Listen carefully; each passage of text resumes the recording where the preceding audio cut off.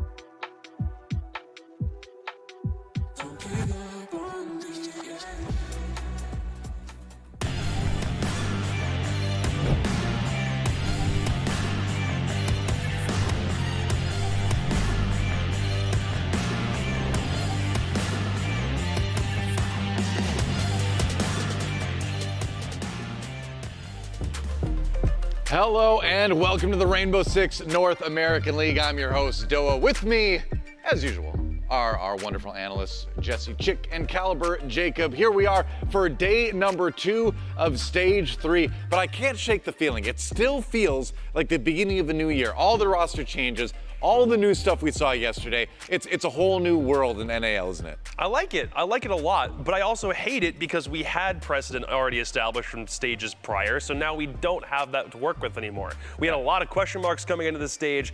We're doing everything over again, but these teams are also making that final SI push, and some of them need it pretty desperately, so they kind of had to do what they had to do. Exactly. I mean, there's a couple of teams that I think really weren't where they wanted to be throughout the first couple of stages, so while we are in a brand new kind of shift, we've changed the meta a little bit, we've changed the rosters a little little bit. If you're a team like Spacestation or TSM, these changes are more than welcome because a couple of these squads are looking much better already.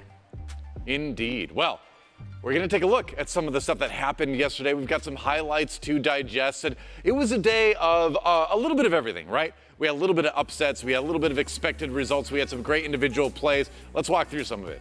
Yeah, so we started the day off Oxygen versus Parabellum. Big upset. Talk about upset. Right off the bat. OXG falling to the PB squad that brought in 2 new rookie players. I thought both of them performed very well. Doc and Asian having really good first games here in the NAL. Yeah. Sweater moving to Oxygen, but unfortunately not able to find a win just yet. Struggling a little bit with some of those flanking players. It was interesting watching how they were going to incorporate Sweater into the lineup. We knew it was going to take a little while. But for Astralis and DarkZero, there was nothing we had to concern ourselves with new players. It might be playstyle, it might be adapting to the meta a little bit. It also might be Theme Park, because Theme Park is still a whack map as far as NAL standards are concerned. And we saw it go all the way to overtime. Astralis put up a fight, had an early lead in this one. DarkZero called the timeout, brought things back, ended up winning that game. But then we do Theme Park twice in one day. Yeah. And this is where TSM broke their 3-game losing streak Finally. on it. It was 3 straight games in stage 1 that they lost. One of them was against this Mirage team, but both of them had 2 rookies that they had to bring in and start getting back up to speed.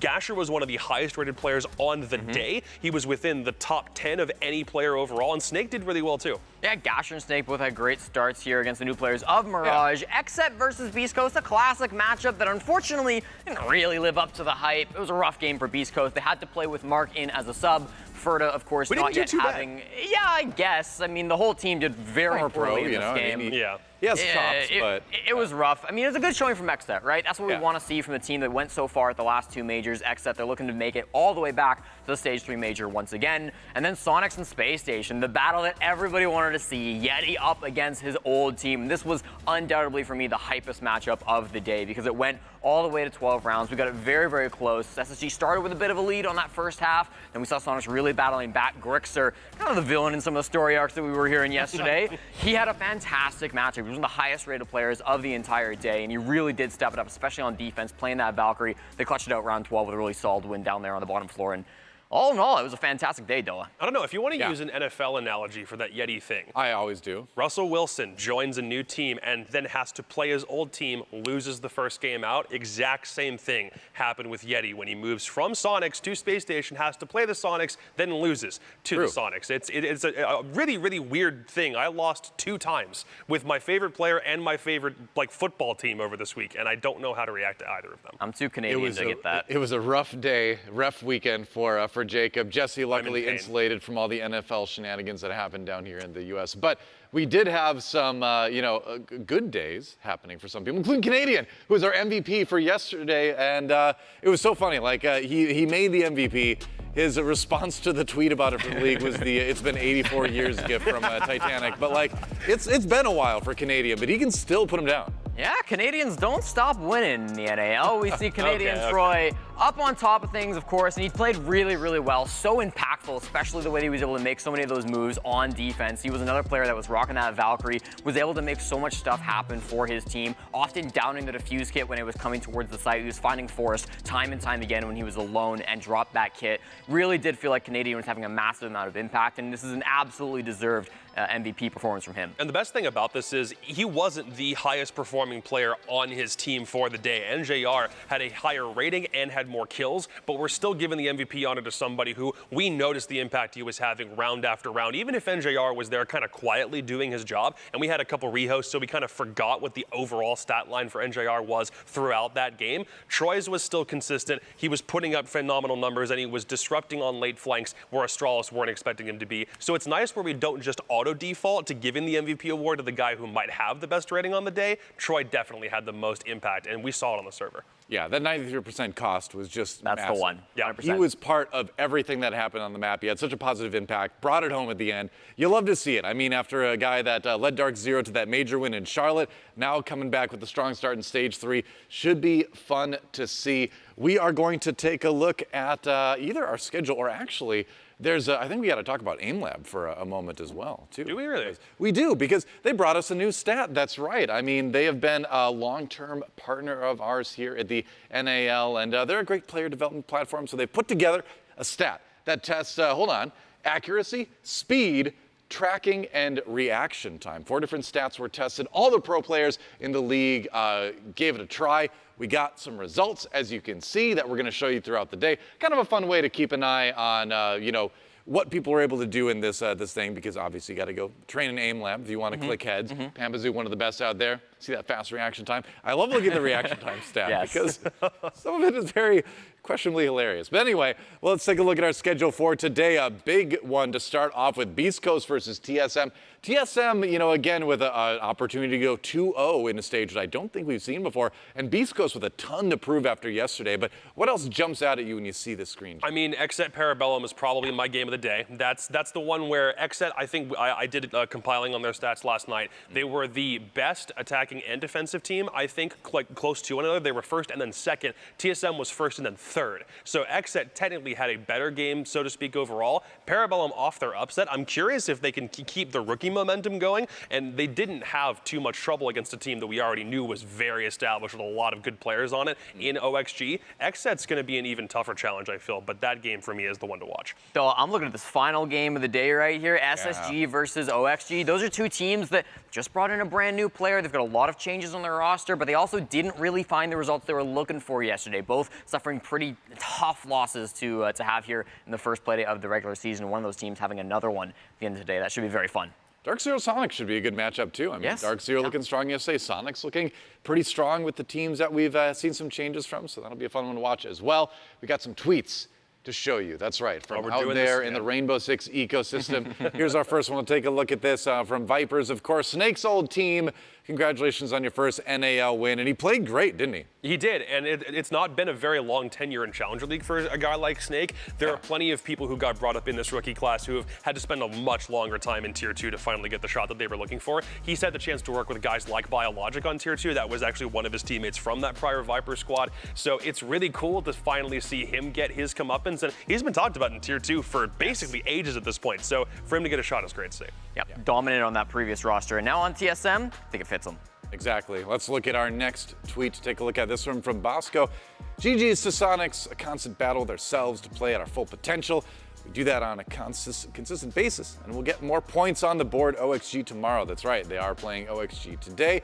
Should be a good match. A rough start, obviously, for Bosco, but you know that team's been around for a long time. Everybody on that team has had their ups and downs. They're not going to take yesterday too seriously. They're going to bounce back, I think. I think so, and especially with, hopefully Yeti being on the squad can keep their spirits high after a loss like that. It was very close. I know it's one that the team really wanted to win, but there were still some upsides. Hot and Cold had a great game, and ultimately I don't think that SSG are out of this stage by any stretch of the imagination. Oh, not at all. Let's look at our next tweet.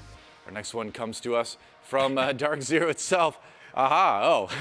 This one. I mean, they were. This one was fantastic. I love anytime we go back to reminding Astralis that they used to be the wave. They used to be hashtag gun it back. You remember those days? Yeah. The time where these guys used to just be a Challenger League team, came in on a very weird basis to the NAL, just kind of got an invite, scrapped a couple players together, and then eventually turned into Astralis. But their time on DG in the NAL wasn't really that good. So. I mean, I think, I don't know about this tweet, honestly, because the thing is, I mean, sure they lost yesterday, but Astralis has been one of the best teams in North America this year, I think. They have. They got to the Charlotte Major Finals. They got all the way to the final game of the finals, the final map of the finals. That was a close game, too. So if DZ are saying, oh, you're exposed, you're like the bad DG, how good is DZ, really? That went all the way to overtime. I don't know. I think this one might have been a bit of a stretch. Like, we all love the Scooby-Doo memes, but come on, DZ. A little bit of a stretch. Let's look at our next tweet. I just love DG references, that's all. It's always fun. For the love of God, Gasher. From Merc. Nice. There were, I think, wow. I saw this posture. He was on his stream a couple nights ago, and I didn't know if he was actually that close. Then we saw it yesterday. He is legitimately that close to his monitor. Hey, he's got to see the game, right? That grip on the mouse as well. You know he's into it. But what if your face is that close to the monitor? Like, I just can't, I could not see that. Like, you'd have to actually move your head a lot to look at different parts of the screen. Like, I'm not sure hey, how they do it. It works for him. We can't contest it, obviously, because he's here in the NAL. Clearly, you can do this and be a very good Rainbow Six. It also looks like he kind of has like the weird, like achieved grip on his mouse, where it's at the very fun claw grip. Yeah, that's interesting. I worry for young Gasher's eyes. That's all I'm saying. He's already got glasses. I mean, I know. I'm just concerned. What does that mean? I can't see anything. I don't wear glasses, but I really should. Okay, good to know. Do we have another one? Yeah, we do. Okay. Still insane to me that Asian and Doc ended up on the same team. Horrible scouting by other teams who picked up the CL players. Oh, I see. So just, you know, I guess thinking that, yeah, I mean, that they should have been split up. They were good enough that other teams should have been able to find them. But hey, I mean, that's a win for that team, I guess. I think the comment that I saw on Reddit about how Asian Doc and Blaz were working together on that border match was a three-headed monster. And I kind of have to agree. And if we're moving towards a meta where you kind of need 4 to maybe even 5 fraggers, and then you have Asian Doc and Blaz all leading the charge, then yeah, so far this was a great pickup for Parabellum, and I underrated it very heavily. But again, it's only been one Playday, so things could still change. I almost didn't recognize Drip there. It's been a while. We had to let him on stream, even though he's not on a team. There you go. We got 2 more tweets to take a look at. Here's one. There you go. Rookie of the year. Rookie of the year. Rookie of the year. Stop it. We don't need more Canadian influence on this. One thing he tweeted, which was a mind bender. If you rearrange Troy, which is Canadian's first name, you get Rookie of the Year right there. Oh my gosh. Oh, God. It's destiny. It's destiny. Yeah. It has to happen every year. And so far it has. There you go. Well, we got one more to take a look at. Let's look at it. What is it? All right. Oh, from our own Intera. It's so nice not having Finca and LMGs in every single round of Rainbow Six. Yep. I mean what can you say? I mostly like it because we're seeing a callback to Zof AR as opposed to Zof LMG. Yeah. She's still there, and I don't really think there's ever going to be a time where she's fully out of meta, because when the AR got that recoil nerf, everyone just defaulted to the LMG, realizing, wait, this thing's actually amazing. And now people are going back to the AR because recoil change and the way that barrels work a little bit differently from how they used to. So it's just good that I can finally use those skins again, because I bought that TSM bundle and I couldn't use it because the gun sucked, and now it doesn't suck. So welcome back, Zof. Good to see. There you go. Welcome back, Zof. Welcome back, Old Gunskins. And welcome back to you for another day of NAL. We're going to take a quick break, and when we come back, we will have the pre-match for our first series of the day. It's going to be TSM versus Beastcoast. Should be action-packed. Don't miss it. We'll return in just a few.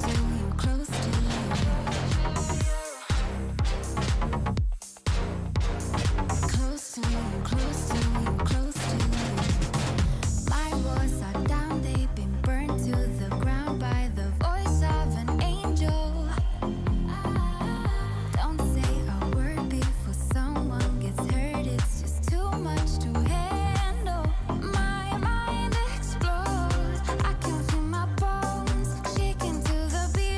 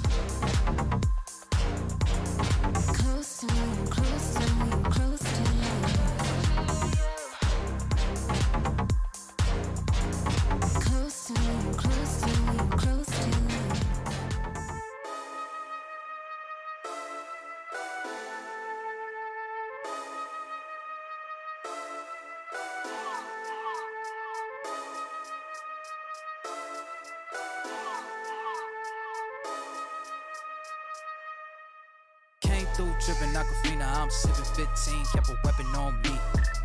Flow make digits, I'm on my business, stack chicken like what it's gon' be. Crew in the cut, hey, you want us, red run when I tell a peace. Love is love. Love is love. Adios. Bendo with the switch again.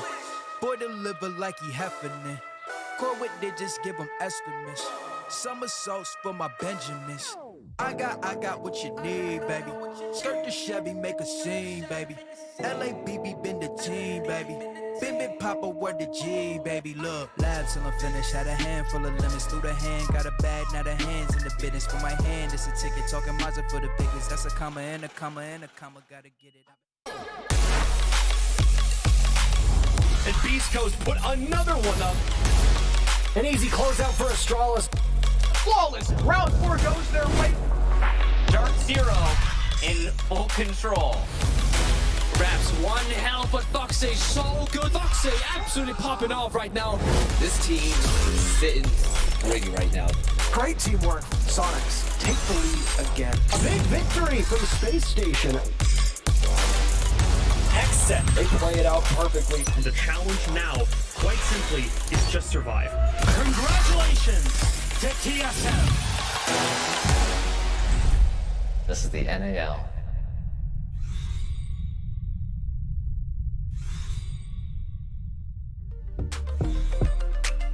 Hey, we're back here at the NAL Analyst Desk. Doa, Jacob, Jesse here with you to get things started for our first match of the day. It's going to be TSM versus Beastcoast. Before we get there, though, let's talk about the stage itself. We're going to look at the format, which, you know, if you've been watching all year, you're probably pretty familiar with it. But if you haven't, you know, it's good to kind of catch up on how things work. So the first thing I have to tell you is that, as you can see, there you go. It's we got a bunch of teams. We got 10 teams in the league. We got 9 play days. We have a best of 1 round robin. So everybody plays everybody. Unfortunately, everybody only plays each other once. So that means that Yeti won't get a chance to get back at his former team for the rest of the stage. Until the major. Until maybe where the they're major. both going to make the playoffs and they're going to play in the finals. And I would love that. It's going to go 5 maps. I thought I had much. copium for Berlin, but that's a whole other level. Oh, NA coming back. Just you wait, Jacob. You're darn right they will. Sounds amazing.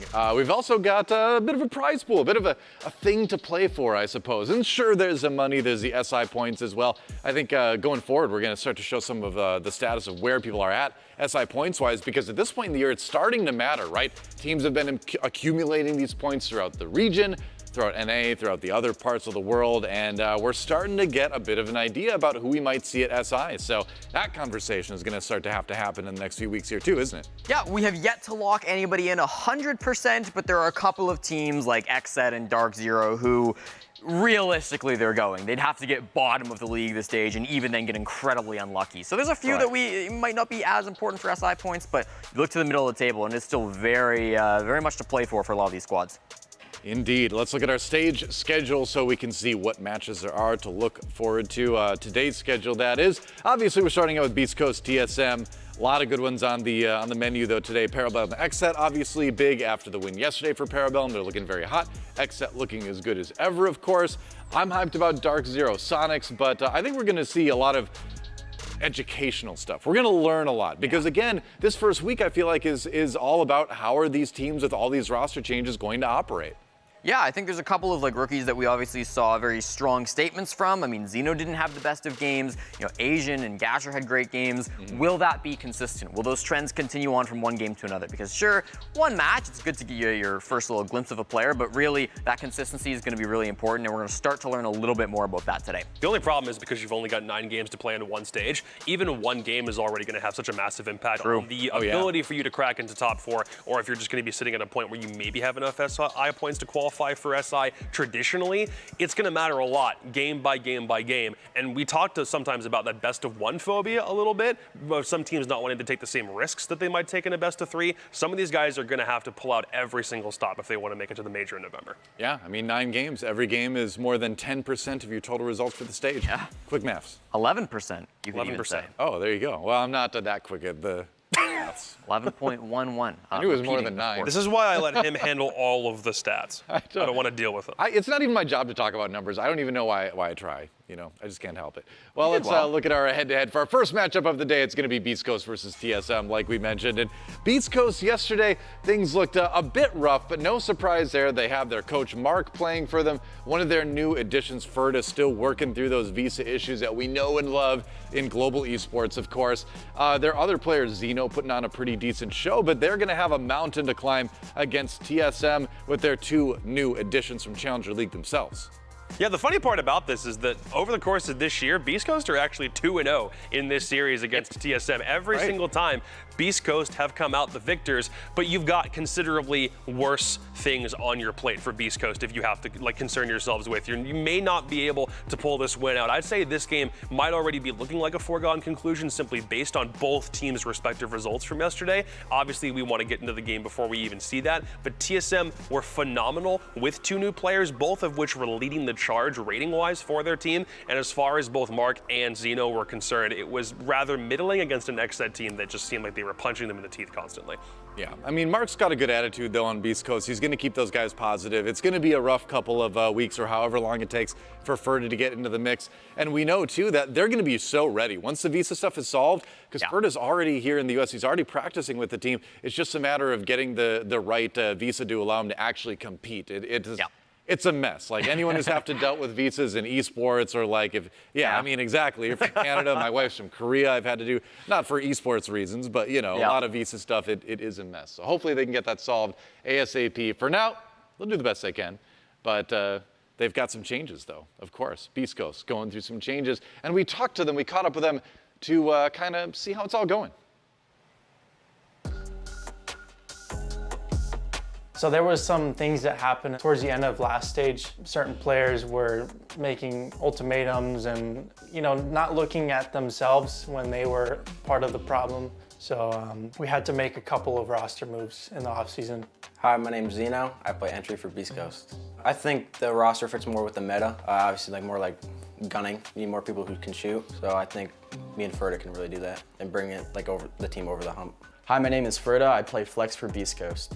I mean, when I first came here, I was a little nervous about a couple of things, and it's really nice because I've been able to talk those things out with my teammates. To be able to be around them and build a bond is nice, but also having somebody experienced like Slash, who, you know, he's been playing for 5+ years at this point, I think. It's really good because he's good at identifying a lot of things and coming up with a solution fast. Yeah, so with our prior reputation, I would say most of that was Yardy and some of it's Sweater, who are both gone now. You know, I think we're trying to work towards a new identity of just being the silent worker. We're not going to gloat about what we do. We're not going to talk about how good we are, how much we're practicing. We're going to show it. It's sort of like starting back over, because it is only 2 new players, but that changes the dynamic completely compared to the last team. So, well, our roster for stage 3, I feel like we have better chances of making major. I feel like the whole team is a lot more flexible when it comes down to what they can play and what they bring to the team. Well, I've always tried to carry myself in a respectable way, in a responsible way. But now that I'm representing a bigger org now, I got to do it even more.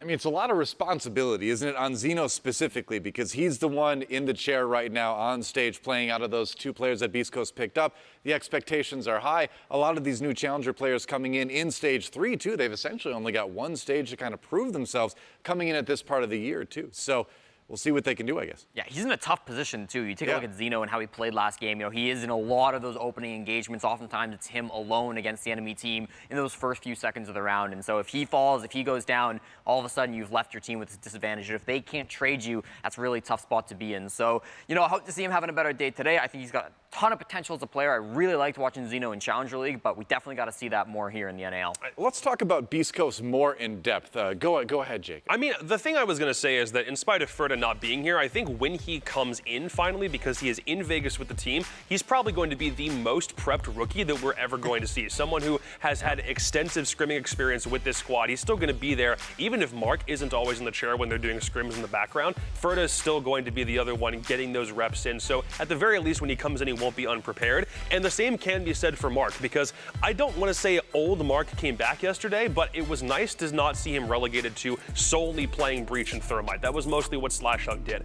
Mark was playing more flank watch roles, primarily on Lion, which seems to suggest that they're comfortable putting a little bit more of the shooting responsibility on him, in spite of having been out of the game for quite some time. I feel like for those few attacking rounds that they had in that game against Xset, which, to be fair, they weren't very many, it feels like if Beastcoast can do anything to help activate a classic Mark, it would be really helpful for the few games that they still have yet to play without Furta with them. Beastcoast said in their interview that they're not going to talk them all at this stage, right? They want to put in the work and they want to show that. They want to be the silent workers. Well, I'm waiting to see it, okay? Because that first game, we can't beat around the bush. It was bad. It was the worst performance from any NAL team yesterday, and there are asterisks on it, right? We obviously didn't get to see Beastcoast with their full roster. We won't get to see them with their full roster again today. But as you mentioned earlier, right, we've only got 9 games this stage. So if you're not showing up for this first couple of games, it's really going to be devastating for a team that I know wants to make the major, for a team that I think have a shot at making the major, especially if they get their full 5 here. I don't think that's out of the question for Beastcoast. I think that should be the goal. However, yeah, surprising. It is surprising. Yeah. But listen, I don't think that they can continue to like beat themselves up over this. Okay, I don't think they can go into these games with the mentality of like, wow, we don't have our full roster. It's not going to be good. You know, we'll be good when Furta shows up. That's not good enough. Yeah, I mean, I agreed. I mean, if they do want to make the major, they have to fight through having Mark in. They have to find a way to get wins, but it just seems so difficult. Yeah, I think they mentally may not be writing themselves off. I think it's our job to write them off when we already understand that there's not really a chance to do that. Jacob decides who lives and who dies. But ultimately, like, it's not to say that our opinions don't matter, but I do think for their own sake, giving them the expectation or the hype that, hey, they can qualify for the major when they already understand what handicap is put on them is definitely a little bit unrealistic. So everyone's going to say, everyone will tell you when you're like, hey, what are your short-term or long-term expectations for your success? All of them are going to say, well, we want to make the major. Well, we want to win SI. It's the same textbook answer over and over again. But if you keep on telling yourself that and you understand that you have this other hurdle to get over first, then you can fall into that expectations trap and start feeling like you're not finding success when you think you need to be making the major. Instead, you need to focus on these small little incremental things over time. That's where I think Beastcoast really needs to put their focus right now. Yeah, I agree. It's a mountain to climb, but the first step could start today if they can get the win against the team on the other side of the arena. It's none other than TSM. TSM looking good yesterday, getting a win not just in their first map of the stage, but also on Theme Park, a map they struggled on earlier, but they've got 2 new additions. They've got Snake, they've got Gasher, and they worked out pretty well yesterday, didn't they? Yeah, it was really good. It was only 1 match completed, but I think it was the kind of outing that should put TSM fans at ease, at least momentarily. Gasher was the highest rated player on this team. It wasn't any of the core members, it was Gasher, and it was insane to see how he was playing with the level of confidence that he had, and he was a top rated player on the day from a support capacity. Snake was the 2nd highest rated player on the team, and he won his lone entry engagement. It seemed like this team was coordinating well with one another, especially on executes, and they did it on a map like Theme, which was their kryptonite.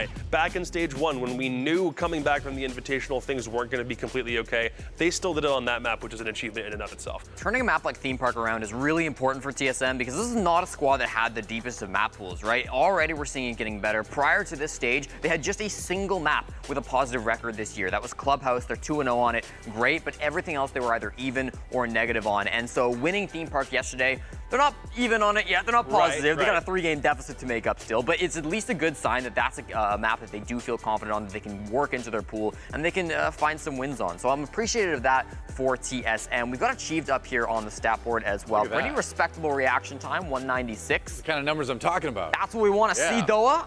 Right, 94% accuracy. And I like that we're highlighting Achieved here rather than some of the rookies, because while the rookies did great, it was really a team performance, okay? Everybody on TSM stepped up. Statistically, there wasn't one player that really carried the squad. They had the highest individual team KP, or they had the highest team KPR of 4.1 kills per round. Other than Xset, who were slightly higher, they did a really good job keeping players alive. Obviously, we did see Gasher and Snake pop off as well. Gasher, the highest EPS of any rookie that played in the first Playday, tied with Asian, so we'd love to see it from him. Snake played great, but this was a team game from TSM, and it's nice to see them in their first game of the stage and hopefully their first week of the stage without any slackers. Indeed. Well, it's all about the map. Wonder where we're going. We're going to find out in the near future because I believe the bans are in. Well, the map pool is going to be really important. As I was just mentioning for TSM, they don't have the deepest of maps when it comes to maps that they actually tend to win. Two of the maps that they've lost already against Beastcoast so far this year, Skyscraper and Oregon. Skyscraper will be their first ban, with Theme Park being taken out from Beastcoast.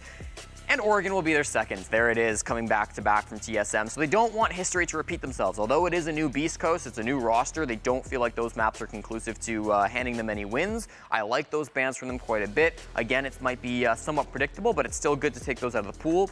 Then we see Border going out next, the ban coming in from Beastcoast. This is a map that for them, they won it way back in the day against Parabellum, but it was also the map they lost to Mirage. 7-4. So I'm glad to see that one gone from them too. Yeah, and I think there's still one more permaban for Beastcoast left up here, which is Clubhouse, and that was the one you just said TSM were 2-0 on. Yes. Fully expect that one to go. So now it's just between Chalet and Bank for TSM.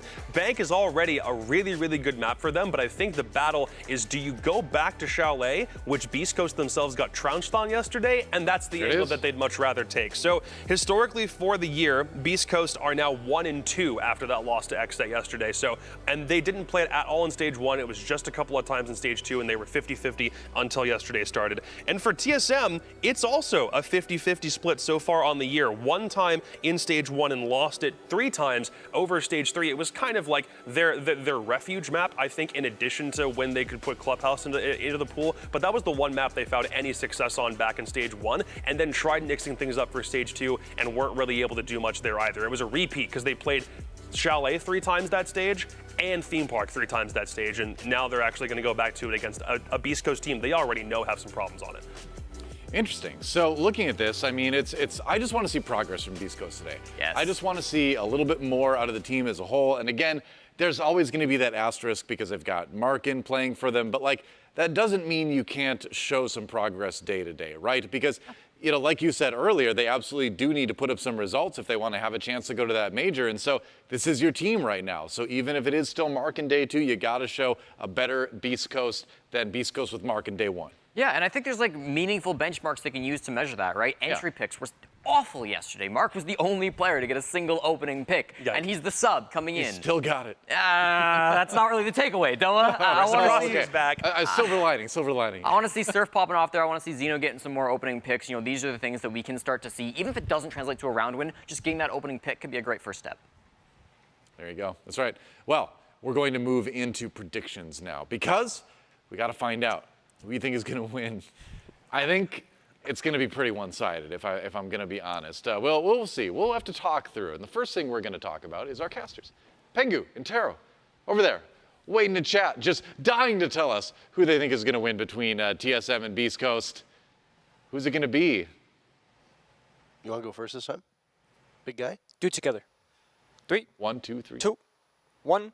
TSM. There you go. Wow. All right, not tough to pick. So let me ask you this instead. What are you hoping you're going to see from Beastcoast in the map upcoming?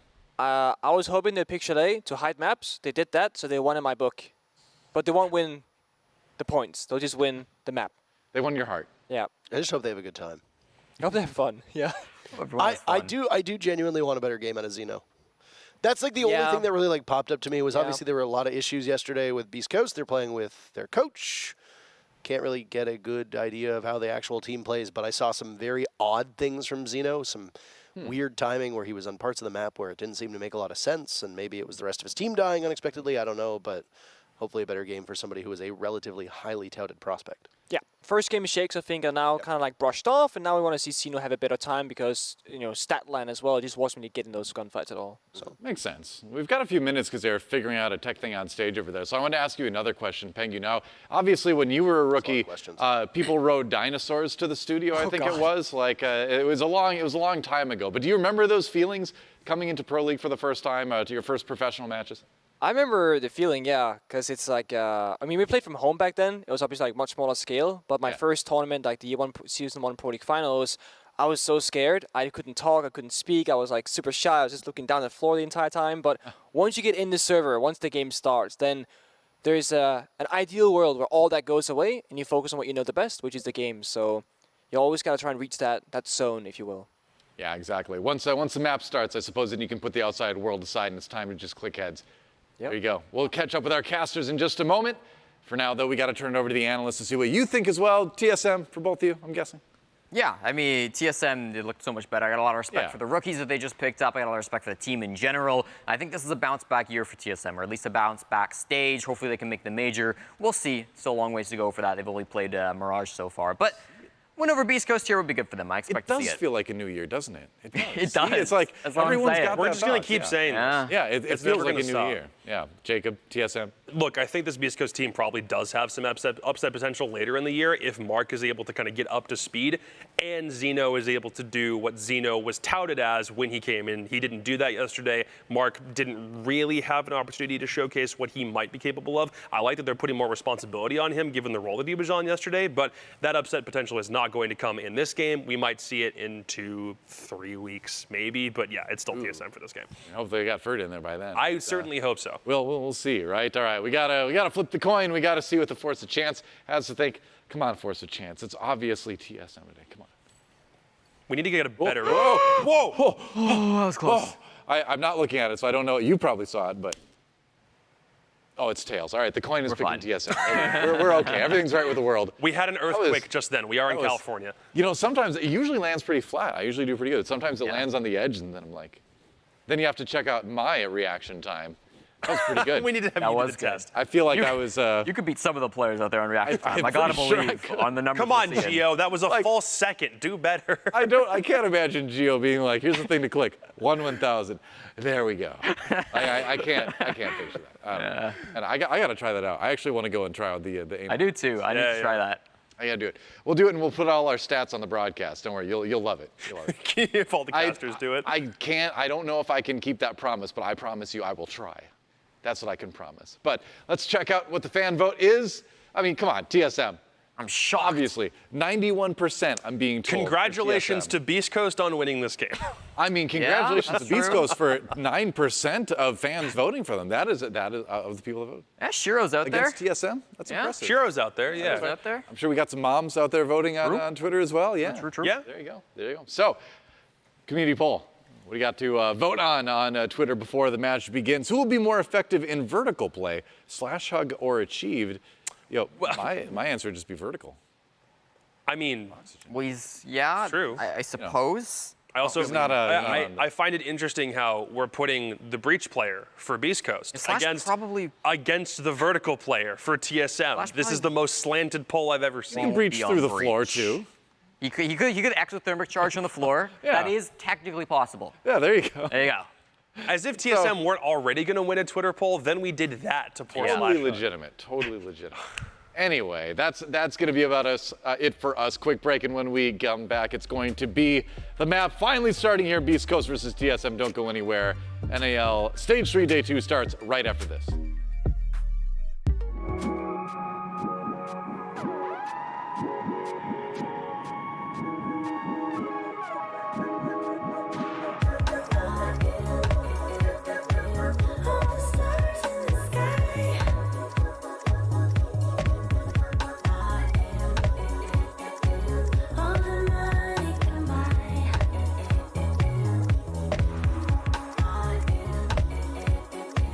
All the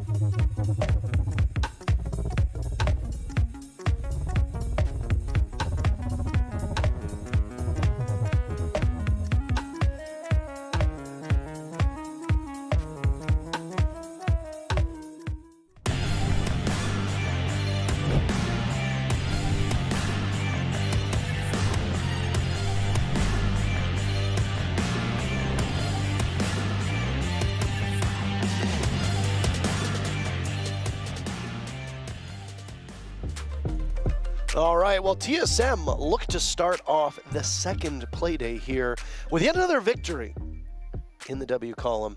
They prevailed yesterday in their matchup against Mirage. Beastcoast didn't have the same level of success, but Beastcoast not showing any maps. They're going right back to Chalet. Yeah, I think that's the right call, right? If you're going to be playing with your coach on a substitute position that is Mark, then go Chalet 2-3 times in a row if you have to, because you're going to be saving the maps for the future, and then when you get your player back into the action of Ferda, you can then go and hit those maps undetected, if you will. You know, it's like they say, they save the maps for the boys. For the boys. For the boys. Or maybe not. Who knows? Mark will once again be subbing in. Ferda, the new player picked up for Beastcoast alongside Xeno, is unable to play due to what we've been told are visa issues, which I happen to know a thing or two about those, and some of our colleagues here do as well. So we don't know what Ferda's expected timeline is to join the roster. He is physically in Las Vegas because he is allowed to travel there as a free citizen, but he is not allowed to work while there. And that's what the holdup is. So Mark, who is a former pro, who has played on a litany of teams at a top level, will be coming in and competing. And frankly, he wasn't even that off step with the rest of the team yesterday. No, he certainly didn't look like anything had fallen off in terms of his ability. No, he's doing fine. I mean, I think it was Jitsu pointed out on the desk that he got the only opening kill for his team, and that's not who you'd expect from this roster to do just that, but if anybody would do it, I mean, Mark might as well try and get a bit of a showcasing for himself now he's back in Pro League for a week or 2 or 3. Is that a new TSM hoodie, or is that just a hoodie, or is that looks like a long sleeve shirt? I was going to say, it might be a hoodie with the jersey over it. TSM have used a couple different colors to like accent their jerseys, so I was curious as to which one they're doing. I think they had like a red in it at one point, just like briefly for those like special. You know, I can respect that because I do the same thing. My mouse arm is rolled up, and then my keyboard arm is sleeved down because you don't need the friction to be an issue with your keyboard arm, and you keep the left arm, you know, nice and warm. Nice, yeah. I'm sure that gives you a huge advantage when you play in NA Challenger League quals. Okay, okay, Parker. Okay. I did actually play in that. We actually got like second place or third place. Just out of curiosity, before we get into this match, what would have happened if you had qualified for NACL? Oh, I would have just quit the team and like had somebody like step in instead of me. We thought it out because I was like, I can't actually play CL. There's no way. Dear Lord. Dear Lord. All right. Well, we're ready to get underway with Chalet. Beastcoast yesterday played on this map, and they did not have the result that they were hoping for. It was a 2-7 loss against Xset. TSM won 7-3 in their match yesterday against Mirage, and with their 2 new players, obviously you're still working out some of the kinks, and I don't know if you follow social media, but there were a number of players and former players who weighed in on a lot of these new rosters. There are tons of rookies making their debut in all of the leagues, not just the North American League, but in NAL in particular. 3 people who only have a single game at this level under their belt will be competing in this matchup. For TSM, it's Gasher and Snake. For Beastcoast, it's Xeno, as Ferda cannot make his debut just yet. Operator bans are coming in, and would you look at that? Nook banned out, but Lion also a ban. With how potent Lion is in this particular meta, do you think we'll start to see an increasing amount of Lion bans? I do think so, especially maps like Border and Chalet, where you want to get aggressive on the entries and shut down the movement of the defenders. And Chalet is one of those maps that we just mentioned, and Asami also makes a lot of sense because, again, it's gonna help you with the initial entry when you're the attacking side to make it a little bit easier for you. Mira, last defender to fall off the table here. Valkyrie actually being open a lot more frequent now, both today so far and yesterday as well. So IQ could be seen a little bit, Dokkaebi could be played perhaps to counter those cameras as well if you get an early kill advantage. A couple different options to work around. Nomad, of course, as Bolo showing, is open, which some teams do like to bring on Chalet. Not required, but can be a nice little addition, if you will, for that extra map control. Beastcoast got to start off yesterday's matchup against Xset on defense for Chalet, so this is a familiar position for them to be in. Their operator bans were Nook and Valkyrie yesterday, so the fact that you highlighted Valkyrie escaping the ban phase unscathed is definitely a bit of a change. But again, for Beastcoast, as you've pointed out and the desk has alluded to a couple times, you don't want to save, or you don't want to just show off all the goods when you've got a sub playing. No shade to Mark, obviously. You want to save some of those things. You do, and the thing is, Beastcoast started Master Bedroom yesterday, and they're going back here now again, but the one big difference is Beastcoast had Mirror open last time they were here against Xset. Today they don't. Sure, the Valkyrie's on the table, he gives them information. It's Mark, the most experienced player on this roster, who's gonna, well, second most, I guess second most, Astralis the most experienced, who's gonna bring the information game. Without those mirror windows, you're gonna be a little bit more limited to holding library, as well as the bomb site itself, and it's why Surf is playing very passive this time. As I say that, making his way up again to re-aggress into his library. But library itself, very open, a lot of soft destruction there. You can't really challenge without just like swinging the windows. Trying to remember the amount of rounds that we saw Mira in play. Slash was one of the last players alive in so many rounds and got some largely impactless kills, but was still able to add up to the tally. Right now, Beastcoast are just, what's the phrase? They're just running into bullets at this particular moment, as both Surf and Slash are no more. 45 seconds into the round and already 2 casualties for Beastcoast. Yep, it's a rough start. I mean, TSM can now slow it down, hold angles, and just see what Beastcoast will try and do, because when you're playing in a 3 versus 5, you have to think it's the attacker. They have to aggress into us and try and get back the man advantage. So if TSM plays a very nice and slow and tight game here, they can likely get at least one more kill for the taking before the execute comes into Master Bedroom. Xeno and Merc will now engage. 2 guns with both very high rates of fire, or rather somebody else. I don't think that was Merc that was engaging Xeno, but Xeno off-site under fire somewhere else. Merc the only person from TSM to take any damage just yet. The advantage that TSM got early in the round will significantly help them through the mid-round, which is where we happen to be at the moment. A Flores drone from Bolo had gone in, maybe on a scouting mission into office, or maybe try and take out some valuable pieces of utility. Could be those castle barricades that are keeping certain parts of this bomb site very safe for the defenders. They've got a bead right now on Xeno, and a nade will go off, but misses its opportunity. Xeno's still in this position. Can he make himself work? No, I mean, he gets a kill, but he's traded out immediately by Merc. An advantage still in favor of TSM as they're up in a 4v2. It's a very good trade for TSM though. They do lose their hard breacher of Gash, but the wall is semi-open. But I mean, there's only 1 member left now as Mark is inside of Master Bedroom against 3 members of TSM. Nice shot. Out goes the Nitro cell, but it gets shot away. He tries to pull, but can't accomplish it. Plenty of marks, so he knows where they are, but how's his target prioritization? Castle Barricade works against Beastcoast as it allows Merc to get the diffuser down. Snake didn't have much HP left, but Bolo gets the very final kill. Almost everybody from TSM getting in on that round as they overpower Beastcoast to take round number 1. It's actually a nice try for Mark there. It looked like a very possible clutch. I mean, a few shots going a different way, or maybe TSM whiffing a few bullets of their own, and all of a sudden Mark is in a 1 versus 1 position.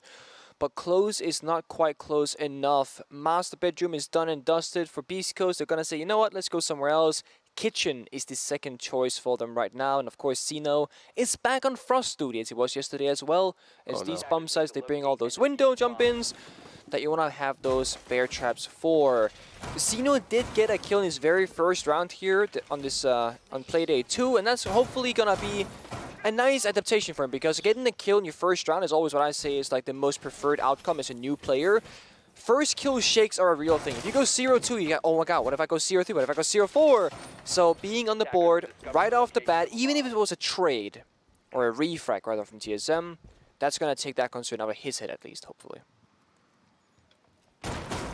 It obviously gets into your head. Newer's had some struggles in his very first stage when he made a debut for OXG, starting off very strong, but then there were a couple games midway through stage 1, if I remember correctly, where he just wasn't up to his usual standards, and he even admitted it in one of the interviews, basically saying that, you know, you get into your own head, you let the pressure get to you.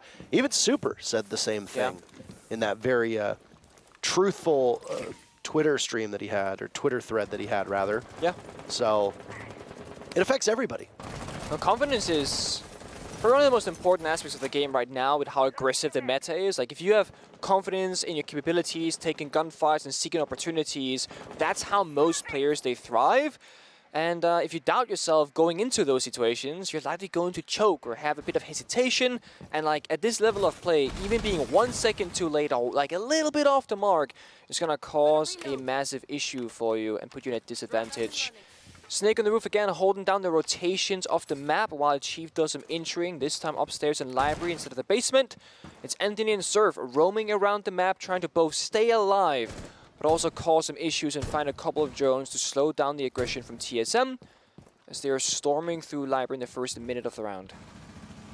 Snake has been a real standout performer for TSM over these 2 games. Obviously, we're only, this 11 rounds in for TSM at this point to their new player. Didn't really get to see what he could do at the Saudi Arabian event, as unfortunately, I think he caught COVID after his very first match or something like that. Yeah. Which is like, imagine flying all that way, playing a single game, and then unfortunately falling to a, global pandemic. Yeah. Pretty crazy stuff. But either way, it's proven his worth here for NAL. And on the role in particular, you expect him to be thriving.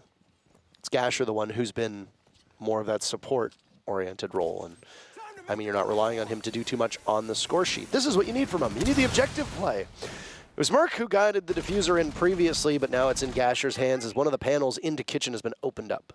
Yeah, a minute to go here. The wall has been opened, and Snake is holding down the fort of top floor to deny any vertical destruction from the defenders of Beastcoast. Merc has 2 smoke grenades on the Twitch. That's going to likely be used to enable the entry point for the diffuser carrier of Gasher, because Gasher himself is sitting on those flashbangs. Mark somehow has made it inside of office, but Surf gets found out. Rolo finds a second on deletion. And down he goes. Surf and Anthony both fall very quickly, but look at Mark. He catches Bolo. Goes sight unseen. Gasher maybe could have had the trade if he was closer to the lobby, but either way, Bolo still makes some noise, accomplishes his goal, and I think all the air jabs are out as well. Merc here's the telltale sign of Xeno's weapon. Damage is done. Slash is all but finished off. Merc capitalizes off of it, leaving Mark, who was off site as the last player for Beast Coast. And he's no more. Achieved. Slaughters him. TSM up 2-0.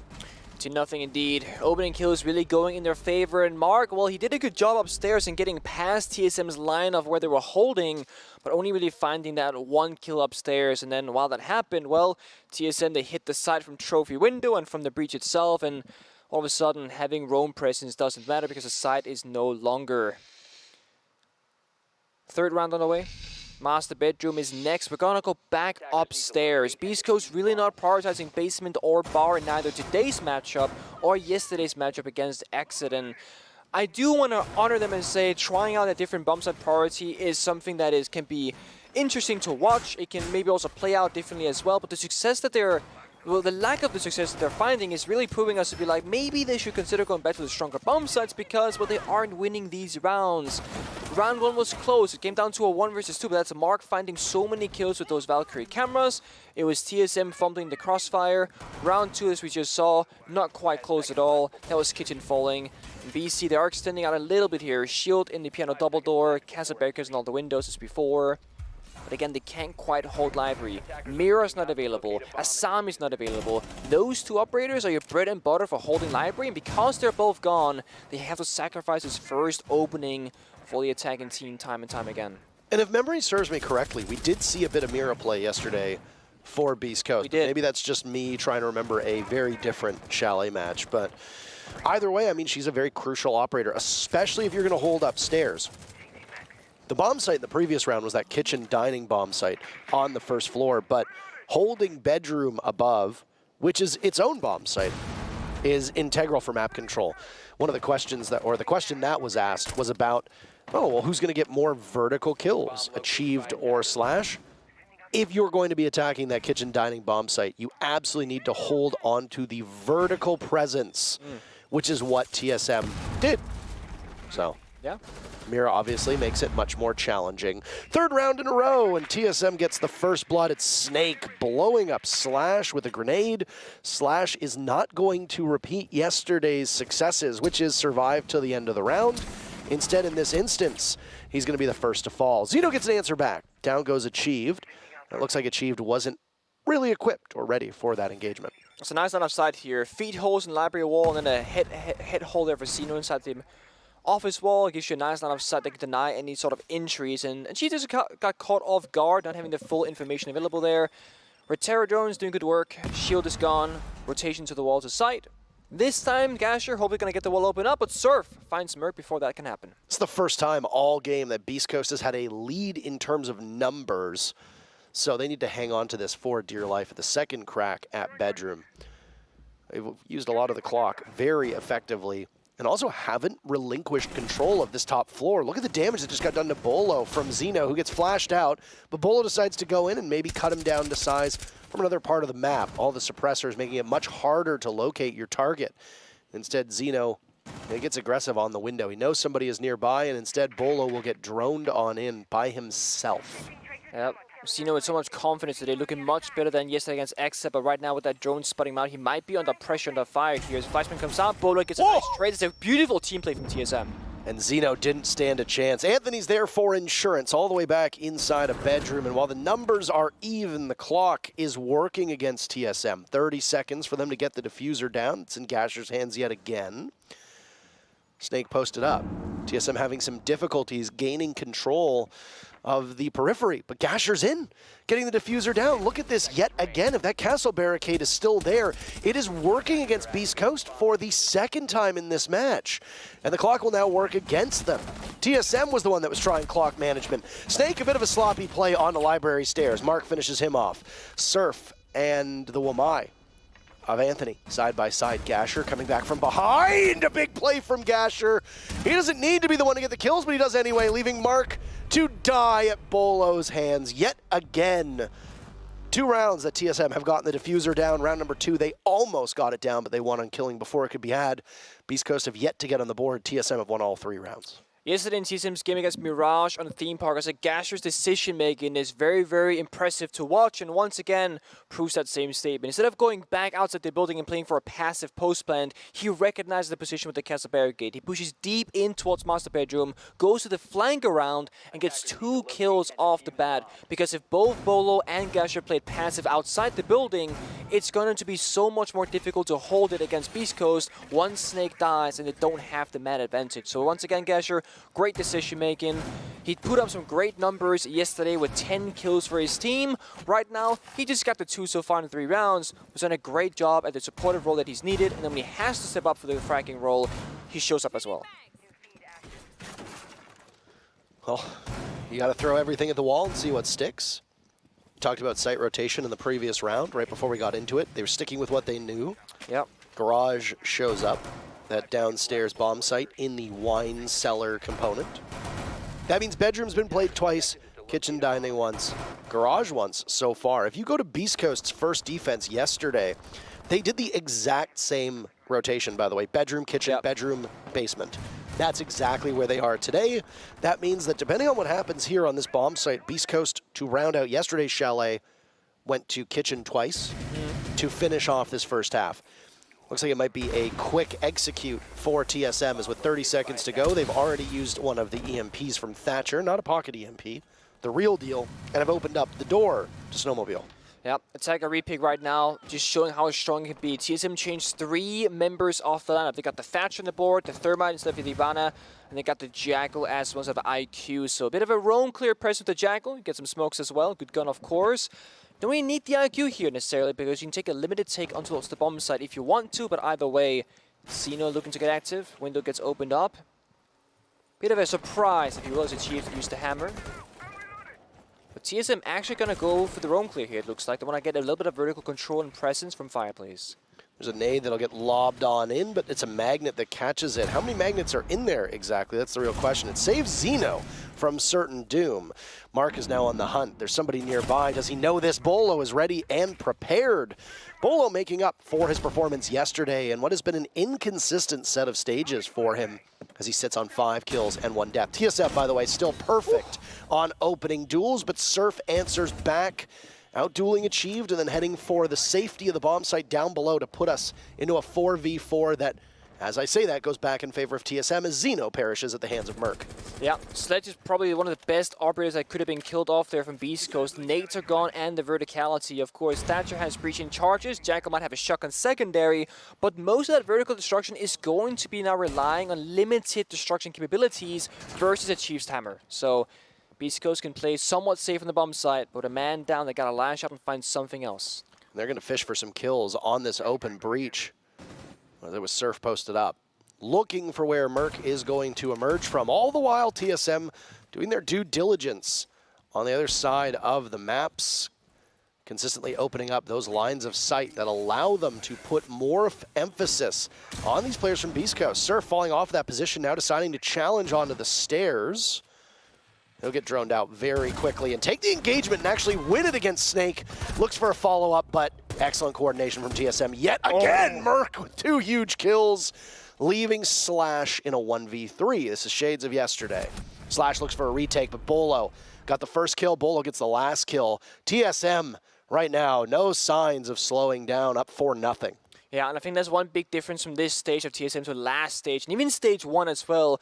Their crosses, aka their crossfires right now, are really, really good. Whenever somebody takes one engagement, there's a second person either catching the run back or just swinging with that person with a different position. For example, one member of TSM walked in the breach, one member walked down the staircase, and a drone was there to follow as well. So 3 members being proactive on a single element of Beastcoast that was served on that fireplace main stairs.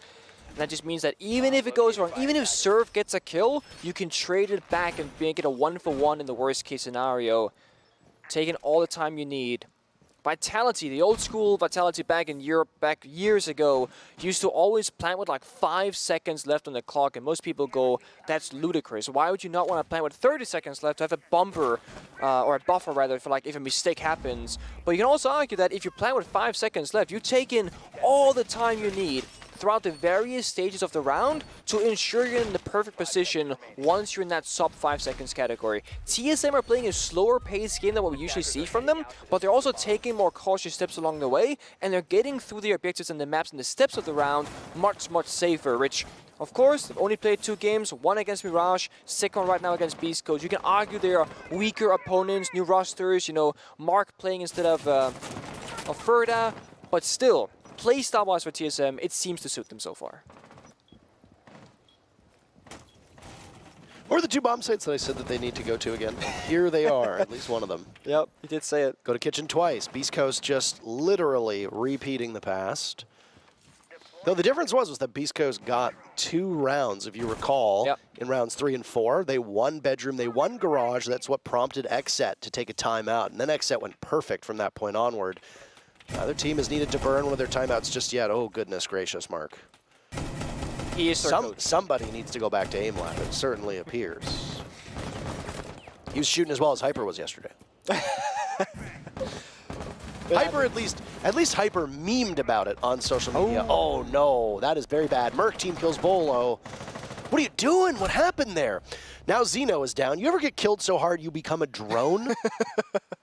Because that's what just happened. Technically, the first kill went to TSM, and then also the second kill went to TSM, but that one was on the Beastcoast. Still perfect in their opening engagements, as the numbers are even. Called out Zeno before we actually got into this matchup, saying that we wanted a stronger performance for him. It has not materialized yet in this game. It's been a rough debut in the NAL for Zeno so far. Statistically, yes, 2 and 5. I will say something that I've noticed that Zeno is playing with arguably more confidence in taking those fights. He just happens to be losing them. Most notably against Snake and Bodo are finding opening kill after opening kill so far in these rounds. It's not just him though. Slash and Anthony both yet to get a kill in this round 5 of the round. They both need to get active on that scoreboard. Slash had a huge game yesterday for his team, and today having a hard time staying in it. Yeah, I don't really think anybody's really living up to Beastcoast at the moment, and with the fact that these are all losing rounds, and rounds only which of one has been particularly close, most of the kills that are coming are not being particularly helpful. Do agree. Anthony, one of the longest standing members of Beastcoast at this particular moment, and actually the longest standing member of the roster. He's positioned upstairs. He's getting hunted down. He lights up Merc, does a lot of damage in the process. Gasher finishes him off, but still the damage is done. Teams into a 3v3. Incredible to think what this landscape would have looked like if Bolo had not been team killed. Either way, 20 seconds for TSM to now get towards the bomb site. Gasher holds onto the diffuser, but not for long. Slash ensures that he relinquishes control.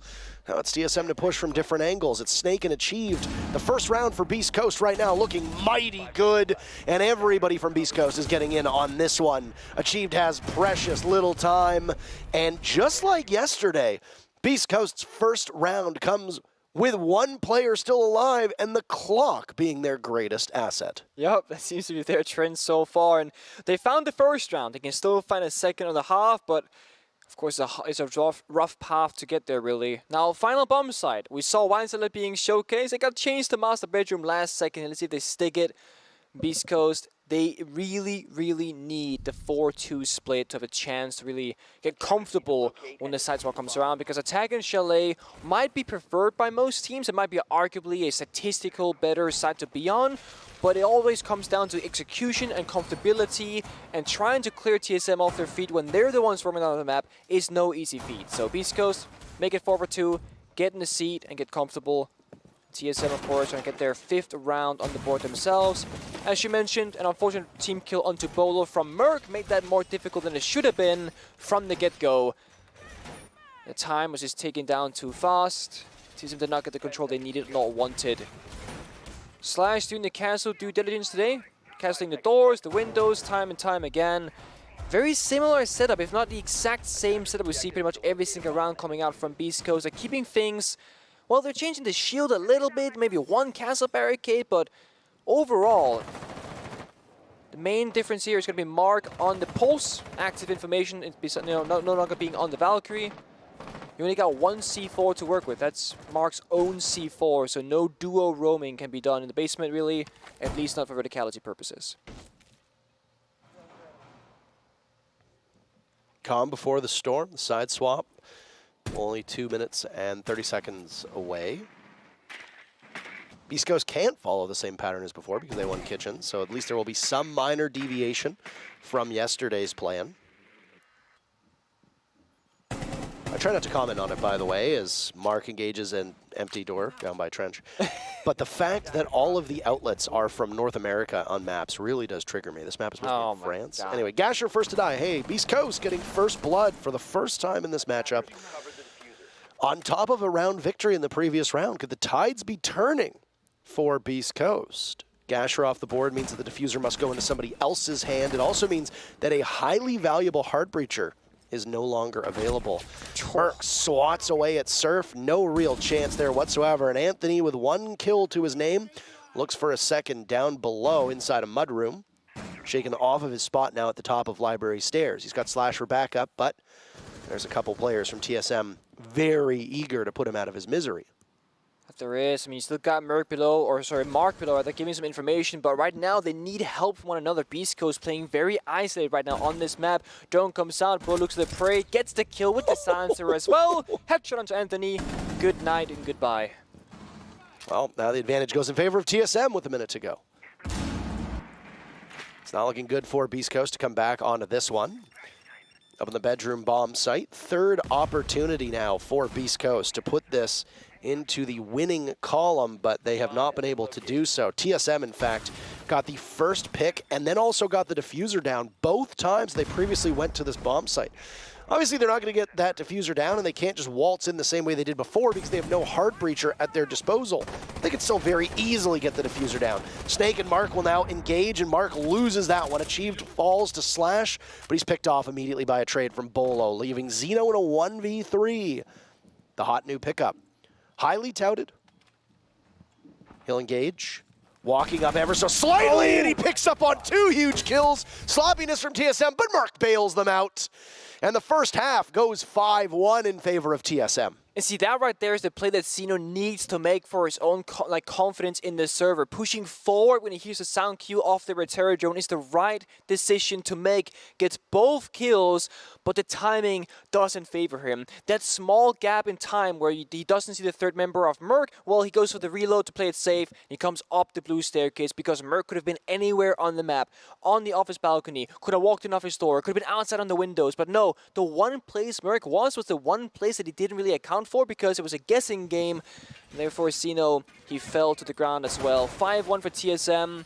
The question was, who will be more effective in vertical play, Slash or Achieved? Well, right now, Slash is on the Heartbreach of Ace. Achieved was on Sledge, but only got 4 kills, so Slash is 2. So, in this case, I don't even know if we have seen many vertical kills at all, actually. It's been quite a horizontal fight of Chalet. The vote is pretty lopsided, I would say, though. 8% for Slash, 92% for Achieved. To be fair, you are comparing a Sledge main, probably the Sledge player of North America in Achieved, to Slashhawk, who doesn't really play the role, so. Good job achieved. You won the vote. TSM, good job. You won the vote again. Snake decides to go for an early spawn peek. You saw Xset doing the same thing against Beastcoast, and I don't know if that's just where we are in terms of the meta, or if that speaks to what these two teams think about Beastcoast's ability to fire back, and whether or not they can be knocked off their stride early on. Usually spawn peaks occur when teams are feeling particularly confident about their chances, and with the embarrassment of riches in terms of round count that TSM has, I think they have every right to feel pretty confident and want to take those engagements. Most of TSM's players have been hitting their shots. A couple of these rounds, we can say the same about Beastcoast, but not with the same consistency. No, absolutely. And at the same time as well, I mean, if you're slowing down the attackers, like look at this, they're still outside the library balcony, a full minute burn off the clock. And like, that many drones haven't been killed from TSM. I mean, only 3 drones have been slain so far. There we go, 3 drones have been killed. But Surf with that nice entry onto Solarium gets an easy kill and a sprinting achieved. Freebies, really. Freebies, what you want to call it. Slash now, a kill for Beastcoast of his own, and it will continue to go in that way before Bolo answers back, losing some HP in the process, and then scrambling back downstairs towards Garage. The bomb site is. Only seen 3 bomb sites here so far. Bolo tears through Slash, 2 kills for Jason Doty. And a third, maybe, as Bolo breaks double digits. Beastcoast had the upper hand for the first minute of this round. They didn't really achieve as much with it, I think, as they wanted, and now TSM is on even footing yet again.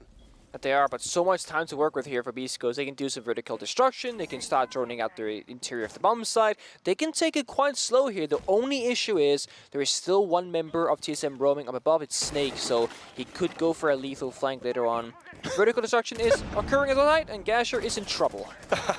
I understand that we're using suppressors, but that book suppressor on the end of the TCSG is always something funny to see. Snake outduels Mark, immediately heads back towards the bomb site. Xeno on a split push of his own through blue. Anthony with a single kill still to his name. He's in the midst of the bomb site and could go for the plant, but does he have the coverage that he needs? Xeno will decide to push up towards wine a little bit too late. Snake finds his second kill to match Bolo's 2. Will it be a full house? An epic standoff for the ages. 30 seconds. Xeno decides to go elsewhere, and Gasher gets in on the action. That's match point for TSM. 6-1. That it is. I mean, Beastcoast, probably one of their best rounds in the first minute right there, getting 2 kills and a man advantage, but then the discipline kind of stops at that point. Slash overextended walk down the 5 stairs all the way to the bomb side, and then kind of sprinted back up the stairs, back turned towards his opponents, got shot in the back, injured, and killed, and then things kind of fell off from there. Took an extra second, do some vertical destruction, then hit the site, or just say, okay, we know Snake is roaming, let's overpower the bomb site, everybody pushes with each other, play for the trades, maybe you can overpower TSM, then get bomb site control, and then you can win the round. You can't really play in the in-between decision making. Either you're committing, or you're not committing, and you're doing the step-by-step rather. In that case, TSM came out victorious, Gasher now pulling out the poles of his own. Mark the Shark tried that on their defensive round, which didn't really get them a whole lot of value, but the information is always nice to have. I think people would also argue that it's not really worth attacker repicking IQ against just the poles, but it might be worth attacker repicking IQ into a Valkyrie, for example, because there's going to be 3 cameras across the map that you need to find. Pulse's heartbeat scanner, much more limited range of 9 meters, I believe, which is not as damaging towards your team. Down to kitchen we go. If this ends here, we will have only seen 3 of those bomb sites. Again, bar not really showing up. A bit interesting given the fact that it traditionally had a very high pick rate, but as you and I discussed yesterday, and we will now talk about again in case you did not tune into yesterday's matches, there are cycles for maps where sometimes you will start on a bomb site and it will be incredibly strong, but then teams figure it out and then they think, okay, well, we'll go somewhere else, keep them on their toes. As long as the bomb site is not just at its foundation very poor for the defense, then it might make more sense to come up with strats, go to a bomb site that you don't typically see, and then move on from there. Easy first kill from Gasher. Anthony stops in his tracks, and it's been a very poor game for Anthony so far. And if this is the end, well, I'm sure it's one he won't be particularly happy with. He'll have till next week to find his footing here in the NAL. 5v4 for TSM with 2 minutes to go. Yeah, that's the Smokes and Jackal scan off the board. And one thing to note here is that there's no ADS clear for Beastcoast. There's Claymores and breaching charges on the field here. No flashbangs, so the Xeno grenades, the 2 grenades that they have, are likely not gonna hit their marks because both Jaeger and Wamai are on the board for TSM. So gunfights, they gotta strike true. Xeno finds achieved. That's 1 to go. Xeno's really starting to warm up after that first couple rounds of misery that it seemed like he was undergoing for himself, and putting in a much better performance than we saw out of him yesterday too. Xeno gets dropped from Gasher, long range sight, and the Pulse in the middle of the bomb site really putting in work. Both kills for TSM so far in the hands of the support player of Gasher, who on Pulse nestled right next to that bomb chassis, playing quite supportive. He loses Merc not too far off to Surf. Can we see another from Gasher as he toys around the bomb chassis? He's got a long range of sight. It's possible. Mark falls to Snake. TSM regains the advantage, but Snake punished by Slash at the main door. Surf makes his presence known over by West Main. Still in that position. He's got to be aware of the vertical play. Both teams sitting into a 2v2. Clock in a position where either team are still capable of pulling this off. Yep, Bolo's up above, so Gash is alone on side. Has to play it smart here. If he falls too early, Bolo cannot find any value. Oh, there he goes. Bolo in the 1v2. And he sees one, immediately pivots, takes the head off of Slash. Where is the last player going to come from? He sees but for a second. Bolo needs to waste these final 30 seconds, just a couple moments. Diffuser being planted. Surf's actually going to stick this one. Bolo will rush down through Trophy, and the Ash pops back up. He gets spotted by a drone and will engage. Who comes out ahead? Surf from Beastcoast. Bolo from TSM. Match on the line. Ice in his veins, and he redeems what I think wasn't the best performance for him yesterday, but today, easily TSM's best player. Bolo secures the final round, and TSM obliterate Beastcoast 7-1. Had to do. I mean, you can argue that Beastcoast was looking for more than 2 rounds to, or at least match yesterday's round kind of off 2 against Xset, but they fall 1 short. Chalet for the second time did not work in their favor, but TSM, they're 2-0 so far. Well, Beastcoast obviously hurting that Ferda is not there. The good old Canadian boy has to wait a little while longer before he can make his debut on stage. TSM start things off with 6 very large points. These are the SI winners who, during the offseason, dropped fan favorites Chala and Geo. Geo going over to the Soniqs. Chala not picked up by any team, and I think there was a lot of criticism towards that decision, especially the Geo play. Geo widely regarded as one of the best players in North America by almost every single team in this league. There was confusion as to why they let him go. But for this matchup in particular, both Snake and Gasher showed up in the roles that they were in and did so quite well. Bolo obviously will be the story for the analyst desk, and the story for so many of you is he remains one of the most popular players in North America, but it really was a team effort for TSM. It is, absolutely. And with these changes that they have, it just looks like TSM is an overall unit. They have much more flexibility and comfortability playing with each other. Crosses are good. Gasher, again, great performance. Snake as well. They just fit well together as a unit. Rough start for Beastcoast. Will they be able to bounce back next week? That's the question. Hopefully is the answer, because we want another competitive stage of the North American League. That's match 1 in the books. Toss to a quick break, and then we'll come back to talk about what happened in that matchup.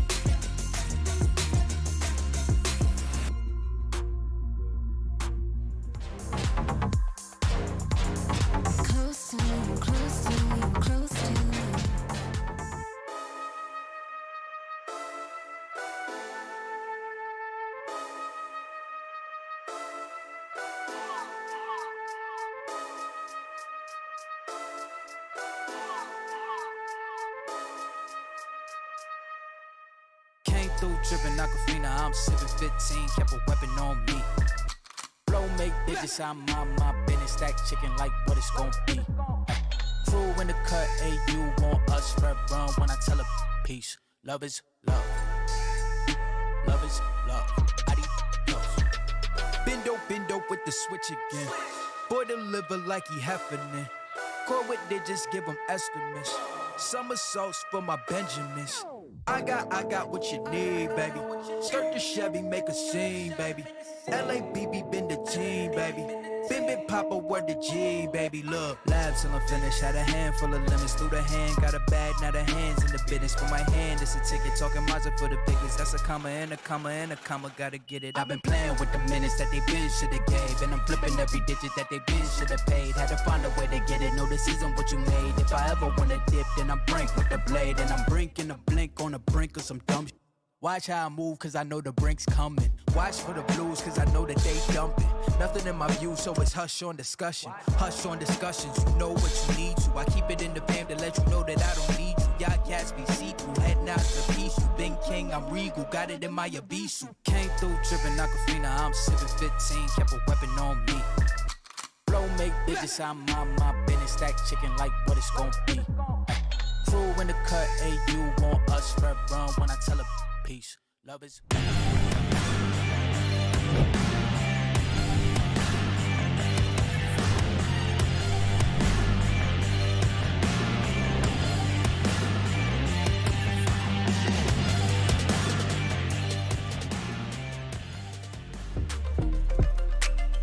Welcome back to the Rainbow Six North American League. Doe and Jacob Jesse here with you at the desk, and that was quick. A little bit of a fast one to start us off today. Yep, that's right. TSM getting the 7-1 victory over Beastcoast. Beastcoast looking a little bit rough. I think one of the biggest problems I noticed is that Mark's numbers were looking good enough that another team might want to pick him up to play for them. So you might lose your coach Beastcoast, if you keep letting him play. He looked like one of the best players. I didn't think he was going to be the one who was trying out for a different team on this Beastcoast roster, but it just kind of is what it is. I don't know. He's putting on a show, but it's rough for Beastcoast. Obviously, there is a disclaimer that they're playing without one of their intended players. Ferda, we said it a million times. Still waiting to get him into the mix on stage. It shows. It's rough, but this is the situation that you're in. Like it or not, you got to put up results, and that just did not happen.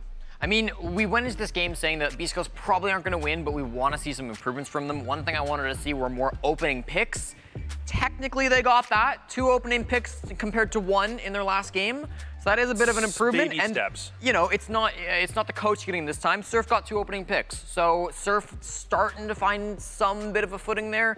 He did still have a couple opening deaths to start us off here, and Slash kind of struggled in that aspect as well. It still wasn't amazing on the entry stat, but at least there's something there for Surf to look back on and maybe find some pride in. I mean, true enough. It's good on one end, but they still lost this game with less rounds than they did from the one from yesterday. So is it really an improvement overall? Numbers-wise, no. But enough about that. We got Gasher waiting to chat with us over in Las Vegas. So Gasher, hey, we were talking last week about what it's going to be like on the NAL stage. Here you are now. You're putting up the good numbers. What's the experience been so far in the first couple of days? It's been a really great experience. I think LAN is definitely better than online, and I've just been having a great time with the boys.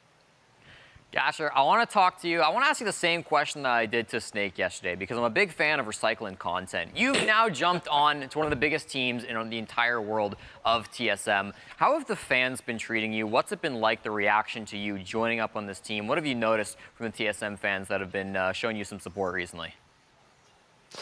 I mean, kind of like what Nick said, I got a lot of positive support and positive messages, and I've been very welcomed, and I'm very happy to be a part of TSM. And yeah, I mean, it's been a blast, got a dream come true, just playing Pro League, having fun.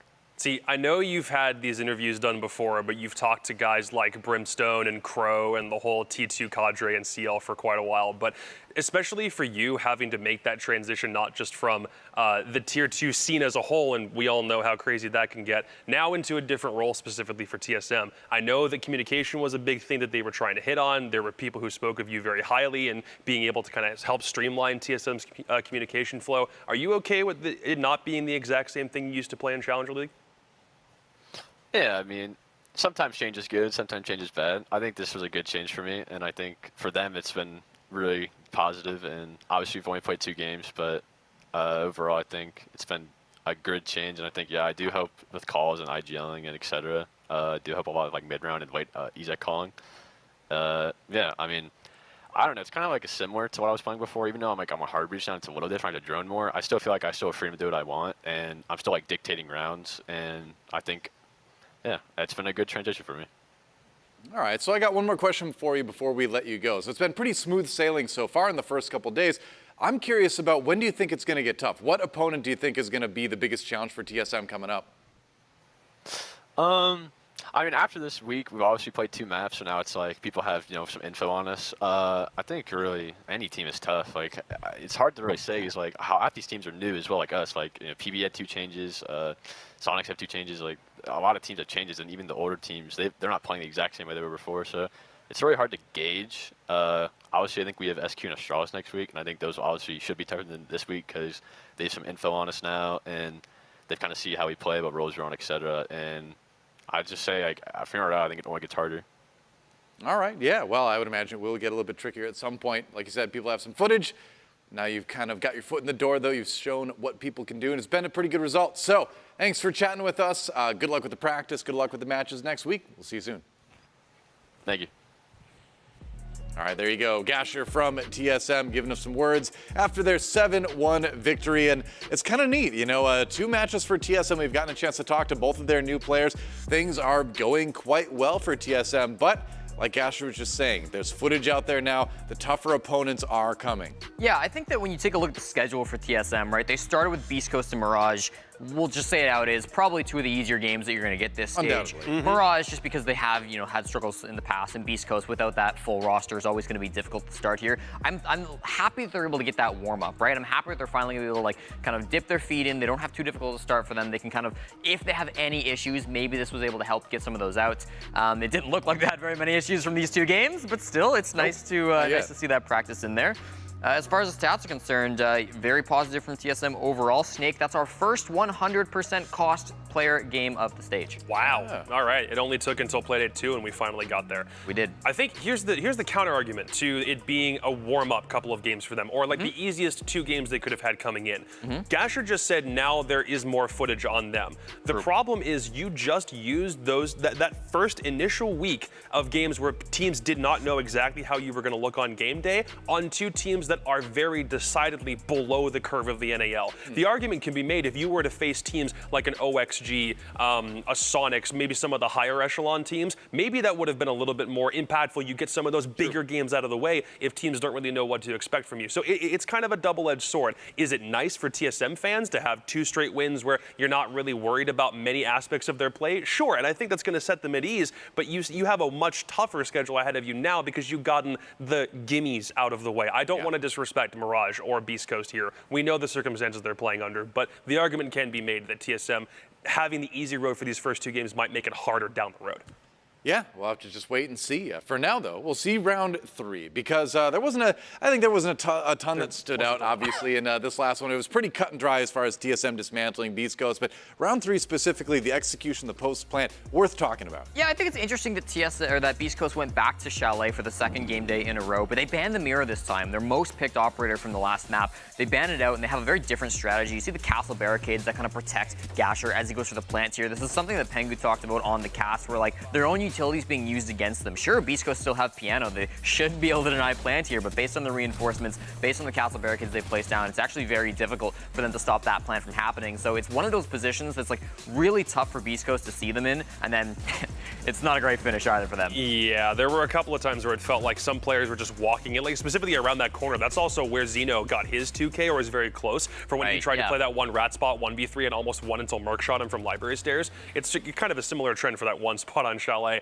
At least in this game, though, Gasher and Snake, you don't need to be concerned about their performances. I agree with what Pengu was saying about Gasher's decision-making and the fact that he can force the issue. Even if he's not playing on a role where he's necessarily conducive to fragging, it's something that he's used to. He said it's a good transition for him, and it's not like he's about to completely abandon that skill set. And again, Snake, 100% cost. In spite of the opponent you're playing, that's still an amazing thing to get in just your 2nd game as a pro. Yeah, it's very impressive. And, we take a look at the players like Zeno that we were talking a little bit about. He had that near clutch. There were 2 rounds in a row where he finds himself in that 1v3. I think it's nice that he's like almost in position to clutch. He's kind of got that timing, but I wish that he was playing like a little bit more aggressive with his teammates. If like we saw Zeno yesterday get into a lot of those opening engagements, a lot of opening deaths far out on the roam, then he kind of like pulled it in both at attack and defense and kind of stayed alive a little bit later. But I feel like he's gone too far at this point. Now he's kind of baiting his teammates, letting them die without a chance. I don't want it traded. to be so similar to a Sweater situation because he would deep roam and kind of just go off wherever. And I feel like Beastcoast had a hard time being able to react to that, whether Sweater won or lost that entry engagement. So if Zeno is more of a lurker as opposed to a deep roamer, maybe we see that kind of adjustment made. But again, it's 2 games in. Maybe they actually do see that and they just couldn't adjust from one game to the next. I mean, you also got to think about the pressure for when your team is down so far. You know, you feel like you need to overextend. You feel like you need to make the hero plays, especially if you're a new player trying to make a name for himself in the league as well. So that's something to consider too, is that I think having Ferda out, Mark in is causing a lot of other players to maybe do things they wouldn't normally do because they have to extend a little bit farther too. So we'll see what happens. I think it all depends on, you know, when Ferda comes in, can they turn it around? That's the big question with Beastcoast. For now, though, we're going to go to a quick break and we're going to look ahead to our second match of the day. It's going to be Parabellum versus Xset. After what Parabellum did yesterday, I'm really looking forward to this one. It's going to be great. Do not miss it. Rainbow Six North American League returns right after this.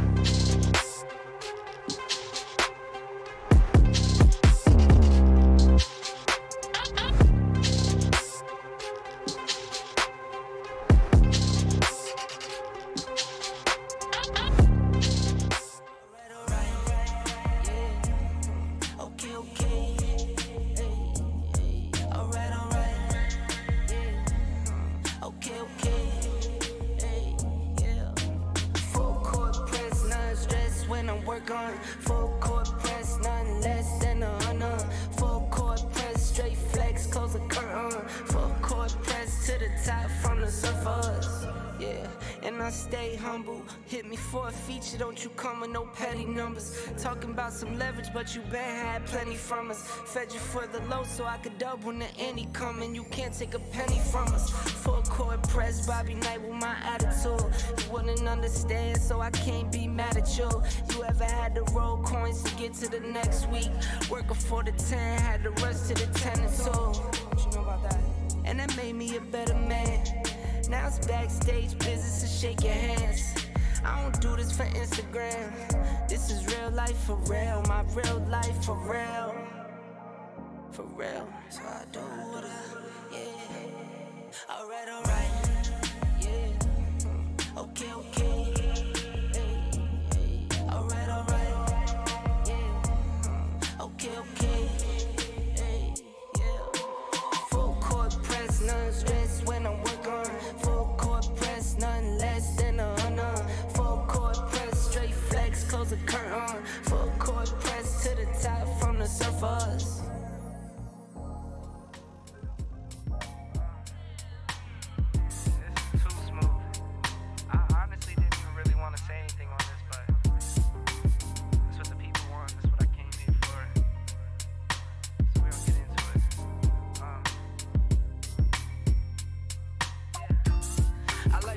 Black, white too, don't turn this to no controversy, it's my boo.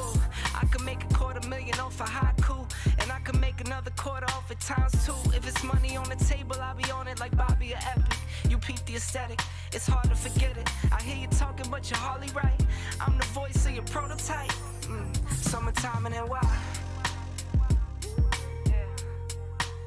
Summertime and then why? It's too cool. Get the dry tops out. Summertime and then why? It fits right. Bottles over here. Summertime and then why?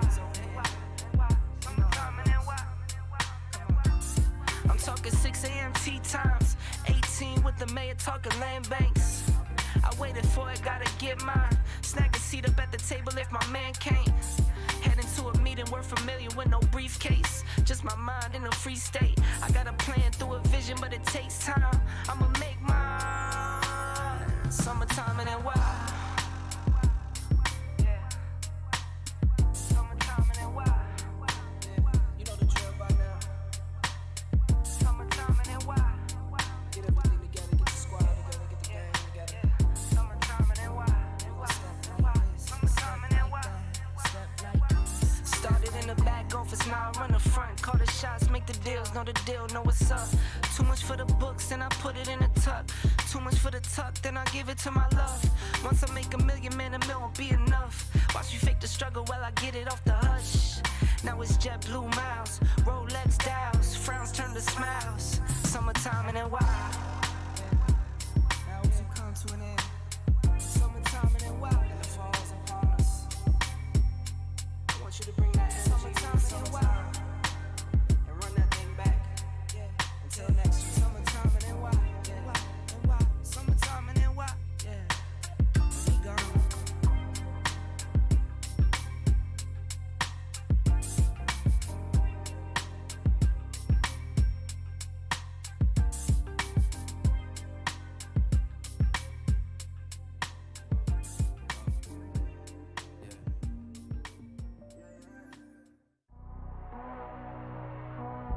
So we have creators in Wimpy. We think we can find a better fit for our team, like in the direction we want to go. So we went another way, and with Blaz and Gunner coming in, we had a really solid N3 duo, probably one of the best in the league. And then Gunner decides to leave after stage 2 for Soniqs, so we kind of have to go through a rebuild. Asian and Doc really bring more frag power, and they're more vocal than people are led on to believe, really. Obviously, we lost Penguin, which is a very impactful voice. Hi, I'm Asian. I play entry for Parabellum Esports. So me replacing Penguin it's pretty big shoes to fill because he was their in-game leader. So I'm gonna have to be a lot more talkative, try to communicate a lot more. Hi, I'm Blaze. I play entry for Parabellum Esports. Yeah, of course we have 2 new players, so we have to learn to play together. Hi, my name's Doc. I play Flex for Parabellum. My goal previously was to make it to the NAO, but now it's probably to just play good as a team and hope to make a major, and if not, just do really good, like 5th, 6th place. So we kind of had 2 different scouting processes, one for Doc, one for Asian, because the timeline was slightly different. We first went into wanting to get a sledge player, get Eska onto a more frag-oriented role to enable him, and then have someone who's more consistent on the sledge. And Doc played that perfectly, and he's also vocal. About a week or 2 after we picked up Doc, right, we made the decision that we wanted to try to explore more options for Pang. So we wanted someone who can call their own plays, who makes the plays, who coordinates their plays with the team, and Asian really did that, and he's really vocal. I'm excited to show what people have been hyping me up for. I know that if I have like a mediocre bad game, like I do decent, people will call me overrated, and one thing I'm gonna have to get used to is getting used to the hate and not letting it get to my mental. Just try to be myself and don't let people get to me. So I do think it's a lot of pressure though.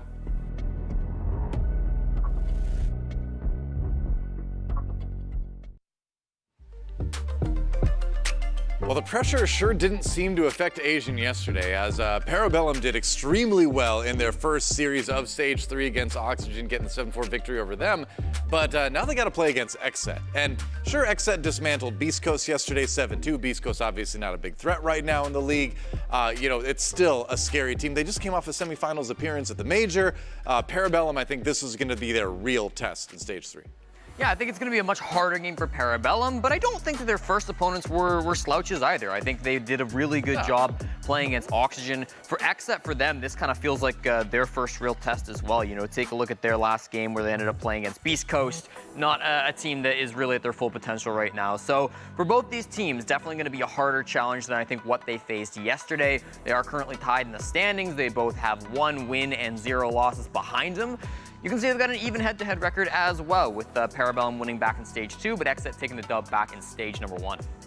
Yeah, bear in mind that for Parabellum, it was both the case of an upset and of trying to find a way to merge two new players directly into the mix. I think the term I kept hearing, yeah, it was like the thing Reddit said, it was three-headed monster about Blaz, Asian, and Doc. And I kind of can't unsee that because it's a very, very rare case when you're able to get a new entry to actually go forth and do what they need to do, especially if it's not the primary thing they were doing before. That's the responsibility that Blaz needed to assume when this whole thing started. And then working directly in tandem with Asian at the exact same time, it felt like that that could have been too much, but you're really relying on the fragging power of New Blood, which is most of the reason you bring them up from CL in the first place, is to frag, and they did just that yesterday. And I want to point out real quick with Tail of Tape, 10th and 9th on attacking rank and defending rank. That is it's something else. That's not correct. They've done very well, both on attack and defense, over 60% on both of those stats. So nothing to worry about there. This is going to be a very even matchup if the stats from yesterday I think that's our Beastcoast stat from the last. It might have been. It might have been. They had 10th and 9th. Yeah, I think that ended up in there. Well, looking at this one though, I mean, the big question is, is Parabellum going to be able to continue the momentum from yesterday into today? It's going to be very difficult against a team like Xset.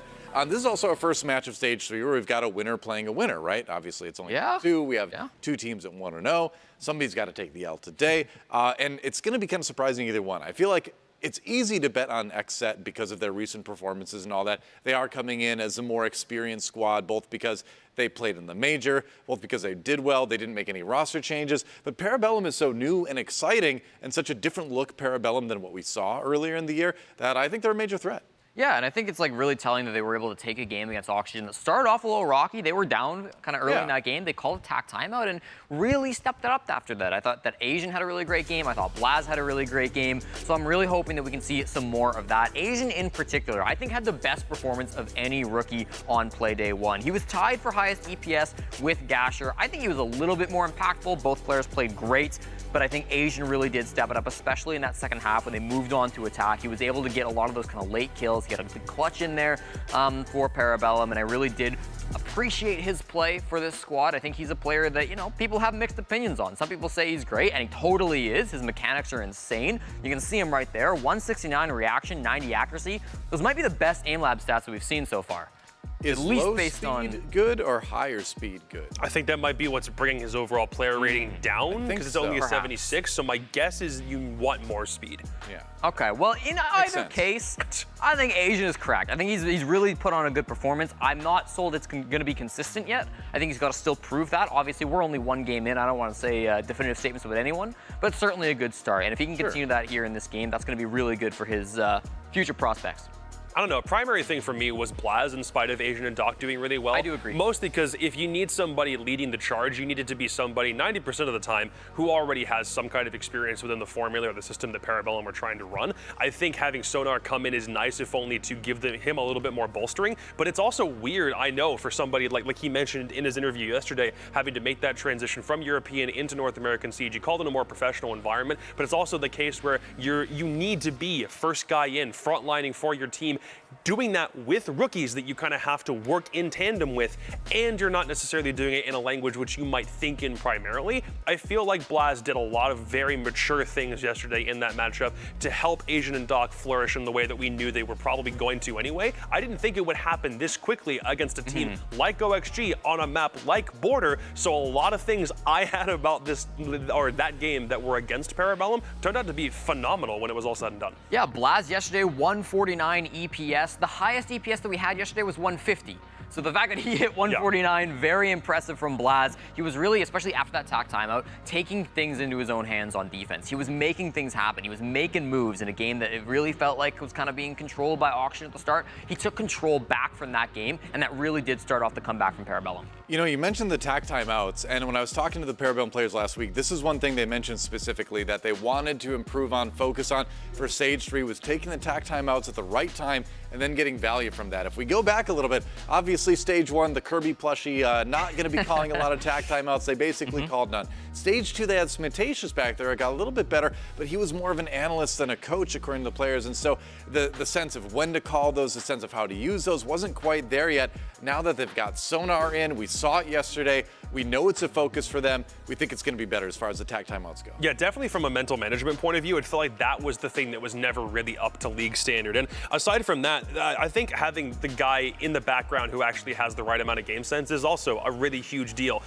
I feel like PB being the farm team is a joke that we've made a lot because of the amount of people that they've gotten swapped out. Yeah. But if you do that with Sonar in your back corner, you're actually able to call things out, and you do it in a live environment, which is, again, something VBM is incapable of doing. Maybe this can be a little bit more glue. If this team keeps on having success, then you're not looking towards what happens in CL for next stage to find your replacements when you're going into like invitational qualifier territory. Maybe that is enough to actually get these guys to stick together and get them maybe a top 4 finish.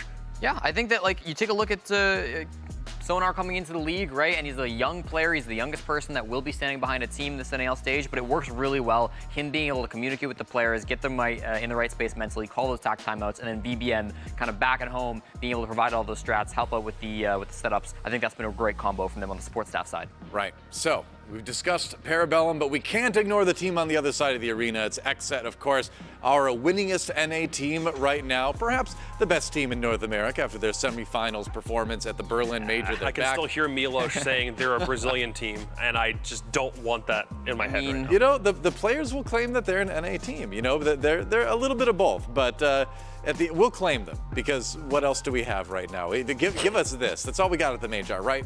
Right. You can call them the best team in North America and say they're a Brazilian team in North America. I call them the best NAL team, and that's just sure. Yeah, that metric is not wrong. That's correct.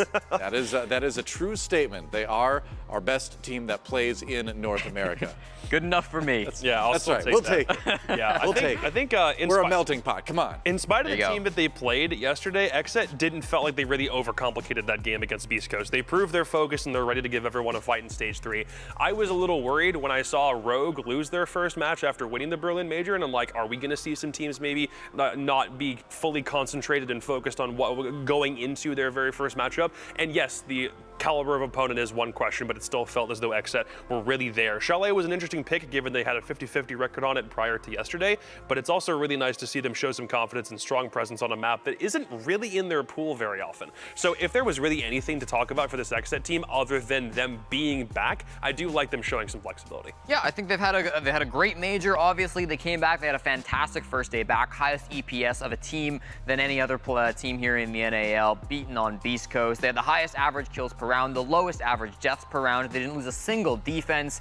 Diaz died only twice, Gomez only 3 times. They went 8-1 on entry. Do you want me to keep going, or can we just understand that I think they're back. We got it. Yeah. All right. Insert the Michael Jordan meme right now.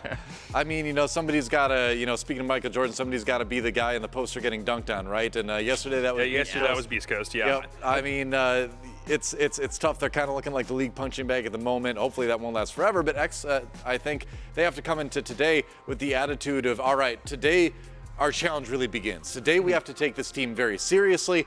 We have to really kind of put everything out there, because I think Parabellum's going to be a scary opponent. I think it will be. And the other thing to notice about Xset was they were one of the teams that really had a big Finka presence, like split between 2 players beforehand, right? And we already know from just 6 games of the NAL, Finka is basically non-existent. That was also something Parabellum tried to tap into themselves, and it didn't really go anywhere. Without Finka being juggled between Gomez and Spirits, because they played on Chalet yesterday, that was Spirits picking up the buck and was doing phenomenal on it, while Gomez still retained more of the Yana duties, and I think what we had DS was on Zof. So it's cool that we're getting more of that split. I don't think Buck is, even with the Gon 6 buff, is going to be that persistent in the meta at the moment, but it's nice that Spirits is still able to pick something up, and taking Finka out of their rotation, I don't really think is going to hurt them much. Again, it's only been 1 game, but we'll see. Yeah, I think Buck is probably like map specific there, and then you take a look at, like, I think most teams are running Yana Zoe as the most common entry duo, because Finka is not very good anymore. And the Nook AR is banned 1000% of the time, so Nook isn't really an option for most maps here. But yeah, I think it's nice to see Xset adapting to a new meta. Yep, that's right. And now we have to see what the adaptation are as far as the map we're going to go to. I believe the bans are in, so momentarily we'll find out what map we're headed to. But I just want to get this going, man. I mean, I think this is going to be action-packed. I think it's going to be a great one. We're not going to Clubhouse. We're not going to Skyscraper yet. Not a huge surprise. Clubhouse is a permaban for Parabellum and Xset. They played it 6 times this year, so you know they weren't gonna ban it. Very obvious ban coming through there. Then we get Oregon. The second time we've seen Xset ban Oregon this stage, despite it being their most played map of stage 2, and they played very well. Other than their games against the world champs, they were 4-1 on it, so they were very, very good on that map, 3-1 even. Surprising that they're going to take it out, but it's not when they want to play throughout the NAL throughout stage 2 so far. They then have Chalet and Cafe. Cafe kind of sucks to have to ban it if you're Xset. You know, it's not a great map for you, but you take a look at Parabellum, and it's not really a great map for them either. Both these teams on a 3-game losing streak or worse, but somebody's got to take it out of the pool unless they want to risk it, and these two teams, they sure don't. I mean, I actually don't really like the way this ban phase has gone because it basically forces Parabellum to take another map out of their pool that they're not good at, as opposed to another map that Xset themselves might be good with. And it begs the question of, do Xset want to take a Parabellum team to Villa? And in spite of that being a map that Xset have played a lot, that's also arguably one of Parabellum's bastions, but we don't see it. We go to Border, and this complicates things even more. Xset, prior to the Berlin Major, had only played it twice. Then they went to Berlin and won and lost it once, so they're still 50% on it for the year. And Parabellum, the only time they've played Border was the very first game of this entire NAL season against that Beastcoast team and lost it. So as it might seem like it's a 50-50 map on paper, but I still think that Xset overall as a coaching staff have a deeper understanding of this map overall, and it feels as though Parabellum kind of let this one slip towards the very end, banned a lot of maps that they knew Xset weren't comfortable with, but kind of forgot to leave a map in their rotation that I think they probably would have preferred. That's just my initial reaction looking at this. It feels to me that Xset kind of won this ban phase. I mean, we've got the second time in a row where a team repeats a map, right? Beastcoast were repeating Chalet, and now we've got Parabellum kind of repeating With the exception Border of here. yesterday, yes, that's true. So, I mean, it's going to be fun to see how Parabellum's, ideas and stuff have changed on this map, because we didn't see Xset playing the same defenses at all. They went super heavy on the mirror yesterday, and then they banned out the mirror today. Parabellum, we'll see if they run kind of similar strats on Border or if they try to switch it up a little bit. Right. Well, there you go. We're going to Border. And the question is now, who do we think is going to win? What prediction are we going to make? First of all, we'll have to ask Penguin and Taro. They're still ready over there to cast the game. But first, we got to talk about it. I think this one, obviously much harder to call than our first map of the day, but just in general, I think a little bit tricky after what we saw from Parabellum yesterday. What are you thinking? Oh, I actually have no idea with this one. This is probably the match where I don't feel very confident in picking either team. I lean towards Xset because of how they did yesterday, because of how they did at the Major, but Parabellum really did surprise me in their matchup. So, Yep. I mean, I'm a coin toss. I'm a bit of a contest Are you too. really? I think it comes down to how well prepared is Xset for what PB did yesterday against OXG, and how does they match up. I'm gonna go to PB because new boys in the block looked great yesterday. I liked their interview. Wow. I'll give them a golden star for that too. Good job, Asian. Yeah. Confidence in PB and Taro? Yeah. Well, with the exception of the fans, I appear to be the highest rated We didn't ask. here. Oh. Yeah, you're right. We did What do not you know? request this information. Damn. You didn't need to. I mean, you're ahead of Jesse, so I guess that counts. No, wait, ridiculous. Wait, we shouldn't honestly, be. I wanted to I follow- just don't think no. they updated Jesse's number, Wait, actually. why we voted the same person? Why am I below you? We both voted TSM. Yeah, were we the same to start the day? Yeah. No, I was above you. His pick counts for more than So wait, with my number. Penguin's losing now. I'm losing. I went down, but I guess correct. I guess I swear. Sabotage. Stop the count. Was Stop the not count. losing. Why are you saying stop the count? Well, I don't want You to want go, them to keep count. Widespread Oh, fraud. hey, We got the into He just this. conceded the election. You're not the highest anymore. All right, so PB for Pengu. What's I'm going to gonna be go in Taro? I'm gonna go You got to Xset. make a pick. I'm going to go Xset. Xset. All I right. go, Set I here. go PB. I would love to vote for PB, but honestly, I think it's going to be a close match. I think Xset's going to win. All right, repping the set once again. We'll catch up with the two of you once the map starts. Thanks for the input. And now, my analysts. I feel like what do you think? I feel like every time I vote against PB, they end up winning. Yeah. But I'm Happens a still lot. gonna vote Xset because I can't go Okay. against the team that did so well at the Major. But I feel like I'm gonna get burned. This is the game where once again, like all the times, I vote against Parabellum, and they somehow pulled through. I mean, everyone knows how much I vehemently hate Parabellum as a team. The players know it. Their former players know it. They know I hate you. That's harsh. And it's for that reason that I'm going to pick against you and go for Xset. But there is logic behind this. Okay. OXG had a lot of problems they still need to sort through. I don't even know if they're going to have enough time to get that corrected for their game against SSG later. And I think that really manifested in that game against Parabellum, who took advantage. Xset don't have similar problems like that. In spite of the map being one they just won on, I'm still going for Xset for this one because I hate PB. Okay, there you go. A lot of hate. I will choose. Jacob woke up this morning and chose violence. I guess I will choose love. I'll choose to go with the flow. See what Destiny, see what Fates decides. It's going to be head, Parabellum, tails, Xset. You know, flipping it into the lights is actually kind of difficult. Is that why you dropped it yesterday? It's like looking into the sun when you do. The sun was in my eyes. All right, it's tails. Coin says Xset. You know, yesterday the coin says Parabellum predicted the upset. Today it feels like Xset has the experience. They have what it takes. That's reassuring. That's reassuring for me. Thanks, coin. Is it? I mean, the coin is just a random thing, so who knows? What do the fans have to say? The fans have picked Xset. Okay. There you go. Pengu is on an island. Only Pengu has picked Parabellum, so there's a chance Pengu jumps ahead in percentages, or maybe just goes down again. Who knows, really? Risking it all. I like it. We'll find out. Let's look at what the community poll is going to this one. The question is that we have to mull over. What did Bart come up with this time? We'll find out in a moment. I can just read off my card. I'll let you know. You could just do that. It's going to be, who will end with more kills, Gomez or Blaz? That's a good question. What do you think? Gomez or Blaz? Ooh, that is tough. It's a basic one. I'm inclined to say Blaz, just because of what he was able to do yesterday. But I wonder if he might actually end up having way more deaths and Asian and Doc clean up more of the kills. So I think maybe Gomez wins this. Gomez did have the second fewest number of deaths of any player in the league yesterday. Because he's not an entry. He plays relatively aggressive. That would help with that. Gomez and Diaz both had almost 0 deaths. He's such a good second line player. He's so good. It is interesting to think about, too, because Parabellum yesterday looked like one of those teams where if somebody has an off day, there's going to be like 2 other people that'll step up and have a great day. It did have that appearance, yeah. And I feel like that's where you want to be. That's the position you want to be in the most with the team, is that you want to be able to have a situation where if somebody has an off day, somebody else is there to pick up the slack. Yeah, that's right. Well, on that note, I believe it's time to take a bit of a break. And when we come back, the map begins. Parabellum versus Xset should be action-packed. Either way, tough to predict. Parabellum still trying to prove themselves with their new roster. Xset trying to prove that they are going to get back to another major and win it, or at least lose in the finals and then win, you know, the same. Either way, we'll be back in a minute.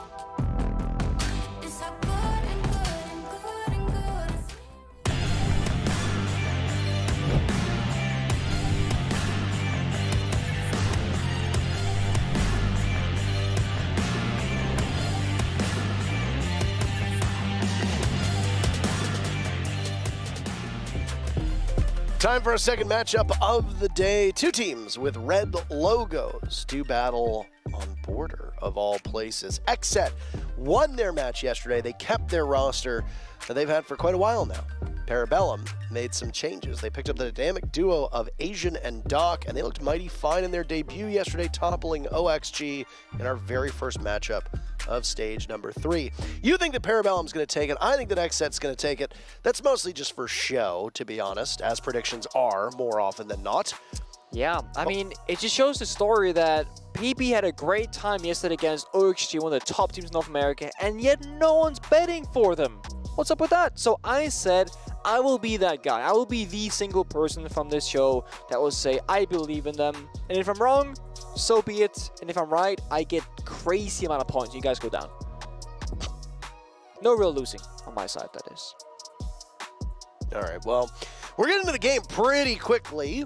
Want to make up for any lost time that we might have had. The very first match went by in the blink of an eye. TSM making it a fast one. So we can get into Border here for Parabellum versus Xset much faster. Let's get underway with our second match of the day. Parabellum starting on defense. They get first ban and we say goodbye to Buck against Xset. Some vertical destruction being gone, some flexibility being limited there from the attacking side, and Nuke stays alive for now, but Xset of course can still change that. Kino says no Kali, haha. Good luck, have fun. Kino does love playing the Kali on Villa, we saw it a couple of times actually. Yes, or Bank rather as well. Nomad. Nomad follows along, so Nuke being open, Lion being open. A lot of different attackers that are quite strong utility is now being able to be brought to Border in this matchup. Kool-Aid being very gracious, offering Kino offering basically anything, and Kool-Aid being really nice. Kino says, I'm better than you at anything you play. Yeah, Kino, but do you have hair as nice as Kool-Aid? That's a good point. Saw some pretty nice photos of Kool-Aid on Twitter last night. Please, for the love of God, players, spend as much time as is humanly possible off of Reddit. I promise you it's better for your mental health. Lots of good subreddits out there, but if you are a player or even a caster and you're spending an inordinate amount of time reading the opinions of Redditors on your job, you are in the wrong place. I promise you that. I think it's a true statement. I used to say as a player that you gotta choose your social medias that you check, right? And Reddit is definitely a rough one, I would say, no matter where you are in life. So, yeah, like, don't go there if anything. Go elsewhere. What would you say is the nicest social media, Parker? I'm curious what your thoughts are. The nicest social media? media? The best, if you will. Like, what's the social media to go? None. None. Okay, you know what? They all suck. Real life socializing, maybe, perhaps? I mean, I feel like Facebook and Twitter can be good if you follow the right people. Okay.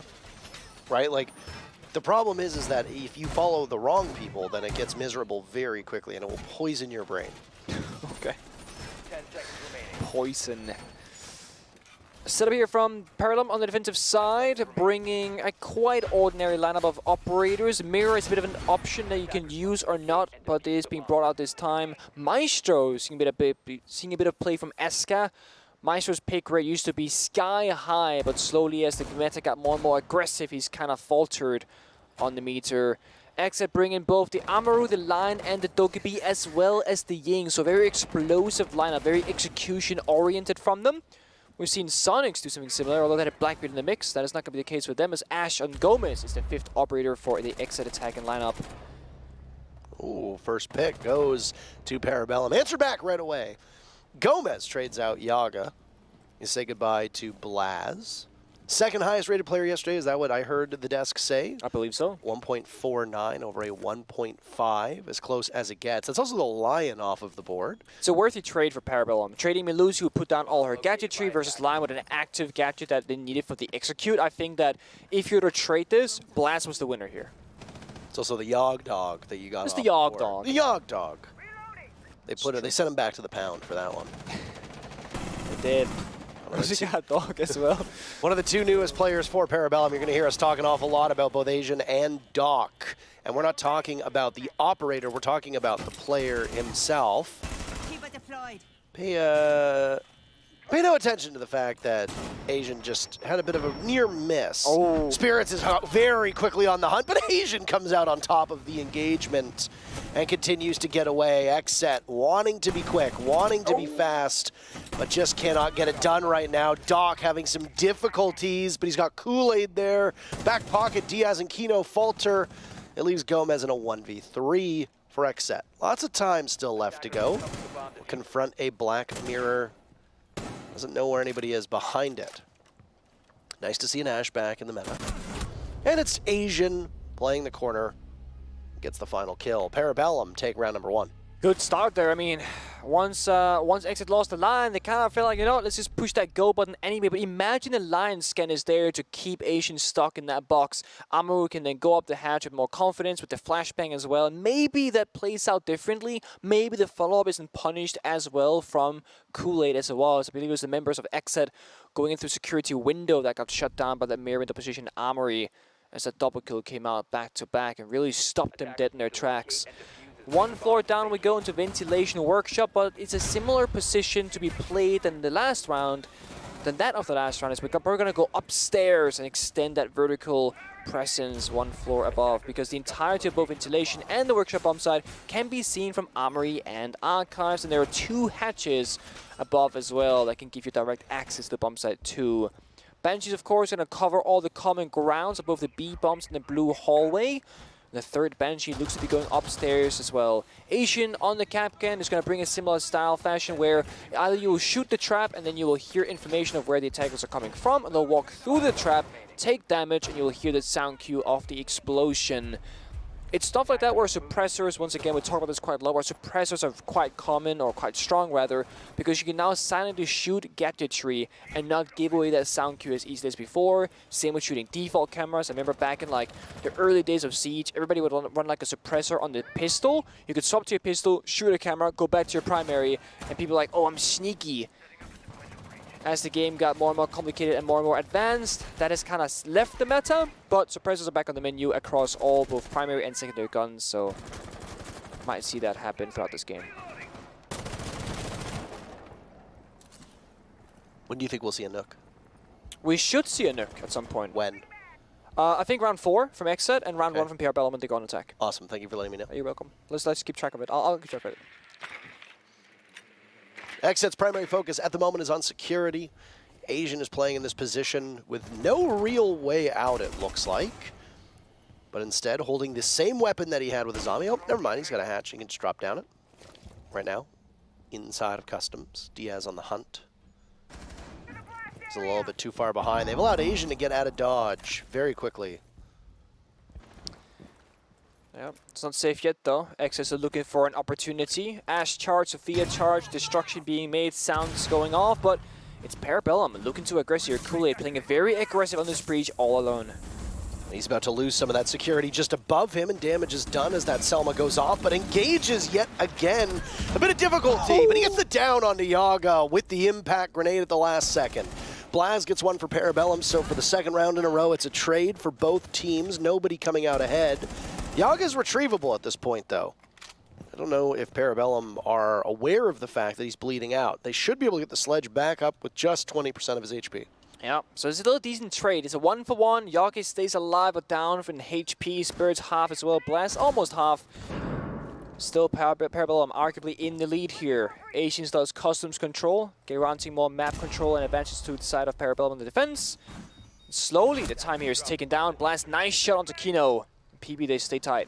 Not droning out security proves to be a major issue. Doc in on the fun as well for Parabellum. Xset having some troubles, but Asians looking the wrong way. Diaz walks right through a doorway that was not in the peripherals of Asian one bit. Diaz is still in this spot, tantalizingly close to getting into the bomb site, but neither him nor Spirits, whom is now dead, have access to that diffuser. Blaz a third kill, looking for more.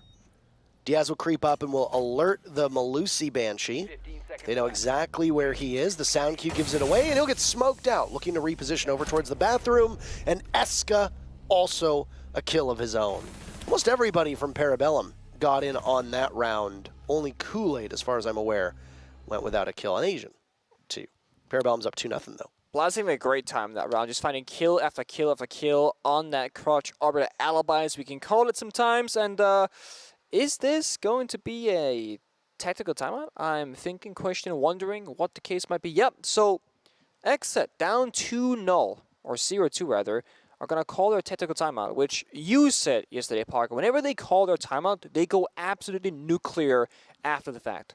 Yeah, I mean, I was going off of nothing scientific. I didn't have any stats to back me up. I was just going off of the old eye test. But it's which true. is when Xset calls a timeout, whether it's because they settle themselves down or come up with a strategy on the fly that is allowing them to build momentum in the game, they are a team that seems to disproportionately benefit from a tactical timeout. Yesterday, they won 5 rounds in a row after their tactical timeout and put the game away. Well, they find themselves in a similar situation today. They went down 2 rounds. Even though it was a tie, technically, they lost 2 in a row to Beastcoast. They call it timeout. They win the next 5. They win the whole game. Now against Parabellum, on defense, on border, they've gone down the first 2 rounds. And it's not even that they've gone down the first 2 rounds, Nick. It's that there haven't been confidence-inspiring rounds from Xset. Their entries have looked shaky and weak. It doesn't look like their drone work is finding their mark. There have been a number of kills, especially to start off the festivities, from Parabellum, where Xset just have been caught by surprise. They don't think that there's somebody in that angle, and then there is.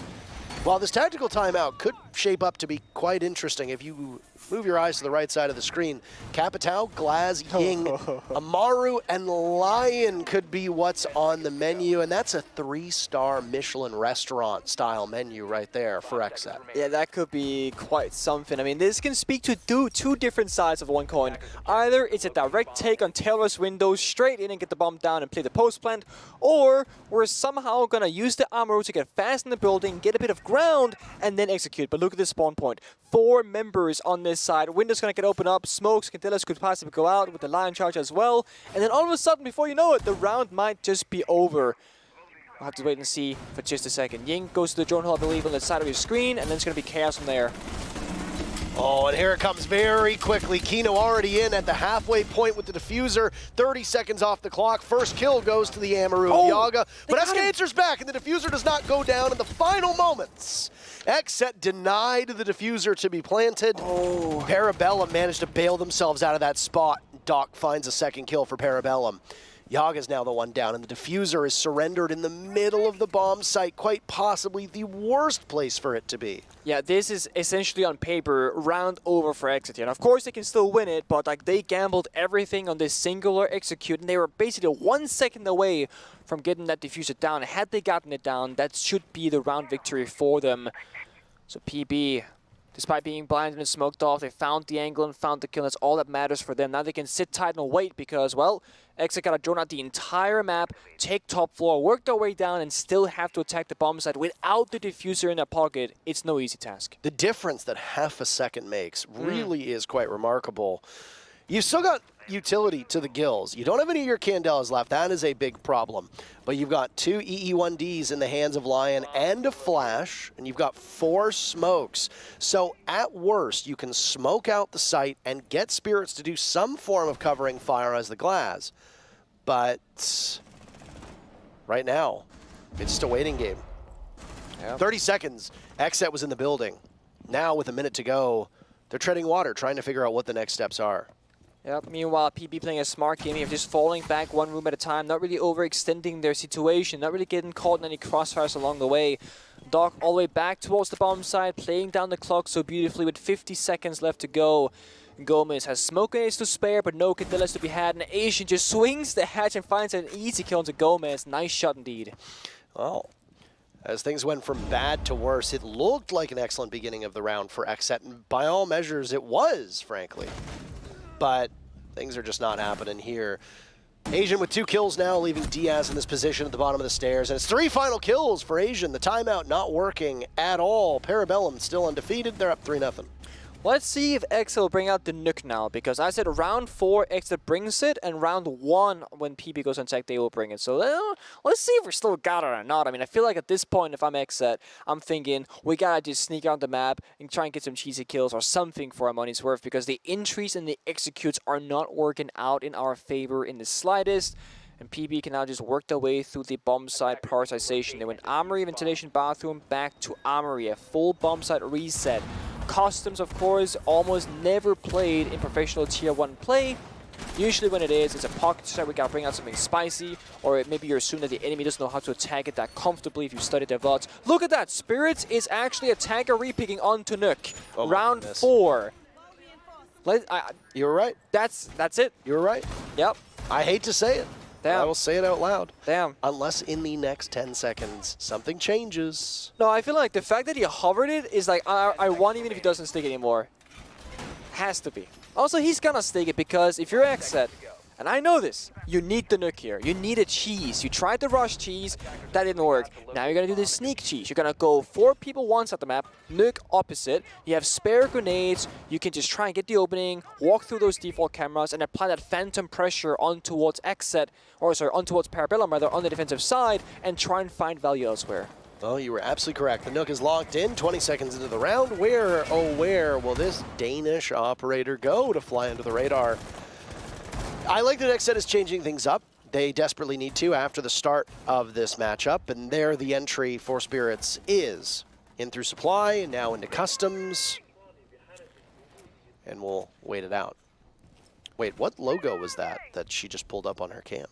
Did I miss something? Oh, is it the wolf guard? Was it blue? No, it looked like a spider. Oh, I don't know then. That was very peculiar. I actually haven't seen that before. Maybe I'm just not up with it, but either way. Interesting. Asian gets shot through the door, / through the wall, / through the barricade, wherever he was. But he's looking the wrong way now. The first round that we haven't had an immediate trade gives Xset a huge advantage. Asian has been phenomenal so far in this matchup and has been particularly crucial playing upstairs inside of security. Yep, it's a very important hill to take down, and of course now Xset, the clock is ticking a little bit for them, but taking out the top gunner is going to help them at that once they close in towards the bomb side. Nook downstairs clearing both pieces of mob on the main stairs of metal. Can now walk up safely as that sound cue is gone from the round from the defenders of Parabellum. Breach controls the mirror on Armory's side. That's going to help you get closer towards the bomb site itself. You have smoke grenades on Diaz on Twitch too, so plenty of different pieces of utility. While Diaz finds the second kill of the round onto Blaz. Now Blaz is down for the count. Xset continuing to add to their body counts. Spirits in a pivotal spot. He sees the head of the smoke, but for a second has to peel off. Eska stays alive for now. It's Doc to try and capitalize on Nakino, and he manages to get it as he hits the ground. Recoil was a little bit pesky there. A Twitch drone narrows in just behind that Kiba barrier, but Doc is able to get away. Still positioned at the top of the stairs, just by metal detectors, but constantly harassed by this drone and baited into a kill by Yaga. Excellently done. A second kill from Yaga. Leaves Kool-Aid to try and fend for himself. Not a ton of bullets left. 13, but he finds at least one kill. Here's the F2, a nice pick onto Yaga. Has to retreat and reload. Xset will push in. Kool-Aid thinks that they're coming from a direction that they are not. Narrowly misses out on a head through the small opening in that steel reinforcement. Needs to pick his targets well. He hears one, but they double up on him, and you just can't beat the fire rate of the F2. Xset finally gets their first round. That they do, and it all came off that opening kill, and then they just kept up that momentum and played it nice together. They were not exposed themselves to those 1v1s, especially in security. When Doc got that initial kill, it was 3 members of Xset that were trying to capitalize onto the single member of PB, and that right there kept them in the man advantage to get that round victory towards the end. I believe we'll have a quick pause while Asian fixes his audio issues he did right after he died. I don't have audio, to which we'll say, we'll fix it for you. Get that right back, because we're going to fight on even terms, 5v5. Everybody can see, hear, and feel their fingertips. We can play evenly in the server. Have you seen these, they've got these, like, I think they're like heat warmers or hand warmers, like machines? Yes. So, like, between rounds, they just, like, slap their hands toward them and get fired up, if you will. It's always tough to play in arenas or LAN tournaments because you have like AC, like moving air, and like your hands don't really move a whole lot. So they get super, super cold. Most pro players don't prefer playing with their arm sleeves down, especially not like a mouse arm. So you just get these like frost-tipped fingers that just cannot move whatsoever. And that's obviously not ideal for competitive play. Warm hands are much, much more so. So we got hand warmers in the physical form. We got hand warmers in the electric form. And then, of course, a good old test of like putting your hands on your belly or something like that to keep them warm between rounds as well. plenty of options here. Well, hopefully it's resolved relatively quickly. Lack of audio would have explained why Asian stood completely still like a T-Hunt bot while he got shot from the side if he's not hearing it. With the amount of suppressors that are being ran, I don't know if audio is really as valuable for some of these gunfights as it could be, of course. There's a joke before those of you get angry and say, well, actually, I was very critical. Because that's what you sound like when you say silly things on social media. I'm sure that's what I sound like to many of you as well. Audio is very important for a couple of factors, but most notably is that you actually respond faster to audible sound cues than you do to like visual cues. So by hearing someone sprinting towards you, you can actually react and also like preemptively react rather than seeing the person. So sound is very important for multiple factors. Reaction time and speed is also one of them. We're back in the server ventilation again, going through that same rotation as before. Spirits going from Nuke to the Monty of all operators, which could once again kind of present ourselves for a bit of a roam clear situation. I don't think they're going to go for direct attack with that. Kino going from Hibana to Hibana, that's a great attacker repick. And Diaz from Twitch to the Lions. We're going to try and control the movement here of Parabellum. That's both the Monty and the Lion doing that same job. It's going to be Gomez and Yogg trying to find the kills together with Diaz, while Kino will do some drone work most likely. So you cannot afford to lose Hibana with these hatches above being reinforced, as well as most walls to the exterior of the map. Well, Monty coming in is going to be fascinating to watch. I like the lineup that's being brought from Xset. Monty has been tried and true in a number of times over the last 2 days of play. We saw him yesterday in the Soniqs matchup as well that you and I casted. So. Yeah, saw him twice, both in the same attack. I mean, the thing with a Monty is that if you can wrestle control of that top floor, which right now looks like there's actually nobody defending it right now from Parabellum. If you can wrestle that away from PB, well, I might have spoken too soon. Kool-Aid walks out directly into Abante and no, get out of there, run. Danger. You don't want to be there. You got to get out. Spirit's now on the hunt. First pick did go to Parabellum though. Gomez down, the Yana no longer available. One of the downsides of playing Monty is that you're basically, it's kind of like playing Clash of Defense. You're kind of playing 4 versus 5 when it comes to the gunplay at least. So losing Gomez, not only do you lose half your grenade utility, but you lose 1 more gun. So now you're playing 3 versus 5 gun-wise with a walking drone of Monty that is Spirit. So the firepower from Xset with that opening kill not going in their favor is dwindling at the moment. And PB establishing crossfire inside of Office. It's Blast and it's going to be Kool-Aid playing together here in this position. There's the first Lion charge that goes off in this execute. Spirits take some damage.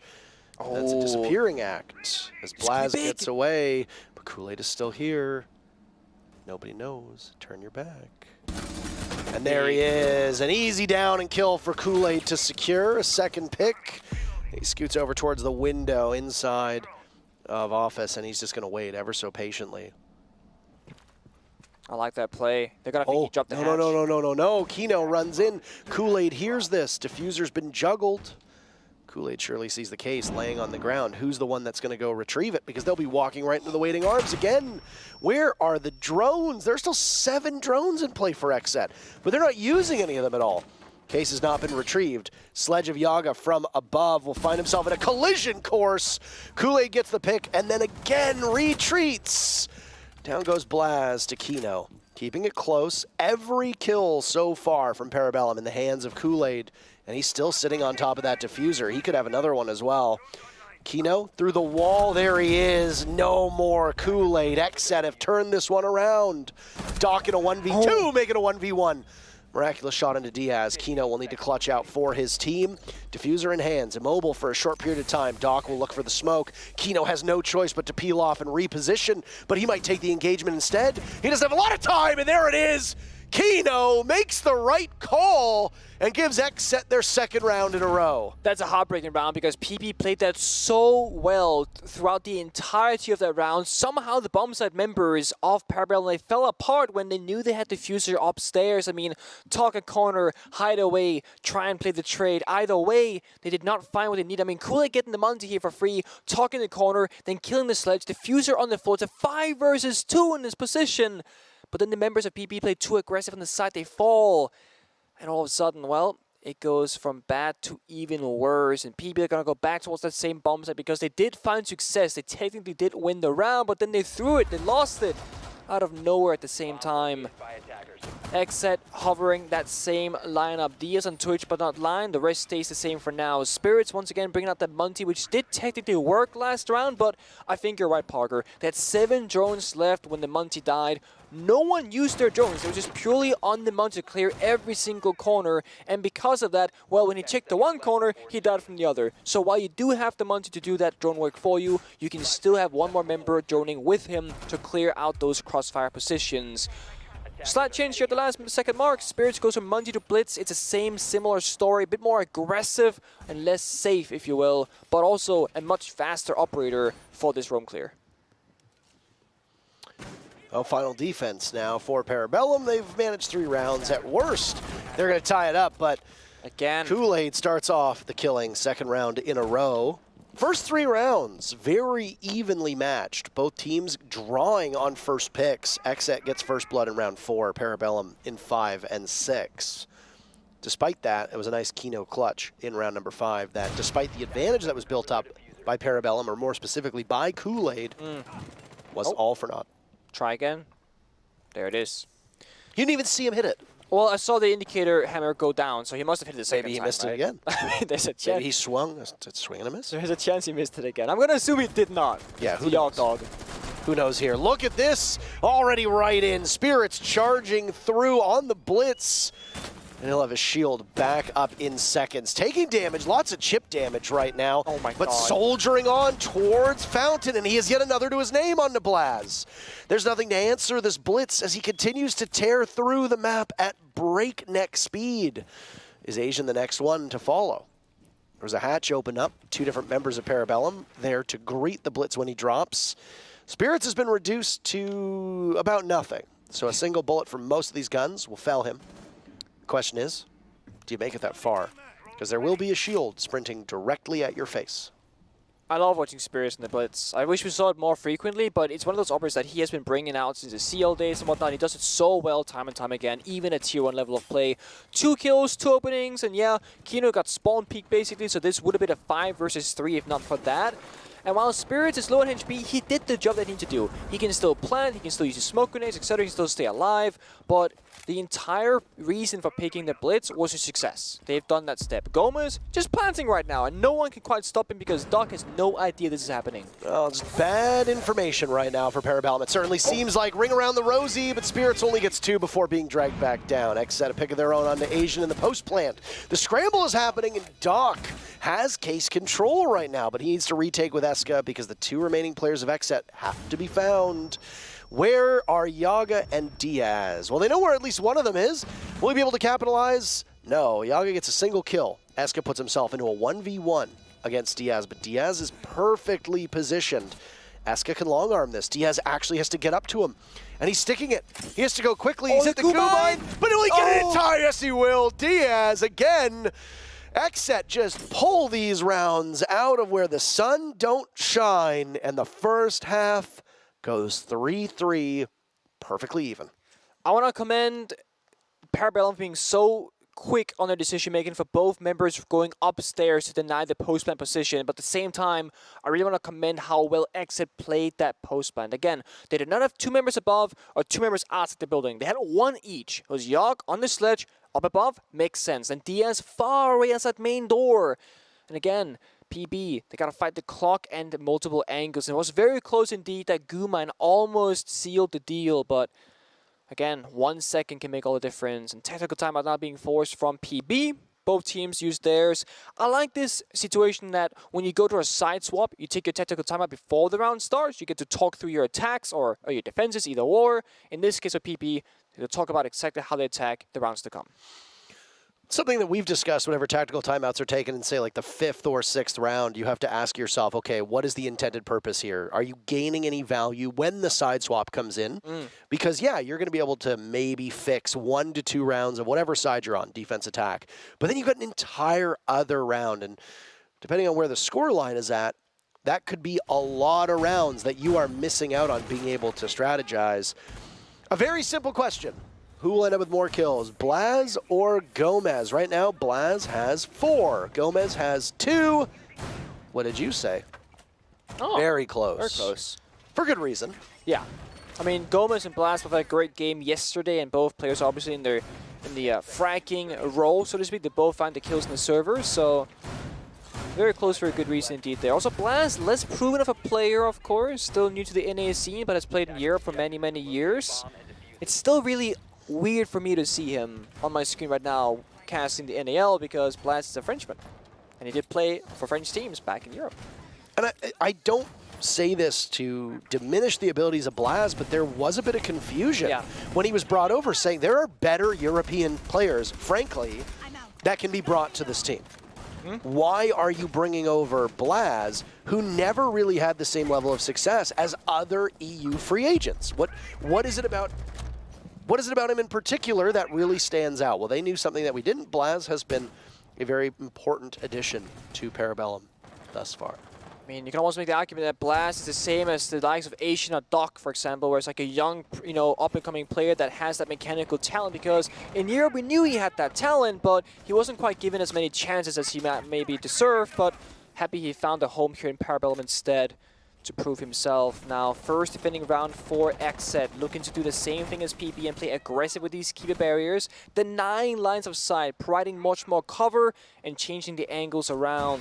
And PP, they started Armory side, they've rotated to Office now, they're making their interway. It's a 1v1 situation here from Fountain and Office gun members, and Gomez almost loses his life. Well, if Gomez wants to win that Twitter poll outright, he's going to have to survive a lot longer with very limited HP. Xset expending considerable resources to stop Parabellum's advance towards Fountain.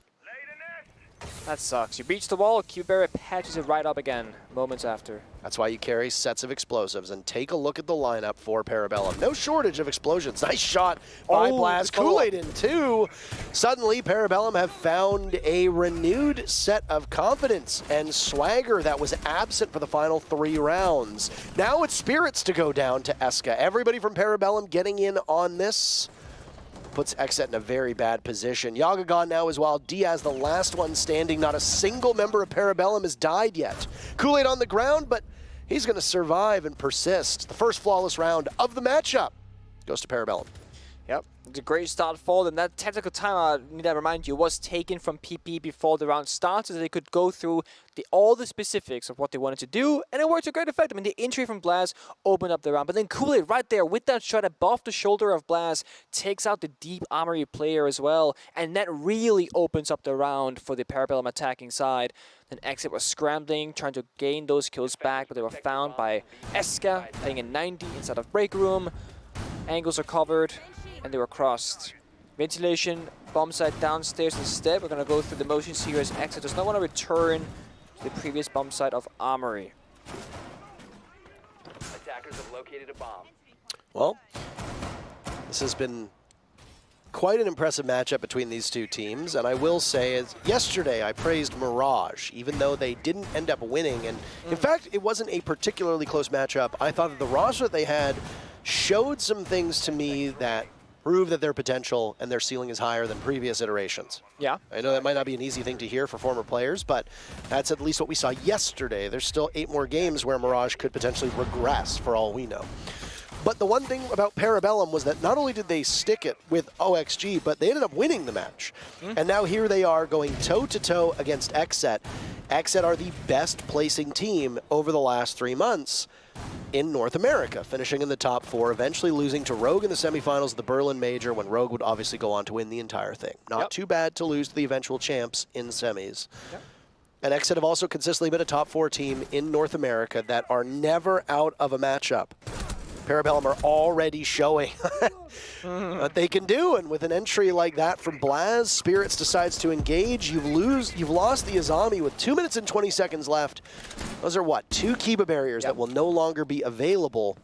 That would have been there if Azami had hung on just a little bit longer. Yep, that's accurate. Lose a bit of value there, of course, and of course you're down a member as well. Blaz is low on HP, so might want to take a back seat now for the remainder of the round and drone out some more and use those grenades and possible hammer later on because he's the vertical player from the team.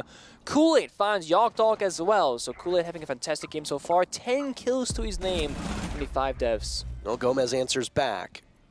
Xset still trails, but now it's Gomez's turn to take some damage. Drops away. He can very easily get back up top if he wants. Nice play from Diaz. The one thing I will say is that this border match has absolutely been hell in a cell. These are engagements happening all over the map, off-site, very quick, very precise. It's frankly, it's beautiful to see because there is so much mechanical skill on display in this matchup so far. All 3 members of Xset are off the bomb site at a customs area. The bomb site's installation workshop.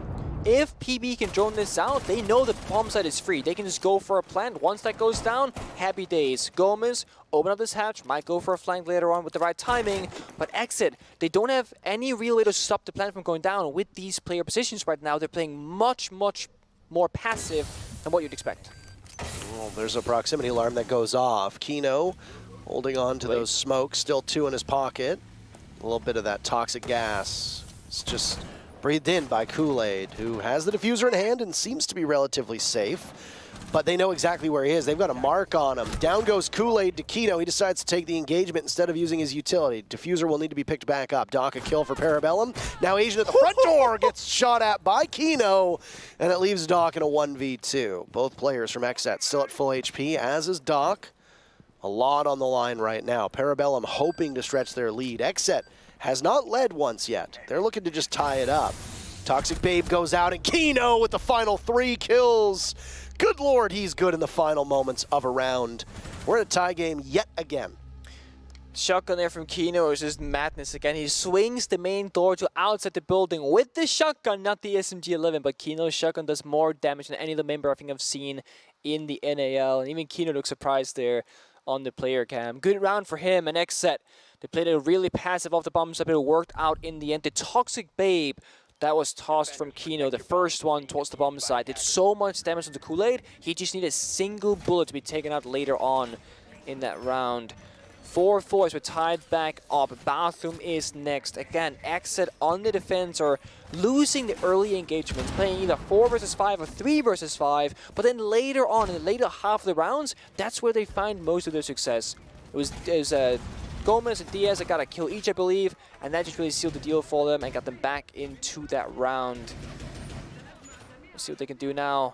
PB did not bring the nuke the first round. I was wrong, they have not brought it yet so far. They're playing the team game right now, not playing isolated, but playing together instead. No attacker repicks coming out. Their lineup stays the same for this round.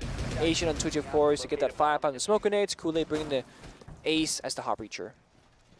Very similar lineups being brought from these teams on attack. Twitch very firmly back in the meta, or so it seems in North America. Twitch also has access to that 417 to the 417 DMR that Lion has access to as well. We saw Lion running that yesterday in some of the NAL matchups. It's very common to see that in APAC, but has not really made it all the way over to our shores. I guess it has, given that we saw it yesterday, but teams still wanting to go with that much larger magazine and the Vector variant that Lion has access to. Does Spirits know how close he came to just getting shot at by Blaz? So, I think he has any real idea here. Drone comes in, that should alert him, of course. Now he'll be aware and ready for it. There's Blaz to go down. Spirits will now engage himself. Spotted, shrugging off a lot of damage in the process. It's been a sluggish performance so far for Spirits. He's got time to get himself back up to find form. Kool-Aid, dare I say the hunkiest man in all of North American League. He's having a really good match. Broken double digits. He's going to have more work to be done as he loses Eska. Asian and on it. 3v3, 1 minute burned off of the clock. Proximity alarm gives Asian away in his position. Still there. Kool-Aid tempting whoever might be inside of security, but they need to drone them out. Spirits is there. This is a standoff. 2 separate players, neither on drone, by the way. Only 4 drones remaining still in play, 1 in the pocket of Kool-Aid. Asian would be the one to take advantage of that, as he has the intel gathering devices. Tough position to be in, to be honest, because again, the information is so low, but Spirit has less HP and Kool-Aid got a better gun, so he wins the gunfight outright. 1:15 the clock, and now PB with that kill are in a much more comfortable position. Now Xset once again have to lash out and isolate a member and try and bring back that man score. There's that vertical destruction that we've talked about so many times. 1 minute left. Xset still have not led in this matchup. They're looking to change that, as they would be only a couple rounds away from victory. Ditto for Parabellum, but they know the lead. They know what it takes. They've had it for most of this matchup and have Only been tied for 2 rounds now at this point. They might run out of time now with 40 seconds to go. Parabellum will reposition back towards this bathroom bomb site. They drop right in the midst of it. Dog's the one that has the cover at the moment. Diffuser can go down. Kino is very helpless inside a workshop. But a Nitro Cell goes out. There goes the coverage. And now it's Diaz's turn to light him up and grab the Diffuser moments after it gets planted. Xset take the lead. Again, in the later stages of the round, it's Xset who comes out on top time and time again. Kino did it. Diaz just did it. That C4 was absolutely wild. Above the fridge, out the window it goes, takes down the cover, and it's easy after that. He just flanks it around because the crossfire was established from the 2 members that were remaining from Xset, and the round goes in their direction. Well done, Diaz. And Spirits here, that could have been a wonderful position to put his team into, but did not quite work out that gunfight. But this right here made up the difference. Beautiful. Wow. Well, you can't call it timeout, so what is this now? Is it a tech pause? Maybe. Yep. A tech pause. So teams can talk about each other, but not the coaches. So again, we can only do a little bit of strategizing right now, not that much. A mental reset, perhaps, could be used here for PB, as that round must be heartbreaking to lose because you felt like you had it in the bag until you didn't. Whereas Xset, well, they can laugh all the way to the bank because they should not have gotten that round, but they did, and they're in the lead now, 5-4. Well, it was a crash from Diaz. I guess he clutched so hard. Diaz just clutched so hard that the entire game could not handle the heat, and it was forced to close and restart again. Unfortunate timing for Xset. It does allow Parabellum to kind of take a breather, though. Yeah. They can strategize a bit. Obviously not with their coach. Again, the differentiation between a tech pause and a tactical timeout is that the tactical timeout, you can talk to your coach. That's Sonar, if I remember correctly, standing behind Parabellum. I believe you are correct. Thank you. And it seems to have been Venus resolved. is behind Xset. Yes. It does seem to be resolved. The game is back up. Unfortunately, Diaz has lost all of his kills. Where are my kills at? I don't know. Well, it's not over. Yeah. Go again. Sorry, Diaz. This is what happens. Should have stayed in the server. Exactly. You clutched too hard. It tore a hole in the space-time continuum, and there you are. Either way. Xset with their very first lead. See now, going through the motions of back to Armory, we are upstairs. Last time Xset defended this was a flawless victory for Parabellum on the attack, where they went to the office side of the map, the east side, if you will. 3 Alibi Prismas on the half wall in Armory, Bubble Shield in front of it, and Alibi, of course, they have to play aggressively off of those pieces of utility. You can throw Alibi Prismas outside the building on the roof, and you can actually get this annoying red text that says, you know, attacker or like defender spot outside or whatever. But instead, it's Yogg who's going to be running out, taking some damage off, or some health rather off Asian, who's half HP with the Lion. Still bringing that Vector weapon instead with the 51 bullets. Not the DMR this time around. Security hold has been so integral for these teams, especially given the bomb site up in Armory. Crucial part of the map to hold on to because you can establish a long cross leading into the Armory component of the bomb site and also force any rotations to have to go through you from security. Nice play by Doc, but an equally beautiful shot from Spirits as both teams again trade out. This is what we've been seeing time and time again. They always keep it close. That's exactly what happened here. Gomez timed this well. It's a bit too slow. And it is a missed opportunity, but Parabellum knows that there's now 1 less Nitro Cell on the board, and if you look at the operator lineup, that's all the explosive capabilities other than a single impact grenade. You're correct. On the attacking side, we got 1 grenade left from Blast as 1 just went out. So these keep-it barriers are going to be problematic because you can't both kill those as well as the players with that little explosive utility. Yogg, still alive in security with the DMR, has long lines of sight to east stairs and of course in Soul's office where we just saw Blast peek that angle back. It's going to be him and Kool-Aid now trying to clear out this position of Spirits, but no, wallbang formation makes that life so much easier. It seems to be a lot of this happening as now Kool-Aid takes down Gomez. Both teams have been victim to just simply not knowing where they're getting shot from, and it happens yet again. Is it just poor drone work, lack of intel? I don't know. Yogg is the last man for Xset. Certainly looks like a tie game yet again. Oh, beautiful shot from Yaga on to Kool-Aid. But the diffuser is down, and now the job for Yaga gets significantly harder, but the DMR hits like a truck. Just ask Blaz. Deep in the ground, 6 feet under. Asian is a single shot of that DMR away, but Eska's in a position where yet again, Xset don't seem to know where they're coming from. That entire round was, where am I getting shot from? And that was it. Parabellum comes out on top. Had to do a 5-5 tied up. Not a whole lot of plants going down in this particular matchup because, again, it's all about the gunplay and the gun skill right now. When the plants do go down, it's not really the biggest factor that matters because normally the round is pretty lopsided one way or another. Ventilation, so keeping things the same. Armory, ventilation, bathroom, armory, back to ventilation for the Xset rotation so far. Last time, as we know, ventilation went in favor of Xset. They clutched it out with that Kino 3K on the shotgun, the smoke grenades. That the bulletproof cam on side, granting them all that information, and PB could not deal with it. Last time, Blast died earlier in the round, so Sledge was not available for the vertical play destruction, and that made PB's life so much harder. Attack repicks coming through. Twitch onto Flores. Osa onto Lions. A bit more soft destruction, a bit more crowd control for the roamers of Xset. It's all about the opening kills and getting that initial map control. Xset, they're going to try and stop PP from getting into the building, and PP are going to try and force their way in by having to get a kill or two. All eyes right now for Parabellum. It's going to be on the late round execution. It's where they've lost multiple of their attacking rounds. Both the ventilation and bathroom round fell in that area. Well, we're guaranteed all 12 rounds. We might actually have our second overtime matchup here in the North American League. Yesterday, 4 of the 5 matchups were done without needing those 3 extra rounds. Extra innings are looking progressively more likely. And given the seesaw of this matchup, Parabellum winning the first 3 rounds, Xset winning the next 3. Parabellum winning round 4, Xset winning 4 and 5, and then Parabellum winning their 5th in round number 10. It's just been back and forth. Very, very close. And again, these timeouts have made a huge difference. There are no timeouts remaining for either team. So this is it.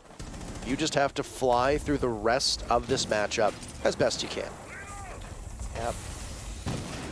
Wall open up, drone follows on in, PP again. A little bit late to the start of the round. Not really doing much until the first minute has been burned through on the clock. Drone-wise, they got 4 drones left, so very limited information can be gained from PP, and that might be a problematic situation because all 5 members of Xset being alive, they got so many positions on the map, they gotta worry about 2 drones left for PP now. They're gonna be flying in blind, taking gunfights against one of those lethal teams in North America. That's not gonna be easy. Gomez first engagement goes against Doc, but Doc prevails on that one. Doc running riot upstairs in Fountain and awaits out the EE1D to see if a defender will materialize onto the main stairs. Nobody does, though. Spirit seems to be next closest, and he's sharing a space with the Lion of Eska. Down goes Blaz to Kino. Kino has been phenomenal for Xset so far. Spirit's now outdueled by Eska. Quieter game for Eska, not making flashy or sexy plays, but still contributing where need be. It's the support players that seem to be really standing out here. It does. I will say, Doc on the intro has been absolutely monumental for PP, and then Kool-Aid usually in the mid-round gets so many kills off his teammates. They're playing quite well together. Xset again, playing off the bomb side. PP should know this from the last time around. They gotta get in there, get safe and comfortable, and try and get a diffuser planted. They got 30 seconds to go. Xset, they will know when this happens, and then they will hit their marks and go into the bomb site again. Explosions aplenty, as what is typically a very quick game between these two is now worn down to the final 20 seconds. Kino in a crucial spot, watching that main door just to see what he can pull off. Diaz has to go back in. He can't secure. He's worried about a follow-up. Kool-Aid getting the diffuser down as Asian is retrievable. Kino tries to get him out, but he's baited into by Doc. It's a successful plant by Parabellum. Diaz with 1. He clutched before, does some damage to Kool-Aid. Can he repeat the miracle of the previous round? Trapped on top of the diffuser. He needs Diaz nearby as it's Yaga sitting in this position. Still firing away. Where is Diaz? That is the real question. Retaking from above? Does he have any information? Yaga wasting time. Eska has the pinch. Diaz can't do anything at all. It's Yaga in a desperate attempt to get shut down by Kool-Aid, and Parabellum moves to match point. That they do. Again, another convincing round for Parabellum. Once the plant goes down, they're in a really good position with those post plants. I've always praised them for it. Whenever they would play Chalet against Soniqs in Stage 2, whenever the diffuser would go down, you see whether it's Kool-Aid or Esker or whoever would really be in that post position, they always played so disciplined. One floor above, far away, long lines of sight. Everyone's covering an important angle, and that's what we saw right there. There was no real chance for Xset to claw it back in that round because the discipline was met from PB. And this could be our final round, possibly. 6-5 in favor of Parabellum. It's Bathroom Tellers for Xset last time. They came out victorious because Diaz got that 3K clutch, C4 into double headshot kill. Another one of those close rounds. And again, the early entry really is the defining factors for these two teams. Doc ended up fighting Gomez in the previous round, and Doc came out superior. That opened up the entire round for PP. They got top block control, started the vertical damage, and then they could establish that plant as we saw. Had the gunfight between Gomez and Doc gone differently, that entire round could have been shaped out in a much different fashion. Could have been Xset with that match point, but instead, well, it's PB as we can see.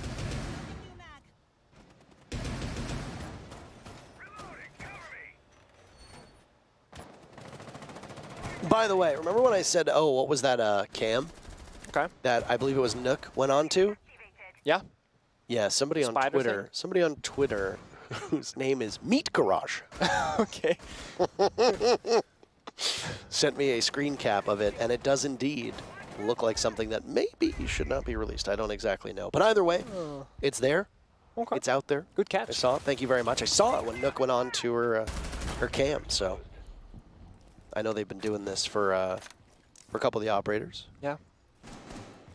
You've got the you got Wolfguard obviously being added now. But either way, let's get into the matchup. 1 minute or so burned off the board. Spirits, not quite himself. He's inside a break room. The drone goes by, and Spirits gets obliterated again. You said it. Doc on entry has been so good. He almost gets a follow-up onto Gomez through the soft wall and fountain. Parabellum tearing through Xset on these entries. But they are. Spirits, half of his kills came from that one blitz round, and Gomez now injured and down for the count as Blast finds him. Asian, of course, about to capitalize a third one for them as Doc finds an injury onto Yogg, and Blast also finds Kino. It's Diaz in a 1v5 Parker for all the marbles. There's already been a flawless round. It started off this first half. Does it end, or it started off the second half. Does it end the second half? It does indeed. What a performance by Parabellum. Yeah. An anticlimactic end for fans of Xset. But it's a tight matchup between the two of them. Goodness gracious. Parabellum with this new roster. They're 2-0. Looking good. Looking good indeed. I mean, they got a bit of everything right now. The injuries, the strategies, the support work. They're taking enough time in the round to not rush through doorways. They were struggling with their drone work against Xset, but that's also Xset playing so far forward that you're going to be naturally finding more drones and kill them. But even then, without information, you just have Doc just walking the building, getting kill after kill, and Blast finding the catch as well time and time again. Really good stuff so far. I feel like the way that PB plays together, the way TSM plays together with these new roster changes, they just meld really well, both teams. Absolutely. And I mean, if I'm Xset, I'm not necessarily that upset with that performance. There were obviously a couple rounds where Xset really struggled. The first half, there were some challenges. And honestly, this is likely a very different game if those first 3 rounds Xset plays like the final 9 rounds. Could have even been a victory for them. But in a game of inches, which a 7-5 matchup ends up being, there could have been some small things that could have made the huge difference for Xset. Either way, Parabellum finishes the week undefeated. They join TSM at the top of the NAL standings. We've still got 3 more matchups to come, and we don't want to waste any of your time. So sit tight. We got a break ready, and then we'll come right back.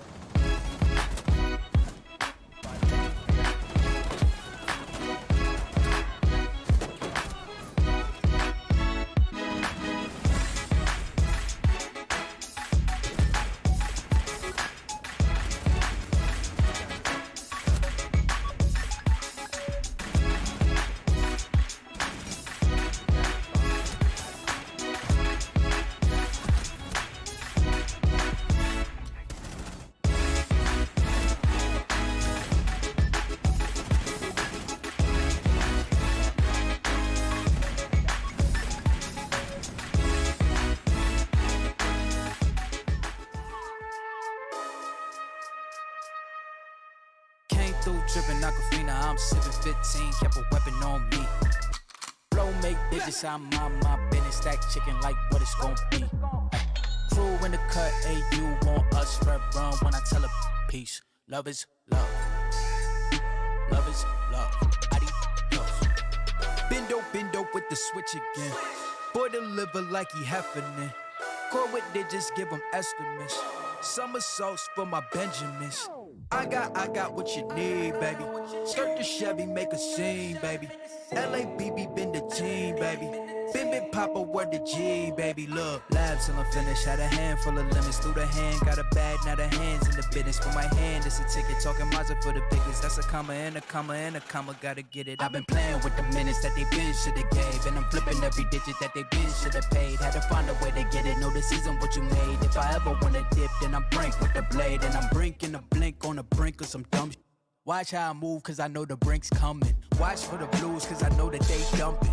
Nothing in my view, so it's hush on discussion. Hush on discussions, you know what you need to. I keep it in the fam to let you know that I don't need you. Y'all cats be see-through, head not the piece. You been king, I'm regal, got it in my abisu. Came through dripping Aquafina, I'm sipping 15, kept a weapon on me. Flow make digits, I'm on my business, stack chicken like what it's gon' be. Crew in the cut, hey, you want us red run when I tell a peace.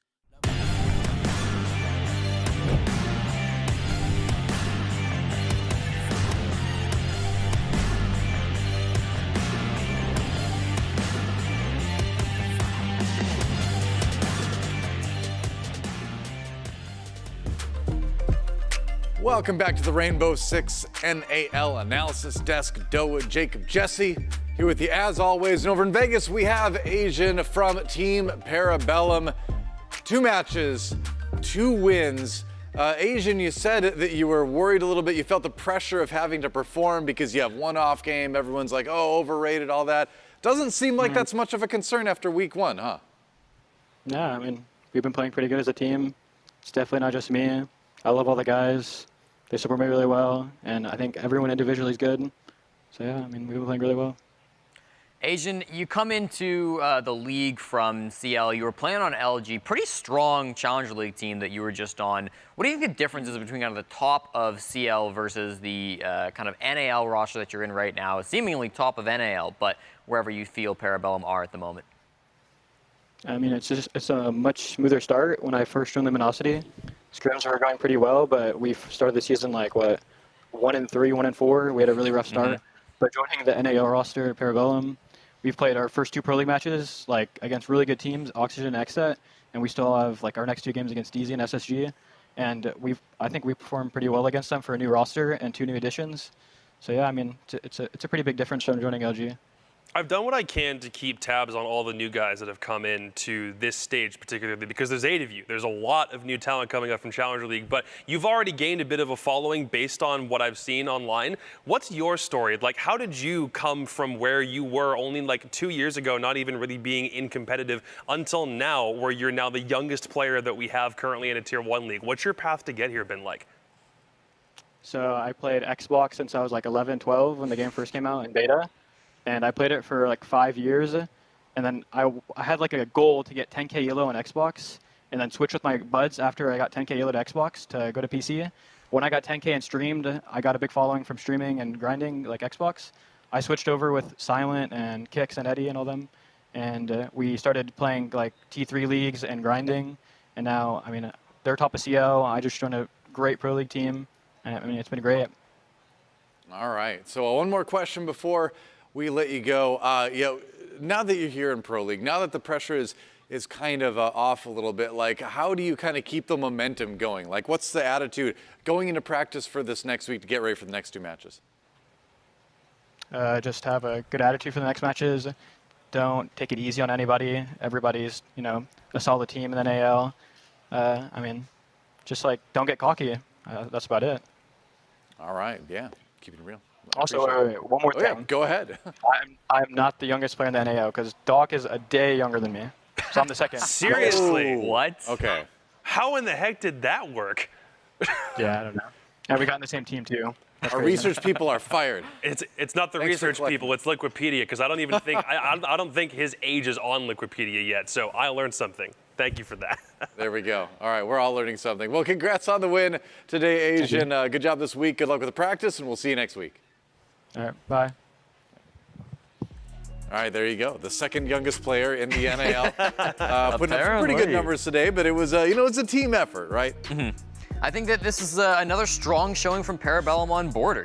Last time that we were here, it was really kind of, Blaz and Asian who were leading the way. This was a huge game from Kool-Aid today, 15-8, and I really do think that impact was felt quite strongly. Even Doc popping off there with 3 opening picks. That's something that the casters were talking about towards the end of that game. He's been so solid on that entry for Parabellum. So it's nice to see really everybody stepping in and having strong matches. I think Eska's the only one that hasn't had like a pop-off game, but even still, he's been consistent. He's been in more of that support role. We know that he's kind of changed positions recently for Parabellum, and I think he's playing great as well. So really, really promising start from the guys on Parabellum. Well, I think teams have learned their lesson. Don't let border get that far through the map ban phase. Probably Just don't, a good, because it's not a case of you going into a match with them, like you are stuck in there with them. And it's basically their own domain, especially for something that plays very similarly to border. It makes me wonder if this Parabellum team would be a good coastline team. It just makes me wonder if that kind of play style also transpires here, because it's obviously coastline had a lot more like long angles to watch, and this is a lot more constrictive. You have so many different corners that you have to look through,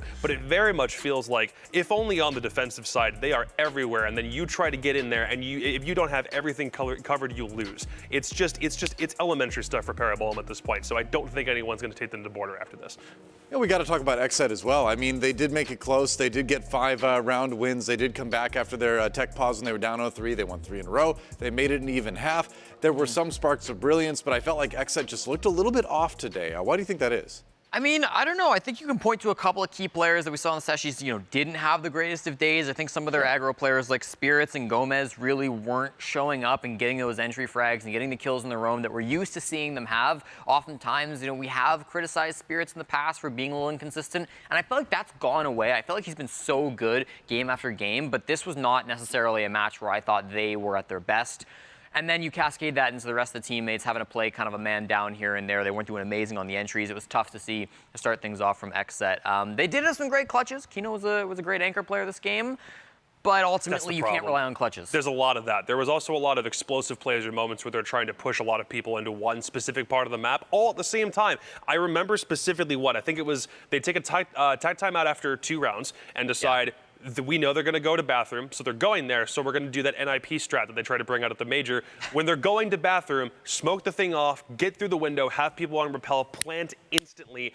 That kind of explosive play didn't work in the NIP game. It didn't work here, and there were several other moments where they just tried to get people into a part of the map as fast as humanly possible, and then they also had the clutch moments in the 1vx's that they kind of felt like they needed to rely on more often than not. They pulled a 3-3 half out of the bag to start, and then it didn't really feel like that same consistency was there when they swapped. Yeah, frankly, it was a lot of kind of gimmick plays, especially on attack. They had the Amaru coming up the hatch in security round 1. Then they had the Ying Glaz play. Then they started running the shields. The blitz worked finally. They finally got something that kind of worked. Spirits always makes shields work, so we're well, not always. The Monty just didn't seem to work this game.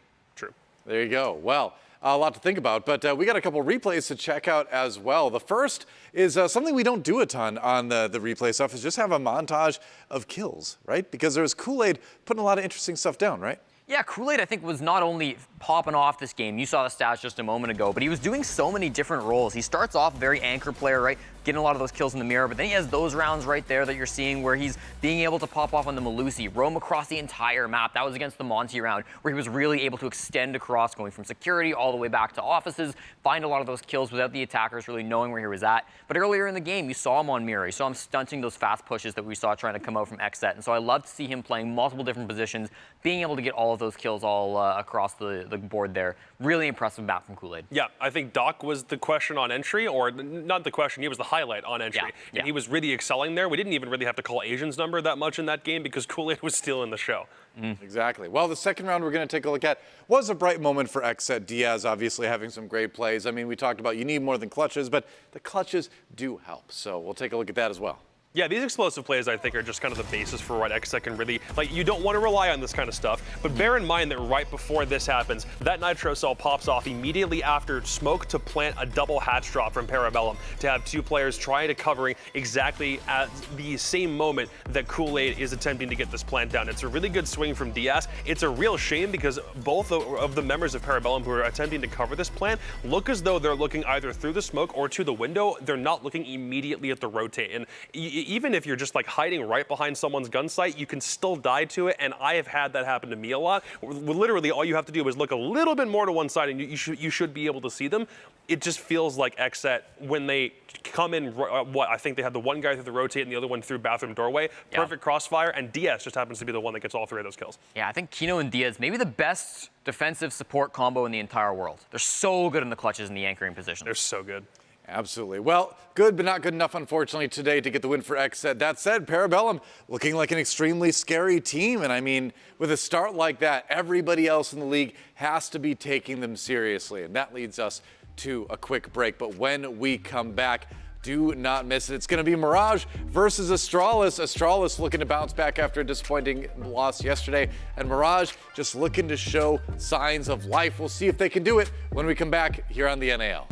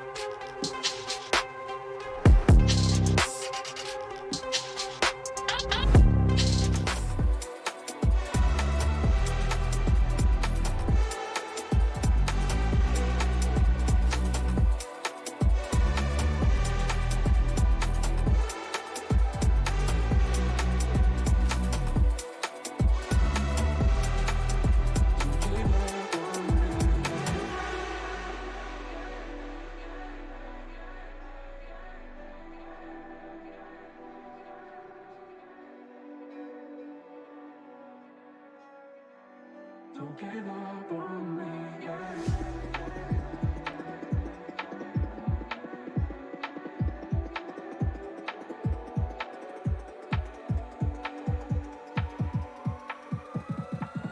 Don't give up on me, yeah.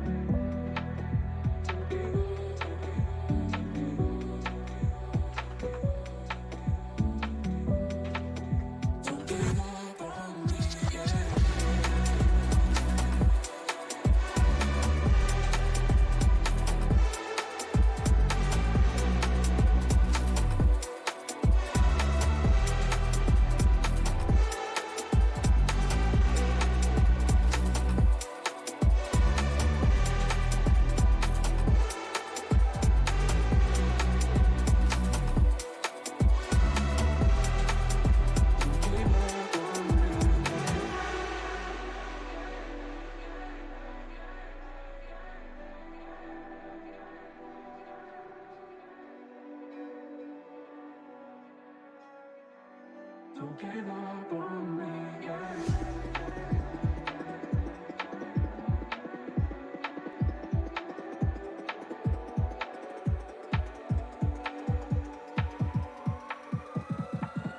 Don't give up on me, yeah.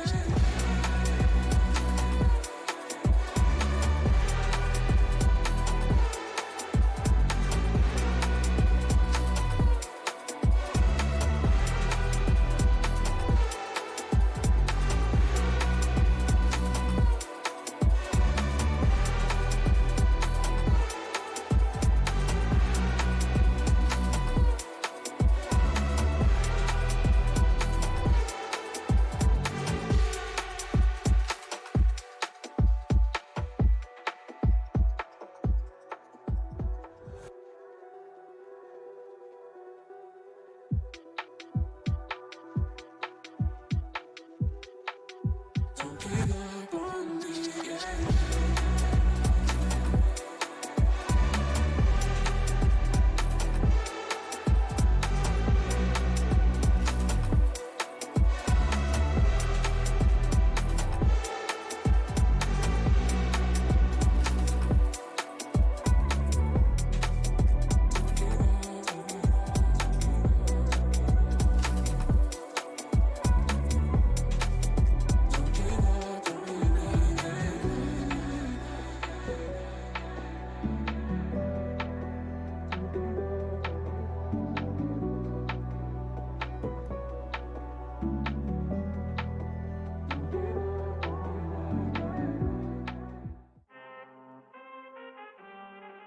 I'd say from my perspective, the roster moves and the changes, I don't have a clear view because honestly, I was at the start, I was benched and I was looking to sign with another team until they asked me to come back. And it was a complicated process and it's a situation, I'll say that.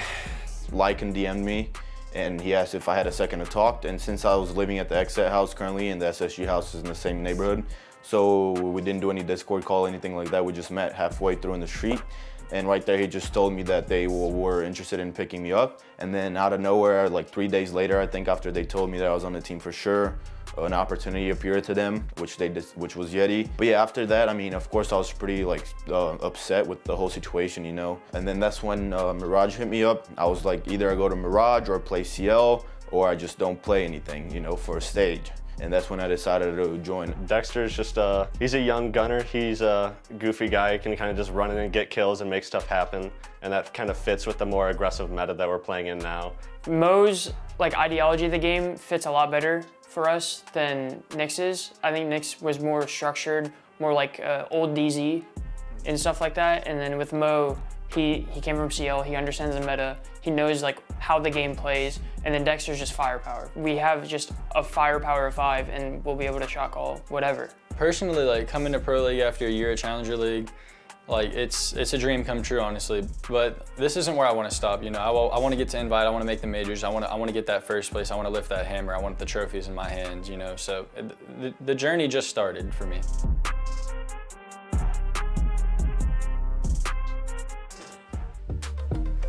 Well, what would hopefully be a long journey has had a bit of a rough first step for Mirage. We still got a lot of stage left, a lot of opportunities for these new players to prove themselves and for Mirage to get a chance to reset, to get back on track, not take 10th this stage. We'll see if they can do it. I think the additions are good, but yesterday it was still a rough game, obviously. Yeah, I mean, it was a tough opponent, right? They're going against I'm going to say it again, the world champs TSM, even though they've been a little rocky. Starting to look a little bit more like it, though, you know? Doesn't really feel like it these days, but TSM are on the upswing, right? They've been looking pretty decent. So excited to see what Mirage can do against an opponent like Astralis, who also are kind of down right now. They're on a 4-game losing streak if you include the major. Yeah, which I don't want for them. Oh. I want them to break it. Please break this. Well, let's look at the head-to-head between these two teams now. Obviously, Astralis lost yesterday to DarkZero. That was a 6-8 loss, though. It did go to overtime. They played well, they just didn't quite have enough to get over the finish line. So I feel like it's still easy to kind of call this one for Astralis, given the state of the teams. But, you know, you still don't want to come into this 0-1. You got to get the win if you're Astralis. Yeah, certainly. I think that Astralis are a squad that Sure, they did lose yesterday, but we still have a lot of faith in them. They've been to back-to-back majors, back-to-back stage champions, too. They've gotten first in both stages 1 and 2. They would like to be able to repeat that. Of course, it was an extremely close stage last stage, but coming in from their last game, I feel like they had a lot of positives, a lot of negatives in that matchup. Some of their pushes looked really focused. They were really directed towards the site. They had a good kind of game plan for a lot of those attacks. But then sometimes Force would die with the kit far off a site, and it would completely derail the attacking idea there. Sometimes on defense, they did a good job kind of recognizing when they had low info on the enemy team. They could swing stuff, and then sometimes they would overswing stuff, and they would really get punished for it. So I'm hoping we see some more of the positives from Astralis, a little bit less of the negatives, because this is a bounce-back game they really need. Primary difference being there were positives to talk about for Astralis. Yeah. For Mirage, the negatives were far more numerous to a point where you're kind of digging to find positive things to talk about. And as much as I call myself an optimistic person, there is sometimes a point where the realism needs to take over, and you need to look at Mirage for the long list of things they need to fix that they are, which isn't to say that they won't be able to get out of that point at some point. But right now, that's mostly what I see is just the laundry list of thing after thing after thing that presents questions. And there were a lot of them that I had at the very end of their previous game that I hope certainly can get remedied, if not today, because it's a quick turnaround, next week for when they have 2 more games to go. I think part of it too is experience, right? You just need more experience on that main stage. Even if you've played, I mean, in Dexter's case, even if you played on stage already in an international tournament, it's still different being in the NAL, kind of settling into that groove of competition in the venue day to day, right? So they got to do that. And somebody's also got to help Mohesi out with his putting, because if you watch that video, it's not supposed to bounce like that. That's not a skill everyone possesses. It takes time. It takes time. Another thing that takes practice and honing. That's right. Let's talk about Mirage a little bit more in depth, and not about their golf skills. Let's talk about their Rainbow Six skills. And we know there are skills on this team, obviously, but something needs to happen to bring them out. Like, it still seems like a group of individuals instead of a team at this point.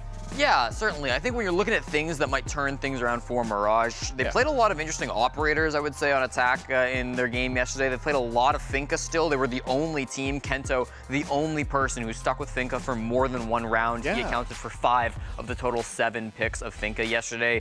Not really an op that most people have stuck with. They also ran a lot of Zofia, which meant that Dexter was kind of the only player on that team that was bringing nades. And I get it. It's hard to bring nades in the current meta, right? It's hard to fit in a Maverick. It's hard to fit in a Nook. She's usually banned. Maverick's got his nades taken away. It's hard to fit in a Yana, I suppose, to some of these setups.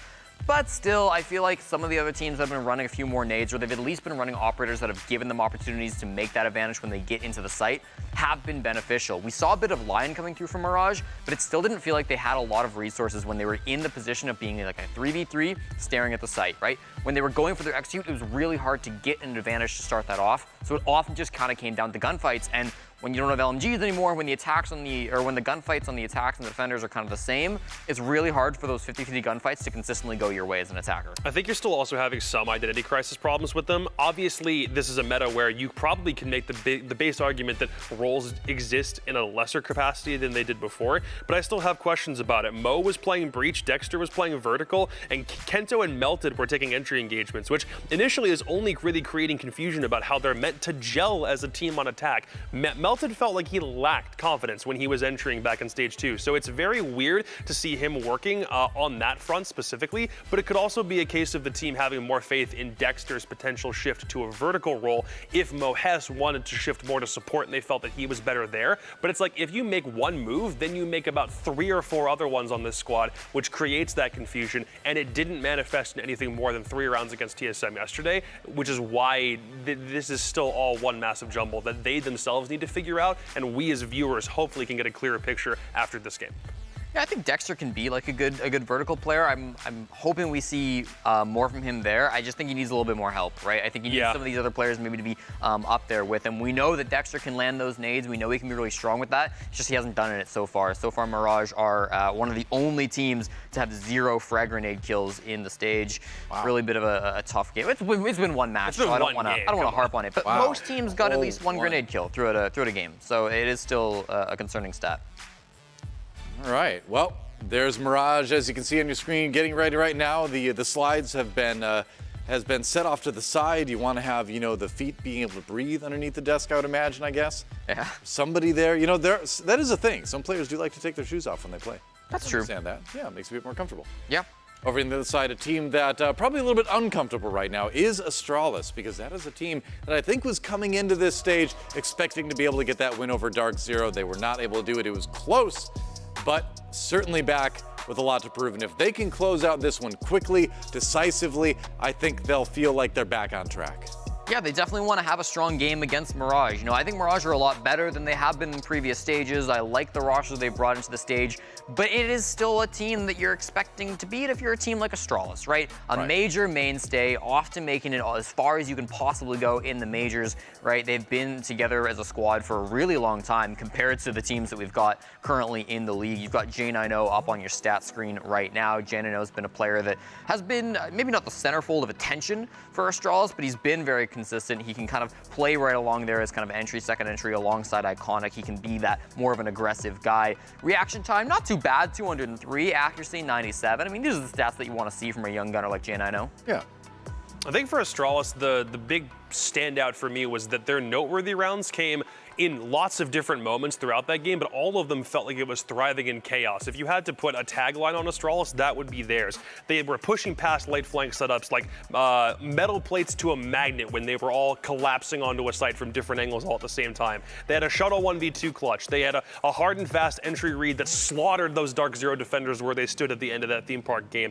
If there's a moment where it seems like things get crazy, Astralis usually have it covered or are thinking that additional step ahead to make the most of the confusion that lots of other players perceive. It's a great skill to have. It's what got them from that amateur or the underdog, status from back in stage 1 up to the point that they're at now.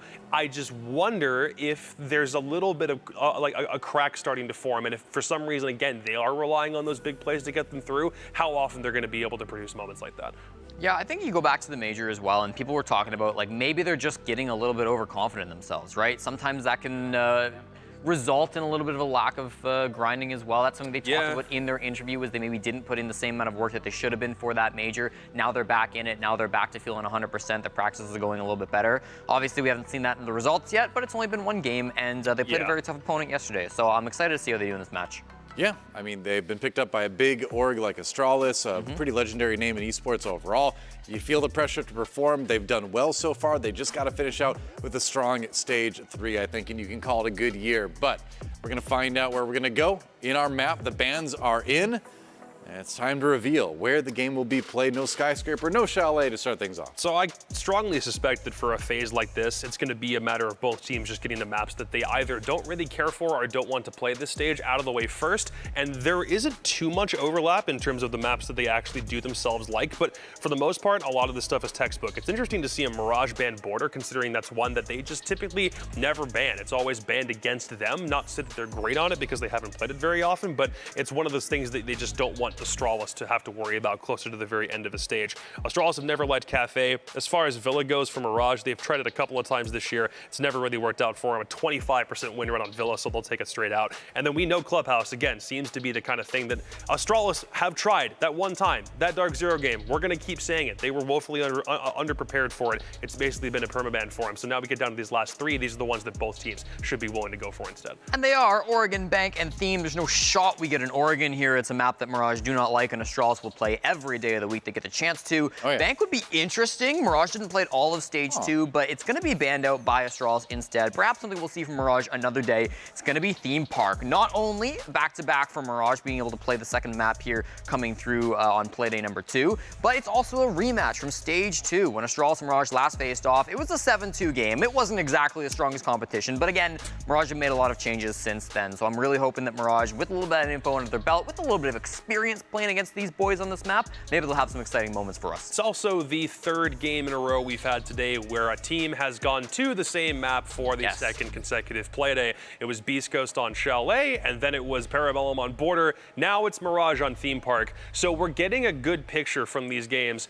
Take a team to this map, and you're either going to get stomped if it's against Parabellum, or it's a free win if it's against Beastcoast. And Mirage have something that they have to prove here. If they go 1-1 on this map over 2 days, then that breaks the trend we've seen today. It seems like we're kind of 1-1 in terms of teams going back to the previous map too, you know. So currently, yeah, we have 1 win, 1 loser as far as that that goes. So we'll see.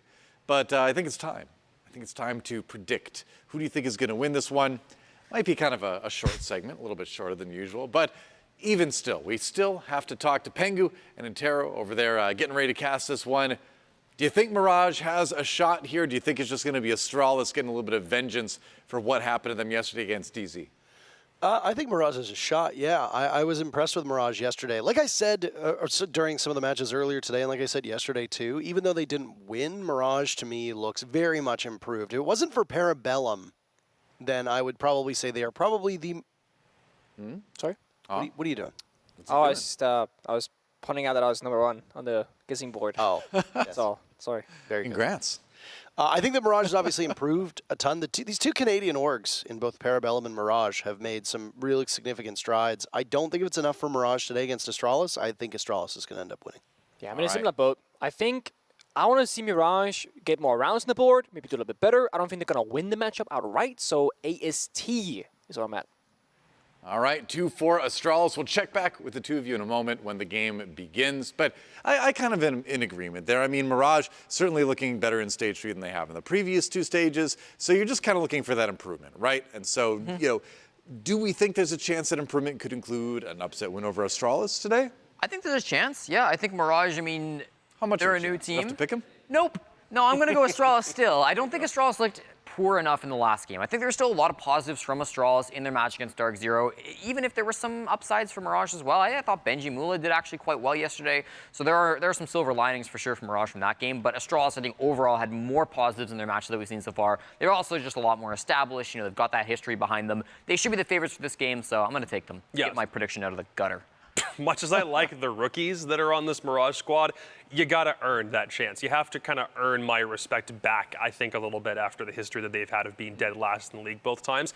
It's nothing really against either of the new guys that they have brought in, but I still have questions about their formula. I don't really know where they sit in the overall, like, overarching sphere of the NAL so far, except at the very bottom, until they do something to prove that entire idea wrong. So today's not that day. Even if Astralis looked a little bit weaker than I would have liked to see them yesterday, it's still going to be their win. More needs to be seen, and we also need to see what the coin is going to pick. Everyone's Astralis so far. Let's find out what the coin is. Heads, it's going to be Mirage. Tails, it's going to be Astralis. That one was smooth. That was nice. And it is Tails. The coin predicts Astralis as well. It predicted Mirage yesterday, got a little bit burned there, so I guess it decided to change things up for day 2. Who knows? Let's look at the fan vote. The fan vote says Astralis. There you go. Everything going to Astralis. It was an 87% win, it seems like. And, you know, it's not hard to expect. No shade towards Mirage, but results are results. They got to prove it before they're going to get, I think, more people predicting them. But we'll see. We'll see. Anything can happen. We've seen some pretty crazy upsets in NAL over the course of the year. And just ask Beastcoast. Sometimes Mirage can surprise you, right?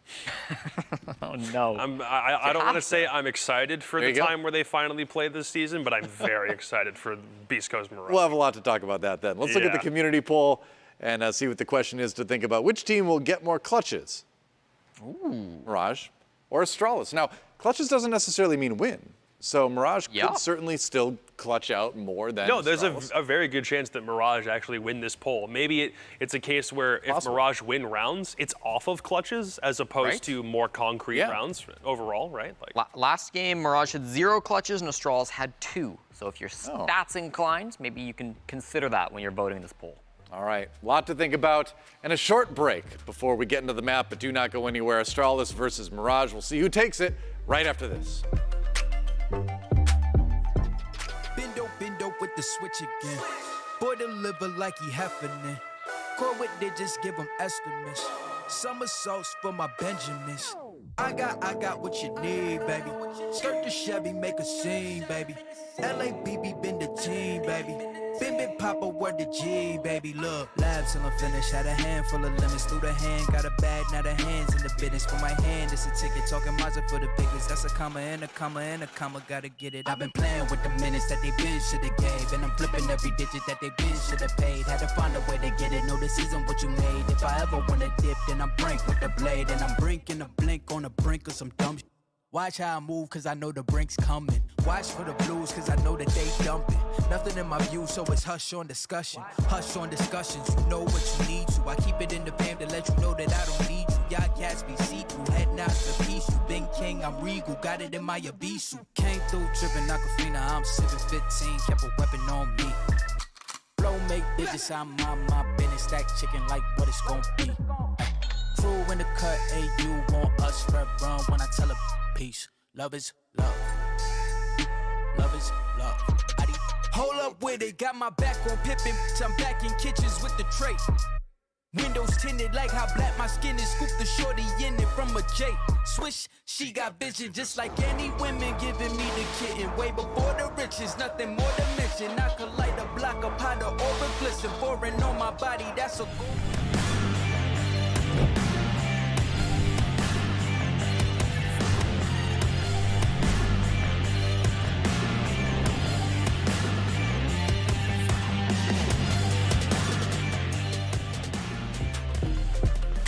It's the halfway point of our second day of the North American League in our final stage of the year. We're back. What's half of 5? Halfway point, it's the third game. We're past the halfway point, actually. Halfway through the second game with the halfway point. Well, we finished 2 games and we have 2 more games to go. This is the halfway point. We have 3 more games to go. Well, we have this match and then 2 after it. And 2 have been completed before it. Okay, I'll give it to you. I don't know how to tell you how math works. No, we're fine. We're good. Maths. It's a star. Woo! It's the star. Look at that camera work. Incredible stuff. Smooth hands. Astralis yesterday on the wrong side of an overtime matchup. They picked up a point, but that's it. Yeah. Lost to DarkZero 6-8 yesterday on this map, actually, of all maps. They're going to run it back against Mirage, who also lost yesterday, but true. I mean, also on this map. Also on this map. So that is correct. We've One seen- team will prevail on Theme Park. We've seen a couple of teams now go back to the same map. Beastcoast played Chile back-to-back. Mirage and Astralis both playing Theme Park back-to-back. Parabellum played Border back-to-back. Seems to be a trend. I mean, run it back. Run it back. Run it back and Go again. try again. Hold on a second. Listen to this music in the background. This sounds like the Pick a Skater selection music Oh from my Tony Hawk God. Pro Skater. It is so down that avenue, yeah. Now all we need is somebody to make like the pros standing there, and it's like, who are you picking? Are you gonna pick like Iconic? Are you gonna pick like Mohesi? Are you gonna pick like Canadian? And it's just like the same like Tony Hawk's Pro Skater where it's like cycling through. But anyway. $1 billion idea right there. I don't think it's worth $1 billion. I don't even think Tony Hawk's Pro Skater as an entire series is worth $1 billion, but Don't underestimate Tony Hawk, man. I don't know. Either way, Iconic better be a little bit more awake than that yawn would suggest. He's yawning because they are all embracing. Yesterday, the 2 new additions to Mirage in both Dexter and Mohesi, yes, it rhymes with Jesse, his name, made their debuts. Both did okay, I would say. Dexter did not perform up to Mohesi's performance, but that's all right. I was going to say Mo was the better player of the 2 at least yesterday. I think it was Drip actually who said yesterday on Twitter, I could be wrong, that Mohesi was like his #1 pickup. Oh really, #1? I think big so. praise. I saw somebody say that. I think it might have been Drip. Okay. But I just like Twitter's just like a fire hose of information. It is. And it's like I forget who says what, but I vaguely remember. Could have been Drip. Maybe Drip, take credit for it if it was you. I don't know. I will say I'm happy with the fact that there's like a ton of info about NAL that rather none, because we see more and more ex-pros tweet about the game, coach stream the game, etc. I'm all for it. I'd rather have a ton of information. I was gonna say, all right, enough huddling. Get in the game. That's a long huddle. Like the longest huddle ever. It's day 2, new day. Gotta get in the zone. Focus in, locked and loaded. It's very important, of course. Theme Park, typically defenders sided. It is gonna be, spoiler alert, Mirage on the defensive side first, so that huddle could have been a strat meeting as much as a actual team huddle, for all we know. We'll see how they come storming out the doors when the map starts. Right. Of course, upper band-wise, we gotta talk about the whole Nook, Osa, Lion situation, where they are very commonly picked and or banned. Twitch seems to have made it back into the metagame. Most teams bring her at least once or twice in a given game. And then The stables are still there. Phones being taken away, of course. Players cannot be on their phones during the game because they could be listening in to, I don't know, a podcast and music. That's illegal. Gotta focus on the game and the teams made sounds and team speak and nothing else. I'm not sure what you do with your phone mid-game, but there's a delay on stream, thankfully. But either way, no phones allowed. Nay. Not sure. Just a precaution, I suppose. Who was it? It was Benji was the only one that didn't have a red mouse pad yesterday, I believe. Yeah, I believe it was Benji. Oh God, look at they got the strats right in his hand. Iconic. Oh, yeah. Iconic's got the secret page right there. Not a strat book, but a strat page. I guess they feel very confident about their chances here. I was gonna say, yeah, the one-pager. Honestly, I mean, when I back in my day, Shaz would give us each like a whole book. Yep. With our name on it. I was like, Shaz, this is like too much. And it's like, no, this is just about enough. I'm like, okay. And it's like, okay, gotta go to board or brrr, okay, now we gotta go to the right bomb side. Brrr, and you gotta go through like 20 pages. You know, that sounds like TMI, but one man's too much information is another man's JEI. Just enough information. So we go to theme park. Let's get things underway. Our third match of the day. And why, yes, it is indeed a map that we saw yesterday. All of the maps that we've seen so far today were played at least once yesterday. There's at least good diversity because we have not had a repeat map so far today. After seeing Nook get banned in match number 1, not get banned in that border palooza that we just had. Now, she's right back to the ban pile, and Lion will join as well. The same two operators banned out on the Beastcoast TSM match to start off today. Will Azami and Mira follow? No, Valkyrie will break that. So the same operators from our very first matchup today banned out. I would not be surprised to see Lion bans become more common. You and I discussed this earlier on. And Azami bans are also pretty common. So 3 very strong operators. Lion, I guess you could say, is also a strong operator, but he doesn't seem to be as influential a lot of rounds as, say, Valkyrie, Azami, and Nook. Yeah. Maybe that'll change now that we don't see LMGs anymore, we don't really see Finka anymore. There's been more variance in the attacking meta. That there has. You just have more freedom. You spoke about what, like, you can bring IQ God, now. you said that word. Americans love that. So what? Freedom. God. I do love that word. Freedom, though, is in the menu for sure because flexibility is now more available. I mean, we see Moan on the Bandit. Even that isn't super common. Most teams that go for more roaming style operators. Of course, we got Kento on the Alibi. We got Benji on the Capcan. They could be flying across the board here. It's a little bit melted on the Oryx. On the attacking side, pretty standard stuff. We said Twitch is back on the menu. She's indeed being played right now by Iconic. You gotta bring the sledge, gotta get the nades, the soft destruct, etc. And you gotta bring at least one piece of Harper's utility. That's gonna be Forest on the ace right now. Then the freedom comes around because J9O has the freedom to choose Sophia plus anything else if you would like to change it up. And DP Fire, same story, opposite the Dokebi. Normally, like the Dokebi, the Lion, or the Nurk would be like in that slot where DP Fire is playing. Because 2 of those 3 are banned out, Dokebi is next. Then you get the secondary EMPs, you get a good roam clearing gadget, and you still have a decent gun with the DMR, assume that you like the DMR at least, and you bring in a lot of different pieces of utility, which we love to see. It's going to be a east-oriented roam clear, and 1 member of Astralis is going to be clearing from the west to kind of cut the pieces together. Fast injury inside Cafe, but no real roamers from Mirage are nearby to stop him. Oh, first pick goes to Dexter. J9O's entry not proving to be quite so successful. Dexter trades out a lot of HP for it, but very much worthwhile. This roam for Mirage paying off already. Only 45 seconds in, and all 3 entry players from Astralis have perished, losing engagement after engagement after engagement. And yeah, the similar story to Dexter. Both Melted and Kento exchanged a portion of their HP for a kill, but very much worth it.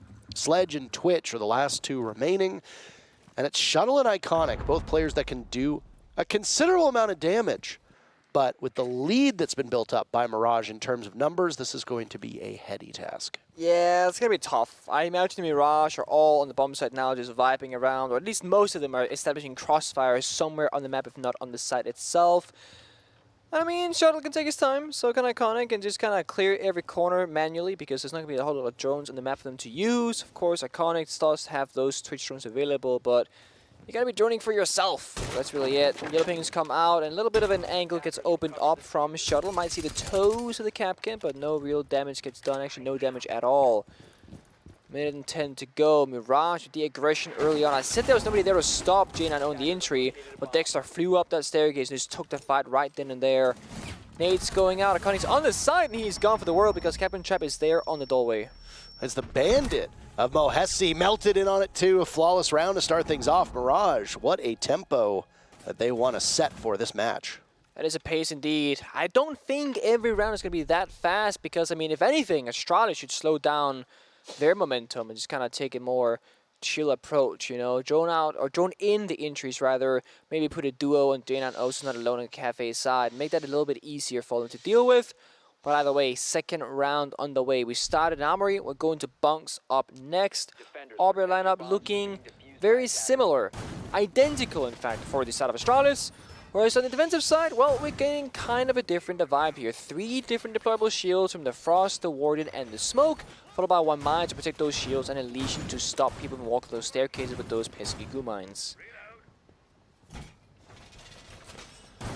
Well, operator repick very much available, but not being used by Astralis.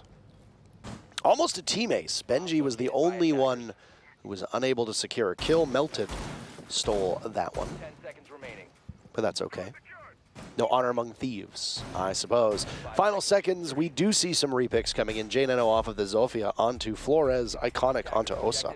Osa getting brought out here again. More EMPs, and you see DP Fire going onto smoke grenades instead because we don't really need 4 EMPs necessarily on this side.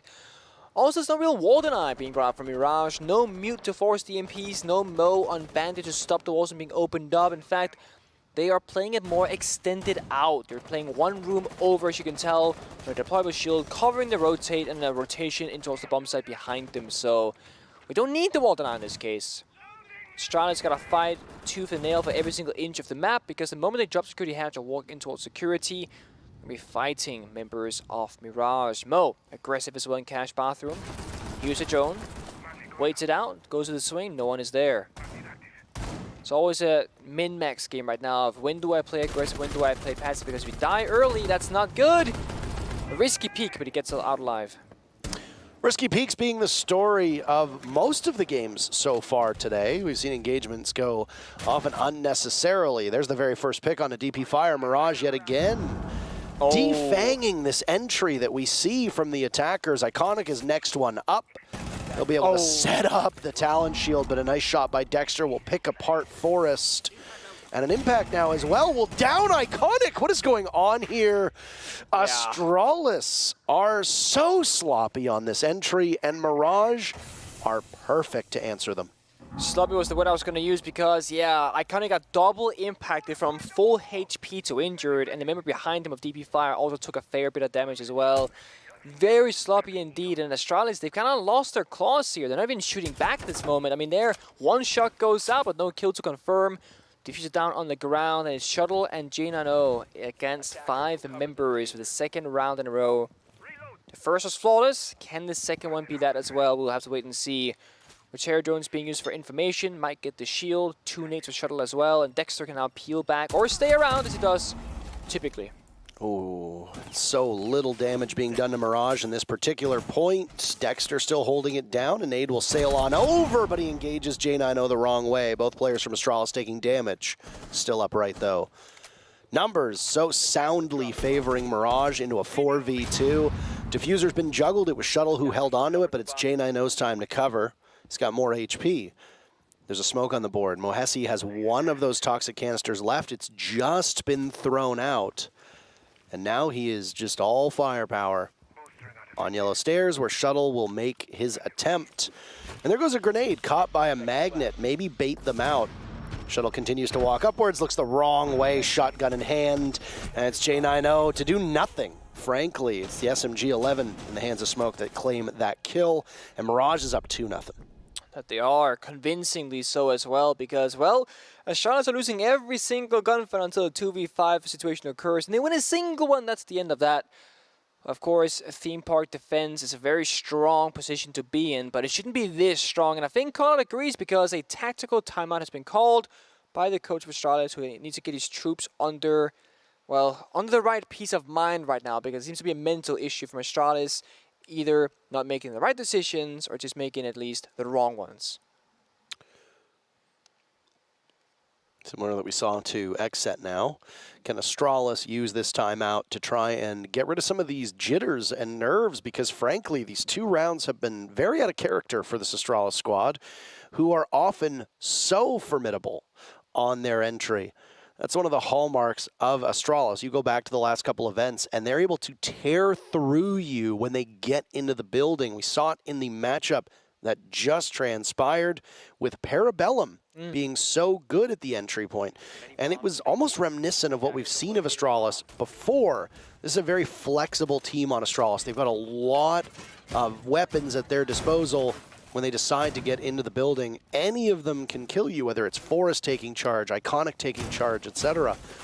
But they've looked feckless. They've looked so weak. And yeah, sloppy was the word that I used, and I think we can come back to it as well.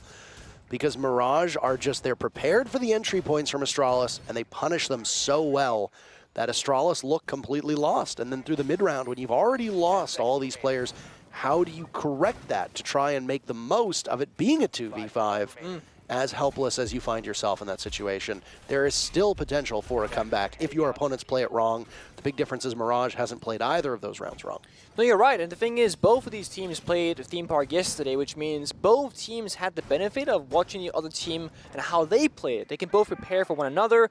Right now, it's very one-sided into who seems to be more prepared for it, because Astralis, again, not playing the cards the way we expect them to so far. Round 3 is underway, and of course that tactical timeout does favor them. Okay. So does the first opening kill from Forest. Mo getting way too aggressive once again. This time does not get out with his life. He will lose it. That's the site, J9O. Yeah, now look at that. J9O's in the midst of the site, but Mirage is cleaning out those intruders, those pesky intruders from Astralis. 45 seconds left, and Candela primed and ready. J9O will follow it up, but they've scattered. Mirage cannot be found, and J9O is fighting shadows in the midst of the bomb site. So we'll give time for the Mirage players to get back in to try and help. But you need some supporting cast. J9O cannot do this all by himself. Iconic takes down Dexter. Numbers are now even again. Iconic also holds onto the diffuser and will start to get it planted while they watch. J9O sees the Jaeger for a second. Iconic successful in getting it down as a logic bomb goes off, but he's going to be collapsed upon and downed. He's totally blind, but the site control seems to be theirs for now. It's upstairs where they need to look. Let's shuttle in the position above. Can it be found? The Jaeger tries to come back. Iconic easily handles that one. The 2 remaining players from Mirage, all on top of the case, but Iconic is the king for a reason, and he's proving to everybody why he's the one that has the crown. Melted in a 1v2, still winnable, very low HP. He'll attempt to bait them out. Iconic creeping up, but he doesn't hear it at all. Astralis take their time out and bounce back. They get the first pick, they get the diffuser down, they clean through the site, and they also get their first round. That was one of the most awkward rounds of Rainbow Six Siege I've seen in a long time, because J9O was on the bomb side for a literal minute where nothing really happened. He throws on Cadilla, Dexter runs away. He throws another one, Dexter runs to the other corner. It was Iconic when he arrived at the bomb side, got the wallbang initial opening onto Dexter, then got 3 kills after that snap right there. Beautiful. Into the pistol kill in the 1v2 with his other member ready for the trade if anything needed to be done there for the post-plant situation. Job well done for Astralis, but it's again Mo kind of giving them that opening by swinging unnecessarily on what, sure, not the strongest bomb set itself off lab, but you're just taking this massive gamble against an Astralis who just called the tactical timer, who might be prepared for these kind of shenanigans to happen, and that they were. Attacker repicks happening right now from the side of Astralis as they have found the bomb set of Armory. They're gonna go through the motions here. What do they think they need? Well, they need better guns, more destruction, and more roam clear right now, so that appears to be. As the Ying is gone, and so is the Zero. These are more passive or execution-based or information-based operators. They need something else. Dugabi, Sophia, and Ace will be instead. And Mirage, exact same setup as the first round where we saw this bomb site. Well, that was more of the formidable entry that we talked about from Astralis that we've seen before that has been absent from those first 2 rounds. And yeah, I think confusing is correct. The Ying was unpunished for so long that they seemed to know that the Ying was in there, and J9O was just allowed to exist. It was... I don't know, like, kudos, played it very patiently, understood that he wasn't really under fire, wasn't under pressure, but he was still applying so much by being on the bomb side, just waited for his teammates to arrive, and they worked it out together. And that's the Astralis that we know and love, the team that plays so coordinately together, time and time again. DB has the right idea, but no drop happens in the hatch. I don't know if that initial drone actually missed the timing? Oh no, the alibi. You got to capitalize off of this. Mohesi wins it. DP fires a little bit too slow. They're around Dragon. This is what I was talking about, the alibi of Kento. He had a good idea that somebody's up there. The hatch is open. It's a safe bet that there's someone playing inside a cache. But I think the drone might have actually missed. There's stuns going in. Kento here is primed and ready, but he's going to get swung from the window. Yep, it does indeed look like missed drone work. Kento's pushed from 2 separate angles. There's another there. He doesn't expect that half of Astralis are still sitting out on that cache balk. That J90 gets the final kill that is needed to secure that part of the map. Astralis still trail in numbers. Half of the round has been gone, and they're still doing some discovery work right now. Yeah, I mean, he got the kill he wanted for Kento, that is. He got the 1-for-1 trade, but now because he's dead, his phone has dropped on the ground. That can then be picked up and hacked by DarkZero, which has now been done. The thing is, there's no real information on the board. No cameras on the side of the defenders, no Echo, no Valkyrie, no Maestro, no the bulletproof cameras either, so just defaults will be hacked here. Melted still roaming around the top floor, looking for more. Dexter instead of finds the side of Shuttle, but Forrest shoots it right back. Astralis again, good team playing coordination. Oh, and it goes from bad to worse for Mirages now. They've evened things out on Astralis' side. Forrest and J90 have time to go onto that discovery. Forrest will relocate as J90 goes onto drone to try and help the planter get the diffuser into the bomb site. These pesky corners down below on this thrown bomb site do require a good amount of guesswork if you don't have a drone, because there's so many angles where you look left and they're right, or the other way around. So pick your poison. There is still time to drone it out. There was that drone on the field. J90 still has both of his available, but they don't have a whole host of time. Only 10 seconds left. Soft destruction, hard destruction in spades. Mohesi watching. There's the drop, but Benji gets out-dueled by J90. Mohesi will need to clutch, but Forrest is the savior. And Astralis take 2 rounds of their own to tie the game. Captain Trap almost did what it had to do there with the injury, but it wasn't enough. Mo was sprinting, could not shoot back, and it's Astralis who finds the second round, tying things up, as you said. And it's almost looking a bit shaky now for Mirage because they're getting the advantages and throwing them away, not really consolidating towards the bomb side, sticking around and taking fights constantly. And would you believe it? After Astralis took their timeout after forfeiting 2 rounds, it's now Mirage's time to call a timeout too. So both of these timeouts burned in the first 4 rounds of the match. That is astonishing in its speed. We don't usually see it happen quite that fast. No, we don't. Mirage will have 2 more rounds on defense before swapping sides. And will the timeout be focused on defense? Will it be focused on moving forward? Do they see something? Maybe the confidence from Mirage is slowly peeling away. Do keep in mind that their coach, Christian, standing behind them, he can hear their comms. Yeah. If there's frustration setting in, we are not privy to that. If he feels like the team is getting snippy with each other or a bit too aggressive with each other, he can call that timeout just to cool them down and give his perspective and maybe talk them back into the game. There are lots of times where it seems like teams will take a timeout to simply settle down their mental. Not always necessarily from a strategic standpoint. Yeah, you'll see the odd timeout where immediately the next lineup is just absolute chaos. That's exactly what happened in the Xset matchup against Parabellum, where Xset called their timeout and then brought, what was it? It was like Monty, Lion, Capitao, Ying, and Glaz, I believe, were the 5 ops that they rolled out last match. This time, nothing looks that weird from either of these lineups. These are pretty standard operators that we would see on Theme Park. Could just be simply settling down nerves. I certainly think if I'm the coach of Mirage right now watching this, I would say, guys, we're getting the advantage, we're getting the lead, and we're throwing it away, right? We can lash out in the beginning, sure, but once we get to a stable position, let's fall back, play the trade game, play the bomb side, because when you're playing Armory Throne, as they just were, you can sit 4 guys in a corner each, you're vibing, but instead they were 3-man roaming with only 2 guys on the bomb side itself. Either way, both tech timeouts are done and dusted. DP5 with his nice drone there to gain information that Dexter was indeed spawn peeking. It's a good trade. 1 drone for 1 life is something that you definitely want to do. You can swing it all the way with your life or your head. You swing with a drone instead. That way you can keep yourself up on the ground. Shuttle missing the hatch. We've seen a couple of sledges today missing doors and hatches and whatnot. And sometimes with the hatch it can be intentional to bait out a C4 in case they were to try and do it. But either way, hatch got opened up with the second swing this time around. Well, getting good information from it at least. This is a similar spot that we saw Mohesi playing off of at the top of those yellow stairs with smoke.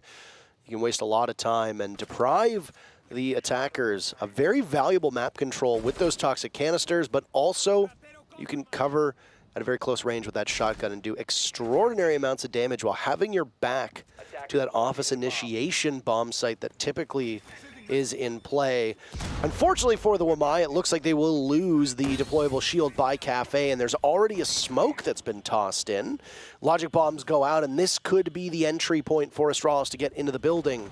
It certainly doesn't seem like it. Mohesi's been picked off, though, so the action might not be happening in front of our very eyes, but there's still some gunfire being exchanged, and Shuttle's taking control of Arcade Stairs. The kills are coming in fast and furious. I was a little bit behind the ball. Astralis trails in the fight.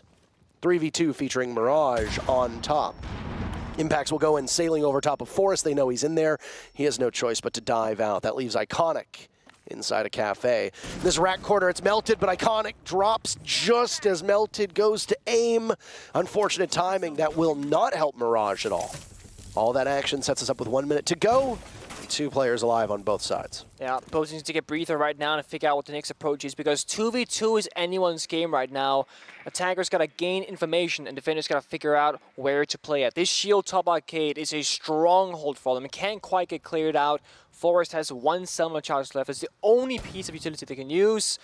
Dexter and Benji are playing across the bomb site from each other, whereas Iconic and Forest, they gotta try and play together, try and find that 2v1 if possible. We're into the site. We can plan if we want to, but the cover, it's hard. Well, there's the Selma to go off. Iconic takes a bit of damage from it before he repositions. Forest almost has that diffuser down, but a nice shot on Dexter. Through the wall, down goes Forest. Diffuser surrendered. Iconic has to go, but he can't do it. Benji, for his trouble, takes out Iconic. No opportunity to pick up the diffuser, no opportunity for kills, and it's Mirage back on top. Mirage playing that very much well together, right? The trades were there on point. They were moving out the map nicely. They weren't over-aggressively swinging, with the exception of Mo, who has just been playing like that throughout the entire game today so far. And it looks like the technical timeout might have been around playing more consolidated and playing more together, because that's what we saw just then and there. And good news, Mirage. Your final defending round is going to be on what a lot of people would argue is the strongest bombs on this map of Armory and Throne. And I would argue that, well, the first round was a flawless, so that was successful.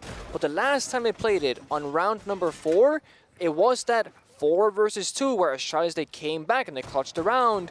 Where for Mirage, if they had played it a little bit differently, they likely would have found success. A 4-2 side is the ideal scenario for the defending team on Theme Park. That's Mirage right now. A 3-3 would not be the end of the world, but Astralis, given how slow of a start they had, they definitely will take that and be very happy with that, seeing as they're on the attack. Final defensive round right now, and this is the 3rd time that we've seen Theme Park get played here in the North American League, so it's far too early for us to begin to say, oh, it's a very defender-sided map at this current point in the meta. I think with the shakeup that we've seen to the meta in particular, with Finka no longer being brought, LMGs being way out of the meta, and Twitch being brought right back in, that there has been quite a considerable shakeup. Attacker repick obviously still does tilt some of these bomb sites very heavily in favor of the attackers, as they can almost perfectly counter what we see from the defenders. That opportunity is not there for the defense. Once they pick their operators, they're locked in. Attacker's not the same case. That's so unfair. Oh my goodness. Whine about fairness. Yeah. Life isn't fair, I suppose. Try to make it as fair as possible. Yep. But again, a conversation for another day. Mirage had a great deal of success with Kento in this position over by Cash. Large part because Astralis did not check their corners. And again, my suspicion during that last time that we saw this was that Astralis actually did not drone out Mirage in that spot. And it certainly seemed like that was the case, given the fact that Kento got what was essentially a very free pick on a vault in from Astralis. Either way, this round has flown by. We are at the halfway point of the round. Everybody's still alive. No damage has been done. The only player who's taken even the slightest bit of damage was Melted. Dexter on the top of Arcade Stairs, really putting in work. Suddenly, Mirage have 3 kills to their name. Everybody falling for Astralis. J90 and Forrest, the last 2 alive. J90 zooms out at the wrong time. It was a flawless round to start this half. It's a flawless round to end this half. Mirage up 4-2. Okay, Astralis, 2 things here. Mirage have to do a better job than Astralis on the attacking side for starters, but also Astralis on the defense, that's where the things can get lethal. If they manage to play like we know they usually do, where they play together and Iconic gets activated and they can play off one another, Mirage gotta show us some really precise attacking rounds. Now, Mo is the ideal of Mirage on the current roster. And when we saw Mirage attack yesterday, they were going for these very simple, very direct attacks with 5 members from one singular angle. I don't think that's going to work against Astralis because they're so good at shutting that down. I think you gotta spread out, do like a 3-2 split, or at the very least, have a lurker somewhere on the map with a 4-1 split. That means 4 members on one side of the map, let's say east side, and 1 member on the west or north side to kind of capitalize hammer anvil style. Because as you see right now, Astralis, they are spreading across the top floor, and they got mirror windows on the side down below as well. They got a setup that requires a delicate hand right now from Mo and Mirage to deal with. Mira comes out. She was not banned. Nothing really all that strange. Mirage bringing the Buck and the Nomad, and a Thermite appears, so they very much like this lineup. I believe yesterday, Mohesi was rocking that same Thermite on their matchup, if memory serves me correctly. I believe so. First half, by the way, Astralis, not the greatest on the opening picks. Mirage led the way absolutely with 2 flawless rounds to boot. Astralis got the diffuser down on that lab bomb site back in round number 3, and both teams burned their timeouts. So there is no safety net for either of them. If things start to go from bad to worse, you have to hope for a tech pause. That's about it. That's really all you've got in your back pocket. Either way, very similar to what we saw out of the Alibi in the position next to Cash, is none other than DP Fire playing in that spot. Yet to find a kill. Shuttle and DP Fire have not been able to get onto the scoreboard, but DP Fire does just that. He's got those fancy glasses on. J90 dies for Astralis, so both teams will trade out 1. Now it's Dexter to follow up. The Forest is there. Astralis seemingly baiting Mirage into taking control of the top of Dragon. Mirage thinks it's free. It certainly is not. And Astralis comes out ahead in that first fight. Yeah, that's what I mean when I say Astralis play so well together. They had a triple man setup of coordinated play where they get a 2-for-1 trade. Everyone, well, very healthy. Forrest took like 1 bullet to his chest. That's about it. And what do you know? Astralis are now falling back and consolidating, doing what Mirage were not, and playing it safe and passive, playing in either pairs of 2 or having big pieces of utility like a mirror window to keep yourself safe. That's going to make sure that the numbers stay up, and Forrest finds another. Well, you know the damage that thing can do. Forrest is playing for keeps at this exact moment. Kento to clutch out against 4 players from Astralis. A big task ahead of him. And potentially one of the worst spots to try to walk in from. A single doorway with lots of eyes on you. Doesn't even come to that. Top of Dragon is still in the control of Astralis, and that's where they net the final kill from. Astralis' very first defense proves to be successful. They close the gap, but Astralis have yet to lead in this matchup. They have only trailed or tied. They're going to need a couple more dominant rounds in order to turn the tides here against Mirage. Absolutely.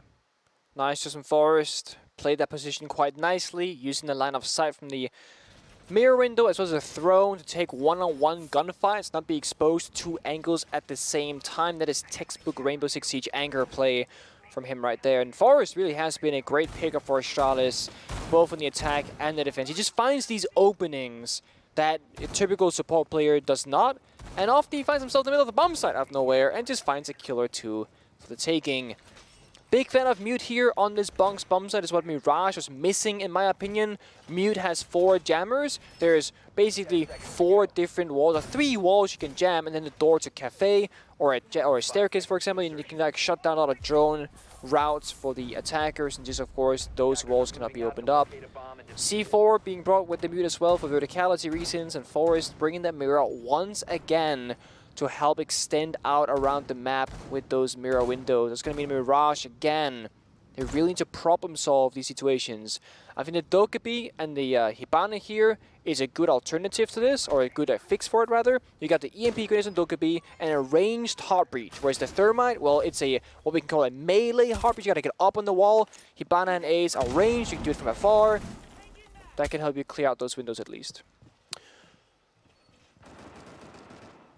Shuttle, the only player right now yet to find the scoreboard, and the fact that Astralis is keeping it as close as it is when DP Fire only has 1 kill and Shuttle has 0 is actually quite an impressive feat.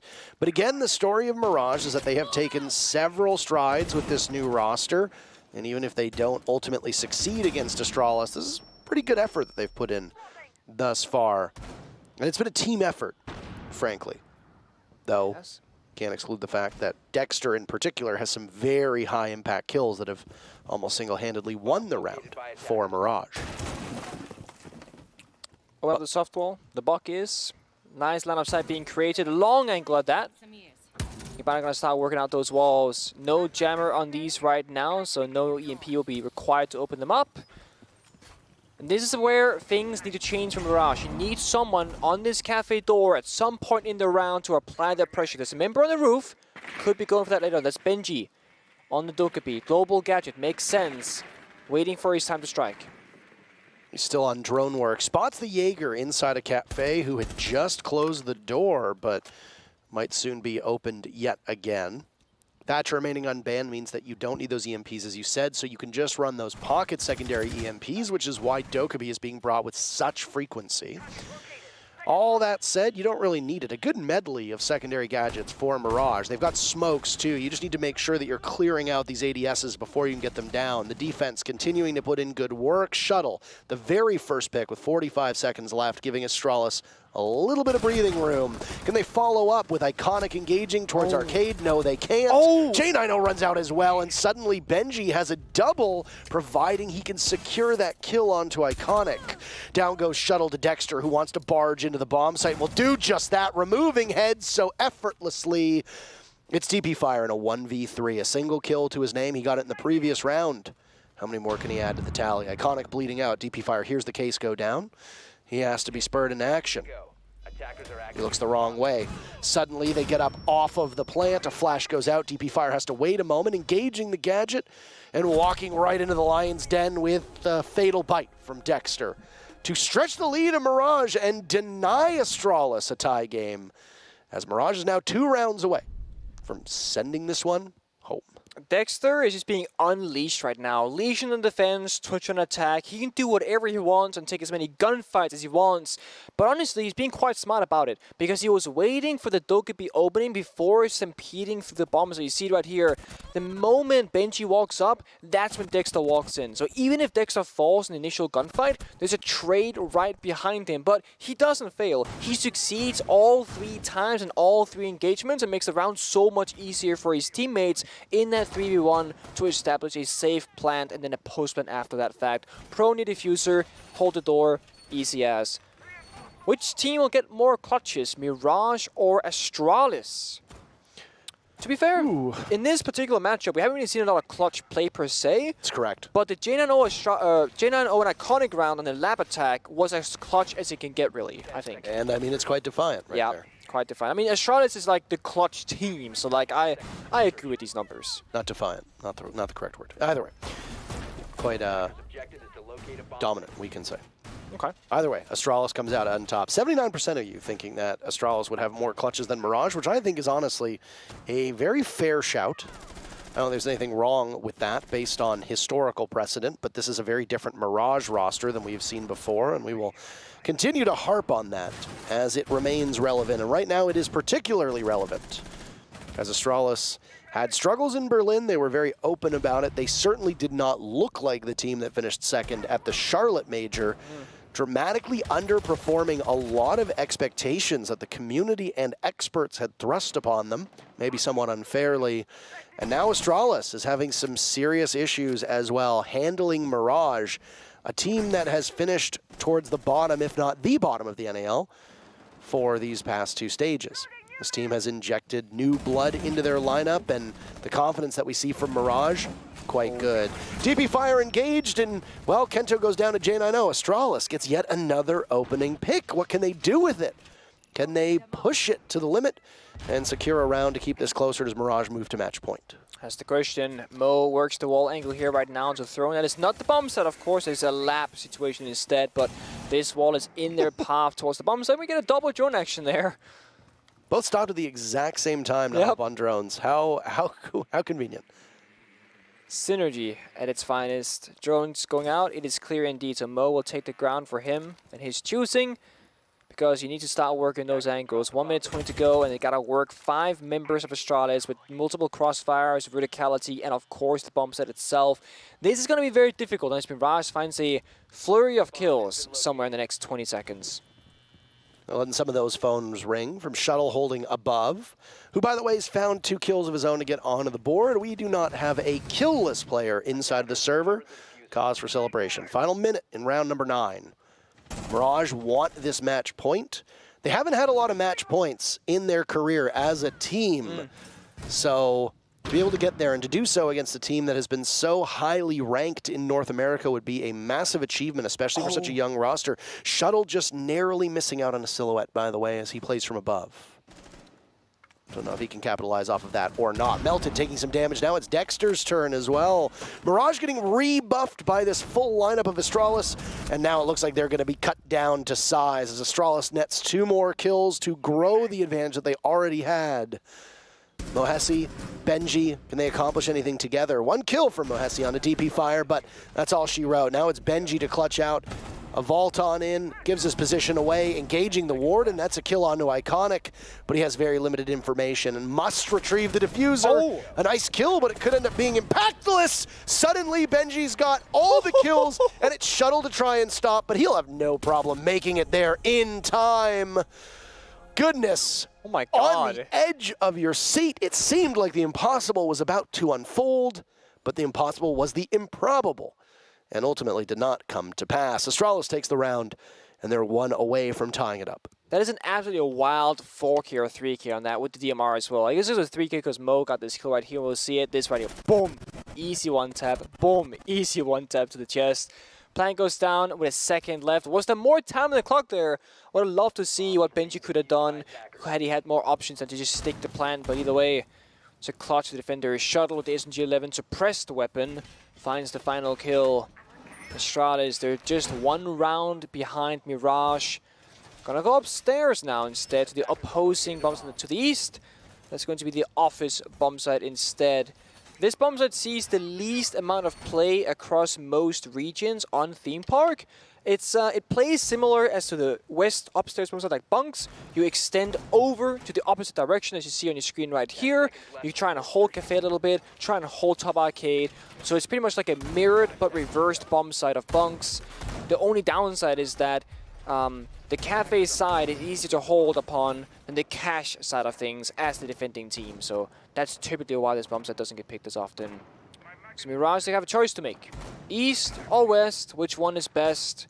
Seems to be a split take right now with 3 members on one and 2 on the other. Security and cash will be a focus for at least 2 players from this Mirage squad if we are seeing the meta way of attacking this bomb site. Then you usually want to put one over towards arcade. The other 2 can just basically fluctuate depending on what they see out of this defense. And that's the discovery phase and what they can gain from the drones that will come on in. There's no mute on the board, so they don't have to worry too much about their drones being jammed, and no Mozzie as well. So outside of just simply shooting it, Mirage shouldn't have too much of a problem. They've got 8 of their 10 drones still available, and actually have a very good read on the Warden of DP Fire, but they don't count on the extra player over towards security. Selmas gets snagged by the magnet, but another should go onto the wall, opening up some of initiation. DP Fire still holding this position, but he has to watch for the drop inside of security while also watching the window for a vault in. So bad for him. He is under a lot of pressure right now. Staircase, 3 angles to worry about. Stun comes out. Good luck, DP Fire. You need it. But Shuttle still gets the first kill. Astralis have every single opening duel in their favor since moving to defense. Mirage storms the gate. They get rid of DP Fire, remove him from the position that he was in, and we're back to a 4v4. Diffuser will need to be picked back up.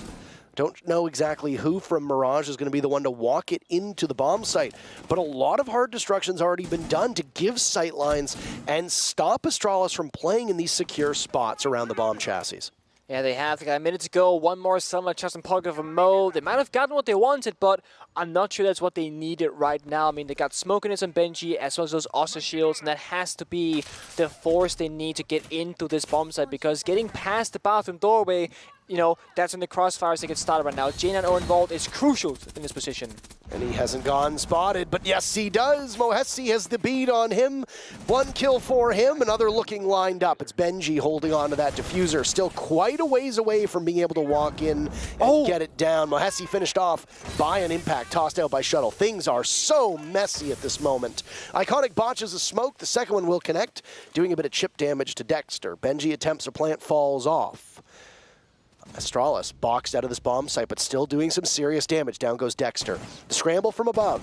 Benji doesn't have good information as to where they are. Finds one. A second for Benji. He's had some moments of brilliance. Both he and Melton now to try and find Iconic. Waste time. That's all you got to do, but Iconic is there. Ice in his veins. But again, the clutch just falls short. Benji gets it at the last moment, and Mirage moved to match point. That's going to feel bad for Iconic. He had the perfect read on the position of both members of Mirage, but could not land that final shot he needed. And I'm sure someone in chat's going to say, oh, he was 1 HP. Without the suppressor, he gets that kill. And I'm sorry to break it to you. Suppressors have been buffed. They no longer reduce the damage that you output with your weapon. That right there was just a very close 1 versus 1, where Benji got away with a single HP, basically. One more bullet should have finished the deal. But one more, well, it's close, but it's not close enough. Benji wins the round for his team. You see right here, 0.5 seconds left when the planet went down. And Benji actually had a fair bit of health left. It seems like Iconic might have missed more shots than I thought. But either way, match point for Mirage, 6-4. And Astralis, they go downstairs to Armory, where they were victorious the last time they defended this bomb site. My.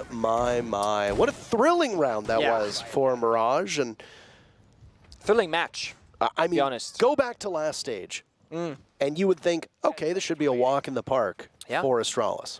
Absolutely. Pretty easy. With the way that they played, with the way that Mirage played, go back to stage 1, same thinking applies here, but variances in the way teams play maps, variances in the operators that come in, changes to certain operators, and most importantly, roster swaps can make a whole host of difference. A team can just pick up one player and it can elevate them from towards the bottom of the standings all the way up to the top.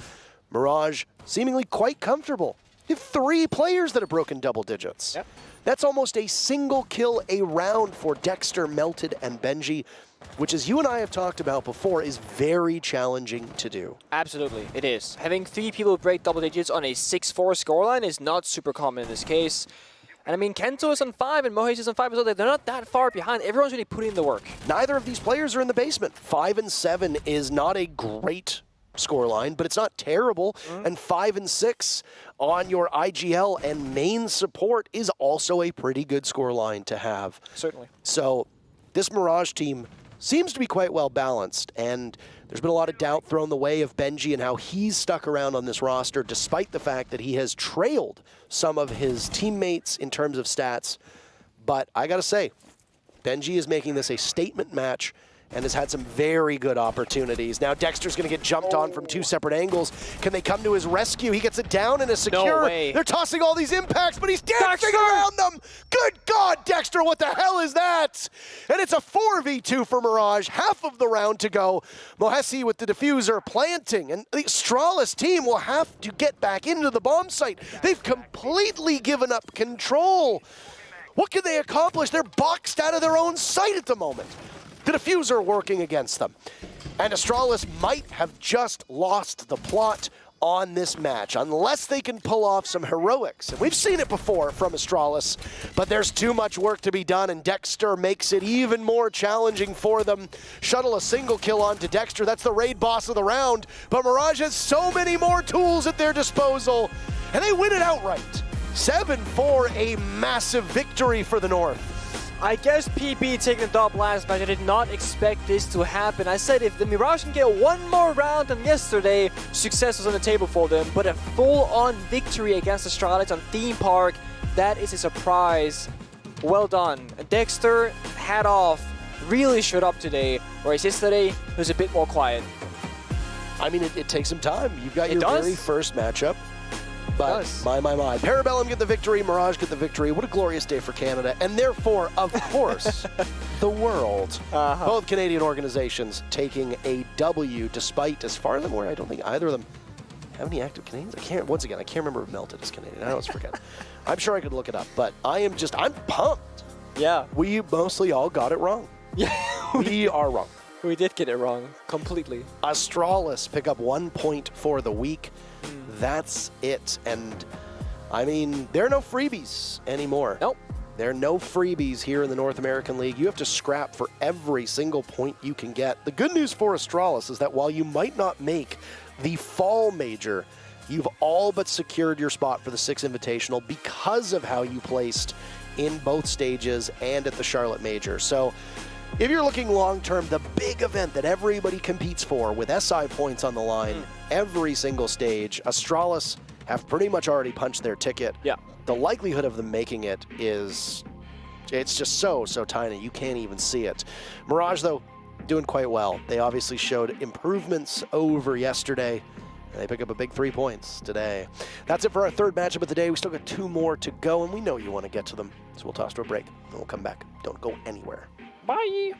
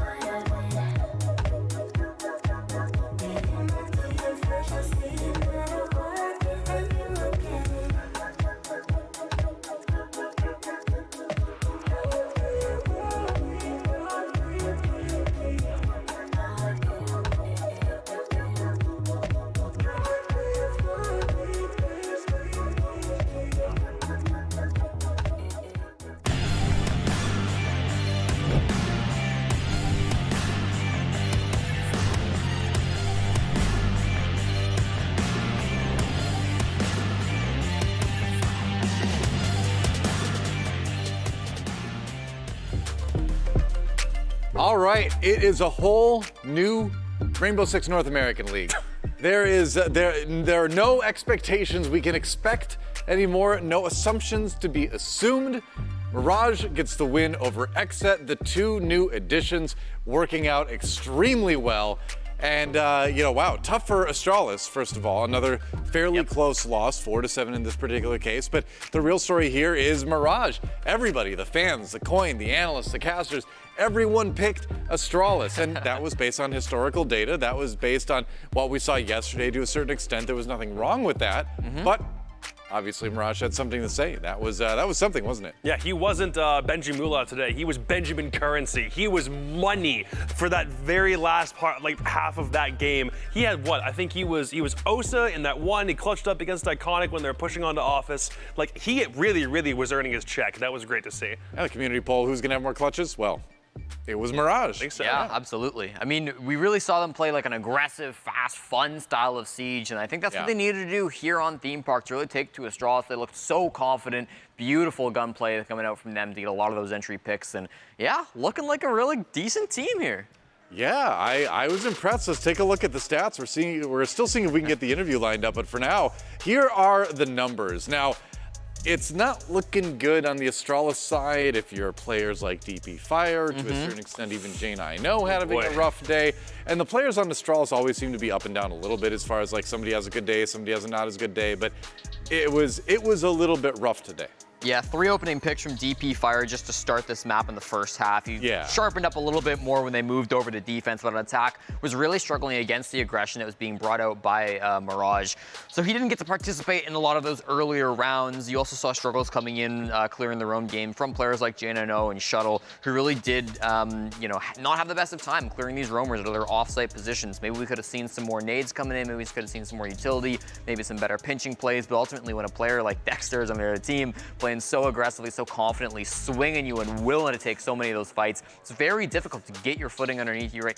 Get into a position where you can feel confident in challenging him and taking him out the way that you want to take him out. I also really think they dominated the time of play overall because we saw both timeouts get used very, very early. They had 2 very fast rounds, caught Astralis off guard, and then immediately from that point, we saw both timeouts used before round 4. Because Mirage used it so early, they didn't allow it to go all the way to the second half in order for Astralis to actually mount a comeback. They did it right there, stopped it in the first half, and then carried that momentum all the way through the rest of the game. I was probably the best call that Gara has made this entire stage was to use the timeout that early, ensure that the first half was locked in, and then worry about everything else after. Yeah, on Astralis side, the 9% cost, the 27% cost, 2 of the lowest numbers I think I've ever seen in that category. But it's great. I mean, this is exactly what we wanted to see from Mirage. This is awesome that we have like a league that's truly, I think, competitive at all levels. Now the question is, can Beastcoast jump up? Can they elevate, right? Because Mirage has had this big win now. Can Beastcoast get there too? If they can, this could even be a closer, with Ferda, it's in there. That's the kind of asterisk with that. But, if they can, then this could be an even closer stage than stage 2 even. Yeah, I think it absolutely could get to that point. We still have many more days to go, but this is a great sign for Mirage. I love to see it. It's nice that we're seeing the moves pay off too, right? Like these young players that have come onto this team. We've talked about Dexter Lapa Mohesi, I thought as well, had a pretty solid game here today playing on Theme Park. So it's nice to see these roster moves really injecting some life into this team.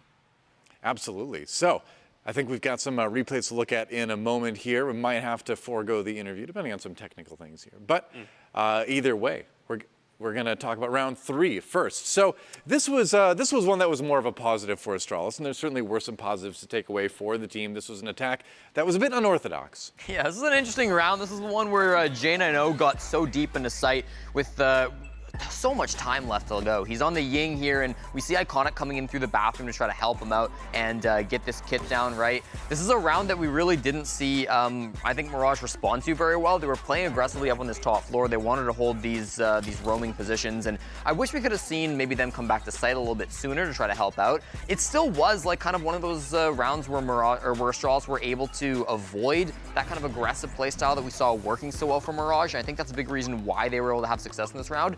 even still, it was close. You know, you had to rely on Iconic and Shuttle really hunkering down and playing well. Iconic especially in this final 2v2 that they did eventually end up winning. Time not there for Melted in the end here. That's an unwinnable position that he didn't end up being able to clutch out. So really nice to be able to see that coming through. Ultimately, it was an interesting strat with the Ying getting in so early.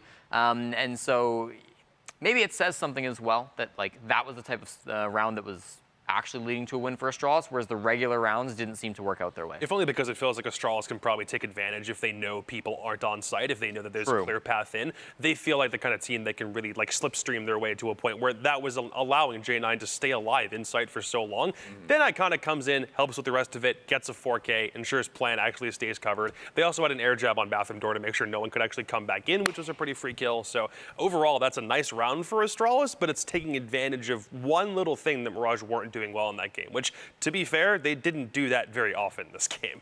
Yeah, I mean, we talked about the aggressive play style. We taled about the kind of change up in strategy that seemed to kind of throw Astralis. It felt like it fit the meta better. That was the overall take. Yeah. Well, that's the idea, right? When you bring in players like Dexter, right? When you bring in these gunners, and it's working out, right? We're gonna take a look at round number 10 because this is another good example of that. Because you've got your strategy that you come in with, but every once in a while you just need to be clutch. You just need to come up with the individual plays that win the round for your team, and this is a great example. Benji Mula in a situation that makes it very tough. I like that initial kill from Shuttle. It goes through the drone hole. Really sick, actually, to be able to stop Mohesi after he'd gotten in and made some impacts. But at this point, it is a 3v3. Entire site covered in smokes. And just watch what Benji can end up doing with his teammates falling around him. Of course, he is going to be the player trying to get in with the defuse kit. Knows where one is. His intel here is so good to be able to find out these players. They do kind of stack up in the way they're taking that gunfight. It's unfortunate the trade didn't come through. But Iconic, the last one alive, very close. Not quite hitting the shots he needs to, though. Great from Benji Mula. It's just the RPM of the box SMG against the RPM of the PDW. There's not really much of a discrepancy between the two of them. It's just whichever one has the higher rate of fire is probably going to win a fight like that. They both peeked around the bomb chassis at the exact same time. Iconic had positioning. He had the 2 kills prior. It probably should have been, by all rights, an Iconic round because they were stacked 4 Astralis players, 4 Mirage players, waiting for them to clash. Felt like he had the superior position on the very top of the staircase. It was forcing Benji to plant. Benji just wins that because on this day, Benji's just better. I mean, I think, too, you also got to know your opponent in the 1v1, right? Are they going to go for the head? Are they going to go for the body shots, too? You saw him take the crouch, right? Which, if someone's got a good body shot on you, you're moving your head right into the crosshairs. That's the danger. But if you're, going up against someone like Iconic, I feel like in my, Rainbow Six naivety, he seems to be the kind of guy that likes to go for the headshots in those situations. You duck under that once in a while, you get a couple extra bullets in, you win the 1v1. That's an assumption made on a very split second that I saw there. But I played a lot of FPS in my day. I feel like you do see that in other games too. You can bring to Rainbow Six. But fair. I digress. Either way, a great shot for Benji to end that round, and a great thing to help them punch their ticket to their first win of the stage. You know what? We're not done yet here at Rainbow Six NAL today. 3 games down, 2 more to go. It's going to be DarkZero versus Soniqs when we come back. It's going to be another great one, so don't miss it. See you in a few.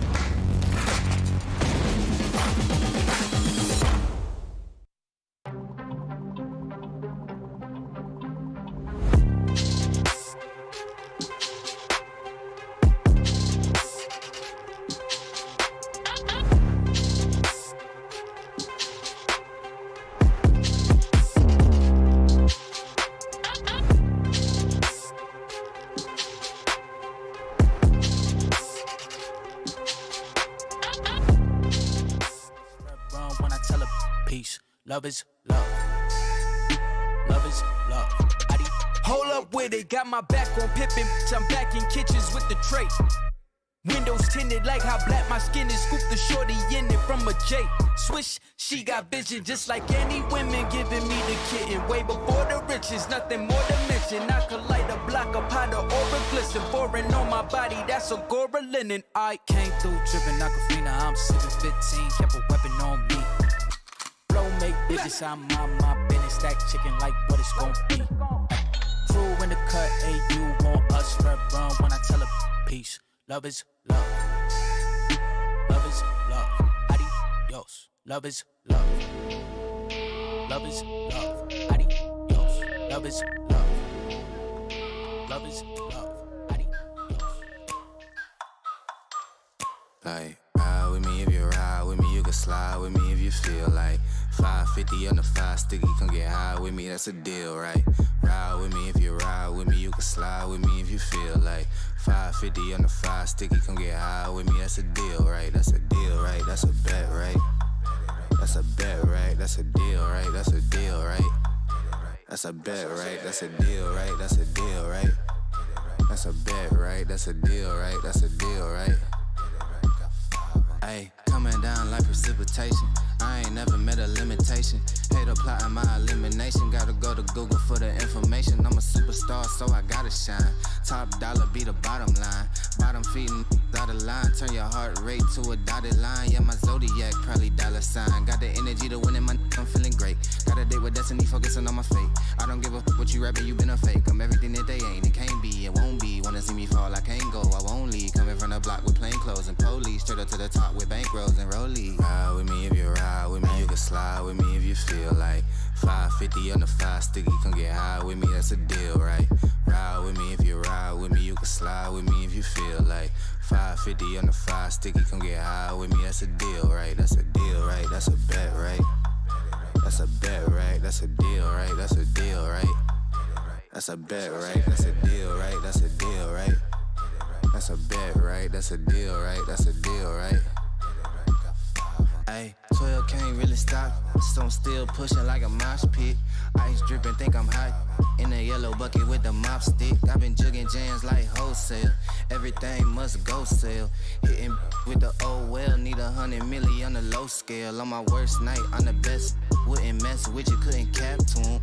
Homie spotted me like 700, brought 1100 right back to him. If I can't do it, then it ain't real. I just make dollars, I don't make deals. I've been going hard in the paint, still blowing kush clouds till I can't feel like. Ride with me if you ride with me, you can slide with me if you feel like 550 on the 5 sticky, come get high with me, that's a deal, right? Obviously, stage happened. We did good. Like, if we won one more round in any of those games, or not had trolled against Parabellum, like 2 rounds, we would have got first place. That'd been great. But anyways, that's just bragging rights. So going into the major, leading up the scrims, obviously very good. We were doing very well. You know, very on point. Everyone's working together, good chemistry and whatnot. Got to the major, had a 5-1 lead against G2, and you know, just trolled it. As Grixon moves out to the top of yellow stairs, Alamo cuts him down, and that's going to be G2 taking the win, 8-6. The Soniqs are going to have to come back strong if they want to go through to the playoffs. Yeti in a 1v3, but Prado with 2 kills sends the Soniqs home. I don't think we had enough practice beforehand, and I think we were kind of like mentally chalked out before the major started, so I think that just like accumulated together. I didn't play, we were playing like ourselves, and we didn't get blown out any of the games. Like our worst loss is like a 7-4, but every game was like 7-5, OT, whatnot, and I think we beat ourselves, to be honest with you. We wanted to, you know, go out and try and win it, obviously, as every team wants to. Didn't go as planned. I don't even think it's their fault much. It's just like maybe the wrong mentality, wrong players, or whatever it was, but hopefully I'm able to correct that alongside Gunner.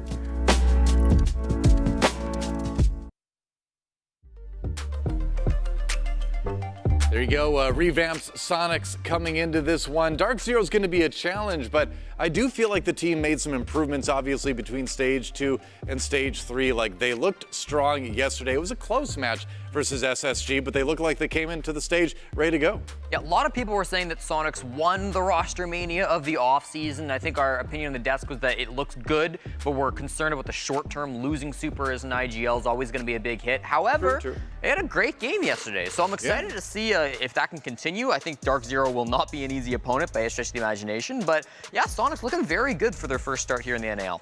Yeah, I mean, when you pick up a former world champion, or a current world champion, I should say, and the guy who last stage was the second highest rated player of your entire regional league, and even though he didn't go to a major, that's probably still one of the single biggest roster moves you could have made, aside from the leadership, aside from figuring out exactly how you're going to maneuver your whole team around lacking now what was arguably probably the big piece that got you all the way to those major successes.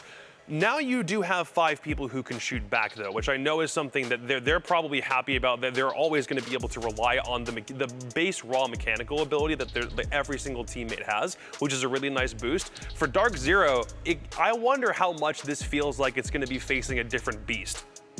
Yeah, this will be tough, I think. You take a look at the stats here. Defensive rating for Soniqs, second in the league coming into today. That's 67% after the first Playday, only behind Xset, who went 3-0 on defense against Beastcoast, that therefore having a 100% defensive win rate. Very strong showing from Soniqs to start things off. Of course, one Playday, not the greatest of sample sizes, but nice to see them off to such a hot start on defense. You know, the other thing to consider, too, is that DarkZero is coming off a very hard-fought win, right? I mean, they did have to win that one yesterday in overtime. It was extremely close against their Charlotte Major Grand Finals rivals, Astralis, but they got it done yet again. Against Soniqs, so yeah, I mean, like, for a team like DarkZero, too, kind of the burden on you is being ready for all the changes, you know? I mean, you're going up, you're one of the teams that did not make changes coming into this one. You're going up against a lot of teams that are, so has the research been done? Has the prep been done? I feel like that's really more important than anything, is having the awareness of what to expect going into this. And after one day, again, it is only one day, but at least you get a little bit of an idea about what you might run into. Yeah, I mean, you can't draw too much from one Playday, as you say, but I thought the attacking lineups DarkZero were running were really interesting. They had a lot of great ideas. I asked Pamba about it in the interview because they had, you know, Zero and Lion and Dokkaebi and Ace, and they had really cool setup for attacking onto theme parks. So yeah, I thought that was it showcased that, you know, Mint and the boys do have a pretty solid understanding in the meta, and I'm very excited to see DarkZero going forward. They're also one of the teams that still have one of the most expansive map pools that we've seen in the North American League. The only thing they really, really hate is Skyscraper, and if they don't ban it first, then there's very clearly something wrong. Someone ate something right before actually starting the day.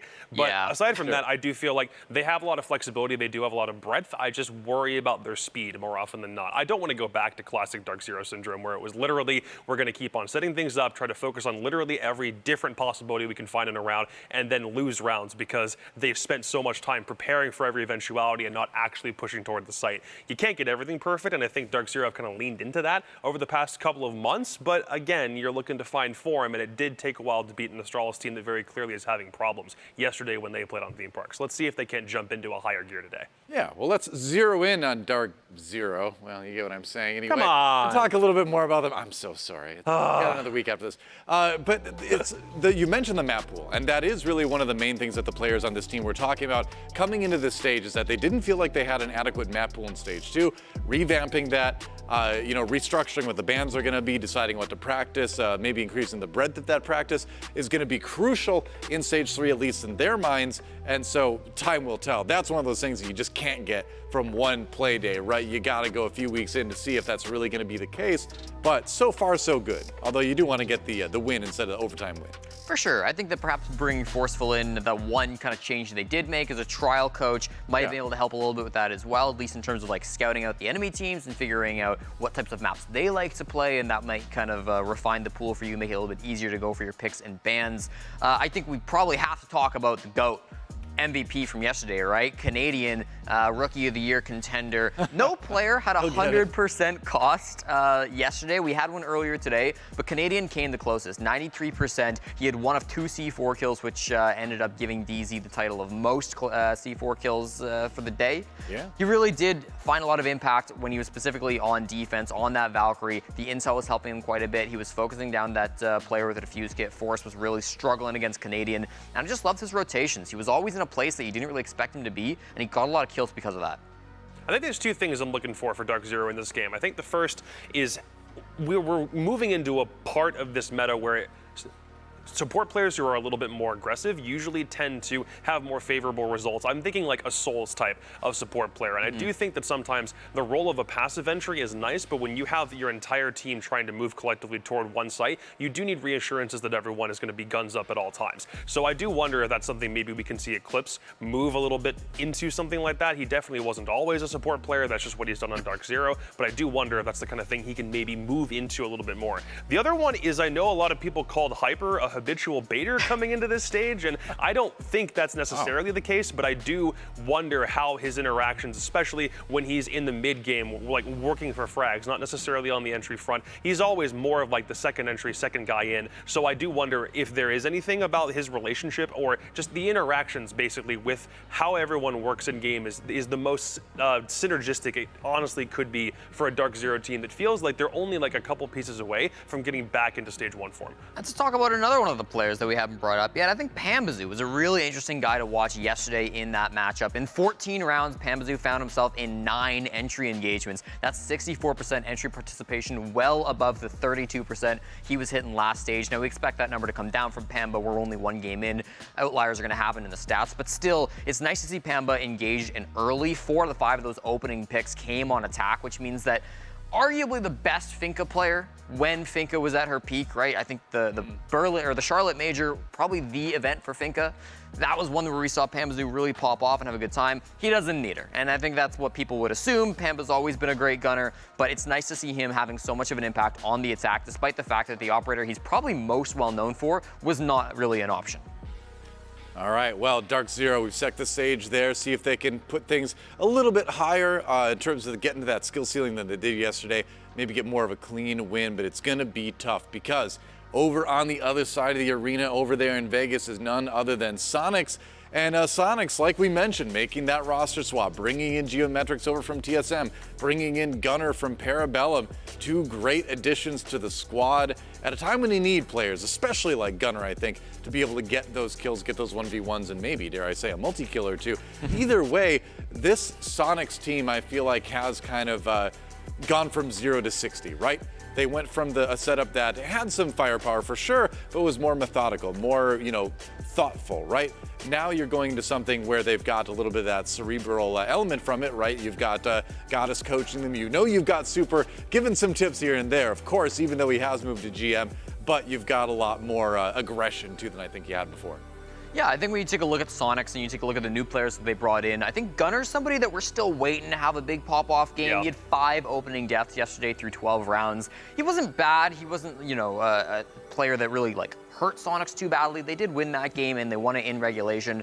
But still, I think we are waiting to see the full potential of Gunner still. I think the one person that really did show up big for Soniqs was Grixer. He had the highest DPS of the day, 150. That's a 2.67 KD ratio and a 1.33 KPR. He was fragging, okay? A lot of it came kind of late in the game on defense. Grixer on Valk, much like Canadian on Valk, was getting some great aggressive picks. A lot of it due to the positioning on players trying to get into the building or to trade his teammates. I think the intel was helping them out for sure. Another guy, of course, Rexon as well. We got our stats up here for it. 108 speed. That's got to be good, right? I think so. 108. But then 528 reaction time? That seems that's like half a second of lag. We need someone to come and explain the rules to us, man. We don't know what's going on. We're figuring it out. We're just figuring out, how is this, how seriously are the players taking this when they do it? That's the question. Part of it, yeah. We are going to have to all do this ourselves and see how well we do. I'm so down. It's inevitable. No, we genuinely need to hit the practice room and do that in a second. We're going to put our own stats on there at some point, yeah. But I think, well, I mean, if only on my side of things, I look at Gunner and Geo not having a big day yesterday, and I just look at the stat line of Grixer, Kansan, and Rexon, and I don't have that many concerns. I think a team like SSG is enough of a high-quality opponent that if you look at that result, you are super pleased with it because you understand the experience. You know that Skyscraper is a map that you haven't needed to play very often, but you could have kept it and worked on it in the background. Nobody else would have known until we saw it yesterday. You very clearly were confident in how you were playing it, which is just speaking to their comms. And I do think Geo had enough of a voice on TSM that now coming into a system like this, it means that even though it's a brand new environment, he's still going to be able to use the resources that have been built up from that core of 3 players. And there's nothing really to say about their performance other than that it was phenomenal. If Gunner keeps on getting into entry engagements and dying, and you still have Grixer, Rexon, and Kansan popping off with double-digit kills, that really can only be a good thing, even if it hurts Gunner's personal stat line. I mean, the thing is, we know what Gunner's capable of because we saw him have those monster days on Parabellum last stage. So if he can start recreating that, then Soniqs is going to look, even better. They're going to have that much more going for them for sure. But let's find out where we're going for the map. I guess they're going there too in a virtual sense. Yes, well, the bands are more virtual than we will be. Yeah. I suppose. Jacob said moments ago that DZ should be banned in Skyscraper first, and there it is, as expected. Also, the map that Soniqs won yesterday, so double the reason for DarkZero to take it out of the pool, that and it being their permaban. They do not play it. Makes a lot of sense. We get Border Bank as our next set here. Bank is a map that DZ became major champions on. They're also on a 3-game win streak there, while Soniqs are kind of a middle-of-the-road team on Bank, so I don't hate that they're taking it out of the pool. Certainly makes sense against an opponent like DarkZero, who have shown to be relatively strong on it recently. And then Oregon coming in as a ban for DarkZero. Soniqs, they love to play Oregon, okay? Before the stage started, it made up a third of their total plays, but they only had 2 wins on it. Their record is actually quite poor. One of those wins, of course, coming in stage 2 against DarkZero, so I think that is probably why it's coming through as a ban, but still an interesting one from DarkZero. I kind of think we're leaning towards the Chalet pick. I think both teams really like it. They've played it a whole bunch this year. The other options, there's mostly Villa. I feel like that's something that Soniqs themselves don't really ever want to worry themselves with, but instead, DarkZero banned the Villa. Soniqs are not willing to take DarkZero to Chalet, a map that they already know well, and instead they're going for Club. DarkZero are 4-1 on Clubhouse over the course of this year. The one time they lost it was to Xset way back in stage 1. Every other time has been a dub, both like 3 times at Charlotte, 1 time in stage 2. And for the Soniqs, they've played it 1 time, and that was a loss to TSM back in stage 2. So it's a bit of a weird pick, but only if you consider it from DarkZero having such a dominant record, and not if you consider it from the Soniqs angle of understanding how much tape exists on DarkZero on this map and seeing if you can't turn it to your advantage. DZ, a 4-game win streak on Clubhouse over W7M, Team 1, Astralis, and finally Xset. The first 3 at the major in Charlotte, and the next one here in stage 2. And then Soniqs, a 3-game losing streak on Clubhouse, stretching back to, of course, a couple of roster moves. But way to go. Stage 2, they lost it to TSM, then they lost it to Sandbox at the major. So it's definitely not a map that they've been confident on recently either. That's right. Well, there you have it. We're going to Clubhouse. Get to see who wins it, Soniqs or DarkZero. But before we get there, we have a little thing we need to take care of called predictions. And we're just doing the desk at the moment because we gotta mix things up a little bit. We've got a special treat that I'll preview after this. Actually, Jesse J. Chick is going to be casting this match with Stokes. You are? And they need me to stop being on the desk. Look at that prediction rate, 38. It's too good. Well, you still get to predict. To be fair, they need me to get off the desk too. So, but they're only firing you? A few of us are down there, yeah. Well, we got Stokes and blue answers anyways. DarkZero. You got to get over to the casting side apparently to raise your prediction rate up because they're kind of crushing you right now. I'll give it a shot, and I'll start by following the casters. DarkZero as well. I think those win streaks kind of speak for themselves. 4-game win streak from DarkZero on Clubhouse. Yeah, don't really feel like betting against that. I don't know. I'll take Soniqs, but it's very much it's one or the other as far as I'm concerned. There's a lot of reasons for why Soniqs would decide this is totally fine getting all the way through the pool, and they have the option between this or Chalet. If it was Chalet, I think it's probably Soniqs eking one out, but honestly, I like the perspective of Soniqs coming out with a win here, so I'll take that. I loved their performance yesterday. I thought it was great. I think it is a tricky one to pick. We're going to see what the coin says. It's going to be heads, DarkZero. It's going to be tails, Soniqs. And it's tails once again. The coin just loves tails today. It's going to be Soniqs. There it is. See if they can take it. I think they've got the excitement, the energy to do it, so we'll find out if that proves true. What does a Twitter poll say, though? Who do the fans think is going to win this one?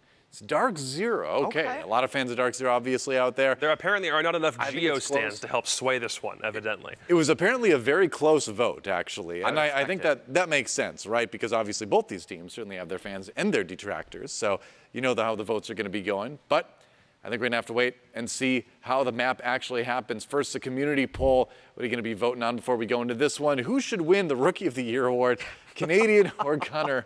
I mean, Canadian got our daily MVP yesterday, so he's in the running, and I mean, why not? 5th, 6th Rookie of the Year award in a row. I mean, you just can't stop this guy. He's amazing. It's like he's spry and 20 years old again or something. I know, right? I mean, I've never seen someone win Rookie of the Year so many times. In his own words, he's old as... Hold on, I can't say that word on broadcast. He's old. All right, there you go. He's just old. It's been 84 years. Well, we're going to take a break. When we come back, our own analysts Jesse and Stokes will cast Soniqs versus DarkZero. Should be a good time. We'll see in just a few here on NAL.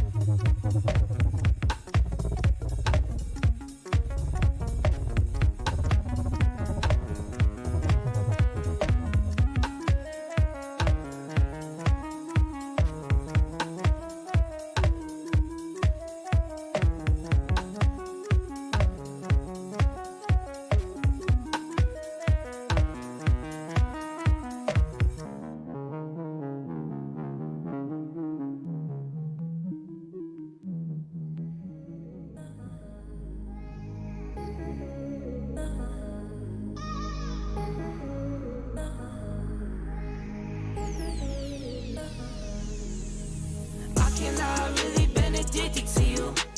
All of my attention I've been giving to you. Caught up in my feelings, I got feelings for you. Caught up in my feelings, I got feelings for you. On my mind, I can't lie. On my mind, I can't lie. Pull you down till you dry. Pull you down till you dry. All the time, ease my mind. All the time, ease my mind. I know that you're dangerous, I'm addicted to you. I might rent the Lambo and go drive it like it's stolen. I've been living wild, I'm just going through the motions. Stumbling out the Uber, grab my hand, gave me a notion. Swimming in your water, but it feels just like the ocean. I can't lie, I've really been addicted to you. All of my attention I've been giving to you. Caught up in my feelings, I got feelings for you. Caught up in my feelings, I got feelings for you. On my mind, I can't lie. On my mind, I can't lie. Pull you down till you dry. Pull you down till you dry. All the time, ease my mind. All the time, ease my mind. I know that you're dangerous, I'm addicted to you. I was sipping more for 2 years straight to the face. Champagne belly bubbles still won't go away. Last year my best man hit a stain with bare face. Now he's got a hell behind the wall, that's cold case. I wake up with pain sometime and never go away. Wonder why I bow down to my knees when I pray. In my city gritty, gotta keep it on your waist. Or you might be a victim, they'll find you DOA. I can't lie, I really been addicted to you. Yeah, so roster changes after the major, you know. Seth was pretty much already on his way out. Gunnar was already like in the works. Gio was super like last second, you know. For role-wise, as you know, Seth is our breach player. It doesn't really make sense for Gunnar to take that role. So we thought getting Gio for Xander or Yeti would be the best option for us long term, because Gio will play breach. Funny story for the team dynamic, I actually have known Seth for like since the game was on Xbox Pro League. So the funny thing is, every team I've left, he's joined. So it's kind of like bittersweet just at the end, like he leaves and I join his team at the end. And then we just have Gunnar, dropped 100+ kills. You know, he's insane. So it's just, I'm excited to see what we can do. Hi, my name's Gunnar and I play flex for the Soniqs. The way I got on Soniqs was like, my org owner comes to me, he's like, so we have some teams that are interested in looking at you, and then they listed them and I just said only like Soniqs I'd be interested in, and well, a couple weeks later, here I am on the Soniqs. Gio's a very upbeat guy, very easy to work with, you know, brings up good vibes, also a very good player, like that guy's insane. Same with Gunnar. Gunnar, you know, fun fact, we both went to the same high school, live in the same city. But with those two, Gunnar obviously, very promising, young Gunnar, a very good player, brings good vibes, like open to learning. I like him a lot. Yeah, I definitely think we have a better mentality now. Obviously, like playing with the same people for 2 years straight can get kind of repetitive or boring, I guess you could say. Bringing in 2 different players, you know, refreshes the environment and makes you kind of like want to strive to get better.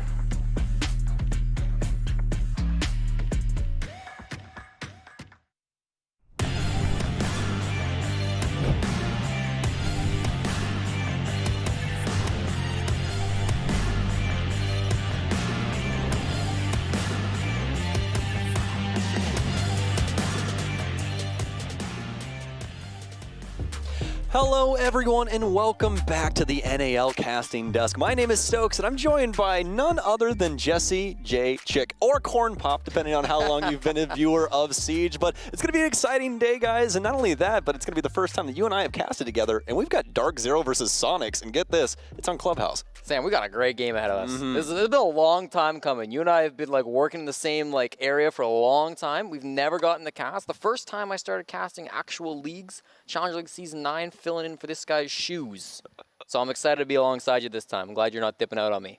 Yeah, I've always just had to escape. I just never want to hang out with you, Jesse. That's the real thing. But, yeah, I see how it is. Yeah, no. It's just something to do with Canadians. It's mostly Parker's fault, I would say. But no, man, we have an amazing game here for us here today. DarkZero up against the Soniqs. DZ coming off of a big win yesterday against Astralis, who not looking too hot to start Stage 3, but I'd say DZ is still within our good graces. Absolutely. I think DarkZero, despite I mean, both these teams had really close games yesterday, right? DarkZero, of course, being able to win that one over Astralis, despite the struggles that we saw from Astralis today. I still feel like they've got some great moments in them. They've got some great players, and I think they played better yesterday than probably did today in that matchup. So I'm excited to see what DarkZero can do here against SQ. Two teams that I think a lot of people have predicted to make top 4. A lot of people are thinking will go all the way to the major. Soniqs, on the other hand, had a really important game yesterday. They were against SSG. They were against their former player, Yeti. They wanted to win that one. They did. Grixer, a huge reason why they won that match. Yeah, you could have cut the air with a knife yesterday inside of the studio over there in Las Vegas, Nevada. But as you said, the Soniqs with a massive game yesterday, especially Grixer, 16-6, plus 10, a 1.63 rating.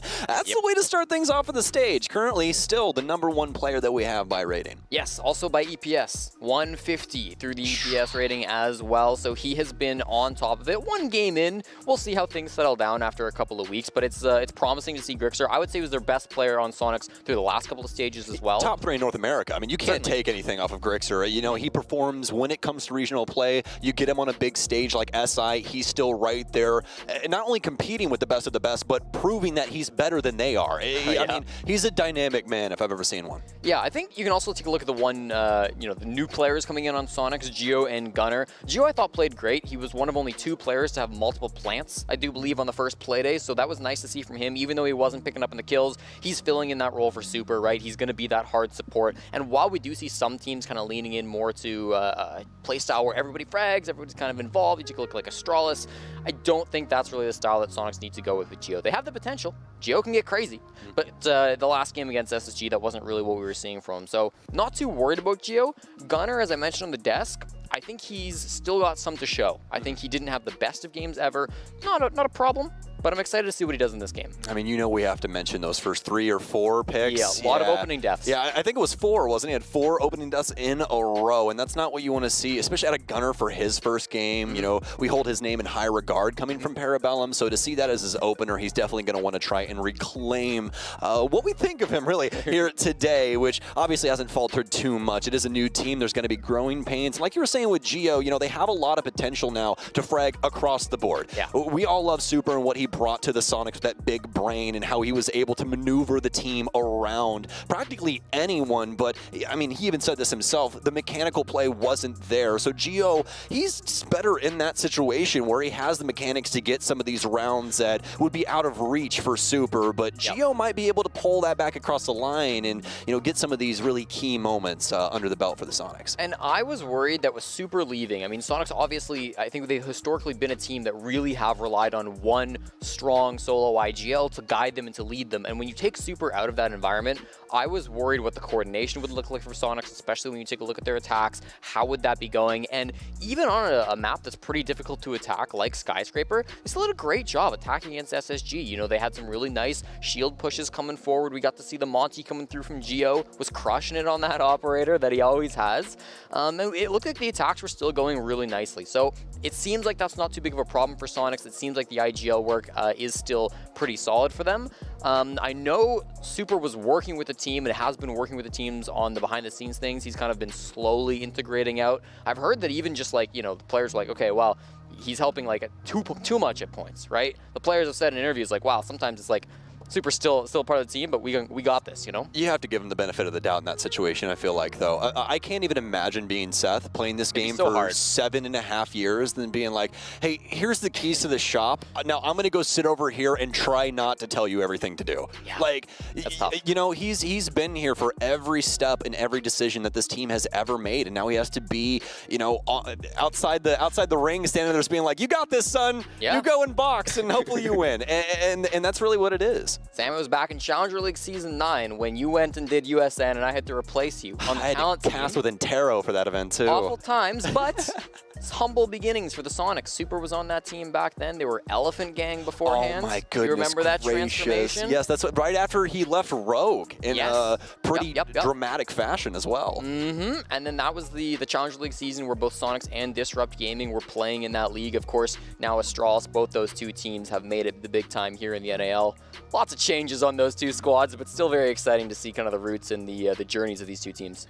Yeah, absolutely. You know, it's so crazy that we're at this stage of the game with Siege, especially I think this stage has really exemplified this and the fact that we're in a new era. Mm-hmm. You know, I think we've all kind of had that over the last year where it's like, wow, I really don't know everybody just by their face anymore. You know, it's a new name. Like, same thing with this stage, right? Dexter and everybody's coming in. I'm like, what's a Mohese? Like, you know, what is this? And, you know, having to go back and learn more about these players and just see what they're capable of. It makes me honestly really happy for the future of Siege because, I mean, I'll be honest with you guys. I was thinking that Siege was dying there for a minute with some of the players that we were getting. We kind of hit a lull period where I was like, I don't know if some of this talent's really going to work out. Mm-hmm. And I'm so happy to have been proven wrong over like the next couple of years. You know, COVID was hard for everybody, and I was like, I don't know what's going to happen. I really don't know if we're going to continue to get great talent. But I mean, this stage alone has just shown how many players are truly incredible at Rainbow Six Siege. I mean, just look at that Mirage game, for instance.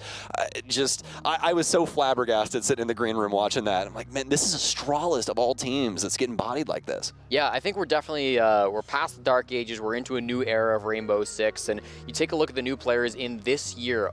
over a third of the players in the league right now are rookies in their first year of competitive play at a Tier 1 level. They're crazy how many new players there are jumping in onto this league. And you take a look at these two teams, DarkZero, one of only 3 teams that didn't make a roster move. And people have been talking, you know, with all the moves going on, should DarkZero have made a roster move? I don't think they should have. I think that obviously DZ, while they didn't make the major, they came so close. And particularly towards the end of Stage 2, they had a big upswing in their performance. They were really starting to win some games. I think their last 4 matches, they did lose one of them, but I think they still looked really good in all of them. Rough defenses, I remember, against Oxygen. But otherwise, they had a solid last couple of games to end the stage. So, you know, I'm excited for DarkZero, and they're a team that have their own fair share of young players, Pambazoo and JR. They're not the old guard just yet, but it is still technically a bit of a different generation from some of the teams we see right now. Yeah, they got some scruff on them now, I'd say. You know, the polish is off. They're vetted fully. We know exactly what they are, basically, right? There's no longer any surprise when NJR drops 17 kills. I mean, hell, yesterday, Canadian dropping 15. We're so focused on him. We get to the splash screen for the scoreboard, and NJR is like, well, actually, I got 17 kills. So, you know, it's stuff like that where you're just so impressed by these players. But, you know, everything that is new usually has that extra glisten to it, so we're a little focused more on what's going on around the league. But I'm happy that DarkZero has been continually showing up throughout the year. We talk about it time and time again throughout, I mean, the desk, the casters, whatever. Siege is a game that requires so much grind. We don't really have a great off period. There's really no point in time where, you know, you got 3 months off. I mean, even Formula 1 gets 3 months off. We're immediately back into that grind. So for a lot of these players, especially teams that go off to these majors, they put in all that time to make it to the main stage, and then eventually, you know, for DarkZero's case, winning the whole damn thing. That takes so much effort. And then you're going to get home, take a week off, and then do it all over again, right? So it's a lot about that headspace. It's really not about do they have the talent, right? So we'll have to see. I mean, up against the Soniqs here for DarkZero, especially on Clubhouse. I think this one's going to be pretty bare bones, pretty straightforward, even with the new meta. I think everything that we're going to see is pretty expected. You know, we're still going to be playing for the CCTV wall. We're still going to be going for Garage. So I think it's really going to be down to wits and who can get one over on the other. Yeah, I mean, we start off in the operator ban phase, and Thatcher's an operator that's really fallen off in terms of the bans. Obviously, with secondary EMPs coming through, Thatcher not going to be as important of a ban to take off the board. Thatcher Mav ban, though, that's going to be impactful. We're 100% going to see those EMPs coming out, whether they're on Lion, whether they're on Nook. You've got to bring as many of those as you can, because it's going to be very, very important that you open those hatches against, I was going to say, Kaid. Without the Kaid, it's still very important you can open the Jacuzzi wall, the CC wall, whatever it might be. There's a lot of hard breach that's really important on this map, and so without Thatcher and Mav, it's going to be quite difficult to get some of those out of there. Yeah, very gentleman-like with these bans from DarkZero, respecting everything that the Soniqs are capable of, and the Soniqs going to remove Azami as well. But with this new meta in play and how things are now working, both sides of the coin, they have some tremendous weapons at their disposal. The big one that we need to talk about on offense, it's got to be the Nook. Jesse, update me on this. Well, the Nook is, it's been a very powerful operator because she brings in, obviously, a decent gadget, being able to slide past those cameras, be very difficult to deal with. Also, the EMP grenades or frag grenades, whatever you're feeling on that happen on that day, whatever the role is you need to fulfill. Again, I expect if we see a Nook in this matchup that she will be on the EMP grenades. And then, of course, the weaponry as well. 3-speed, great gun, being able to rattle off a lot of those bullets, and especially with the new suppressors, a Nook can show up in places you just don't expect, and the suppressors can make it so difficult to recognize where they're at. So Nook can be a very powerful operator. We don't actually see it to start off our picks. Of course, there's still 13 seconds for DZ to change their minds on it, but their current entry operators look like Hyper is going to be on the Zofia,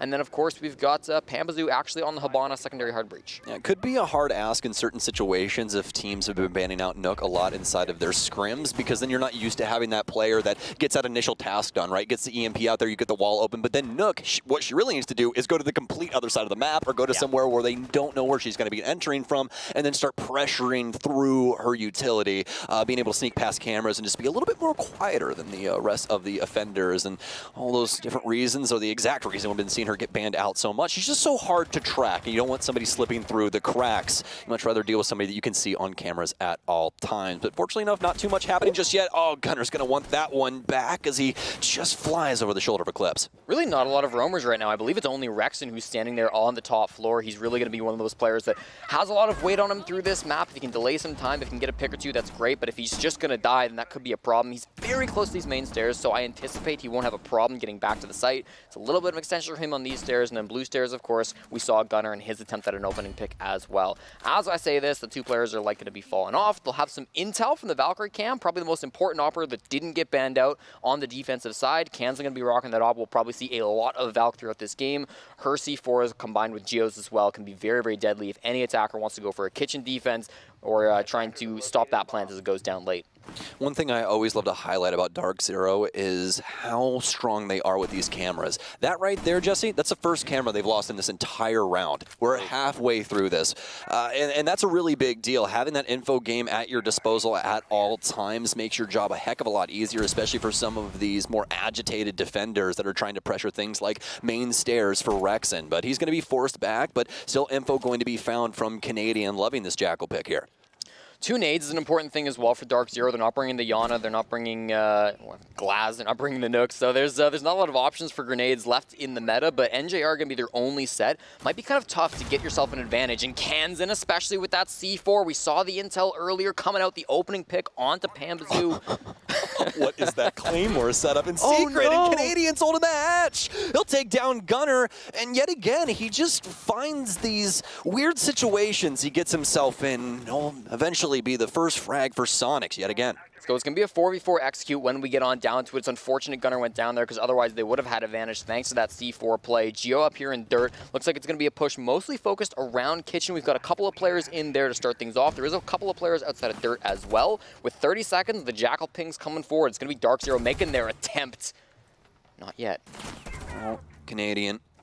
Flirting with death inside of dirt, and he'll get it. Geometrics delivers with the SMG-11, but there's now drops into sight from DarkZero. NJR, all hands on deck. Hyper will take down Kansan, but they still have to worry about the dirt player. We're going to start the plan about halfway through that for Eclipse, as he'll continue to hold on to that inside of Dark. An impact out, and a kill for Rexon. It's all down to NJR, the L85 by his side, but they've got good info, and Geo can't miss with the SMG. The Soniqs find the first round, despite that early pick onto Gunner. It's so tough when you're not running heavy roam strategies to have that massive advantage on the attack, right? For DarkZero, ideally on that bomb site, if there's a heavy roam, you can kind of win it in the early round. When they're playing so defensively in sight, you have to win it in the late round, and that makes it very chaotic. That makes it very difficult. Back in the day when you've got LMGs and you've got frag grenades, you know, maybe that's a little bit easier, but these days when it comes down to just the straight gunfights, it can be quite difficult to find that advantage when you end up pushing the site. They had it with the catch on to Gunner, just unfortunate that came after the opening death from Pambazoo on that C4. So ultimately a nice little site play from Soniqs. They have the crossfire set up, that one gunfight being won by Geo in the dirt tunnel, really freeing them up because they didn't have that pinching angle coming down for them. It was mostly focused around that kitchen drop.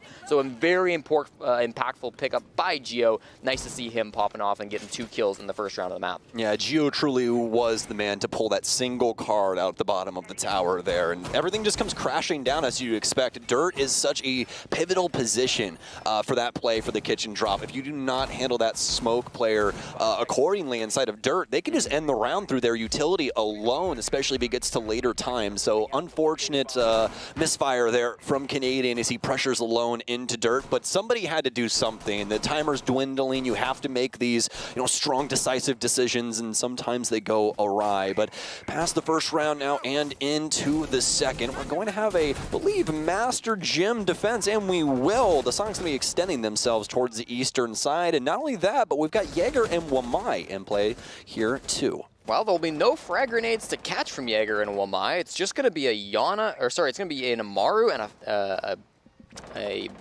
Fink? No, what's this? Ying line? Ying. Well, I'm not a caster. Ying coming through on Canadian. Listen, we've got some exciting ops here. It's a first cast in a while. We got some exciting ops from DZ, right? We've got some fast, aggressive kind of rush type operators. We'll see what the plan is for them. Canadian currently on the roof. Hyper could be coming up the Gym hatch, and often a move that we see. Could also come up Con, but we'll see. I think Gym may be a little bit more likely with the Fuse kit currently being held by Eclipse, but they could trade that off later, and he is currently positioned down there. So with intel coming through, I don't expect them to be able to hit this cache site head on. Canadian priming these Candelas, we may see a very fast execute onto the Soniqs Gym hold. Oh, this could be a little crazy here. I do believe Gunnar has a disc there, so it'll catch the first, but this Candela should most definitely deliver. We'll see what he can get done here. Canadian's going to swing in. They've already powered through, and Gunnar's going to miss crucial shots. He's killed Kansan as well. Hyper takes down the construction player, and it's all left up to Rexen. He'll rotate in. He'll get at least the buck, but how long can he make it down this path? They know exactly where he is. More than likely be holding the construction door. He's marked out by the E1D, but finally Pambazoo will send him to his grave, and DarkZero get their first round. Beautiful little pocket push coming through from DarkZero there. Of course, you've got the Ying Candelas coming down in through Logi, and then you also have the Amaru coming up through the hatch, being able to have that pinching support. Really did catch those players on site off guard from the Soniqs. They had that extension over to cache, which basically every team does, right? Not a huge surprise to see that coming through, but the rest of DZ coming in through to the Jacuzzi probably should have realized on the side of Soniqs that there wasn't a lot of pressure coming through the cache side. They had Con open, which did a great job of cutting off those players who wanted to retreat over from the extended roam, but unfortunately from Soniqs, they just couldn't make it back to site in time. Very fast execute from DarkZero, really hammered those home, and I think you saw the impact from those Candelas really coming through from Canadian, getting a couple of picks in that push. That was beautiful execute to see from DarkZero. Yeah, very well done from Canadian. Catching Gunnar completely off guard as well. I don't think that he was aware that he was actually in the room until he had already made it to that angle. You know, shots start getting fired, and he's like, oh no, someone's in logistics. Ends up losing that gunfight as well. I'm feeling bad for Gunnar at this moment because I feel like he just can't get that highlight play he's looking for, where he's like, hey, you know, I'm here and I'm ready to play for the Soniqs. But hopefully it comes inside of this matchup still very early on as we are just now getting into round 3. A bit of a slow start from Gunnar, but again, he's got a lot of fraggers on his team. Rexen's been having a very good game so far, so we'll wait and see where that comes later on in the game. We've got CCTV Cache as our bomb site for round number 3. Canadian on the Monty. He's likely going to be coming up through the garage side of things, through rafters, to try to be pushing out the player that might be playing up on the top floor there. Currently, there are 2 players, one outside the window and then one, of course, on top of the rafter stairs himself. It's going to be Rexen and likely Kansan up there in those positions. So for DarkZero, there's a lot of pressure to take those players out early. Grixer on the Valkyrie once again extending over to the Gym side of things alongside Gunnar. So 2 very far off-site players. You don't see this too often, but it provides a lot of opportunities to get some early picks. Yeah, they really got to start playing this to the outside, though, because the big problem is, since Canadian's on Monty, they have free pressure. They can walk into garage whenever they want to. They can really do whatever as long as it revolves around him. And this is the beauty of the new Monty as well. He's got so much secondary hard breach. You can just toss an EMP in. He can have secondary hard breach or smoke. So whatever really you want to bring, I mean, it's just exemplified by that shield and how you get to play around Montang. So for DarkZero, they're going to begin coiling around the site. Now, the important factor that comes into a plant for CCTV has got to be what they do with garage. They really need to dislodge Rexen here, as well as the player in tow with him. As you can see, Canadians made it to the top of the stairwell. I was very scared to see if he slides that shield or not, Jesse J. Chick, but I don't think he does. Instead, it's Kansan that pops out from many stairs. He'll take down Eclipse. Canadians still trying to manage both of these players as they've hounded down on his location. Gunnar going to be able to take down NJR, and this is just falling apart at the seams. Yeah, nice to see Gunnar on the board, and that's a 2-player advantage for the Soniqs. Having both of these players up on rafters, both the Jaeger and the Wamai, makes it very, very difficult for the Monty to coordinate with the rest of the team. Hyper going to be at a good angle to try to pinch. Very tight angle, but there's the swing from Gunnar, covering his teammate up inside of rafters, taking down Hyper, relieving that pressure from his teammate. Beautiful to see. Rexen eventually down, finished off by Canadian, but still it's a massive man disadvantage. They don't know where Kansan's at. This is all falling apart for DarkZero. Troy in the bomb site, but he can't stay for long. Too many C4s, 45 seconds, and only a pistol. Not a chance. Gunnar finally showed up in the server. What an amazing adaptation there from the Soniqs, recognizing what was more than likely going to happen with the Monty, so they reclaim downstairs, get secret stairs and lounge and everything, and then if they're allowed to play around there and Monty walks in, hey, that's fine, but anybody that doesn't have something bulletproof in front of them, they're going to get shot and killed. And that's exactly what we saw. Nobody was there to be able to back up Canadian because of the amount of pressure that the Soniqs had around that area, and there was nowhere to deliver. They had, as you said, just a crap load of stuns, which is great. You can blind somebody, but you can't kill them, and that's the problem. You're not actually dislodging that player. You're just making them not be able to see for a little bit, and that's fine when the man downstairs is holding your cross. Lack of nades has really shown itself in this meta to be a big problem for teams on the attack. Of course, you've got options, and right now it looks like DZ are going to opt to bring, I was about to say, 2 sets of nades. Pamba switching off, so probably only going to be the ones. Oh, switching again. Hype are going to be bringing them out. Those nades probably. Yeah, could go EMPs, but on this bomb site, there's not a whole lot that you want to be able to up with Kaid Band. Obviously, that's going to allow you to bring more of those grenades. You could still bring the EMPs, we'll see, but it's interesting. So, this is going to be quite the round here with the Nook, because they're going for the extended roam, so do you just get the initial job done and just try and make a play for the site? That almost feels like the main stairs push right there is... It might be demon time. I don't know, man. We'll have to see how they try and use this, but that's what we're trying to get at. There's so many options when Nook is on the board because just her existing is a threat because you don't know if she's just going to walk through a random camera and now all of a sudden she's on site and 2 people are dead. They'll bring 4 nades, but there's not a whole lot of hard utility that they're going to need to throw them at, so they can throw them at the players instead to try to force them off of these extended positions. It's a Mute Mozzie Vigil, full drone denial setup being run by the Soniqs, so it's going to be a complete different strategy from what we saw back in round number 1. Hopefully for them, it can find some success. Rexon with an aggressive C4, unlikely to find a frag. Nobody's up there at the moment, but perhaps if he times that well, he could get something if he's lucky. Although we're looking at DarkZero now. They've got to be able to get some of these kills or at least clear them out quickly. It doesn't have to be both. You don't have to kill everybody super fast, but one or the other really needs to come in for DarkZero. All right, Eclipse is going to get a free wall to the west-hand side. That's going to force Gunner back towards main. Obviously, Rexon will still be upstairs inside of Master. They want to try and keep this extended hold for as long as humanly possible. Can they waste more time from the Soniqs is the answer. They've got a very good supporting cast here. Things like Grixer inside of stock holding onto the hatch to make sure NJR can't claim this and allow some of his teammates to make their way back to site.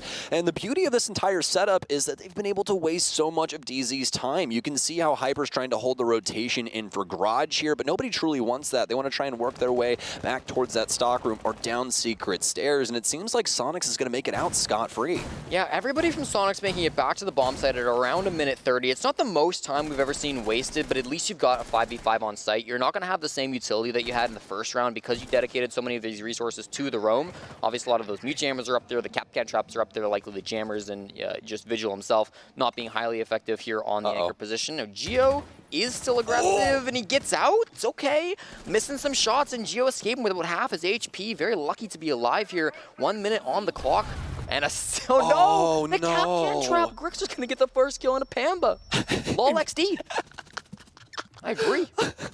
I wholeheartedly agree, my friend. Grixer's gonna get taken out at the ankles here. I have to get him some KT tape to try and put those back together in between rounds, but this is gonna make it to where DZ no longer have any kind of advantage walking into this. Definitely sitting at the downward angle at the current moment. 30 seconds remaining, and they have to get downstairs. Geo and the rest of the Soniqs are just awaiting their arrival. Hyper's gonna pre-fire some stuff, but obviously this is gonna give up his location. The Soniqs continue to deliver in the frag department. NJR to go down. Kansan, a chance for a multi-frag here, but Rexon will get the first. Kansan gets the second. Not the last one, though. Eclipse will at least get one for his worries and prevent the flawless, but does it really matter when the round goes the way of SQ? Yeah, great teamwork around Blue there. The brunt of the push coming in from DarkZero was focused around that part of the bomb site, and we saw Rexon and Kansan doing a great job working together, get some of those trades, being able to open things up and halt that push from coming through. Of course, that opening advantage being impactful to make it so the man advantage was favoring Soniqs. Was he a tactical timeout? Initially being called here by DarkZero. Makes sense. You're down 3-1, and you want to use this tac timeout to try to get a 3-3 split. If you wait too long, it could get a little farther away from you, and calling it after, say, round 6 or something kind of screws you because at that point you're switching sides already and you can't learn from your mistakes. Absolutely, right? Offense and defense are two completely different beasts in Rainbow Six Siege.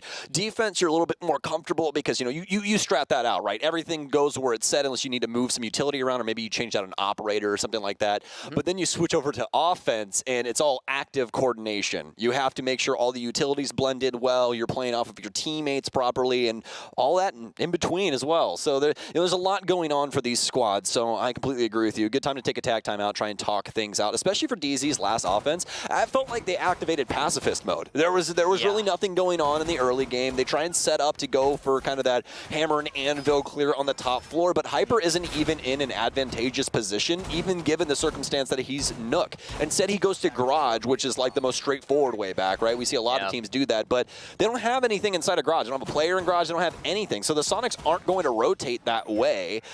They more than likely know he's in that area, and instead they hop right down in Lounge and escape through secret stairs or the stock hatch, and he's literally right next door. They're in the same zip code, and he's not able to even touch a single person. So, you're looking to get a little bit more out of a Nook pick there, especially when he's able to sneak kind of into the back line like that. But that's more than likely something that DarkZero wanted to touch on. And what the hell is happening here? Rexon bodies NJR. I look down, and all I see is a health bar depleting. I believe he got him all the way over inside of construction. Yep. He was inside a stock and he hit the long angle through the door. Really unfortunate for NJ. Currently 0-5 in the server, the lowest player by a KD metric. So really not the start that he's looking to have. The one round that DarkZero were able to win was on this bomb site, but unfortunately it was with a really, goofy strat, a bit of a meme strat, something that you typically aren't going to see twice, right? It was a rush with a bunch of utility that probably doesn't get seen again. Now they've brought out some other interesting operators instead. Buck's kind of neat, Zero's kind of neat, Collie's the real one that you're looking at here, of course, playing the windows,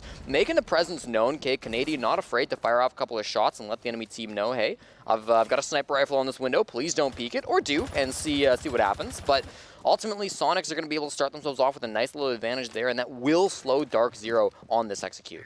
Yeah, it feels like he's just trying to show some absolute authority, right? He's trying to make sure that they know that they can't peek these windows. It's kind of like playing plane and you hear glass outside. Yeah, I'm just going to prone. Yep.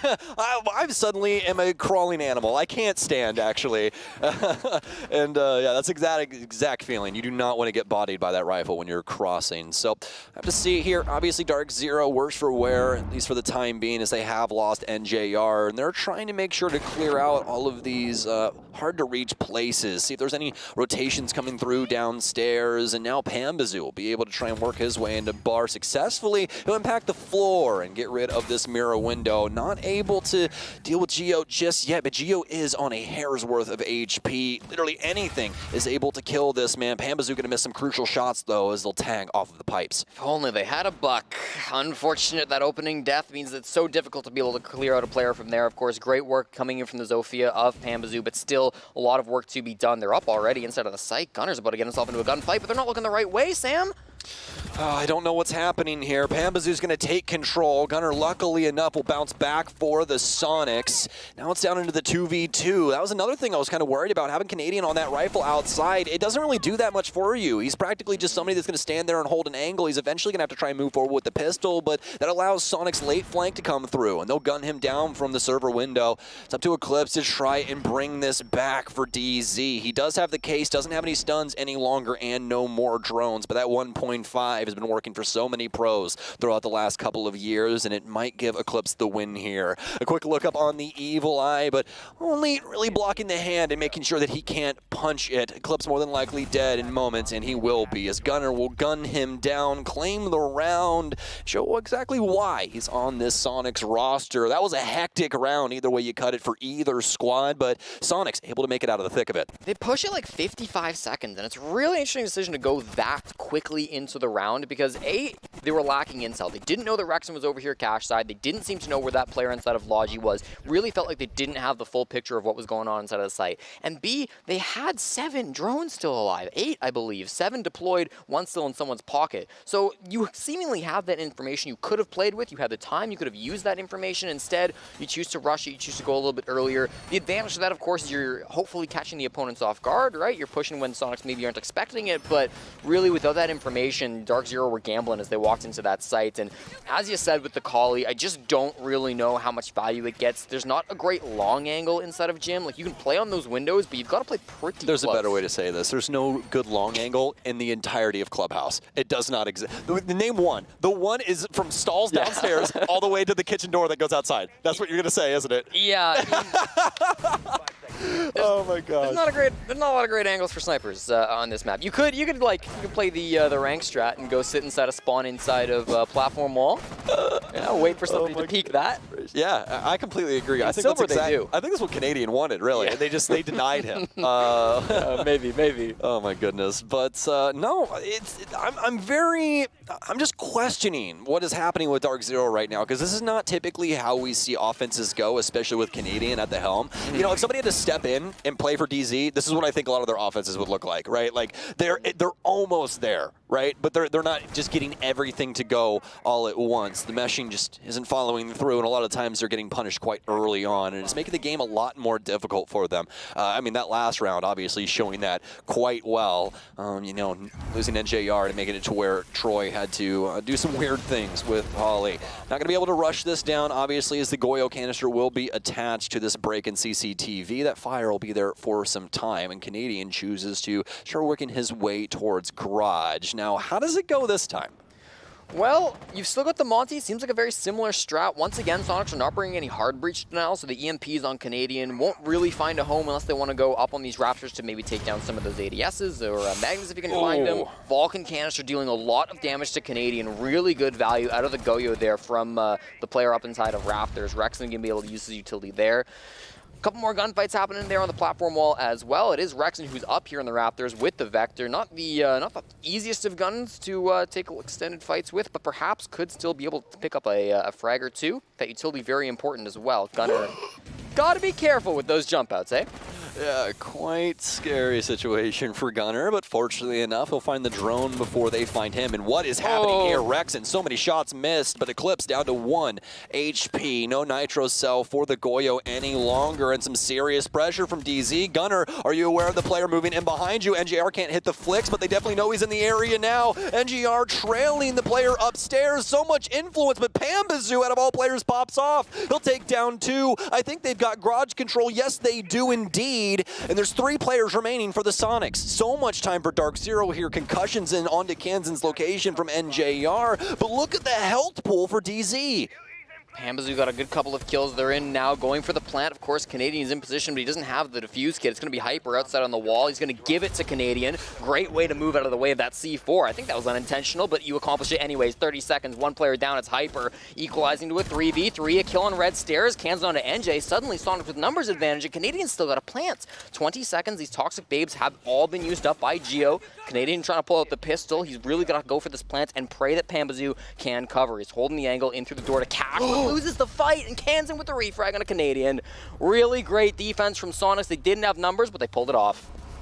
The adaptations from the Soniqs and their ability to try and adjust around some crazy circumstances, you know, like that pressure from DarkZero there inside of Garage, I think really caught them off guard, especially with the timing of it. You know, I think Rexon definitely expected to get a little bit more out of that for himself. That kill onto Eclipse really would have set the pace for that Garage, situation that was going on. But the thing is like, even if you are on low HP, right, you're still a body, and that's the thing, is like you're still able to play those situations. Perfect one being NJR, right? He stays alive. He's able to play off of mini, concuss the top of red, and kind of hold that area, making it even more difficult for the Soniqs to try and rotate off of sight and maybe deal with things through verticality. And for DZ, they're just not really able to get past the utility that the Soniqs had built up for them on that side. The Goyo canister smoke special, man. It's just so much delay, because you have to remember those Goyo canisters hold for 20 seconds now, which is just ludicrous. That's so much time. And I mean, everyone, you could have seen how large that fire pool is, right? I mean, there's just so much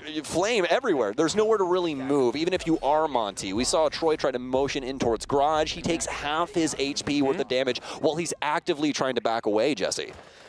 Well, we talk Rookie of the Year, Canadian versus Gunner, and although it was a slow start from Gunner and we had our worries after the first game, he has really stepped it up. 8-3 currently in the server, the highest number of kills out of anybody on Soniqs. We've seen him turn things around on the defensive halves. Now they'll swap things up, and most of the community picking Canadian there. You know, sometimes you got to go for the meme, sometimes you got to pick the old man for Rookie of the Year, but ultimately in this matchup, it's been Gunner who's been the better player of the two, and it's finally nice to see him having a great day today. Yes, indeed. Over a 2.0 KD, like a 2.1, 2.2 right now, that 8-3, and 0 assists. You don't need anybody's help. He's going to do it all himself. And why not? Gunner, still one of my favorite players to watch in the entire league, and have him on ace right now with that AK-12. Been loving that gun recently with the 1.5, but the caster's curse will strike, and NJR will hop in construction to his decimation from the SMG. Unfortunate decision there. We are, of course, still down on the bottom floor base bomb site, so it's going to be tough for Soniqs to bounce back after they've already lost one of their key players here on the roam hunt. They're wanting to find at least a couple of these more aggressive players. No drone denial really being brought up by DarkZero, instead choosing operators like Alibi, like Legion, who can contribute to the roam game in other ways. But after getting one pick, it looks like DarkZero are satisfied. They've wasted about half the round, and as soon as Canadian chooses to fall back, they will be in a man advantage with all players on site. As long as Canadian doesn't die in this rat spot. Okay.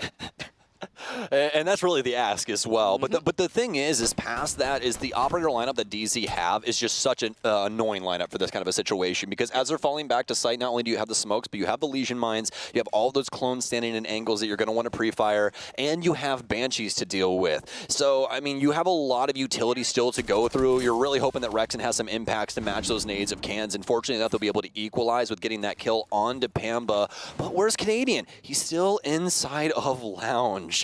Does have those goon mines over inside of Secret, but he's not going to be worried about that too much. The drone? Oh, I don't think it saw him, Jesse. I think he's actually slipped through the cracks here. Did it? It looked like it turned his way. I'm not sure if it saw him they're or playing 4-3. They definitely didn't see him. Yeah, okay. Listen, they're going into Oil Pit now. If they did see him, and it doesn't look like they are just based on the drone positions of some of these players, they are ignoring it. It's going to be Kansas inside of Kitchen right now, who's trying to avoid these C4s instead. Canadian still not moving. 30 seconds left. They've got to get this hatch open. They've got to go for a play. It's going to be very difficult to make this execute with such little time that they've got, and with the one player behind, Canadian could be in a really bad spot.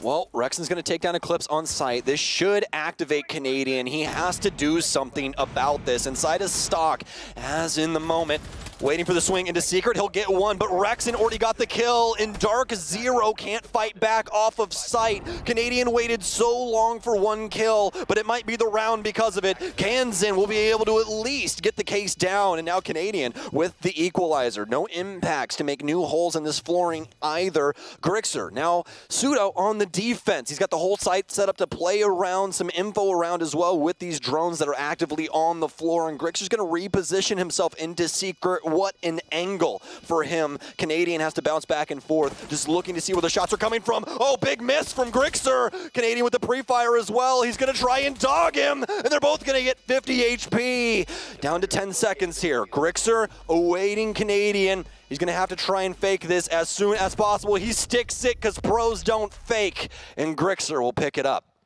It was the MVP from yesterday versus the highest rated player, and Grixer will prevail. What an impressive round from the Soniqs, being able to execute with so little time. It was like 25 seconds when they were getting that kitchen hatch open, and that was where they chose to go for their execute. The fancy footwork from Kansan kept them alive inside a kitchen. They had that top-down pressure, and although Canadian was in a good spot, he was a little bit slow in having an impact against these players. He didn't find anybody crossing his path, so we really didn't get to see him in the engagement until the push was actually well underway. And then the anchors just falling apart. They couldn't hold it down long enough for Canadian to get that impact in. So very impressive round, and just like that, Soniqs are up on match point with DZ. Only one round to their name. All right, Mr. Schick, were you walking in here thinking we were going to see a 7-1? No, nobody was walking in here thinking we were 7-1. We had most of the desk and most of the cast just picking DarkZero. This was supposed to be at least a close game. Yeah, and that's the exact opposite of what we're getting. And it continues to be the passive plays that are punishing DarkZero. We saw that from Canadian there. You know, if he maybe gets a little bit more active, can maybe make a rotation or something. Obviously, the Soniqs, I mean, they can have some things up to make sure that that flank is shut down, but you have to do something. You can't just let your site setup be decimated, because then you're just one person against against multiple. I mean, fortunately enough, right, he gets that frag onto the player via the kitchen hatch, but I mean, if it was going to be that late of a rotation in the first place, you should have just tried to contest the vertical player, 20 seconds ago. There was a couple of different decisions that could have been made there, but you really can't fault Canadian too much given the circumstances. There's a lot going on there. He has that drone that's going in towards Secret, so, beggars can't be choosers. He asked for that rotate, or asked to stick on Rome, and it just simply doesn't work out for him. Do or die, DarkZero, round number 8. They're here on CCTV Cash. They've got the Bandit, and they're going to try to trick. There are no EMPs being brought by Soniqs, so they're going to have to open that up with a frag grenade from below. They did bring 2 of those from Grixter. They've also got Cans and Zofia charges to try to open that up as well, but the bottom floor going to be very important here. Canadian falling off now, kind of recognizing that's not going to come at him soon. He can play there with the wall being opened up as well from below. What? That's going to be it opened. Pambazu, the first kill into Gunner, though. The Capitao going to fall. I think he got him via the little window angle that's opened up for the garage panel. So that used to be the bread and butter. Open that up and then launch those Capitao bolts in towards the double wall, making it to where Bandit cannot trick no matter what he does unless you have a Wamai in the way.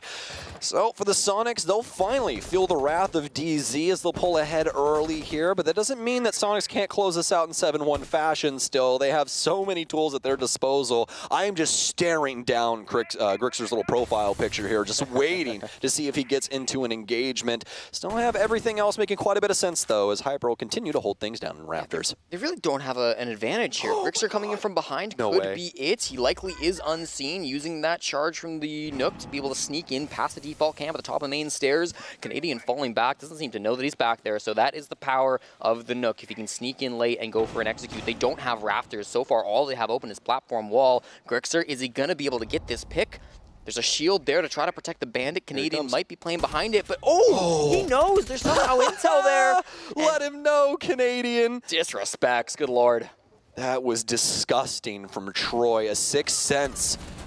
Rookie of the Year, still going for it here in year 7 as he'll take down the Nook. But that's just a prime example of how detrimental that operator can be. If Grixer has a little extra battery, then more than likely Troy's dead, but it doesn't seem to matter for the Soniqs. 2 quick kills, NJR will bounce back. It's a 3v2 in favor of the defense, but they have garage control. Where's this case at? It's outside on platform. They're going to have to try and get Rexen up there to get it as Kansan has that supporting angle, but he still has to cross across this red hallway right here, which has Pambazu in the wings.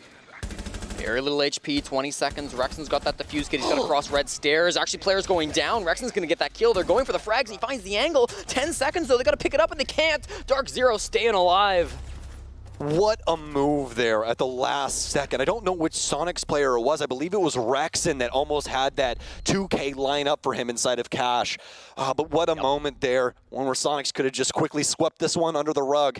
But DarkZero, they'll stay alive. I like the decision to go for the kills, right? You have 2 players left alive. Your time is so low, and you don't really have the health to try to go for that plant there. So Rexen gets the angle in through red stairs, somehow wins that first fight, and then has almost the potential to get the other 2, but unfortunately does fall, and that's going to be the round for DarkZero. It should have been the round for DZ. It felt better for them overall, and it took Soniqs a long time to really get anything going. They eventually had Rafters, but it was quite late from them, and I think you really do got to give credit again to Canadian for spotting out that Nook one way or another, knowing that he was being crept up on and winning that gunfight, because that really did disable the entire pinching strategy of the Soniqs, and meant it so their push ended up being very one-dimensional. Yep, that was completely game sense. They had no idea that Grixer was there at all. That's all just Troy's intuition and a little voice in his head going, hey, they're taking a little while on this push. Somebody can totally walk inside of Master. I should keep checking this. Yep. And he gets it eventually. So again, just huge praises to this guy. It's crazy. A rookie's got such game sense. You'd think he's playing the game for years. We're going to convince somebody. Somebody at home's going to tune in for the first time and be like,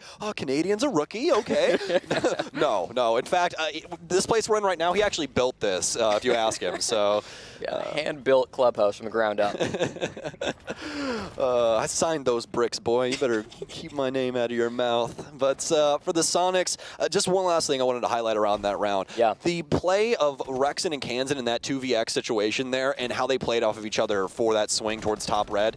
If I don't see the rest of you in all of Pro League performing like that, I don't even want to talk to you or your team. Like, you better be playing off of each other like that in a team environment, because that was truly incredible. But even in such a high, tense situation, they're still just waiting for that little extra time to get with each other and make plays as a team. And that's how you win rounds. That's how they get that close. So Fantastic stuff for the Soniqs, but they're looking to close it out now. We're about a minute in, but not too much action. DarkZero going to start with this top roam, or at least an extended hold, rather. So they will be inside of Gym and Master. Yeah, opening up the platform wall. We do have an extension from Hyper inside of Cash, but he seemingly has fallen back to construction. Eclipse was down below, trying to play with the C4. Still could, of course, the intel could be fed by Hyper, but with how far back he's fallen, it's going to be quite difficult for that information to come through. It will be claimed by Soniqs, though. Every time DarkZero attacked this site, they chose to kind of avoid the Cash extension, but Soniqs choosing to fight it head on. If they don't have a drone for Eclipse, it could be dangerous because he is the player who's looking to walk up red and perhaps catch one of these players when they're not expecting it. The big problem is, as well, is he has that nitro cell inside of his kid, so he doesn't even actually have to go face-to-face with them. If he can get inside a stock, somebody inside a Cash is more than likely dead. But fortunately enough for Soniqs, they've actually worked past this already. They have construction, and I mean, yes, they can have a nitro cell express delivered through the cons hatch, but that's kind of a big ask. A lot of the times we see them worry about that in the first place, so might not be the best give, but Pambazoo, heck of a shot towards Kansan as he'll take him down inside of red, and he'll back it up as well. Rexon tries to get the refrag as he'll try and sneak through the rotation, but DarkZero, they are taking it to the Soniqs. Put him to bed, Pambazoo. What a shot from him to make it a two-man advantage. Now it's 3. The last 2 players of Gunner and Grixer, the 2 Gs inside the Logi side of it. Pamba, the 3rd kill on the round on the Gunner, trying to make it a flawless. Grixer falls. Beautiful play by Pambazoo and DarkZero, another round. You see my watch? What's that watch? You know what Sam? time it's it? You know what time it is? It's Pamba time, baby. Pamba it's time. Oh my gosh, it's Pamba party time. Triple kill, and not only that, but bodies Rexon on the window. I mean, look at this first shot accuracy here. Donk, just immediately, right when that reticle actually reaches the center of the screen, the first bullet just nails him right in the face. And then he stops to type lol at him. He knows how disrespectful he hit him with it. Disgusting. I was making so many jokes yesterday when TSM had that game where Mahesi had GN in his name, and Merc was just bodying everybody. I was like, Merc's probably like, take my name out of your mouth. Yeah. You take that out of your tag, that's mine. It's copyrighted. My goodness. Yeah, but DarkZero making a grand stand right now on defense. I don't want to call this too early, but it does look like they're starting to put a comeback together. Yeah, it very well could. I mean, it's 2 good rounds, and they weren't even like clutches, right? Those were dominant rounds where Soniqs really struggled to get going at the start. Of course, in that second, or in that one that we just watched, great, take of Cash side, but it was a little bit slow. They didn't actually get any picks off of it. They didn't have anybody for the cutoff on construction window or anything like that. So the result was that they got positioning, but they didn't get a whole lot else. And that opening pick from Pambazoo was so important. Even if he didn't follow it up with that nutty flick onto the second player on the window, just getting that entry is so important to stop that push from Soniqs and make them rethink a little bit what they're doing there over on the east side. But it's a new day, it's a new round here, round number 10 down in the basement, and we're going to be running with a bit of a roam strategy once again, but again, no drone denial. I'm absolutely loving this from all of the teams we've seen. Across the board on every map, we've been seeing a lot of extended holds, and I think it's everyone's realization of just how impactful the secondary utility is. And now it's kind of forcing everyone to get inside of some of these early engagements and at a minimum waste time. You have to drain one of these resources, and it might be utility, it might be a kill, it might be time, but one of these 3 things has to go. Otherwise, the offense can just take full control of the map and have a pretty easy day, at least in the current meta, with getting things open that they really need to, and start applying that pressure towards the defensive setup. So that's where we're going to see DarkZero on this extension, and that's going to force SQ to try and go for this clear more than likely, as we saw from DZ and their clear. They just ended up setting Hyper inside of Garage and seeing if they could force the players into the rotation through the Garage window, but they had everything set up on that side to make some safe rotations back through Secret and Stock. Bit slow once again from the Soniqs, yet to even see a player on their screens, let alone get into a gunfight with them. Pambazoo over on the strip side looking to be in the first engagement, but again, nobody's really here. NJR in a bit of a position to help him out, make sure nobody flanks on him. Rexon going to be coming down from the top floor. Everybody did leave from DarkZero on the 3rd floor with the walls getting opened up. They didn't want to risk it any longer. And once again, we're likely to get in a situation where it's 5 players back on site, very low time for the Soniqs. The time works against them, but at the very least, there's not a crazy amount of utility down the site because they ran so many roaming ops. Well, just as easy as that. And the Soniqs with 2, actually. Pambazoo is going to go down. I do believe that that was one of the site players, or either that or Pamba was over towards main, I do believe. Something along those lines. We'll have to see if we can find his body a little while later. But past that, though, DarkZero now staring down the barrel of a 7-3. Gunner still playing patiently here inside of Stock, and the Soniqs wrapping around this site quite handedly. They haven't dealt with Kitchen just yet, but Kansan's got some good control over the center hallway. It's a main stairs player who tried to go for a bit of a flank. It was NJR, but he got spotted on a drone, so he had to retreat. They're going to know his position, and he's not really going to have the opportunity to go for a flank. In this 3v5, of course, you want to get aggressive. You want to surprise the attackers and, you know, get that man advantage back. But with the hatches starting to open up, your options are being limited. Another drone is going to come down main stairs, catch him again, make it 3. He's just got to force back and maybe try to play these holes from down below. But now with another player coming in from dirt, Samuel, this might be the end of it. Oh man, I'm sweating bullets over here, my friend. They don't have the kitchen hatch dealt with yet, but Gunner's going to take down Hyper. Gunner's actually all the way in on B3 right now. How has this been allowed? Kansan takes down NJR. Eclipse, he'll stop the Flawless, but he can't stop the Flood. The Soniqs will take it over DarkZero in such convincing fashion for a team who just picked up 2 people.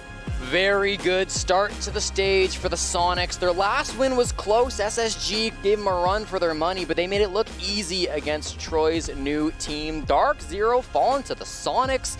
You love to see it. Grixer and the rest of the team celebrating there behind the team. Really exciting stuff coming in from the Soniqs, and it definitely shows that, like, they've been working on their clubhouse. Okay, they have really been stratting on that map, and they seem to know exactly how they wanted to play it with that new meta. It's not the easiest always to be playing without all of those frag grenades, and then you ban out the Thatcher and the Maverick, taking away that that wall opening utility that you're used to not having, sure, but combine that with the new changes that have started to hurt the attack. You could tell some of those teams were struggling, but SQ pull it home in the end. Yeah, an amazing game, and I think one that will more than likely reference throughout the rest of the stage as well, especially for DarkZero's case. This is kind of an odd one out, I would say, especially watching them play against Astralis yesterday. I did not expect this. Immediately when I saw the map was Clubhouse, I was like, oh, this is going to overtime more than likely.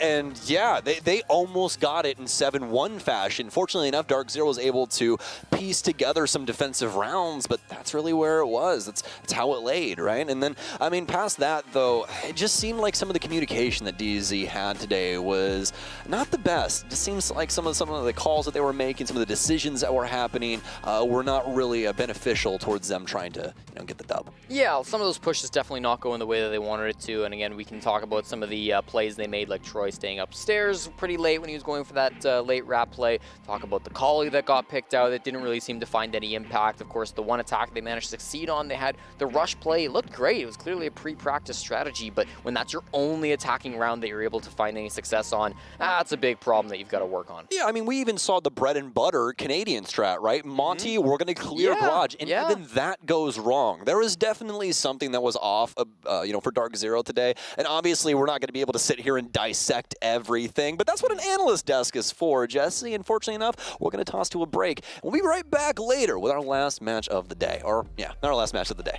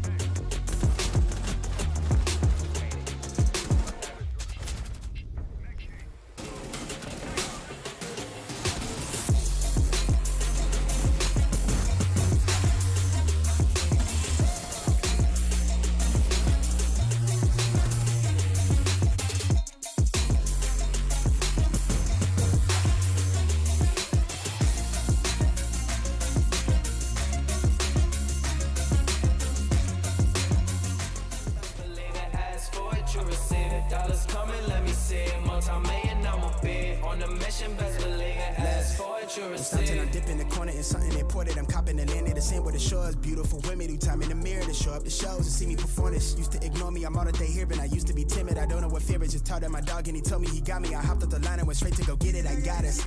Building this up out of mortar and brick. The way that it's going, I don't see it ending. The pigment is tinted, I'm really that. Go figure.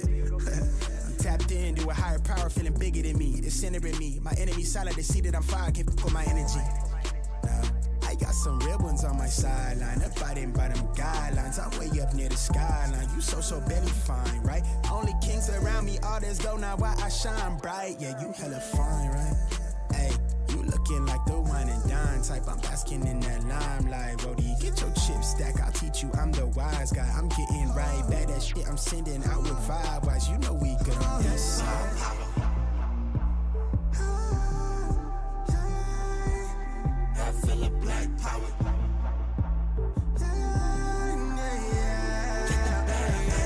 Dollars coming, let me see it.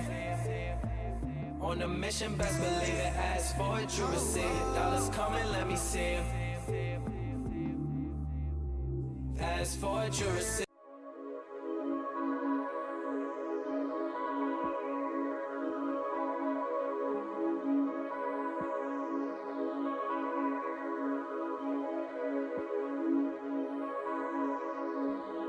Like glue, the leather stuck on me.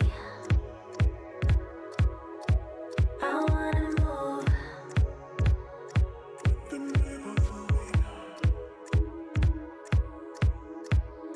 you, yeah, they all want a piece of me. Everyone in the crowd wanna feel it, they wanna be me.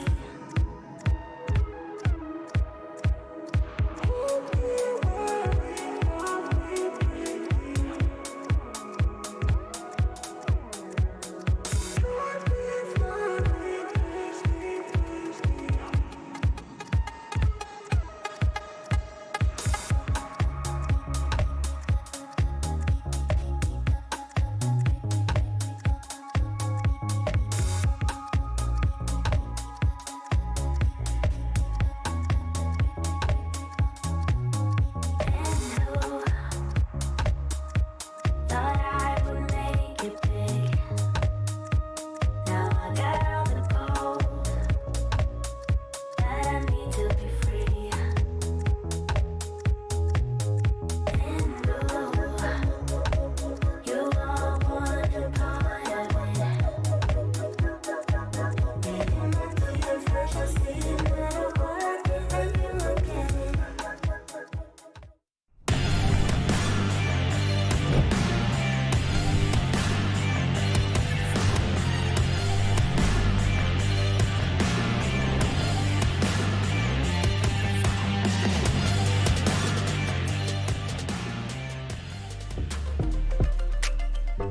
Welcome back to the Rainbow Six North American League Analyst Desk. Doa Jacob Jesse here with you. And you know what? He's back. That was a lot. He's back. Yeah, that was a lot faster than I think any of us expected. How was Yeah. your casting experience? It was fun. It was always fun to jump on the mic with Stokes. He's a great caster, so being able to be online with him was a good time. Yeah. All right. Well, someone else who had a good time in that last match was, of course, Gunner, who's waiting to chat with us over in Vegas right now. Gunner, congrats on the win. It seems like the move over to Soniqs has gone pretty smoothly so far. It was yesterday was a little bit rougher, but then today I felt like you came back on an individual level, pretty much crushed it. How have you liked the transition from Parabellum to Soniqs here?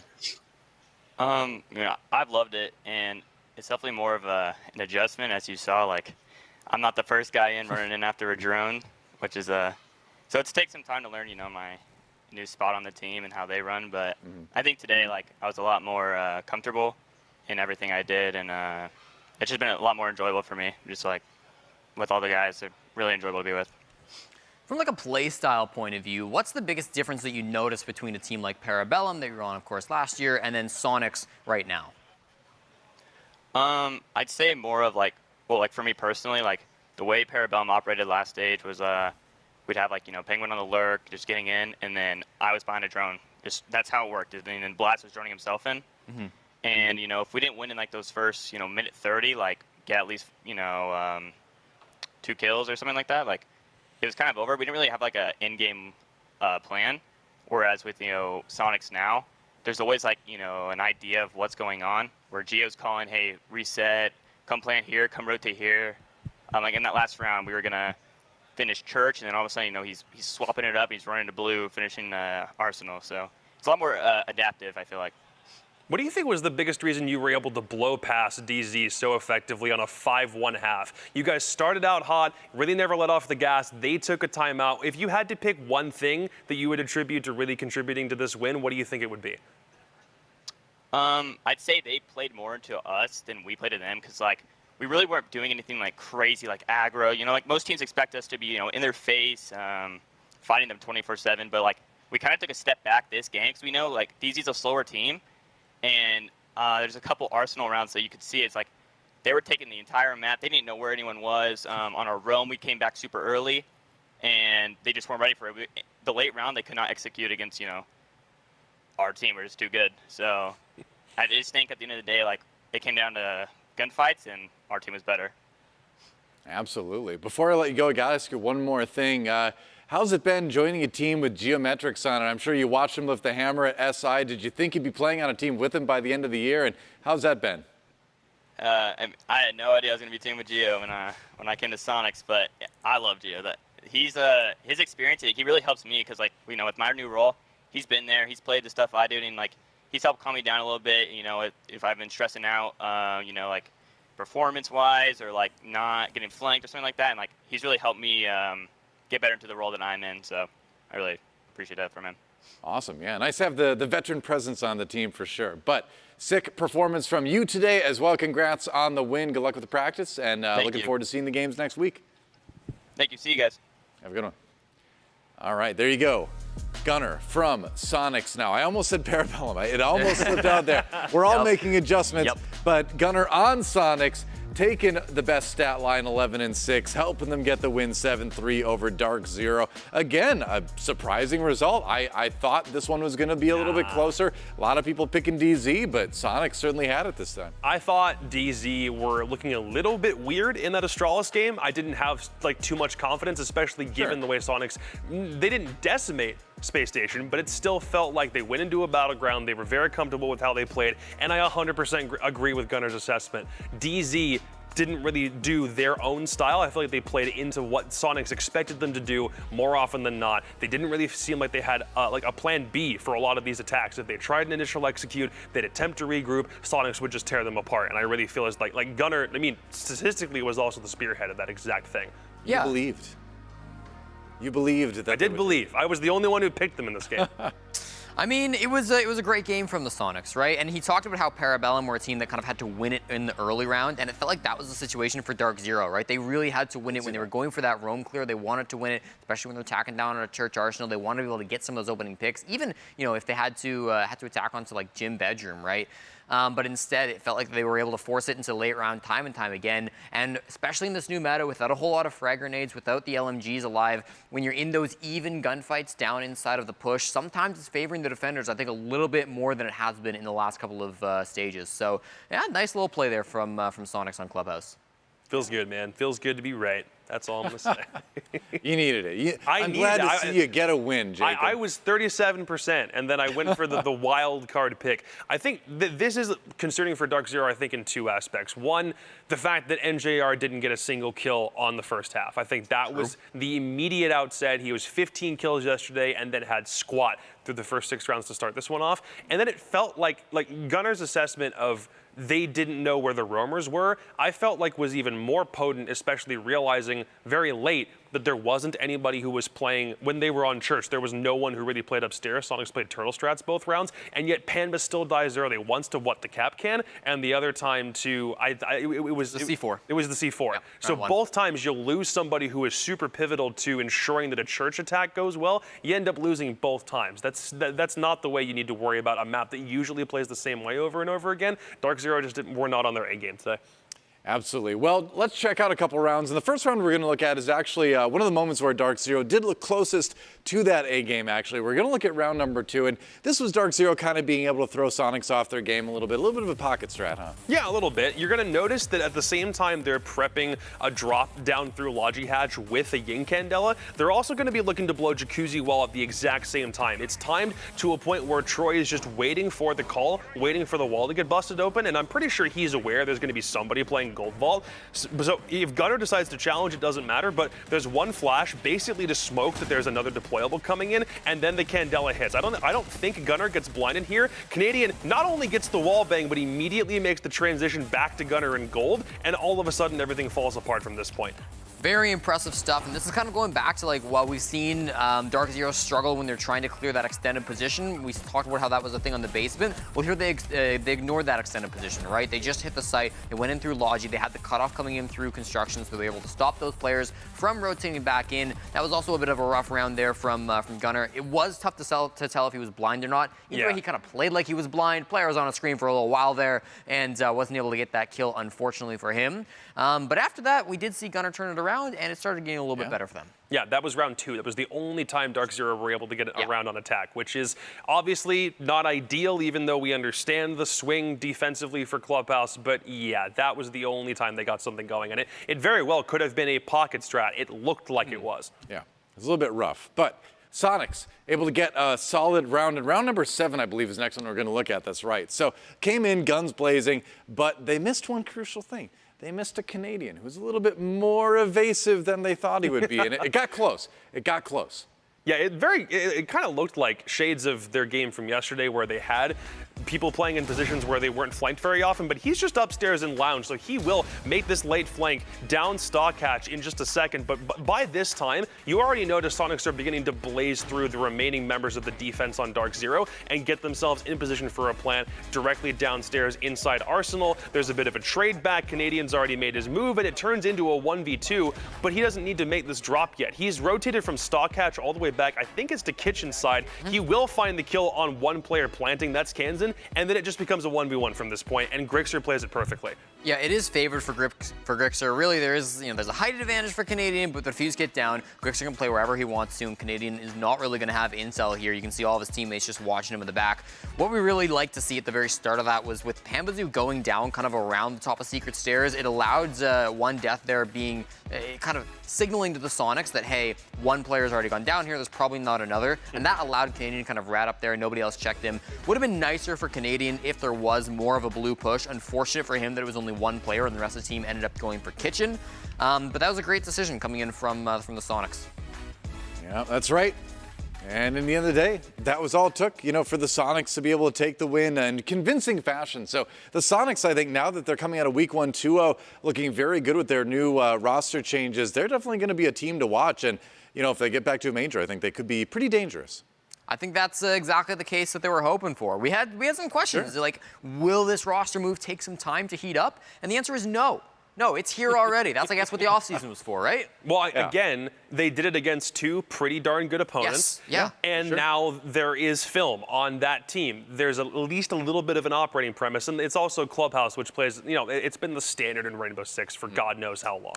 So when you head into these next couple of weeks, I think it will be tougher for them to have the same level of success, but I think they caught DarkZero off guard. I think they did really good against a Space Station team that maybe didn't have Skyscraper figured out to the exact T that they were hoping for. So it's a really, really good debut for a brand new Soniqs roster. I'm having a lot of fun watching them play. Absolutely. But it's one thing to come in hot. It's another thing to keep that momentum going. So we'll have to see if Soniqs can do that as we move into week 2 next week. But we're not done with this week quite yet. The final game coming up right after this is going to be Space Station Gaming taking on Oxygen. 2 teams who I don't think suspected they'd be coming into day 2 being 0-1. One of them is going to get the win today. We'll find out who it is right after this.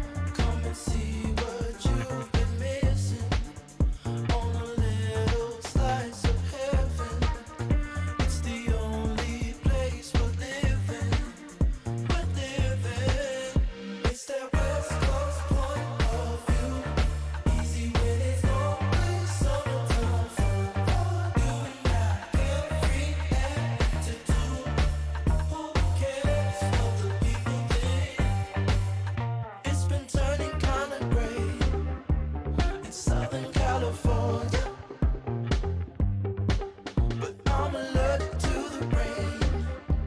What happened to euphoria? Oh, oh. Don't worry about it, don't worry about it, thing. I'm too excited. Dark liquor with the palm trees. It's all or nothing. Ooh, it's all or nothing. Ignore the signs and socialize. Come and see what you've been missing on a little slice of heaven. It's the only place we're living. It's that West Coast point of view. The decision to replace Lax and bring in Sweater really came with this new meta that we're going to be entering in. And the idea was that the flank watch role, or the traditional flank watch role, is no longer really a thing in today's meta. It's transitioned into a more flexible role, a more floating role where multiple people can get on the cameras and watch the back, while that flank watch is kind of a rotating door of players. Our mindset now is that we wanted someone who will be like with the team, like during the executes and stuff. We were just looking for more like a aggressive player that would move in, play more with the team, more team-centric, and I think that's what we found in Sweater. The process from like me leaving Beastcoast to Oxygen was more of like, I didn't really feel comfortable anymore like on the team, like the stuff that was going on around me. So I just ended up, going to the owner and was like, I want to be not traded, but like bought out by Oxygen since they were interested in me. It was more of like a business decision because like I really, want to win. Yeah, I've played with Lax for about, I want to say like 4 years, maybe creeping up on 5, and Vert was close 3 to 4 years. Was it difficult to get rid of him? I mean, it's always difficult to get rid of a player, but I felt comfort knowing that Lax he kind of has the personality type where no matter what, he's always going to make sure that he's, doing okay. Like, he's going to make sure that he comes first, and I think he'll be able to excel in whatever role because that's just who he is as a person, is to, make sure that he's good. It's more of like, because Lax has this like own role that a lot of people know him as, just like a lurker type, But now that we have Sweater, we can actually like do different strats that would like make us like all a team coordinated like strat that we could all like push together, pinch together, like everything like that. We actually tried them out, and I'm not gonna say the pro team, but we tried them against a pro team, and we 11-1'd them on 2 maps with no strats. So we knew at that point it was might be time.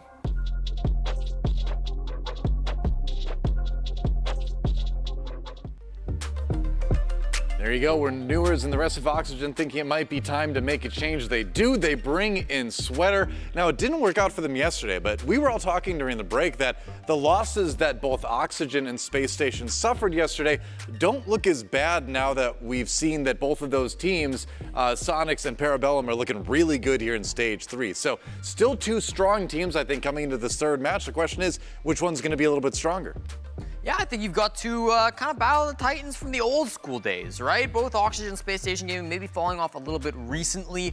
SSG, I think you can even extend that to the last couple of stages. They've not really been where they wanted to be. But OXG, this has also not been the start that they won. Parabellum, I think, were maybe, at least on paper, not the opponent that they thought they were going up against. We see them now both tied for 8th place. Neither team has gotten even a single point, so it's a tough start. The head-to-head record as well, showing the 2-0 favoring Space Station Gaming. If you want to extend that farther, you can go all the way back to 4-0. It's a 4-game winning streak for SSG, dating back to Stage 2 of last year. And again, rosters change, sure, but still, the way that these two teams have faced off historically has leaned towards the black and yellow. I think this is the first time we've seen them go all the way down to the bottom of the standings like this to figure out which one of them is going to get them out of a hole. I think we're so accustomed to them being teams that are within the top 4, top 5 echelon, and when they face each other, it's this massive clash. But they both had losses yesterday, which now puts it in a position where this game, even though we're only 2 games into Stage 3, feels like it's even more of a must-win to really start propelling yourself in the right direction. Both teams made one roster move in the off-season period before we got started. Both of them still have some questions they need to answer about how they're going to get integrated. So this is actually a really intriguing matchup on paper. I mean, I would be shocked if both of these teams languish in the bottom half of the league. Like, I guarantee you, one of these 2 teams is going to be top 4. One of these 2 teams, Bold take, I believe, will be going to the major. Want to put some money on that? No. We're not in Vegas. We're in LA, man. Let's talk about Space Station Gaming a little bit more here. Now, obviously, you mentioned, Jacob, both of these teams adding a player, removing a player. For Space Station, it was a big addition of Yeti. So Yeti again on Soniqs, maybe not putting up the greatest numbers all the time, but he brings that fire, he brings that attitude, he brings a little bit more energy in the comms in the match that it seems like Space Station was looking for, and they looked fairly solid overall. Didn't get the win yesterday, but I think this is a team that could go a ways. Yeah, like I said yesterday, I'm not really overwhelmingly concerned about the Space Station team. I think they already understood that if they were going to make a change, they have to go 100% with it, so to speak. Bringing in Yeti, you understand his work ethic, you understand the team that he's played for in the past, and you're also hoping that given the way that you understand the meta, you're going to be able to integrate him and do it rather quickly. Because this team, I think, from what Yeti mentioned back when he was picked up, he's hell-bent on ensuring that there is a massive comeback story that happens with this SSG squad. They're focusing on majors. They're focusing on getting as far as they possibly can in a really short span of time. And if everyone on this team is playing into the roles that have netted them the most success, then theoretically they should get there. I think we saw glimpses of that in the Skyscraper game yesterday. We didn't see it all the way to the very end. I'd love to be standing here saying SSG won their first game with a new player and it looks like everything is going great. But there were just very, very small flashes as opposed to an overwhelming sense that this SSG team is on the track they need to be right now. I think it was a weird game yesterday. I felt like they were playing, the rounds that they were losing really hard. They won more rounds than Oxygen, Mirage, or Beastcoast yesterday, but both OXG and MRG averaged more kills per round because they were at least keeping it close when the rounds that they were losing, right?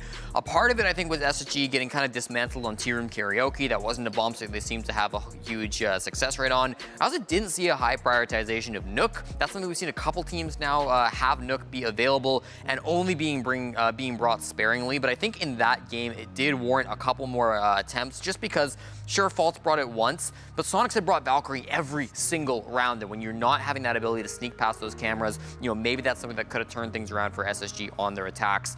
But we'll have to wait and see. I don't think those are mistakes, especially that the map thing that will come back to haunt them. I think that those are things that they can address in the map ban phase or in the operator phase. So I'm excited to see what Space Station can do against Oxygen, hopefully on a bit of a more familiar map. It was a close loss to Soniqs. It was a 5-7, close as you can be outside of overtime, so certainly some skill there. We'll see if they can bring it against their opponents. On the other side of the arena, it's going to be Oxygen. Again, another team that made one change. Yeti like, let me finish this energy drink so I can start this other energy drink at like 4 p.m. All right, sure. Well, that's Yeti for you. We're going to talk about Oxygen, though. They add in Sweater in not the off-season, the between Stage 2, Stage 3 time, dropping Laxing. Sweater coming in, being a little bit more of a gunner. When I talked to the players, they were saying Laxing, good at being off on his own, good at being a lurker, but they wanted someone who was a bit more of a team player. They felt they have that in Sweater. Now the chance to go out of the week 1-1, get a win their second day, prove that it's working out. Again, it's not to say that Laxing's playstyle is a bad thing, because we saw that be utilized to very phenomenal effect during his time on OXG. You would have liked to have gotten a trophy with it. It didn't quite work out. Just not what they wanted. Right, exactly. And in Foxday's words, it's now a meta transition where they think having somebody else on the team that can be there for executes and not be offsite holding a different spot is something that they want to use as much as they can. They think it's more helpful to have that additional execute presence, and I can't necessarily blame them given the way that the meta has been going in that direction,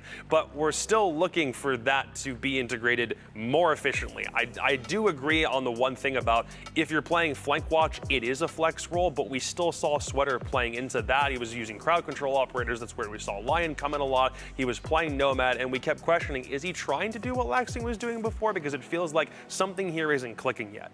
Yeah, when you take out a player like Laxing and you add somebody like Sweater, you're kind of expecting Sweater to be playing more of those entry operators that he's been playing. Maybe not Finka because she got that nerf, but operators like Yana, like Zofia, what have you. And then you were thinking maybe Fox will kind of fall back, take more of those operators, such as Nomad and the Sledge to go to Vert or whoever. But instead it was Fox, 6 rounds out of 6 on the Sledge, on the soft breach, and we saw Sweater kind of flexing around to those more support picks that you typically associate a support kind of flex player with, like the Lion that he was bringing out quite often there on Border. Unfortunate that it didn't really end up working his way. He had decent stats, of course, but so many times they were getting flanked. So many times it was Blaz who was really pulling the rug out from under them and catching them on some really aggressive positions that maybe wouldn't have happened if Laxing was still on the team.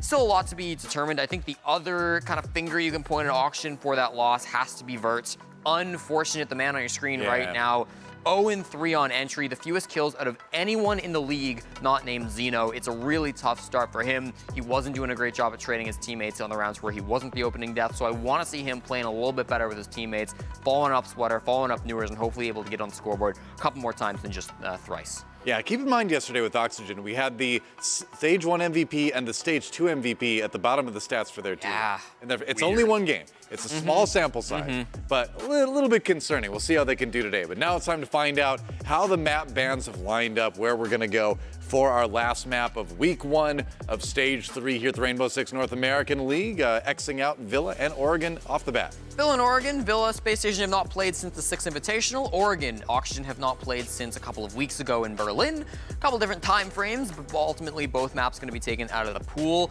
Skyscraper going to be taken out for SSG. They've lost Sky 3 times. The first time against Parabellum in Stage 2. They lost it against Soniqs yesterday, and they lost it when they cut Sky from their roster. Border also going to be taken out from OXG. You've got 2 more maps to ban out before I pass it to Jacob. One of them is going to be Bank here coming through, and the other one is going to be Chalet. Interesting that they take out Chalet. Last time Space Station played this map, it was against Sweater, and they got kind of decimated, so I can see not wanting to play him on it again. Yeah, but there's one map in here I figured SSG would have banned out a lot sooner, and that's Theme Park. OXG, even though they didn't manage to make it out of the Berlin group stage, are still undefeated on that map. It is still in the pool. I think that's kind of the way that this whole ban phase is leaning in the first place. But OXG ban it themselves. SSG banned Dubhouse, so we head to Cafe instead. It's a wrinkle in the plan, but let's see how effective it is. For Space Station, I do believe they've played it twice over the course of this whole year. Both of them were in Stage 1. Both of them were wins. I think one of them was the infamous game where back when Skies was playing, he had a tech issue and then just like put his headset down and walked off again. And for OXG, it's not a very favorable map in most respects, but they have decided with the power of the last ban to go to it. They are 1-2 over the course of this year, and it's one that doesn't have that many plays for either team, so I'd say it's relatively even, but that's just at first glance. Relatively even would also make sense, given the last time they played it was a 7-5 scoreline back in Stage number 1. Of course, favoring SSG. They've been beating Oxygen consistently for the last year and a bit, but still close scorelines means that it could go the other way today. Very tight. Another tough one to predict, I think. That's you know, it's hard on the prediction side of things, but it's fun to watch. I like going into maps without it being so obvious, and I feel like nothing is obvious anymore. You know, we saw Mirage in dominating fashion earlier today. Like, all bets are off at this point, but we got to make predictions anyway. Now, we already have our caster predictions in ahead of time because we've got another special treat. This time it's going to be Caliber Jacob joining Stokes to cast this next one. I'm back, baby. And I'm going to let you do your prediction first. Go ahead. Oh, okay. Well, I mean, hold on. What's the rate at now? Okay, I think if I get this one correct, I'm back up to a solid 50. Sure. So I got to make sure I get this one right. I'm going OXG. Wow. I think Border is the kind of map that when you play it against a team like Parabellum, you're going to get smoked. I think that was evidenced by the fact that Parabellum have already won it twice. And I like SSG a lot, but I wonder if that roster change is going to take a little bit more time to gel. And if we're talking on a pure mechanical basis, I think Sweater probably has a bit of a leg up with the way OXG want to use him than the way that Yeti does and his overall skill set. It's kind of a gut feeling too, and I also need the points. So yeah, I'll take OXG for this game. All right, well, I'll balance it out. Maybe I'm digging my grave even farther, but I think SSG. I think, listen, it was a disappointing game from Vertical. We didn't see things lining up the way that I think they should have been for Oxygen. I'm not convinced that we're going to see that turn around. It was, I think, a lot closer, a lot more positives from Space Station. I think their negatives aren't going to be as apparent on a map they've played a little bit more often. So I'm excited for SSG here. Okay, well, one for Space Station, one for Oxygen. Same goes for Blue and Stokes as well. Blue going Space Station, Stokes going Oxygen. Let's see what the coin has to say. It's going to be heads Space Station. It's going to be tails Oxygen. And it is tails again. What am I doing? Why is it all tails today? I swear this is a normal coin. It's the same one. So it's going to be Oxygen for the coin pick. We'll see what happens. I think this one could go either way. I think it's going to be very tight overall, but I do think both of these teams have players that have the potential to just pop off, right? Yeah. Start to dominate. So there's a lot of options, I think, as far as how this one's going to go. It's going to be a bit wild. Let's see what the fans have to say. The fans Are we voting totally split? for Oxygen. Oh. Okay. It's going to be, 3 or 4 and 2, rather. So 4 votes for Oxygen, 2 for Space Station. I don't know. I think that's all you can really say. I don't know. We have to wait and see the map to see who's actually going to take it. That's what we've been saying that for both of these days of the I stage, know, so but it's a whole new year of Rainbow Six North American No, League, I even though it's agree with stage you, 3 yeah. of this year. Yeah. Yeah. It's crazy, right? All right, who will get more entry frags today? Is it going to be Hot and Cold or Newers? Now, Hot and Cold had a really hot day. Not much of the cold port yesterday for him. Newers as well. I think he needs to step it up a little bit today, though, to be able to match that. But we'll see. Both coming in 0-1. Somebody's got to pop off, right? We're hoping. Well, we're going to take a quick break. When we come back, we're going to see who wins the final match of week number 1 here in Rainbow Six NAL Stage 3. Don't go anywhere. We'll return in just a few. On track, now we going way up. Now we going way up. Now we going. Keep the same energy. Work on being better when I'm 70. Your drip is just a water spring. You know I drip different, just the 7 seas. I deal with life different, make that lemon squeeze. We're known for my style and identity. Better bounce back and get the cheddar cheese. I guess that's why they envy me. On track, now we going way up. W's as easy as a layup. Working late, stay up. Counting all the way up. Counting blessings, yeah, you know we pray up. Way up, pray up. On track, now we going way up. Now we going way up. Now we going. On track, now we going way up. Now we going way up. Now we going. I got his band like I'm Barry Bonds. Running through the money, but the money's long. I don't love it, but I need it, keep it coming on. Only friendly, me and friends, we don't get along. I put that on my name, that I put them on. I put myself on stage as they sing along. I might book a session, do 100 songs. I'ma let you hear them just to prove you wrong. On track, now we going way up. W's as easy as a layup. Working late, stay up. Counting all the way up. Counting blessings, yeah, you know we pray up. Pray up. On track, now we going way up. Now we going way up. Now we going. On track, now we going way up. Now we going way up. Now we going.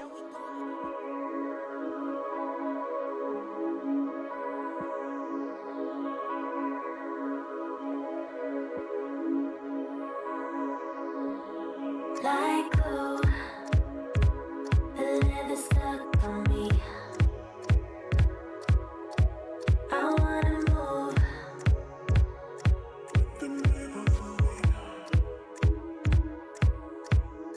And do. Yeah, they all want a piece of me. Everyone in the crowd wanna feel it, they wanna be me.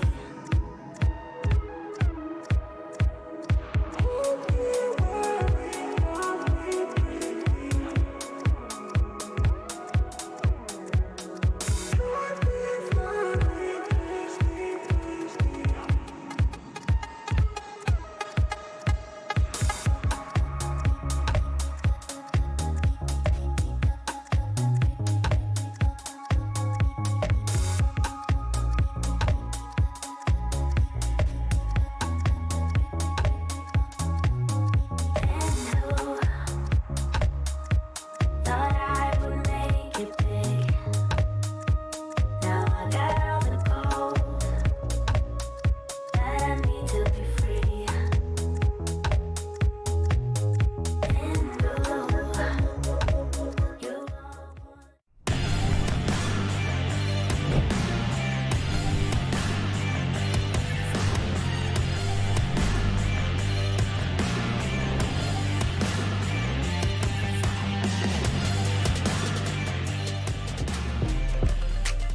So it's long been regarded as a fight between two titans of the North American League, especially for both teams that have had such a history. Wait. What? Hang on a second. Why are you? Where's John? I'm usually over there. Yeah. What the hell's going on? That's a good question. Where's John? Jesse? Am I John? Are you Jesse? Am I Jesse? You're casting? I'm worried. Take me home. We'll get with corporate later. Anyways, guys, is a welcome corporate back problem to now. the commentator desk. Hello. My name is Stokes. This is Caliber Jacob. We're going to be casting the last We finally game got to of do the a game day. together. It only Yes. took 2.5 years. It took some time, but we finally made it here, and we got a banger of a game on our hands. It's a banger of a game, but I said it on the desk. I still think it's weird that we're finding both teams at the very, very bottom of the scoreboard, at least for right now. I think we're looking at a Space Station team that has less problems to fix overall, but an OXG team that probably has a bit of a higher skill ceiling, just given the fact that Sweater has done what he has over the past 2 stages and is looking to come in hot on a team that very desperately needs his skill set in order to finally raise a trophy, because they're so close, they just haven't been able to get there as of late. Yeah, having both of these teams not exactly looking in form almost feels like it's against the law when it comes to North America, right? So we'll have to see what they've been able to work on, especially overnight, right? Because SSG, they weren't exactly on the same page yesterday with some of the stuff that was going on. There was a lot of instances where they're kind of getting in their own way, so I'm excited to see if they were able to make any adjustments from our first play. I'm curious about it. I also still stand by the fact that Skyscraper in a professional context, it's not the teams haven't figured it out, but it's just a weird map to play by every respect. From the maps that we typically see played in a competitive sense, it's weird to play Sky. It's not nearly as weird to play Cafe because we see this done over and over and over and over again. So we're heading back to the cold of Moscow. We're getting into Cafe Dostoyevsky, and Space Station and OXG both still have so many things to prove. It's time to head to my favorite 3-tiered cake, Jacob, Cafe. And we're going to be getting rid of the Nook initially, which I completely agree with. On a map like this, with it's sizable, there's a lot of areas where you can kind of slip through. Nook is going to be that operator that would be nothing but a nuisance if she was allowed to make it to the ban phase. Anything else on attack that really stands up? I like the Flores ban. We always do, especially for Cafe. This stands on a lot of utility, and that's really why you want to see Flores played when he is, or taken away if you're going to be starting things off on defense, or just really looking down that path to know that you're more than likely going to have to get there and deal with that later on. And that's Oxygen's situation. Yeah, they're on offense and they're removing Flores, but that also means that SSG isn't going to get it when the sides flip, and they won't have to deal with any of those Rotero drones. I figure they can get away with it. I think both bans on defense make a lot of sense. I'm just thinking about top floor. I'm thinking you put the Mira inside freezer. If you're worried about a cocktail defense, you're going to use a zombie basically as you'd use multiple different deployable shields. It's going to make things considerably more difficult when attacking the top floor. But I do remember there was a time frame a very long time ago, and I wonder how much it's going to persist these days, where NA teams just said top floor is not something we want to concern ourselves with. We will get kitchen, we will get first floor, second floor, burn it to the ground. We don't want to deal with it because it plays the same way over and over again. You take it from one side to the other, and you didn't have any other options left. But you've got a lot more flexibility on kitchen, and Space Station and OXG are finally getting underway. I love legacy maps like this because Cafe is a map that, even though it has been changed from where it originally was in year one, right? The changes aren't that big. You really just have some balconies tossed in, I think an extra couple of windows. It's been quite a few years since we had this implemented, but basically the point is that Cafe has always been a utility-driven map. You have to have so much on both sides of the coin in order to accomplish what you want, whether it be map pressure, control of an area, anything. You're going to need something to clear that out, and with the new meta coming into play with these secondary EMPs and everything else in between, this could make for some quite interesting rounds, and it's already starting off. We've got Dream in on the buck, the secondary hard breach for him to assist with some of these walls. Not only that, but we've got the nade stack as well between Sledge and Yana. OXG very capable of just going for a lateral take. If they would have come from kitchen and just pushed without needing to worry about clearing roamers off the top floor, they've got the option open to them. It's something they've done on this map time and again. But for SSG, they absolutely can tap into the vertical play, but they haven't done much more than just put a Valkyrie up on top floor. Nitro is prepped. If that comes through the skylight, that'll be interesting. Shouldn't have gotten that drone nearly as easily, but that's why he's an aim god. It's also nice to see him back on a roll, especially from that game yesterday, kind of back where I think he's meant to be. There was a little bit of confusion on SSG about exactly who was meant to play what. He's back on a vertical roll on attack. He's roaming on defense. It feels like SSG are going back to a lot of the things that made them a really, really good team in the past. So he'll play up top, and Sweater's already seen if he can't get into a fight early. Awkward exchange in between the two, hot and cold. I don't know if he knew that Sweater was even around the area, but Sweater holding on to this just to guarantee the air jab gets down, maybe catch some stragglers. Newer's right next to the head of Rampy as he'll be able to make his way back through the hatch and safely into kitchen. SSG have completed their roam game and made it back to the bottom floor. Still a minute and a half left. Taking plenty of time. You want to can't play through the reinforcement to get the really long angle back downstairs, so instead it'll just be sledge tearing up top, opening up a couple of different angles and trying to force SSG back into corners. Pretty standard fare for when you bring a sledge for top floor and you didn't take him out early, but as far as Rampy is concerned, I think that's a decent distractionary game.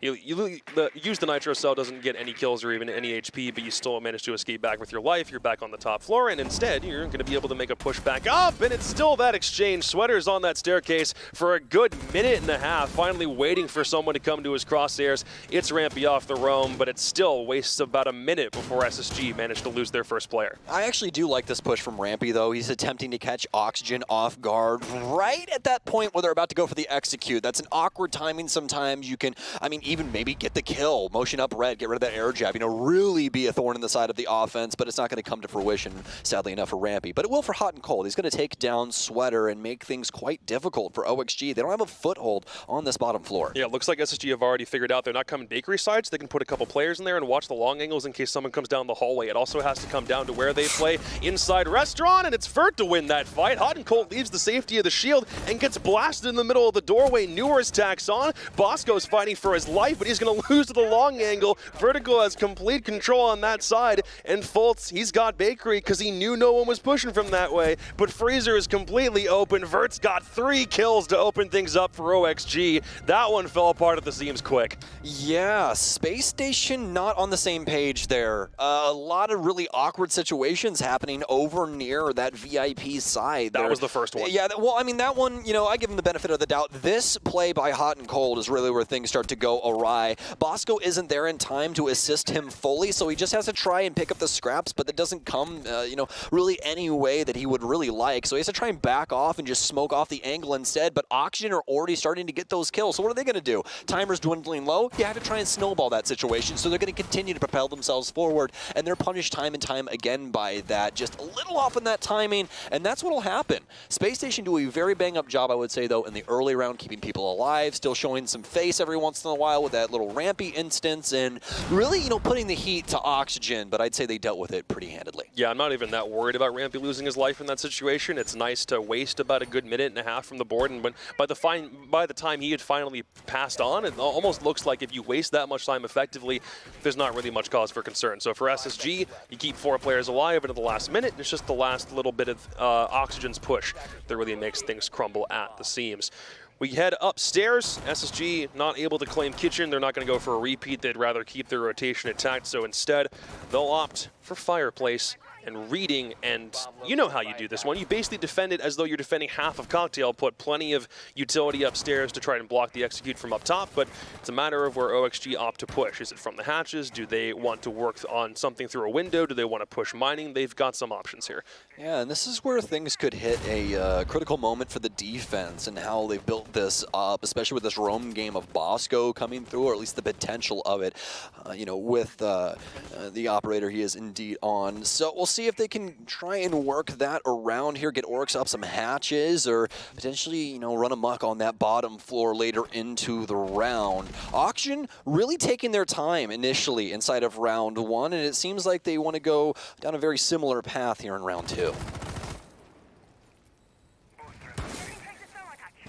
Were they working over mining? At least for the next couple of seconds, if they want more intel from that side or just utility disruption, they might push from that way. And there's the frag nade. I was waiting for something from heaven. You're going to knock Rampy out of the equation early this time. It's a little bit more of a problem as you don't have nearly as much top floor presence, but you've already got the Aruni gates up. If anything, the bulletproof is also going to help in this situation, and Fultz does have a quick answer back. We needed Newers to have a strong game today. That was one of the big points that we brought up earlier. If Newers isn't activated, then there's a very big chance that maybe Sweater doesn't get in. Maybe Vert doesn't have the day that he's looking for. He opens up with 3 kills, which is nice, but we need Newers to have a much stronger performance today if they can help it. Yeah, I mean, what an awkward day for Oxygen yesterday. You know, none of them more than likely happy about how that was going, especially since Dream was their top-rated player playing support. And now, once again, very similar straits. As Oxygen's been punished, they're down 2 players to 1 in favor of Space Station gaming into 4 versus 3. Sweater's now gotten control of Christmas, has some air jabs, I do believe, still to be able to lock up the doors. But remember, this is a mid-floor hold from the defense. And not only that, but it's going quite swimmingly. Yeti nabs that kill, heads back downstairs, he immediately uses the rest of the Wamai disc to make sure that any deployables don't come down wide stairs to hit him in the face. but now all of them are about to start hitting in quick succession as OXG's time is beginning to dwindle. They don't have any beads on any players just yet. They've got top control, but not really certain what to do with it. They're only being able to open up these angles now with a couple seconds remaining, and they're going to try to stop the late push if SSG needs to start running and ducking for cover. OXG have a couple options about where to push from, but again, time is their enemy. Dream's got Diffuser. He wants to push in from Helldoor and start getting this thing down. They've got top control. They should be able to cover from that side. Yeti's late flank up, grabs another one. Should he get another one here in the midst of this fight? He's going to try. Sweater's looking to cover. At the same time, the plant goes down. He's done a decent job with that, but Dream finally dies on the outset. Sweater, knives from behind. He's only able to get the one as he tries to survive for as long as he can. It's a decent attempt for OXG, but SSG's retake is too powerful. Well, he won't pull off the Assassin's Creed clutch, but you can say it's code red for Oxygen. Got the Ubisoft references here today, boys and girls. SSG looking feisty in round 2. Really love how we saw that top floor kind of build up, right? You know, you kind of have that little bit of an extension for Rampy. He goes for the aggressive swing over towards Heaven. Gets caught off guard by a frag grenade. But the big piece here is that SSG did such a good job of maintaining control of the entirety of the mid floor. There was not a single area in that entire mid floor that if you landed there, SSG wouldn't have known. Right. So it was very well handled in that regard, and that's exactly why they're able to pull one over on Oxygen. They have all that top floor, but I mean, you're just smashing up flooring where no one's existing inside of reading. That's true. The other part about that is Yeti late flanks up, finds one kill, Hatch drops back to Laundry. Late flanks up again, finds another one because SSG assumed no one's coming back up Lumber, then immediately falls back. It's just that same tried and true formula that nets Yeti 2 and forces OXG back into a corner, and it means Sweater is on an island while trying to defend a post plan after Dream gets that one down. So we're going blow for blow on the first time we see Cafe this stage. It's working out pretty well for OXG, but only if they're able to lock up top floor and I think use it a little bit more effectively. And we'll have to see. I like the castle pickup here from Hot and Cold. It's going to force SSG to get specifically Foxay on all of these windows. No breaching charges and only frag grenades past that. We know those things are worth their weight in anything more expensive than gold at this point. There's a very minute amount of them in the current meta. So, I mean, they're practically a nuclear device. You just want it at all times. You know, try and get a little bit of peace in there. Another really good option as well, Dream. Love this adjustment here. They're going to be using the two-shot pattern on the X-Kairos, as she does have those 3 separate patterns she can use, and those can get rid of those castle barricades as well. So Foxay isn't going to have to just be dedicated to try and getting rid of those castle barricades on some of these windows and potentially some of the doors inside. It'll come down to the speed of OXG's top floor clear. Yeti is going to hold Pixel for all of these worth. Still using Wilmai. He'll have another disc coming out here in a second, but he still does have the shield, and he's got angles to work through as it'll be up to OXG to figure out his guessing game about where exactly he's meant to sit. Shield comes down, Vert pushes in, sees the ADS, and catches Yeti sitting inside bathroom. Lickety-split, Nice. There's the trade. Hot and Cold had the angle all the way from Cocktail, so he makes it work. Yeti's life is definitely not without merit. It removes Vert, who, again, we also were hoping was going to have a massive game. He opened up with 3 kills to start. It's a nice pickup, and it's a good 1-for-1. SSG slowing the top take, and not only that, but that big kill onto Vertical, just at the price of a Yeti. Foxay will continue to try and play the cocktail windows, but this is just going to allow SSG to work their way back towards this mid-floor hold that worked out so well for them the last time. Oxygen kind of spread thin currently, have some support around these 2 separate entities, though, as Newers will still be upstairs with Dream. I do believe that Sweater does indeed have Foxay around the area to assist him if it comes to that moment. But you can see Space Station's already prepared for the moves that Oxygen could potentially make later into this round. We've got a player at the bottom of red awaiting anyone to try and move down through and break this castle barricade for mining, as well as a lot of answers to the other stairwell over on white. If you want to go for the flank, that's the same spot Sweater killed Rampy from earlier, and he'll take Fultz in that duel. And the last 3 members of Space Station are now all congested around site. With 45 seconds, OXG are only going to constrict even more like a boa constrictor. Moving in, Sweater's got the angle held. OXG have everything they need, minus the time. It's beginning to dwindle, and Diffuser's still in Dream's pocket. He's got Hatch. He's not able to confirm the kill. He sees it. He's just calling the position out. Someone's got to take care of Bosco before they make the push. The SMG-11 still manages to get one, but there's still trades. Top floor is working out excellently for OXG, and now all they have to do is push in, but Hot and Cold can still watch this angle. Hatch drop is going to be where Dream needs to come from, and Rampy's holding the window, so both members need to get something done. Diffuser's down in the window. Still 2 players to find. Razorbloom takes care of Dream in the midst of the gunfight, and suddenly it's just Vox and Newers. Time to push quickly, and time runs out. They're not able to get both of them in the exact same time. Space Station holds on for dear life and claws that one back. I'm kind of in Yeti's boat there.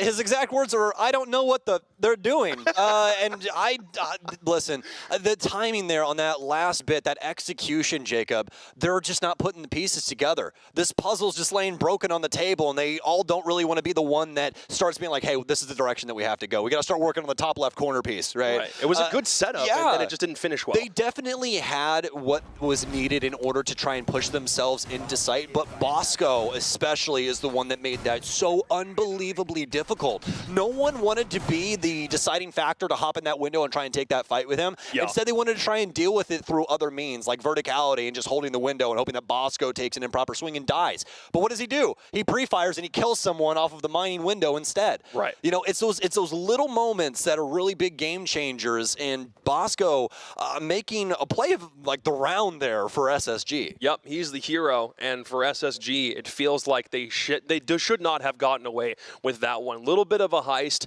nice play, especially when you know it's about to be a back and forth affair to win the rounds that you're not supposed to. You will steal anything, and you will go as far as humanly possible with it.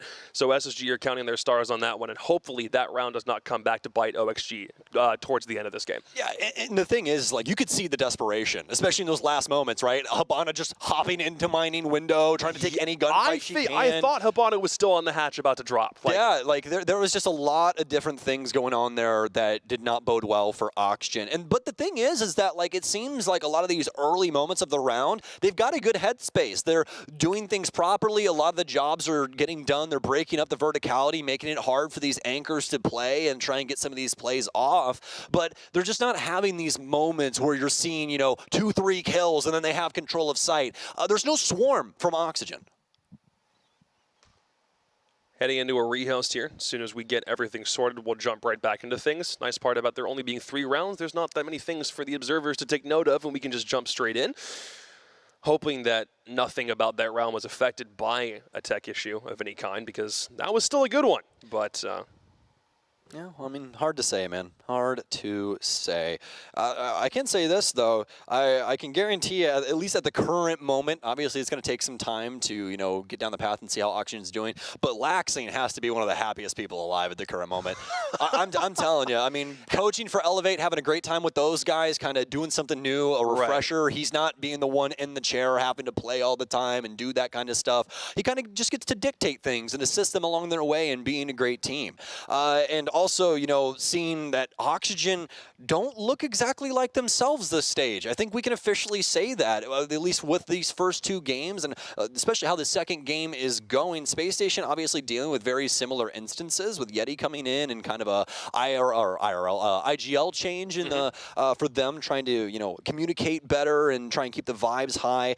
It's so weird for Oxygen, because right when you see this team and just look across the names, you expect so much out of them immediately, but you got to remember there's that little asterisk with Sweater only being here for a second game. I'm not really looking at this and thinking that OXG are back in form, so to speak, because I think Laxing was such an instrumental pillar of this roster that if they manage to find it again, I do think it's going to take some time. I didn't think this was the kind of thing that would propel them up to championship status immediately. I think some of these things just need a slow burn. Foxy was talking about how the meta is shifting to a point where flank watch isn't something that they're nearly as dedicated toward. It's a mentality I can understand and respect, but all I'm seeing right now is a Space Station team that's up 2-0, and OXG did take a pretty hard loss yesterday. So obviously not set in stone, but the story of OXG will really be set by how this first week goes, and then we'll probably be taking this first impression with us all the way to the major if they even get there. Yeah, and I think that you can say that Oxygen and Astralis are in very similar boats right now. You're not kidding. Yeah. Just on like a name-to-name basis, not with the rosters, obviously. Those are 2 completely different situations. Astralis has been together for a while. while, and things just aren't coming to fruition. It's very awkward over there right now. I really hope that they bring it back in the next week, but we'll just have to see. But obviously for Auction and what we've been talking about, it's just more than likely some growing pains. But, you know, in these next couple of weeks, it's going to happen very fast. We'll see if Oxygen is able to get anything done. This first week, they're probably quite antsy. They're going to have the weekend to go over some VOD, you know, get some good scrims in, and then come back with a clear headspace for week 2. We're down on Kitchen. Minute gone, no exchanges, maybe a bit of utility traded back out again, and only one roamer in sight. Fultz up in stairs, inside fireplace, looking for the angle. May not be able to find anything immediately, but he is going to get hunted by Vert. Upstairs, footprints aren't going to lead him immediately, but now he's got the idea, but he's already dropped down the hatch, and every SSG member now back down towards site. It's a matter of how quickly OXG can drone through and take as much top floor control as they need. And I am curious, because they did ban Flores, about how much that may end up coming back to bite them a little bit. They're confident they don't need it for vertical play. They've already got Dream and Foxay running the ops for that. I am wondering about how much util still needs to be cleared before they're confident enough in this push, or whether they want to take it from more angles than just from where they did it from before. They pushed Restaurant and Freezer side last time, and it's just a matter of slowly working over the remaining utility they've got here. Okay, an expected angle being produced from Oxygen here. They're going to blow the single panel for Red Hallway, making it a lot easier to try and get an angle down towards the kitchen space, as well as you can actually play it the other way for the player inside of coat check and hold their door. But we're running into, once again, a round looking like what we saw from SSG previously, and they'll get caught off guard, just like we saw the last time. Hot and Cold will actually be the one to bring it back instead of being gunned down inside of VIP. Now it's a tie ball game here going to the last minute. It's not like SSG are really necessarily are playing for a retake, but they still have the default spot with the shield inside Restaurant, and will need to move on that sooner rather than later before pushing to Freezer, unless Vertical really wants to go balls to the wall, but still too many steps to clear out before working on this. Bosco makes the push and takes Vertical out. Nice play at the same time, making sure that they don't lose a body in that spot, and he can hold on to the power position. Dream can't make this drop at the same time. He's too worried about the crossfire, so it means OXG need to work on their timing and get down here quickly, find a frag or two. That's exactly what Foxay does. Cross map, Bosco still got one. Sweater opens it up with the long angle, turns into a 1v1. It's Bosco against Sweater. Can't buy 50 HP between the two of them. Bosco escapes back upstairs. Diffuser's in a spot where he may be able to watch it. I don't think Sweater can get back to it in time. Bosco gets out of dodge, and SSG have their fourth. Bosco with, yet again, a fantastic play. We have always revered him as one of the best smoke players in the entire world. We call him Bosco the clutchest player that I personally have ever seen in my life. Bosco has that gene in him. He's got that dog in him when it comes to the late rounds. And right there, that's what you want. Bosco finds that isolated 1v1. He knows how dangerous that M590 is in close range. And what's he do? Proactively steps up to the plate. He gets close to the angle. He does not want to give Vertical a chance.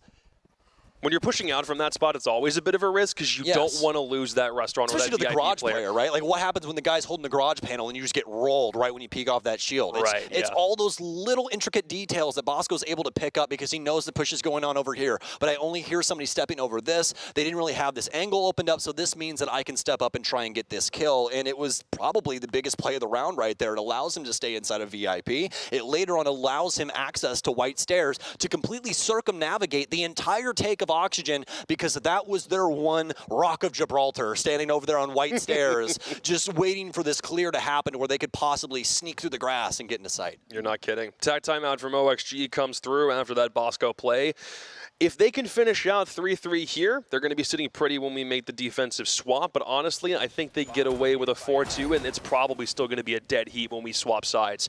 For OXG, they will take anything they can get. The only time they won anything in this game, again, was that one kitchen round to start things off, and it's been all Space Station since that point. I do think Sweater's doing okay this game. I think Vert is already doing a little bit better than we saw. I'm going to hope yesterday was a bit of an off day for both of them, but, you know, it's only 4 rounds. Time will tell. Yeah, it feels like you're getting like little glimpses, right? It's just not the full story yet. We're still putting that one together. And, you know, I think we're going to have this, at least for especially for this initial week, but, you know, maybe going into week 2 and 3 for Oxygen. It's going to be hitting the books and trying to make sure they're all on the same page, you know. Keep the ego suppressed, make sure everybody is ready and willing. And that's a really, really big deal here for OXG. Like I was saying, you get those little glimpses, you know, Sweater doing something crazy, Vert gets some big kills, maybe Newer's popping off a little bit, you know, but it just hasn't been able to come together fully in one round. We're like, wow, that was an amazing play from OXG. But that moment's coming. They have so much talent on this team, and it's nothing but time. Welcome back to opening week, everybody. That's how it is, isn't it? A little bit of a spray for Hot and Cold. Isn't able to get anything, but he will immediately duck back and cover again and probably make a rotate up on the opposite side of the map. And meanwhile, for Newers, wants a bit of a foothold or something he can hold for the moment. Bosco is going to be the first guy he will need to contend with, and he may not know it yet. Nice. Foxy almost gets taken off, but the he hangs in there long enough to get the nade kill to Rampy, and Hot and Cold still having an answer, knocking Sweater out of the equation. Nomad's been nice his past couple rounds, but he won't be able to do anything for the remainder of the round.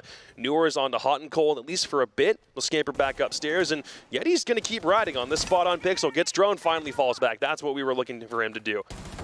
Yeah, but the problem right now for Oxygen is that they know that there's threats upstairs already halfway through this round. Remember, this is a reading fireplace hall defense for SSG, so they're going to stand tall when it comes to this top floor, and it's going to be up to Newers to try and dissect this. He has some help from Vertical up top. What a shot onto Folds, as he'll risk it for the biscuit, but it won't pay off. Foxy will at least be able to get the hatch up and start at least building this up to an execution point. That's going to force Bosco away from his original positioning, as he'll scamper off into the 90 hall. A little bit of a fast, aggressive push all the way from White Stairs back into Piano for 2 defenders. That's where Yeti finds Foxy above the hatch. They still haven't dealt with this problem yet, and he's got Hot and Cold for backup. So it's nice if he can just get another kill back here from the corner, but OXG need to start moving. Do they really risk the Aruni gate? Does he push that and try to find the ping? Instead, he doesn't. Alibi ping reveals he's already begun to move back away. So instead, OXG want to see if they can't still take this laterally, but you've got too many players still upstairs for SSG.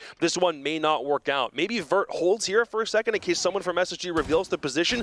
Yeti's already got a beat on him though, but instead Vert swings back around and finds Hot and Cold. So maybe the vertical pressure isn't something they're as worried about. Still wants to find a kill here if he can nab it. Still above the hatch. Won't be able to connect the shot. Yeti is still hanging on for dear life. 15 seconds left, and Dream has enough confidence to get the diffuser down. Newers takes care of the Yeti problem. It all falls to Bosco, and Newers still has the adequate cover. And OXG used that timeout pretty effectively, I'd say. Terrifying for Oxygen, though. I think SSG played a little bit too active on that top floor, giving Vertical a lot of frags there.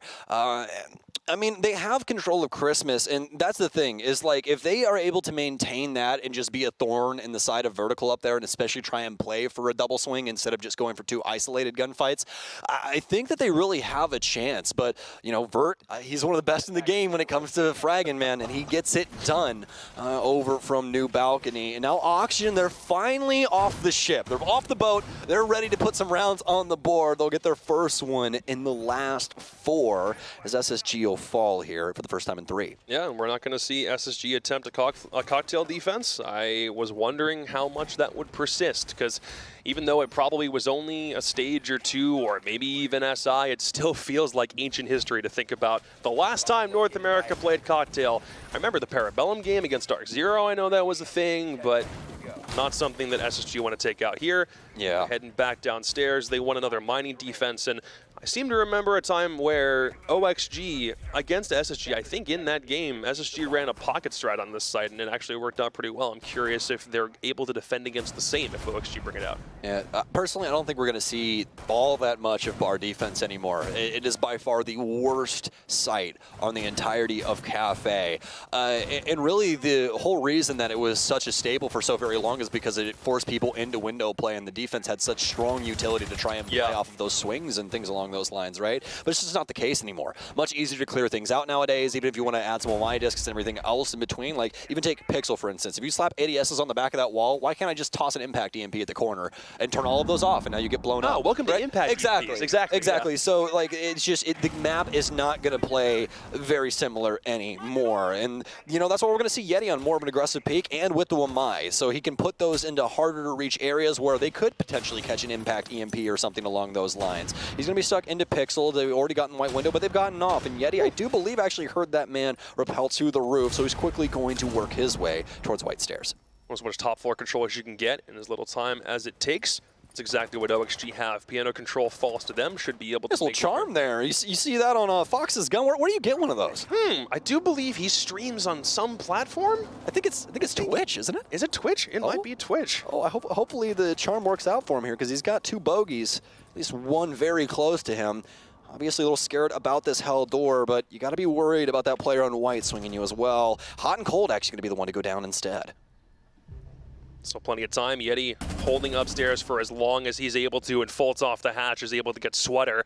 So any of that top floor control already beginning to dwindle a little bit further and further, but now it seems like Dream and the rest of OXG are still trying to maintain what control they've got and not let the loss of 2 players get them down by too much. At least the sledge is still up, so all these holes will prevent SSG from sitting pretty in corners. But how much time do you still really have left to work with? As far as SSG is concerned, no one on a late rotate. Everyone has gone back downstairs. They're just waiting for an opportunity. There is still one player inside the train car. That's Bosco directly below the hatch. If he goes back to that position where he was before, maybe not. He's looking for exactly where he can sit, and it's being made very difficult by Foxay right now.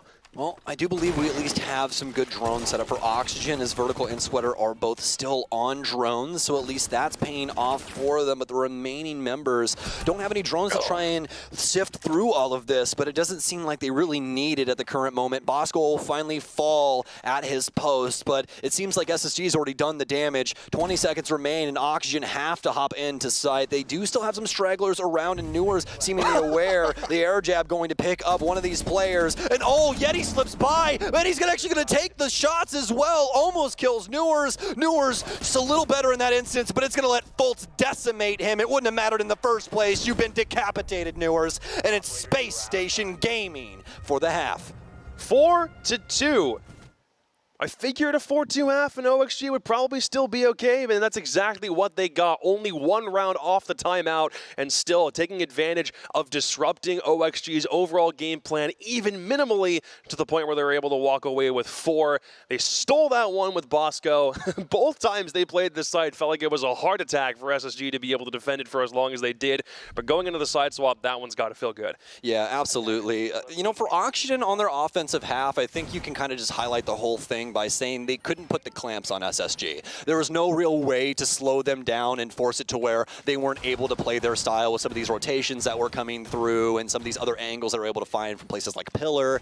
And Oxygen just wasn't prepared for that. They were kind of spotty with their focus, and that's where things started to fall off the rails. Luckily enough, though, talked about this a little bit earlier in the day, but it's a good thing to bring up in this instance. Defense, a little bit easier to coordinate rather than offense. Offense, you're always actively in the moment doing that, right? Defense, you're kind of just calming your stuff, doing your thing. The site setup and everything is already, it is what it is. We did that 2 years ago, you know. I'm being a little over the top with it, but rather like last week, we planned all this out. So it's not too big of a deal. Everybody knows where those reinforcements are supposed to go, where those rotation holes are supposed to go, and you can just kind of play out your teammates and try and see if you can get some picks onto SSG. This is the pocket strat that I was talking about from before. Smokes plus a Ying, and I'm curious how many members of SSG actually start focusing on mining window. We are here for the first pick. You don't see this one come out very often for the first side of a rotation. Another thing to notate as well, Amaru is actually not banned either, so we could see that eventually work its way in for Space Remember Station. that one W7M take where GDN is in freeze and just pops right up and plants in Fireplace at that moment? I'd love to see that come to NA. That was a lot of fun. Anytime I think of the Gara hook, I always just think of Shaiko doing it on Consulate back in the day when he came up through cover. Back when no one knew how to do it. Sweater. He's going to take the fight on White Stairs. Little 360 cheeky mechanics here inside a bathroom as he'll take down Fultz and give Oxygen the lead off. I think if SSG want to make this push towards mining, they need to have a lot more of top floor cleared out than they already do. They need to make sure Pixel isn't a problem, or at least force back to white stairs, and with the possibility of any additional rotations, they need to nullify that as much as they can. They've already forced one player to come back off Cocktail, back into reading side, so there is at least a little bit less pressure up top, but yeah, it'll take a lot more time for SSG to clear some of these defensive positions out, especially if Sweater wants to play this with his life. His flank's basically already been cut off from the window. There's not really an escape route back out. He's trying to survive for as long as he can. Nades and guns all come in at the same time, try to knock him out. It only took a minute and a half, but I think OXG are going to take that. Oh my god, Yeti with the sixth sense. He knows the rotations coming up red, and he'll take down Newers. They now have the lead. Yes, Fultz is gone, but plenty of time to try and figure this out in a 4 versus 3. That's all SSG's move here. IQ's got all the utility nullification they probably need all in one package. This is what happens when you can't do it with Flores. You got to do it manually, and that's exactly the take that they're still attempting here. Yeah, Sledge is probably the most blue-collar man I know with how much work he gets done on these floors. You ain't kidding. I would hate to, or no, I would actually love to have his upper body strength. Never mind, I wouldn't hate that. Dude, he's probably making so much money on overtime. You think he models on the side? Yeah, probably, man. I'd love it. I mean, the demolition would be pretty easy for him. I don't know about the reconstruction, though. But SSG, I'm really liking the way they're putting this offense together already, especially how they dealt with the positioning upstairs inside of Bathroom. That's what I was talking about by Swarm. You see the coordination of SSG to deal with that player with multiple bodies. But now, speaking of bodies, into the 3 versus 3, 20 seconds remain for Spacestation to get in towards site. Playing around the bomb chassis, still don't have diffuser in a spot where it can get it planted yet. And Vertical, late rotation back up, trying to catch the Sledge. If he can find it, isn't able to catch it back around the Alibi clone. Is still looking for this pick, and he's not going to make the rotation back yet. Bosco cannot get to a point where he's comfortable to plant until Hot and Cold comes into the fray, and he's also got window cover. 2 seconds left. Case finally starts getting put down. Vertical finds Rampy to at least offer some cover. Hot and Cold needs to go big here, and he grabs 2. Needs to find the last one. Diffuser finally on the ground. It's all up to Foxay. He's got a sliver worth of HP left. Uncole is already gone and ducked for cover, but he'll still get back to Foxay in enough time. That's what they were waiting for. A moment to get Ying in to cover the defuse kit, and as soon as it goes down, Hot and Cold goes huge. All smiles for Space Station Gaming as Hot and Cold puts everyone to the axe. On Oxygen, a 5-2 split in favor of Space Station, making these defenses look quite easy. Just look at this from Space Station. The nade in, the push from Freezer. We have 2 players, by the way, backing that up. We're not seeing that from Oxygen on their offenses. We're not seeing nearly as a in-depth situation where you're having 3 men deal with one thing. It's a lot more, you know, single kind of moving through the map, off on your own island type of beat. You know, we got like Vertical off doing his own thing, Newers kind of poking and prodding on his own wavelength, and then Sweaters is just somewhere in between. He's kind of over-positioned with Fox in them every once in a while, and he'll come back. But that's what we kind of expect, right? He did say he was going to be more in a flex position. I just think that for Oxygen right now, the coordination isn't at its best, at least in the current moment. Whereas for SSG, it's just so solid for them, especially with Yeti and that little sixth sense moment he had for the top of red, taking down Newers. I mean, SSG's looking pretty solid.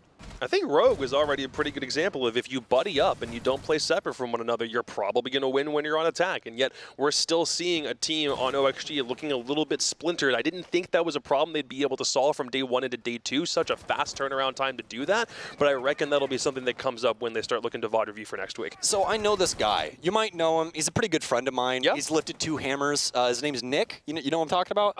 The Swedish guy, right? Yeah. So this team that they used to play on called like G2 or something, they had this little rule. They had this little rule. It was called the 5-second rule. You know what the 5-second rule is? I don't drop my food and eat it in 5 seconds. Correct. But there's another 5-second rule for Siege, and what that is if you are 5 seconds or more away from a teammate, then you're already in the wrong. You need to be there to be able to support your team and make these plays as a team. And that was one of the key reasons, the key factors that G2 was so dominant for so long. Go back and watch those videos, I'm telling you. Yeah. Somebody on G2 dies, in less than 5 seconds, somebody's there trying to take that gunfight, get that refrag. They want to keep things equal, and that's what we're seeing from Space Station. They want to try and use their full-on assault to deal with these problems that Oxygen are presenting. I think if you're isolating kills, it makes it way easier for you to get picked apart, but if only for OXG's sake in this round, they are a little bit more together on defense, especially when you know that when the site take comes in, you want as many people on site as possible. Maybe one up for a late flank if you could nail it, but it seems like SSG have already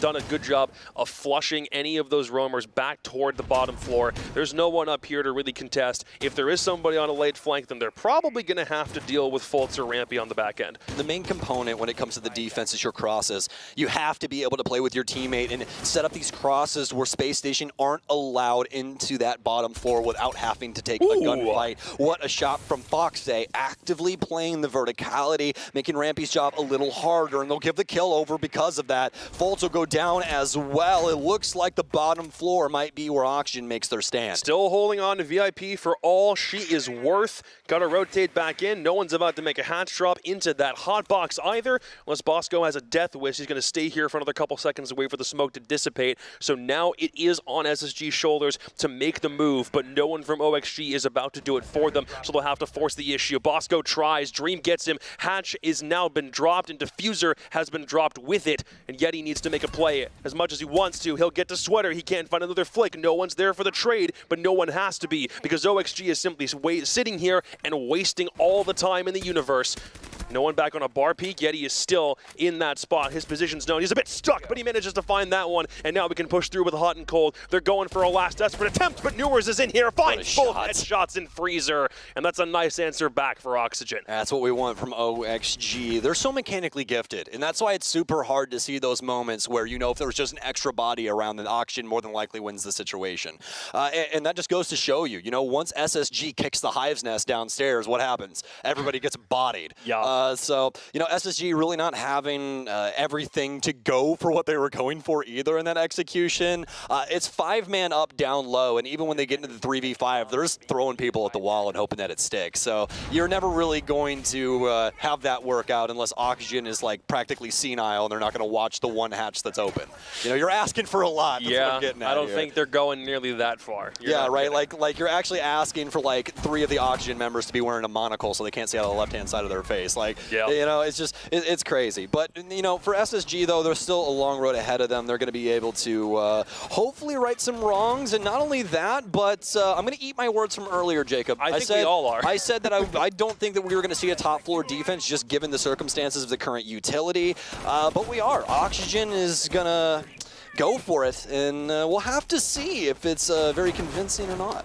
So I'll make a prediction, and then we'll see by the end of the round if it actually comes true. Writing this down. SSG, probably hatch drop, take both hatches, push for Piano, take from Piano side onto White with pressure at the same time coming from New Hatch, probably planting right back in this spot, just at the very left side of the desk. Yeah, exactly. It's called trash wall, my friend. Trash wall. Yeah. I like that one. It gets called everything. It's on cart or everything. trash. There's trash. There's like trash bags sitting, and then there's a cart in the corner. That works. So he's planting trash. But welcome to Rainbow Six Siege. Everybody calls it different things. Exactly what I said happened. If they end up pushing west side to east side, everyone on OXG sits east side for the remainder of this round, holding these long angles. That may very well be how this one goes, because spoiler, that's usually how this round plays out on this side anyway. Is it? That's crazy. Especially when they don't have a buck and they really can't influence Cocktail. It just seems like the right decision. Are you proud of me? I did my research. I'm so proud of you, my friend. I'm so proud of you. And you know, I'm more proud of Oxygen that they're putting some rounds on the board, at least on the defensive end. I want to see it continue on, but it seems like Fultz wants to stop them dead in their tracks. He'll claim Vertical's life and give SSG the advantage.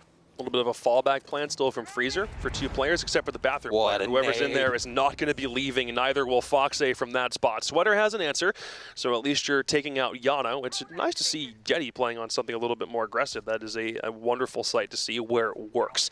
If only because the bathroom player can make the rotation back to Pixel, still trying to make something happen there, but they've got top. At least as far as the stairs themselves are concerned, I would be worried about a flank if I were SSG. Someone could definitely still make that happen on this OXG squad, but for the moment, no one's making the push.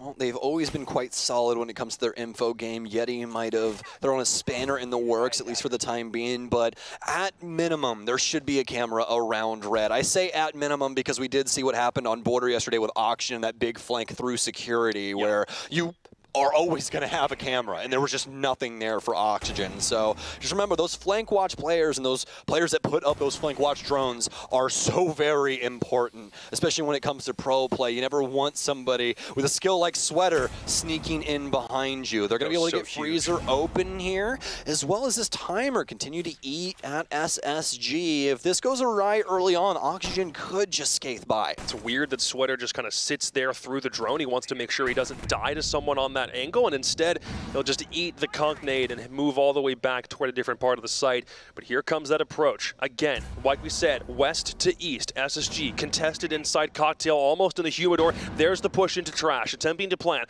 Bosco's got the angle. There's also Rampy up top holding it, so no one from Freezer can come and swing onto him. If someone tries, they're gonna die, and there's nothing OXG can do to stop the plant from that angle. Bosco goes big. Dream still looking for a couple kills, trying to push players back. He's the only one still remaining. A 3v1. He doesn't have the chance here, and instead he'll work his way into the most open site that has ever been known to man. He's got to hunt for kills. It won't happen here. OXG try and fail. SSG are going on match point. Yeah, that, as soon as that setup, as soon as we saw the man on Skylight, you could have just, anybody could have just said, the round's over. Yeah. There's nothing you have 3 that you're people going to do. inside, like, Cigar, and then 3 people on the site, and there's a 4th dude no one knows about on the Skylight. Yep, and he's got the best angle on the trash plant known to mankind. Like, you do not beat that angle ever.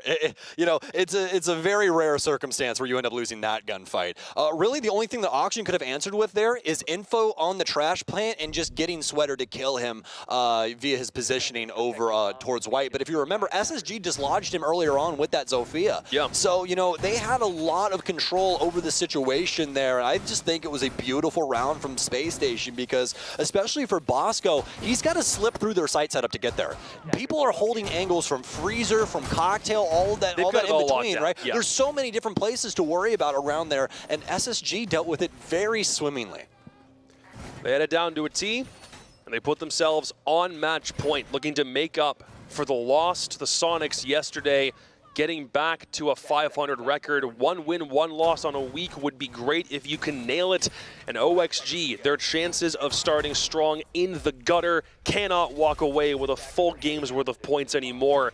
Space Station have at least guaranteed themselves 1. So the fight back to the November major for Space Station is already looking a lot more likely.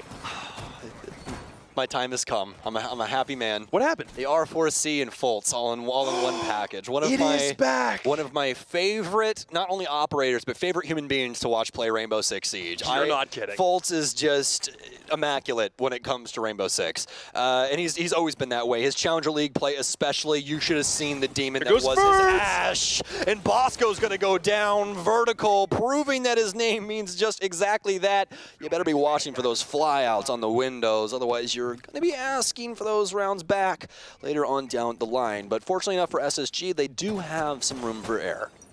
He's vertical. He either goes up or down. No side to side. He went up to then go down and found the frag. Down goes Bosco, only losing, you know, just your hard breach, not a big deal. SSG should be fine. That's actually, honestly, a really big deal. You don't want to lose that. Yeah, especially because Rampy doesn't have that secondary hard breach in either for the Bucks. So you no longer have anything minus verticality you can produce. You know, you can go underneath and use Skeleton Key as well that way, or just use those breaching charges up top to try and make things a little bit more difficult for Auction inside of sight. But you can see that SSG is still in recoil mode. They're like, all right, what do we do? We've lost our Bosco. We don't have hard breach. What's our next step here? And about a minute 30 after this drone kind of phase goes through, then we'll more than likely see this go off. Foxe is constantly marking this gentleman, but he's not going to use the nitro just yet. Can bring the cardiac sensor back out. Foxe to this day is still one of the best pulses when it comes to situations like this. And my God, not only did he get the Finka, the only op capable of healing up the offense, but he knocked Fultz to a sliver's worth of HP. Yeti with a gorgeous shot, but Dream, the M590, the boomstick will take him down. Fultz dead to rights, but he'll at least get one. Oh my God, Fultz, you disgusting man. Put some respect on his name for that last play. We play down to the wire in this house. Man, he really whipped out the R4C and said, I'm going to put on a show. And he did. 1 HP, 2 players left, doesn't matter. Still got his double. Oh boy.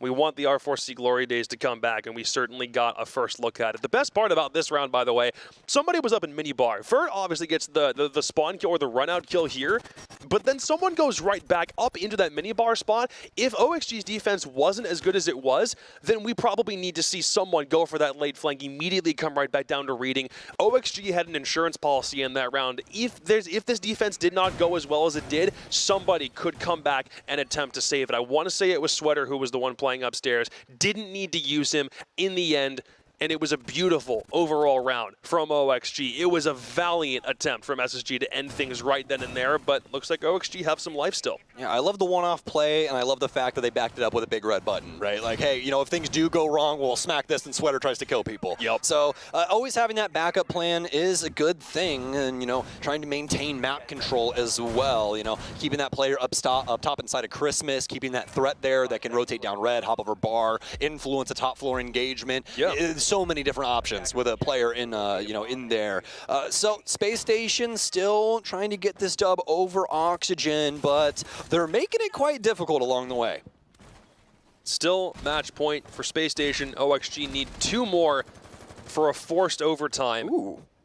We're going to have the Thatcher work their way in. We're also going to have the Doke for Yeti, so this is going to assist a heck of a lot in the clear. And a quick thing about the Logic Bomb, it got changed recently. It did. The Logic Bomb actually now makes it to where no one, including the people that are dead on your team, get any info off of cameras. She is a complete lockout of your info system. So pretty incredible op now, especially since she has that DMR that you can use for soft destruction in a lot of different instances. And she's got the EMPs as well to assist with getting walls open. Hot and Cold's going to go down, though, and that's going to get rid of some of the stronger EMPs in today's current meta. Yeah, it's a good thing we were talking about Dokkaebi because now she's the only one who's actually able to make use of that. But Fultz has already gotten downstairs looking for a kill or two, but there's somebody hiding inside the coke closet. It's Sweater up top, and he'll take Fultz down before he's able to do anything. OXG deciding to pull more of the stops out, and here's Yeti. Again, he's going isolated, but he's still making a push towards site similar to Fultz, except he's actually in at this point, takes Newers out with a beautifully placed headshot, and he's got enough space for Bosco to come and at least give it a shot, but Yeti is instead doing all the work by himself. There might be a chance here for Bosco to get a plant down, but it depends on how this fight cross-map goes. Well, Fox 8, a little bit of influence here from Mining, but look at the time right now. It's a 3 versus 3, but we've got half a round remaining, Jacob. Fighting fire with fire as Oxygen is to continue to try and spin this round up, but SSG's found some area, at least an arm's length point of view, and that'll allow them to start breaking up some flooring and try and play this through on a different angle. Dream is going to break up the flooring here for Train, which is going to allow him to see down into prep. Vertical's got a nice angle here off the bomb chassis, but SSG more than likely aware that there will be another player in here. Not only that, but Yeti still has that Logic Bomb that he's going to be using right now. Yeah, they've swapped spots. OXG have gone upstairs while SSG are on site, and they know that if they get a plant down, they may not be able to get out or defend it for any length of time because OXG went back upstairs. Foxy will retain their vertical position. Dream has at least come back down to make things a little bit easier, but if OXG can stop this plant, it'll prevent SSG from getting any more leverage. Here comes Rampy on the cross, can at least make it a 2v2. 30 seconds to go. Still time for Bosco to get this down, but they have not dealt with the vertical, and Foxy is going to retain it for as long as he can. Vertical on site, inside Freezer, a quick 2-piece to at least give OXG the full 12 in this one. Oh, Rampy's looking a little shaky there instead of that 2v3. Not able to really make the decision that he wanted. Chooses that frag grenade, backs back into a lineup as well, and immediately gets taken down. Yeti set them up for victory there. I love how Oxygen's able to reclaim that round, though. Great adjustment back upstairs to try and assist that player, play it deep on that basement floor, and try and sneak that smoke in to prevent the plant. Keeping that utility safe, that's what Smoke's doing there. Don't try and over-aggress. You're just going to lose that body, and you're going to lose the round because of it. They gave it their all. They genuinely did. Like one little slight moment of indecisiveness from Rampy, and we probably look at a you know, Fultz with that earlier bit. thing as well inside of coach check. If he gets that kill on the coach check player, completely different ballgame. You know? It's minuscule. It's game of inches. Welcome back to Rainbow Six. We see shooters go this way all the time, but at least for SSG, they know they had a good thing and they let it slip just by a hair. So they will take their tack time out and figure out. They just need the one round to lock this thing away, confirm it. They've already got 1 point secured. There is the safety of overtime if it really does come down to it, but Space Station want to end this bad boy as fast as they can. It's been a really, really good effort, but as soon as they hit match point, OXG feels like they've hit another gear we didn't know they had yet. Yeah, I think at least for, not the last round, but the ones where we started seeing Oxygen be a lot more successful, they're playing around the timer and using their utility to try and delay that, whilst also like, here's a body, here's a body, we'll trade, here's a body, and just making it to where it's very difficult for SSG to try and pick up some of these rounds. You know, it's been fantastic. I really love how they're building up this defense, especially in the last round, because I think that not only did they have that timer abuse, but they were willing to take SSG into gunfights early and keep things equal. It was fantastically done, because what that forces SSG into doing is trying to work an entire map with 3 people. Yeah. And that is a lot to do, a lot to handle, especially if, just say, you know, those other 2 people that died didn't have their drone set up. So maybe now you have to have a drone somewhere else, or you need a drone to clear out the site or something, and you no longer have access to that. There's a lot of different complications in how these situations can build up, and a lot of them are unforeseen to the naked eye. You really got to sit there and think about it and be like, oh man, this is a really crappy situation for Space Station. Back into mining for OXG for the last defensive regulation. Space Station not bringing any operators conducive to a fast push. If anything, they've got a couple smokes on Twitch, but they've brought gunning operators, and Fultz is still on Ash R4C. Looking to make the most of a gun we already know he's comfortable with. He's looking to go huge. And if he does, it'll be SSG finally locking away 3 points on this opening week, the last game of the opening week of Stage 3. A man after my own heart with this Ash pick. I'm just going to keep saying it, at least for this game. I miss the R4C. I'm just happy that we're back to a meta where everybody doesn't have 100 bullets and can just hound me down when I run out of, you know, bullets in a 30-round magazine. I don't think we saw Finko once today. Well, we've seen her. We've seen her. Today? For sure. Yes, absolutely. Did I believe miss that? You did. I think Sweater was playing. I think we've seen it in this game, and I believe we also saw it last game as well. We've been seeing a couple of different instances. There's Newers! SSG. What are we doing here, boys and girls? This is not how this should go. We already had this story, and it ended up with Vertical getting a kill and getting back inside. Not a single person is worried about Oxygen hopping out windows.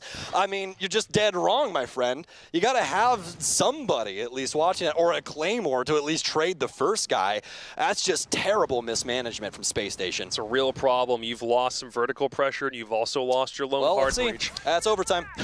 Wow. Yeah, I'm like, Space Station, you got a minute left. You got 2 bodies, and you have no way to manage all of this.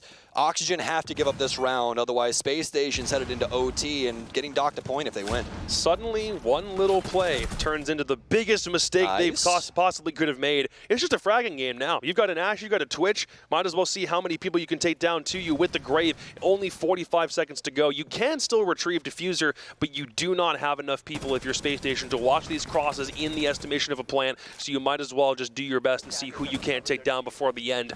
For Hot and Cold, one through Pillar, can't come in. Sweater makes the rotation, gets him, and then finds and transitions right back to Fultz as he vaults through the window. We're going to overtime between OXG and SSG.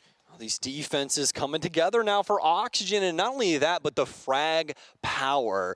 I really don't want to talk too much about that last round because I think it's a terrible example of Space Station gaming. I think the only thing that you can really harp on them for is exactly what I said earlier. Put a Claymore there. Yeah, you got it. Yeah. You disgustingly mismanaged that situation. That should never happen. Ever. That window, Jacob, is like the window for black topside. That's the first thing that you should be dealing with. You know, that and like when you're rappelling up, obviously the Christmas window. Like those are the 2 big ones that everyone's really antsy about. You know, Ticket, we see it, same thing with Vertical, right, every once in a while, but those 2 windows are like the hot spots that you see regularly on that side. It's almost like SSG got killed by Vertical and they're like, it's going off, they'll never do it again. Genuinely lulled them into a false sense of security. Yeah. And then obviously, Newers, being the little rat that he is, he knows it's last round and he goes, you know what would be absolutely hilarious? If I jumped out a red window because they're never going to guess it. It's last round. Why would I do that? I would just be killing myself, it's wouldn't that I? SpongeBob meme. Want to see me run out? Want to see me do it again? Exactly. Exact thing that OXG were able to do. 3 kills on 2 combined runouts over 2 rounds, and it now forces SSG to defend for only 2 points as opposed to the full 3. So we head downstairs. Kitchen site first. OXG defended this one really well, but to start with... SSG! Look for your windows! What is happening here? I don't get how is this happening? Everyone's dying outside the building! Oh, no. Vertical's gonna go... No, okay, he's gonna throw one outside. Thank God. I thought he was gonna swing that again and just ice another Space Station member. It's like Space Station hit match point and suddenly they all became possessed. Yeah, Yeah, like, well, it's almost like they're like, you have to stay in this building and you're not allowed to play the windows, which is like half of Cafe. Like, it's not working out for him at all. And the big problem now is that not only is Rampy dead, he's Sledge. He's the man with all the soft destruction. Fortunately enough, they still have Houghton, but Houghton's just going to trade out Bosco, who's now dead. But Houghton's just so damn good at the video game, does it really matter at the end of the day? He's going to equalize. Not only that, he's taking control of VIP. He's managed to bring things back into an even man count, but will it last for long? He does have VIP control. Sweater is going to see if he can't knock him off the angle if he exposes himself by only a pixel. That's all Sweater needs. We saw his reputation built up over the past couple of stages. He won't get distracted by this, but he can't be defended by the Aruna Gate for the next several seconds. Hot and Cold will still hold the long angle. You're not able to push into code check just yet, so Fultz is not taking this position until he's confident they can either flush him out or work on a different part of the site. But Yeti's upstairs. He'll grab Foxley on the late rotate, and now all you've got left is Newers. As Sweater finally dies to that code check pinch. He's got 3 kills, he has a 1.5, and he is resistant to flashes if he's able to use it, but I think he's about to get pounced on here. Yeah, Hot and Cold ripping the world out of the hands of Oxygen. Answering that situation appropriately as well. That's not even on Oxygen. They tried to do the right thing, but Hot and Cold outclassed them in that situation, and now SSG is going to potentially take a round because of it, but not if Newers has anything to say about it. He's got the ping on the last location as well. Hot and Cold sticks it, but he doesn't know where Newers is. He's playing off the pillar, and Newers with the triple! Oh my God! What a menace! He'll take down Space Station after Hot and Cold dices up the defense. Newers left all alone inside of sight. That's all you need if you want a dub for Oxygen. That's a roller coaster. Vert opens things up. We think the SSG's in the gutter. Hot and Cold with the 2K. We think the momentum is shifted again. Newers 3 kills, lack of coordination from Space Station to lock down the one guy remaining in the bomb site, and OXG have somehow clawed this lead back. I think the only frustrating bit there for SSG in that instance, because it's like that Hot and Cold moment, right? Newers outclassing his opponents, but the big thing is with that plant spot, Jacob, not only do you have verticality that you can play for the offense, but you can also go play by Freezer because I had that rotation there, that single panel. Yeah. So, you know, like those little instances where SSG could change things up and just play someone in a slightly different position that's on a deeper cut instead of just playing for the play over towards Kitchen. There's a lot of those moments where just those little game changers could make the difference. A key thing though is you know, obviously he is Warden. You don't know if he has that nitro cell there, so that's more than likely why we saw Space Station trying to get so aggressive to his play in Kitchen, because if he makes it to the triple wall, your planner's now dead. There's no way you're going to stop that unless you get that nice shot on that clay pigeon nitro cell, right, flying through the air. So, you know, benefit of the doubt a little bit to Space Station, but my God, Newers 12, 7, and 4. An inspiration for the masses for sure. 4 unanswered rounds for OXG. SSG hit match point, and everything else since then has gone the way of the black and green. This one is a comeback for the ages if OXG are able to stick the landing. And SSG, they did have a good half on defense, but they need to really, really lock this one in, and that is a phenomenal start. Might as well give them a taste of their own medicine a little bit before Newers can really even get in the building. He will get the trade, but there's Sweater to answer back almost immediately. He figures Hot and Cold isn't about to make the full rotation back. He doesn't, and he loses his life in the process. That is war games of the mind right there. Just the prediction, knowing Hot and Cold would potentially want to be greedy.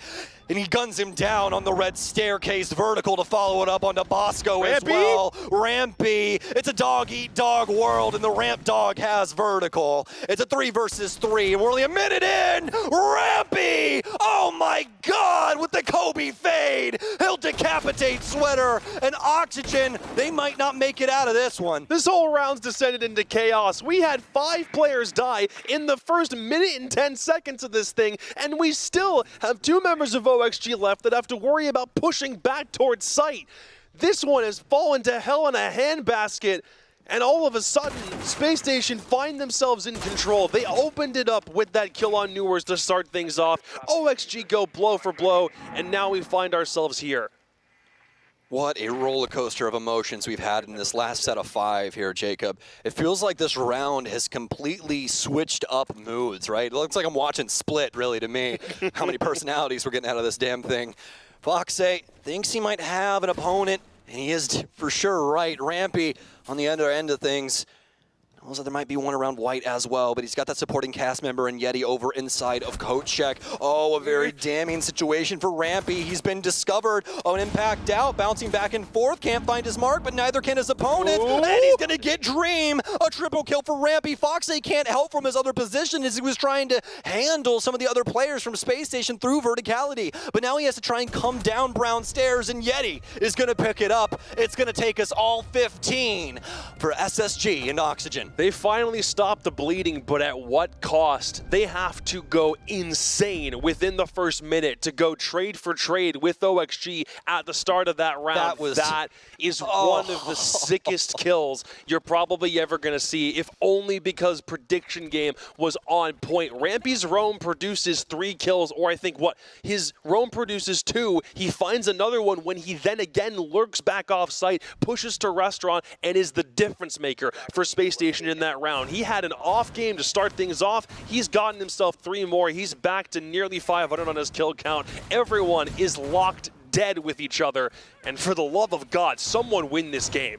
And this is crazy. This feels like, we're full on, in the arena. They've lowered the cage for Hell in a Cell, and they've locked everyone in. The crowd's going insane. You're not allowed to leave. Like, you have to sit here and continually smash heads, throw fists, and see which one of you can actually win this out. There's times like this where I wish we had win by 2 in OT. Oh my God. It's just, it would never end. Dude, but I'm here for it. This is absolutely electric. These are the moments that I live for when it comes to Rainbow Six. And I mean, a big component of this being the fact that we have had such a meta change where things aren't as locked down. We're having a lot more of like a mid-round aggression and making it to where these, minute 15 marks are a 3v3 or a 2v4 and stuff like that. It's just such an exciting game to watch at the current moment. Oxygen have chosen to end this bad boy on mining. Decent win rate for them so far. SSG have also tried a couple different strats, and OXG managed to lock it down last time they played it, so if only for recency bias, it might go in their favor. They just need one more. They need to lock this down, but it looks like SSG are prepping for something a bit more explosive. Rampy is primed and waiting for a moment to burst the window open, and no one's really made a move yet. I think we're about to see something crazy happen. They want to flush out bathroom. If they can get this started, it's going to be a phenomenal opening for SSG to start things off. Really love this clear from Space Station, getting everything set up with the sledge and the Habana. Get the window, toss the stuns to clear ADS, just toss nade immediately to get rid of shield or player inside of the bathroom. Great order of business from Space Station, and that'll be our opener at a minimum, but they haven't found an Oxygen member just yet. And speaking of them, Sweater is in such an awkward situation right now, but he's put himself here on purpose. This is a one-off play, and he's going to give it over to Fultz. Fultz is aware this is the last round, and Oxygen have been trying everything they can to get in their way. Why wouldn't he try and man the hatch here on red? Man, if he hits that, there's a high chance OXG actually walk away with this one, but now it looks a lot more dire. May only be one player, but you need everyone alive for these last couple of seconds. Seems like they've fallen back to site, or they're just playing basic off-site positions. For the moment, OXG do have the ability to rotate to site in the event SSG push this quickly, but it's going to come down to SSG's overall time management. Do they know where these roamers are placed, and are they confident enough in the push before they make it? They have so many bodies, and with a minute remaining, they should be able to break up a majority of this flooring upstairs, making mining pretty easy to try and play into. Oxygen is going to have to try and manage these crosses, but not only that, with only one magnified gun on the defense. Sweater being taken down means Fox is the only one that can take some of these longer angles, unless obviously we see some amazing mechanics, but that's to be expected from the likes of Vertical and Newers. Dream's going to be playing this one close to the chest off of sight with Mute and that SMG-11. SSG have not propelled themselves forward just yet, but you can see an amalgamation of people here inside of Christmas as they're rearing to go. This one's going to be interesting. If we see Wamai make the late flank back up, but Yeti's the first kill back upstairs, he's not going to be able to use the vertical presence anymore. Foxay's made this late rotate work out. SSG still retain man count, but Newers is down here trying to be the difference maker. Bosco's going for the plan, punched open, not able to get into position before it goes down. 3v3 on the post plan, still kills going back and forth. We're still locked in a dead heat. Bosco is going to play around the bomb chassis. He's got a power spot. Both members of OXG might come right into his crosshairs if he's not careful. Yeti can take down Newers. It just falls onto Foxy to defend this thing for as long as he can, but there's a hatch drop, there's a prone, and SSG win the cage match in Russia. A hell of a game from Space Station Gaming. Tested to their absolute limits. The pressure on in round 14. And that pressure, well, it creates diamonds for SSG as they get their very first dub here in Stage 3. But not only that, taking the first dub away from Oxygen here in Stage 3. Oxygen now in the same camp as Astralis at 0-2. They at least get 1 point out of the ordeal, and it was an ordeal. But oh my God, does it feel good for SSG to come out of what was an insane offseason, lose their first game, and at the very least manage to end this one off on a high note. It took a long time. It took very nearly throwing away a 3-round lead on match point to get them to this stage, but they finally done it. There's a lot of questions still for OXG, but I think because we went the full 15, there are considerably less than we had at the start of this game. And not only that, but for both of these teams, you have to be happy as a clam for them, because what this is right here is this is all the VOD review that they get to do for the weekend. Every single one of these rounds has a lesson for both of these teams, and they're going to be able to decipher that before next week. It wasn't a trounce from SSG, it wasn't a trounce from Oxygen. Everybody got to get their blow in and learn something about the team that they're playing with now, because I mean, even though they've both switched one piece, that is a shockwave through an entire team, especially with those little instances where maybe somebody's not doing something that your previous player was. That's crazy. I didn't think making a switch over from one desk to the next was going to result in that haywire. We got it done. They got it done. SSG have to be feeling immensely proud of themselves, especially for all the flack I think they've taken from their fans trying to figure out what their formula is going to look like with Yeti coming onto the team. How much of that do you think came down to Yeti specifically having, I'm sure he had a lot of impact there, and I think for SSG, they did a phenomenal job of finally adjusting to the pressure. You know, with Yeti, I think Xander has always been a maintainer of the vibes. I've known him since Broken Alliance Yeti back in the day on Xbox. We were actually going to be on a team together when I switched over to PC. Oh, that was the name of the team? Yeah, Broken Alliance on Xbox is a team that he played with a bunch of different people, and he used to smoke me all the time in scrims. But he's a purveyor of the vibes, and the other thing is he's not scared to get his hands dirty. He's going to get in there, and he's going to get that damn job done. And that's what I've always respected so much about Yeti, is he's somebody that you can bring in to practically any team, and he's going to make something happen. And we're seeing it here for SSG. 10-10, yes, but he was in some of the most hard-fought fights that we've saw inside of that entire matchup. The key factor one, like you were talking about earlier, that double rotation up white stairs. Yep. You got to commend him right on back that. and did it twice. Yep. He went insane. He got his hands dirty, and SSG got the dub. It took forever, but they finally did it. We'll come back on the desk. I'm going to flit back over there for a second and wrap up the day. But Sam, thanks for the cast. Of course, buddy. Really appreciate it. We got that one knocked out, and we'll be right back after a very short break. Don't go anywhere.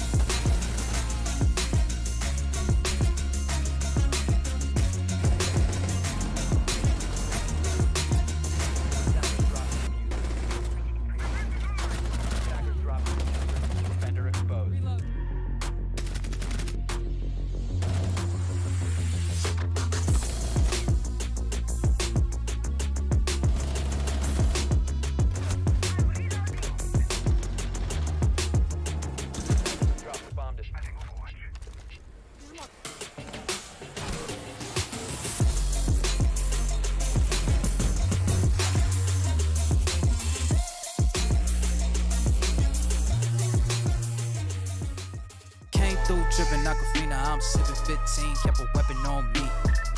Flow make digits, I'm on my business, stack chicken like what it's gon' be. Crew in the cut, hey, you want us, red run when I tell a peace. Love is love. Love is love. Adios.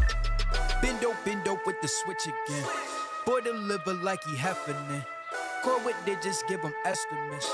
Somersaults for my Benjamins. I got what you need, baby. Skirt the Chevy, make a scene, baby. LABB been the team, baby. Bim Papa, word the G, baby. Look, lab till I'm finished. Had a handful of lemons through the hand. Got a bag, now the hands in the business. For my hand, it's a ticket. Talking Mazda for the biggest. That's a comma and a comma and a comma. Gotta get it. I've been playing with the minutes that they been shoulda gave. And I'm flipping every digit that they been shoulda paid. Had to find a way to get it. Know the season what you made. If I ever wanna dip, then I'm brink with the blade. And I'm brinking a blink on the brink of some dumb shit. Watch how I move, cause I know the brink's coming. Watch for the blues, cause I know that they dumping. Nothing in my view, so it's hush on discussion. Hush on discussions, you know what you need to. I keep it in the fam to let you know that I don't need you. Y'all cats be see-through, head not the piece. You been king, I'm regal, got it in my Abisu. Came through tripping Aquafina, I'm sipping 15, kept a weapon on me. Flow make digits, I'm on my business, stack chicken like what it's gon' be. Crew in the cut, hey, you want us red run when I tell a peace. Love is love. Love is love. Hold up with it, got my back on Pippin. I'm back in kitchens with the tray. Windows tinted like how black my skin is. Scoop the shorty in it from a J. Swish, she got vision just like any women giving me the kitten. Way before the riches, nothing more to mention. I could light a block, a powder, or a glisten. Foreign on my body, that's a Gora linen. I came through tripping Aquafina, I'm sipping 15, kept a weapon on me. Flow make digits, I'm on my business, stack chicken like what it's gon' be. Crew in the cut, hey, you want us red run when I tell a peace. Love is love. Love is love. Adios. Love is love. Love is love. Adios. Love is love. Love is love. Like, ride with me if you ride with me, you can slide with me if you feel like 550 on the 5 sticky, come get high with me, that's a deal, right? Ride with me if you ride with me, you can slide with me if you feel like 550 on the 5 sticky, come get high with me, that's a deal, right? That's a deal, right? That's a bet, right? That's a bet, right? That's a deal, right? That's a deal, right? That's a bet, right? That's a deal, right? That's a deal, right? That's a bet, right? That's a deal, right? That's a deal, right? Ayy, coming down like precipitation. I ain't never met a limitation. Hate applying my elimination. Gotta go to Google for the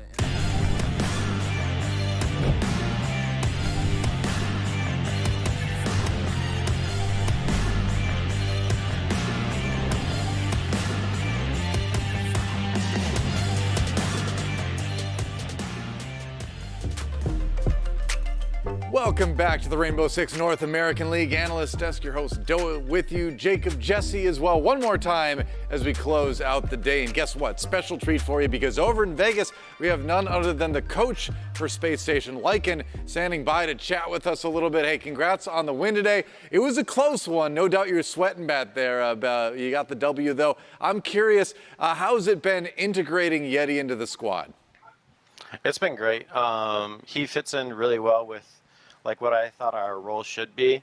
I do think Dex was like a really good fit personality-wise, but I think in the end it really came down to I wanted to like untangle Hot and Cold and Fultz's roles, and it didn't make sense to put like a young gun like Dex on flank watch.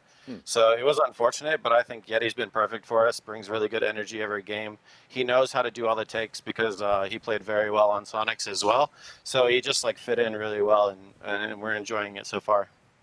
Lycan, you've mentioned the energy that Yeti brings to the team. What was the energy and what were the vibes like on the squad after you had pushed it to match point that game and then lost back-to-back rounds? Did you feel like things were slipping there, or was the team able to keep it together after all that pressure? Oh yeah, I think we were letting it slip a little bit. I think we're still trying to learn like as a team how to transition scrim like wins into match wins. Just people play like a little bit different in scrims than they do matches, so you don't always get like 100% like a good eye on like what you're actually going to look like when you play in these matches. And I think, well, for one, I think Soniqs played really good yesterday, and I think today we were just letting little things like that, like both the bakery rounds that came down, we like just didn't play them well and let them like win those rounds. So I think once we kind of like fix those issues, like the communication and the synergy, it'll be really good for us. Obviously, the loss yesterday is also something I wanted to touch on. Seeing the win today, I'm sure, has to feel fantastic. But if you had to identify something that didn't quite click yesterday that did click today, is there anything that fits that category for you? I think yesterday we had a really good talk about pacing. I thought Soniqs played really good tempo against us. And we weren't really adjusting to the fact that they were giving us a lot of room and kind of didn't do enough with it. And they kind of like stalled out a lot of rounds and made our end round basically more of like a panic execute than like something where we feel like we're in control. So that's something that we tried to really kind of bring in today, which I thought was going well, except the biggest challenge is like when you get a team like Soniqs and then you have to play a team like OXG. It's hard to go from like those two teams back to back because they play like their style very differently, and you could see like obviously we were getting some like picks and stuff like that we need to work on, but other than that I thought we did really good trying to match the tempo today compared to yesterday. All right, so I got one more question for you before we let you go. So we don't get to talk to coaches as much, so it's a unique opportunity to ask some questions that only coaches can answer. So in light of that, you go into a match, a big match, Yeti against his former team yesterday, it ends up being a loss. You come into today, Oxygen ends up being a really tough match. How do you manage the emotions on the team? How do you keep your players on track and make sure they're in the best position mentally to get the win? Yeah, I think it's not just like one thing you do like the night after you lose. It's kind of like it's an atmosphere that you build like every day in practice, like when you're like struggling with like a new setup or new strat or whatever, and you dry run in and you think it's going to work and then people get frustrated because it's not working. It's kind of like you're able to build it as a coach more than just like after a loss. So you just kind of like remind them like, hey, these are the things that we're working on. We didn't do it right, and that's why it didn't work. So if we make sure we like hammer these things down, the next time it won't happen to us. And like, just it's kind of like keep it business, I guess I would say, but like it's a lot more than that. All right, cool. Thanks for chatting about the nuts and bolts a little bit with the coaching, with the matches this week. Congrats on the win today, and good luck with the scrims going into week 2. Thank you very much. Appreciate it. No worries. Have a good one.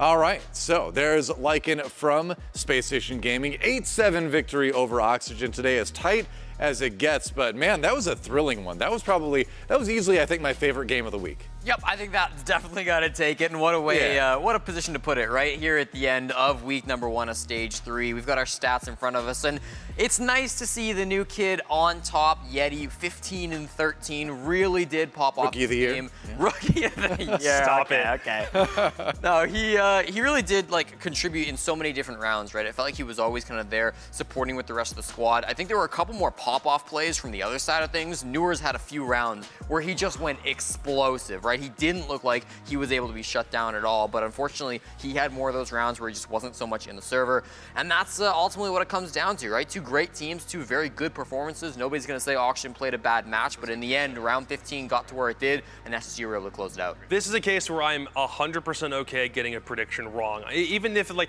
it's on 7-7 and I'm like, hey, part of me is okay if they win and part of me is okay if they lose, and I think this is the kind of result that helps set the tone for an SSG team. Like Lycan said, that was looking for that just a little additional push in the right direction. It feels like they got it. Yeti didn't have a pop-off performance yesterday, but look at him now. Look at what he was able to produce here. His rotates back and forth up staircases, and the fact that SSG didn't crack under the pressure of those 2 runouts to close regulation is really a testament to what they've been able to do in a short span of time. Yeah, and even though they lost, like I think we really did see some improvements from Oxygen. We talked about how Vertical had a really rough game yesterday. He went 0-3 on entry, 4-1 on entry today. Second highest frags in the server. Vertical, way better game today, so I'm happy to see that from them. I think OXG will be just fine going forward.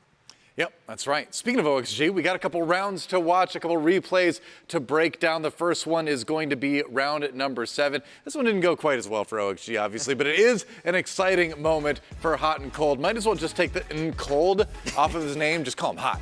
Please do. Houghton had a fantastic round here. He's on the Ying, and he's got some of his utility already used, but the execute is going to come in through to mining, right? They want to get this kit on the ground. They want to be able to clutch up against OXG. Only 12 seconds. Candles get thrown out. The plant happens, then Hot and Cold, basically in a 1v3. For the extent of this plant going down, there is a Banshee that could be screaming his position. He's got to be careful where he's standing, but he hits these shots. Oh my God. And it's so unfortunate that nobody else is able to line them up. Back-to-back headshots, and he knows where this third person is, and he just does not let go of the trigger, okay? He knows where Fox is at. It's got low HP. Hot and Cold cleans up the third as well with a body shot. Just such a beautiful round from a player that we've known in the past to be one of the best, if not the best player in North America, and now it so feels like he's back. And he doesn't let the LMG recoil change actually handicap him at all, because he was still pressing mouse 1 and doing what you do. Some people forget Ying's got an LMG. That's all he did. He did not stop. 2 kills around the doorway. Takes a second to readjust, make sure he doesn't die, then swings back around again. It's excellently timed from Hot and Cold.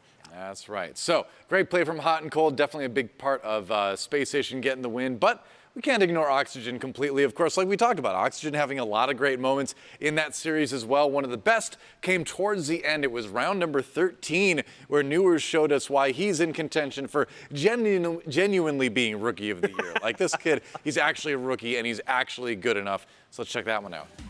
Newers really did have a fantastic game. If OXG had won, he would easily have been the MVP, but it's just unfortunate that he wasn't able to close it out round after round. This is a 1v3. He should not be able to win it, but he finds the isolated 1v1s. He's playing it patient. He knows there's a lot of time on the clock. That drone being on him means that he knows the enemy knows where he's at. So he's just got to play it safe, okay? He's got intel of his own. Those pings coming in, likely from a bulletproof camera that he's been able to get that info from. He can peek forward, finds one beautiful shot.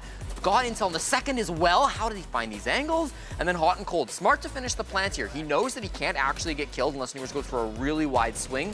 So they take this long fight. Unfortunate that Houghton couldn't find that frag at the end. Ultimately, though, Newers taken a huge round to keep things interesting for the first round of overtime. And I do bet there is a little bit of a kernel of truth to Sam's estimation. The reason they didn't push all at the same time might have been because they don't know if there's a nitro in play, and he still might have been able to push at the moment that it goes off. If it's not a distraction, it can still force a much better issue if he's got explosives to deal with. He just gets 1v1s fed at the same moment. It's a little bit of a benefit of the doubt moment for Space Station, but still, if Newers doesn't win that, then we probably don't have to worry about the rest of OT anyway.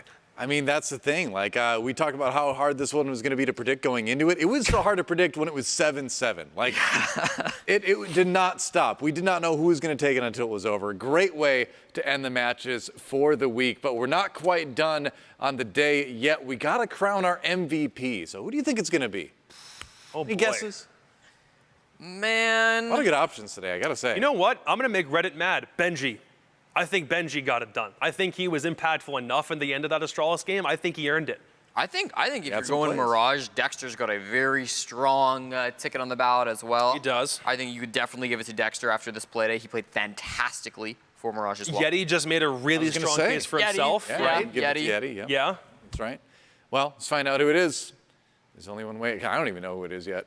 It is... Coming in? Is... I'm waiting for it. You said it was very quiet in my ear. It's got to be someone from PB. Kool-Aid. It's Kool-Aid. It's Kool-Aid. That's well deserved. All right. That's a good that was one. a long time ago. That was a long time ago that we saw this one today. We talked about how versatile he was on defense, right? Switching from a hard anchor on the Mira to going to all over the map on Malusi, being able to shut down the wild pushes being brought out against him from Xset. Kool-Aid absolutely deserved this one. He's not your traditional hard support player, but he really does make the role look flashy. 15 and 8, 2 opening picks, 140 EPS. Very well deserved by Jameson. He'll be happy with that. Am I crazy, or is this the second time Jameson has managed to get an MVP award in the NAL?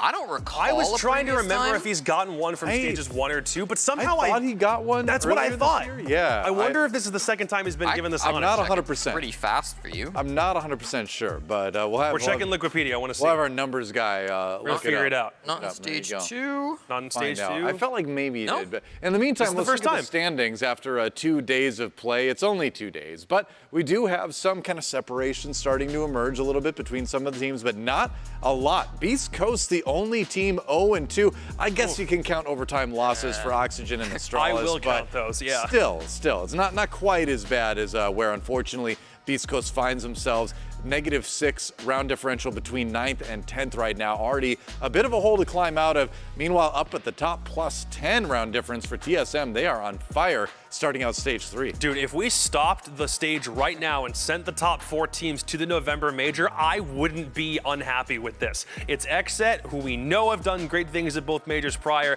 It's Soniqs coming back with a vengeance, and it's TSM and Parabellum with 2 new rookies on either team coming in like crazy and playing out of their minds right now. Yeah, but before you count the round difference tiebreaker, Jacob, there's another team in the top 4, Mirage. You wouldn't expect that. That's the highest they've ever been. Absolutely. I mean, this is so surprising, so excellent to see from a Mirage that has struggled all year long. I love that they finally able to pick up a win, and they're looking so much better than we ever saw from Mirage in the past. I'm loving the roster move so far. I hope we continue to see even more wins from them. I think we will. I think Mirage really showed today, especially on the backs of Dexter's play. Benji definitely stepping up as well. Yes. You know, that they have the ability to contest good teams in this league and beat them, and we've been waiting for that all year. You know, I mean, every stage 1, stage 2, it's been like everybody and Mirage, you know? Now Mirage has joined the rest of the pack, I feel like, and now they are going to be a real threat. So it should be a ton of fun to watch. It does kind of play hell with our predictions, though. Let's take a look at where we're at for that. That's, you know, maybe a little bit on the embarrassing side. Not for me, of course, because I'm not making these predictions, but for you guys. You know what? That could be worse. Ooh, you know, that's true. The highest is 50%, though. One game is 5%, so like 40 to 50 is a 2-game difference. Here's what I'll say. The fans. Even the fans, even Twitter is down to just 50%. So even if the numbers aren't that big, the fact that everyone is either 40 or 50%, it makes me feel a little bit better about myself, I guess. We bounced back at the end, Jacob. We had a bit of a bounce back, and then Twitter had a big fall off because they started off. They were like 70 or something. Yeah, they were in the 70s at the start of the week, or at the start of the day, I think. Jeez. Happens to the best of us, internet. Don't worry. Don't worry. I'm sure you'll catch up. You're doing fine. You're doing great. Well, speaking of doing great, I think we had a great week. At the start of stage 3 of the NAL. It's been a ton of fun. I want to get your final thoughts before we close it all out, though. Your key moments for the week. Key moments? Key moments, big moments, whatever you want to call it. I'm gonna go back to what I was talking about a moment ago. I think Mirage finding a big win. I think really we're seeing, you know, Dexter come in and have a huge impact for that squad. I think that was a big key moment for me. I think the rival battle as well between, we saw Yeti versus his old team, Soniqs versus SSG. It was such a crazy game. And yeah, I'm excited that we had both Playdays end with such hype matchups. We really have got one of the best stages, I think, of all time here in the NAL, but we've got so many more weeks to go. I'm going to unleash a little bit of NA copium. I think TSM is back. I'm pretty sure that after 6 months of struggle and figuring out where they're supposed to fit in with everything, it looks like this is a TSM team that, for all intents and purposes, is about to make the comeback that gets them back to international competition, back to best of series, which is where we know they do better than just best of ones. If they can avoid the cruel mistress that is the qualifiers, they're going to do everything in their power to do that, and I think they now have a coaching staff that can work with a player core that can execute that strategy and get all the way. I think TSM's going all the way. These boys are finally back on the right track. Well, time will tell, but certainly a good start for them and a lot of the other teams that have been looking to come up a little bit. Parabellum, even Mirage. Should be fun to watch. Let's look at our schedule upcoming to see what matches we've got to look forward to in the near future. Our next play day, next Tuesday. Ooh, Xset Soniqs. It's going to be so good. Man, all these are good. Look at this. Even stuff like, you know, Oxygen Mirage. Very interesting now. Oxygen needing to win Mirage, trying to keep the momentum going. A lot of good games coming up next week. Yeah, I'm taking a look at SSG versus Parabellum as well. After SSG have just proven that they can win against some pretty tough opponents, I'm always excited to see Parabellum. I have no idea who I'm going to pick, but it's going to stress me out for the next week. So that'll be a fun game, I'm A lot sure. to think about, yeah. Yeah. Next Wednesday, Playdate number 4 of stage 3, Parabellum versus DZ, Beastcoast versus Astralis. Ooh, Soniqs versus TSM. That'll be a good one as well. I mean, hey, they're all good. I'm looking forward to genuinely every single one of these. Honestly, even the teams that are struggling a little bit, your Astralises, your OXGs, even though they're at the bottom of the standings at the minute, I still look at this and think we're going to get some good games out of this. If only because Beastcoast Astralis kind of seems like it's a bit of a bottom tier matchup given current standings right now. Yeah. I still don't count a team like Astralis or OXG out given their history, and I look at that and immediately think we're in for some good games. Beastcoast Astralis currently the bottom 2 teams. Soniqs, TSM currently the top 2 teams. That'll probably change. It'll change by Playday 3, yeah. Yeah, but still should be a fun week. Indeed it will. And we've got one more thing to touch on before we go. The week is over, but next week has a lot to look forward to, including a guest analyst. You know we like to do it a couple times per stage. We've got our first one coming in next week. You might be able to figure out who it is by shape, I guess. I don't know. Who's that Pokemon?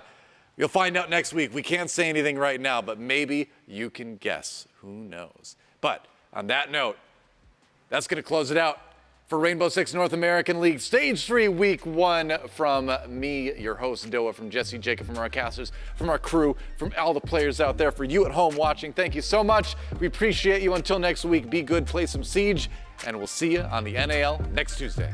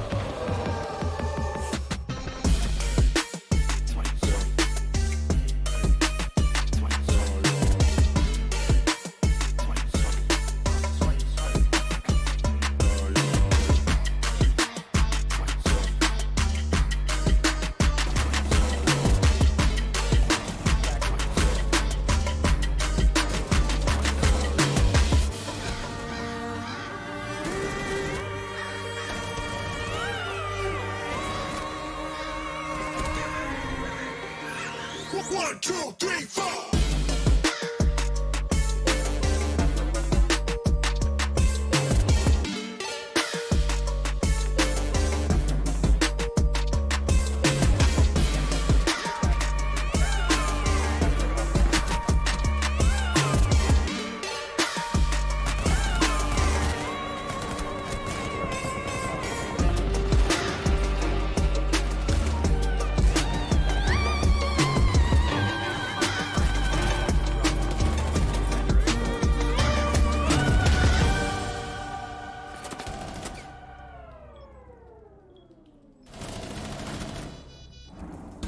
Drop the bomb, Diffie.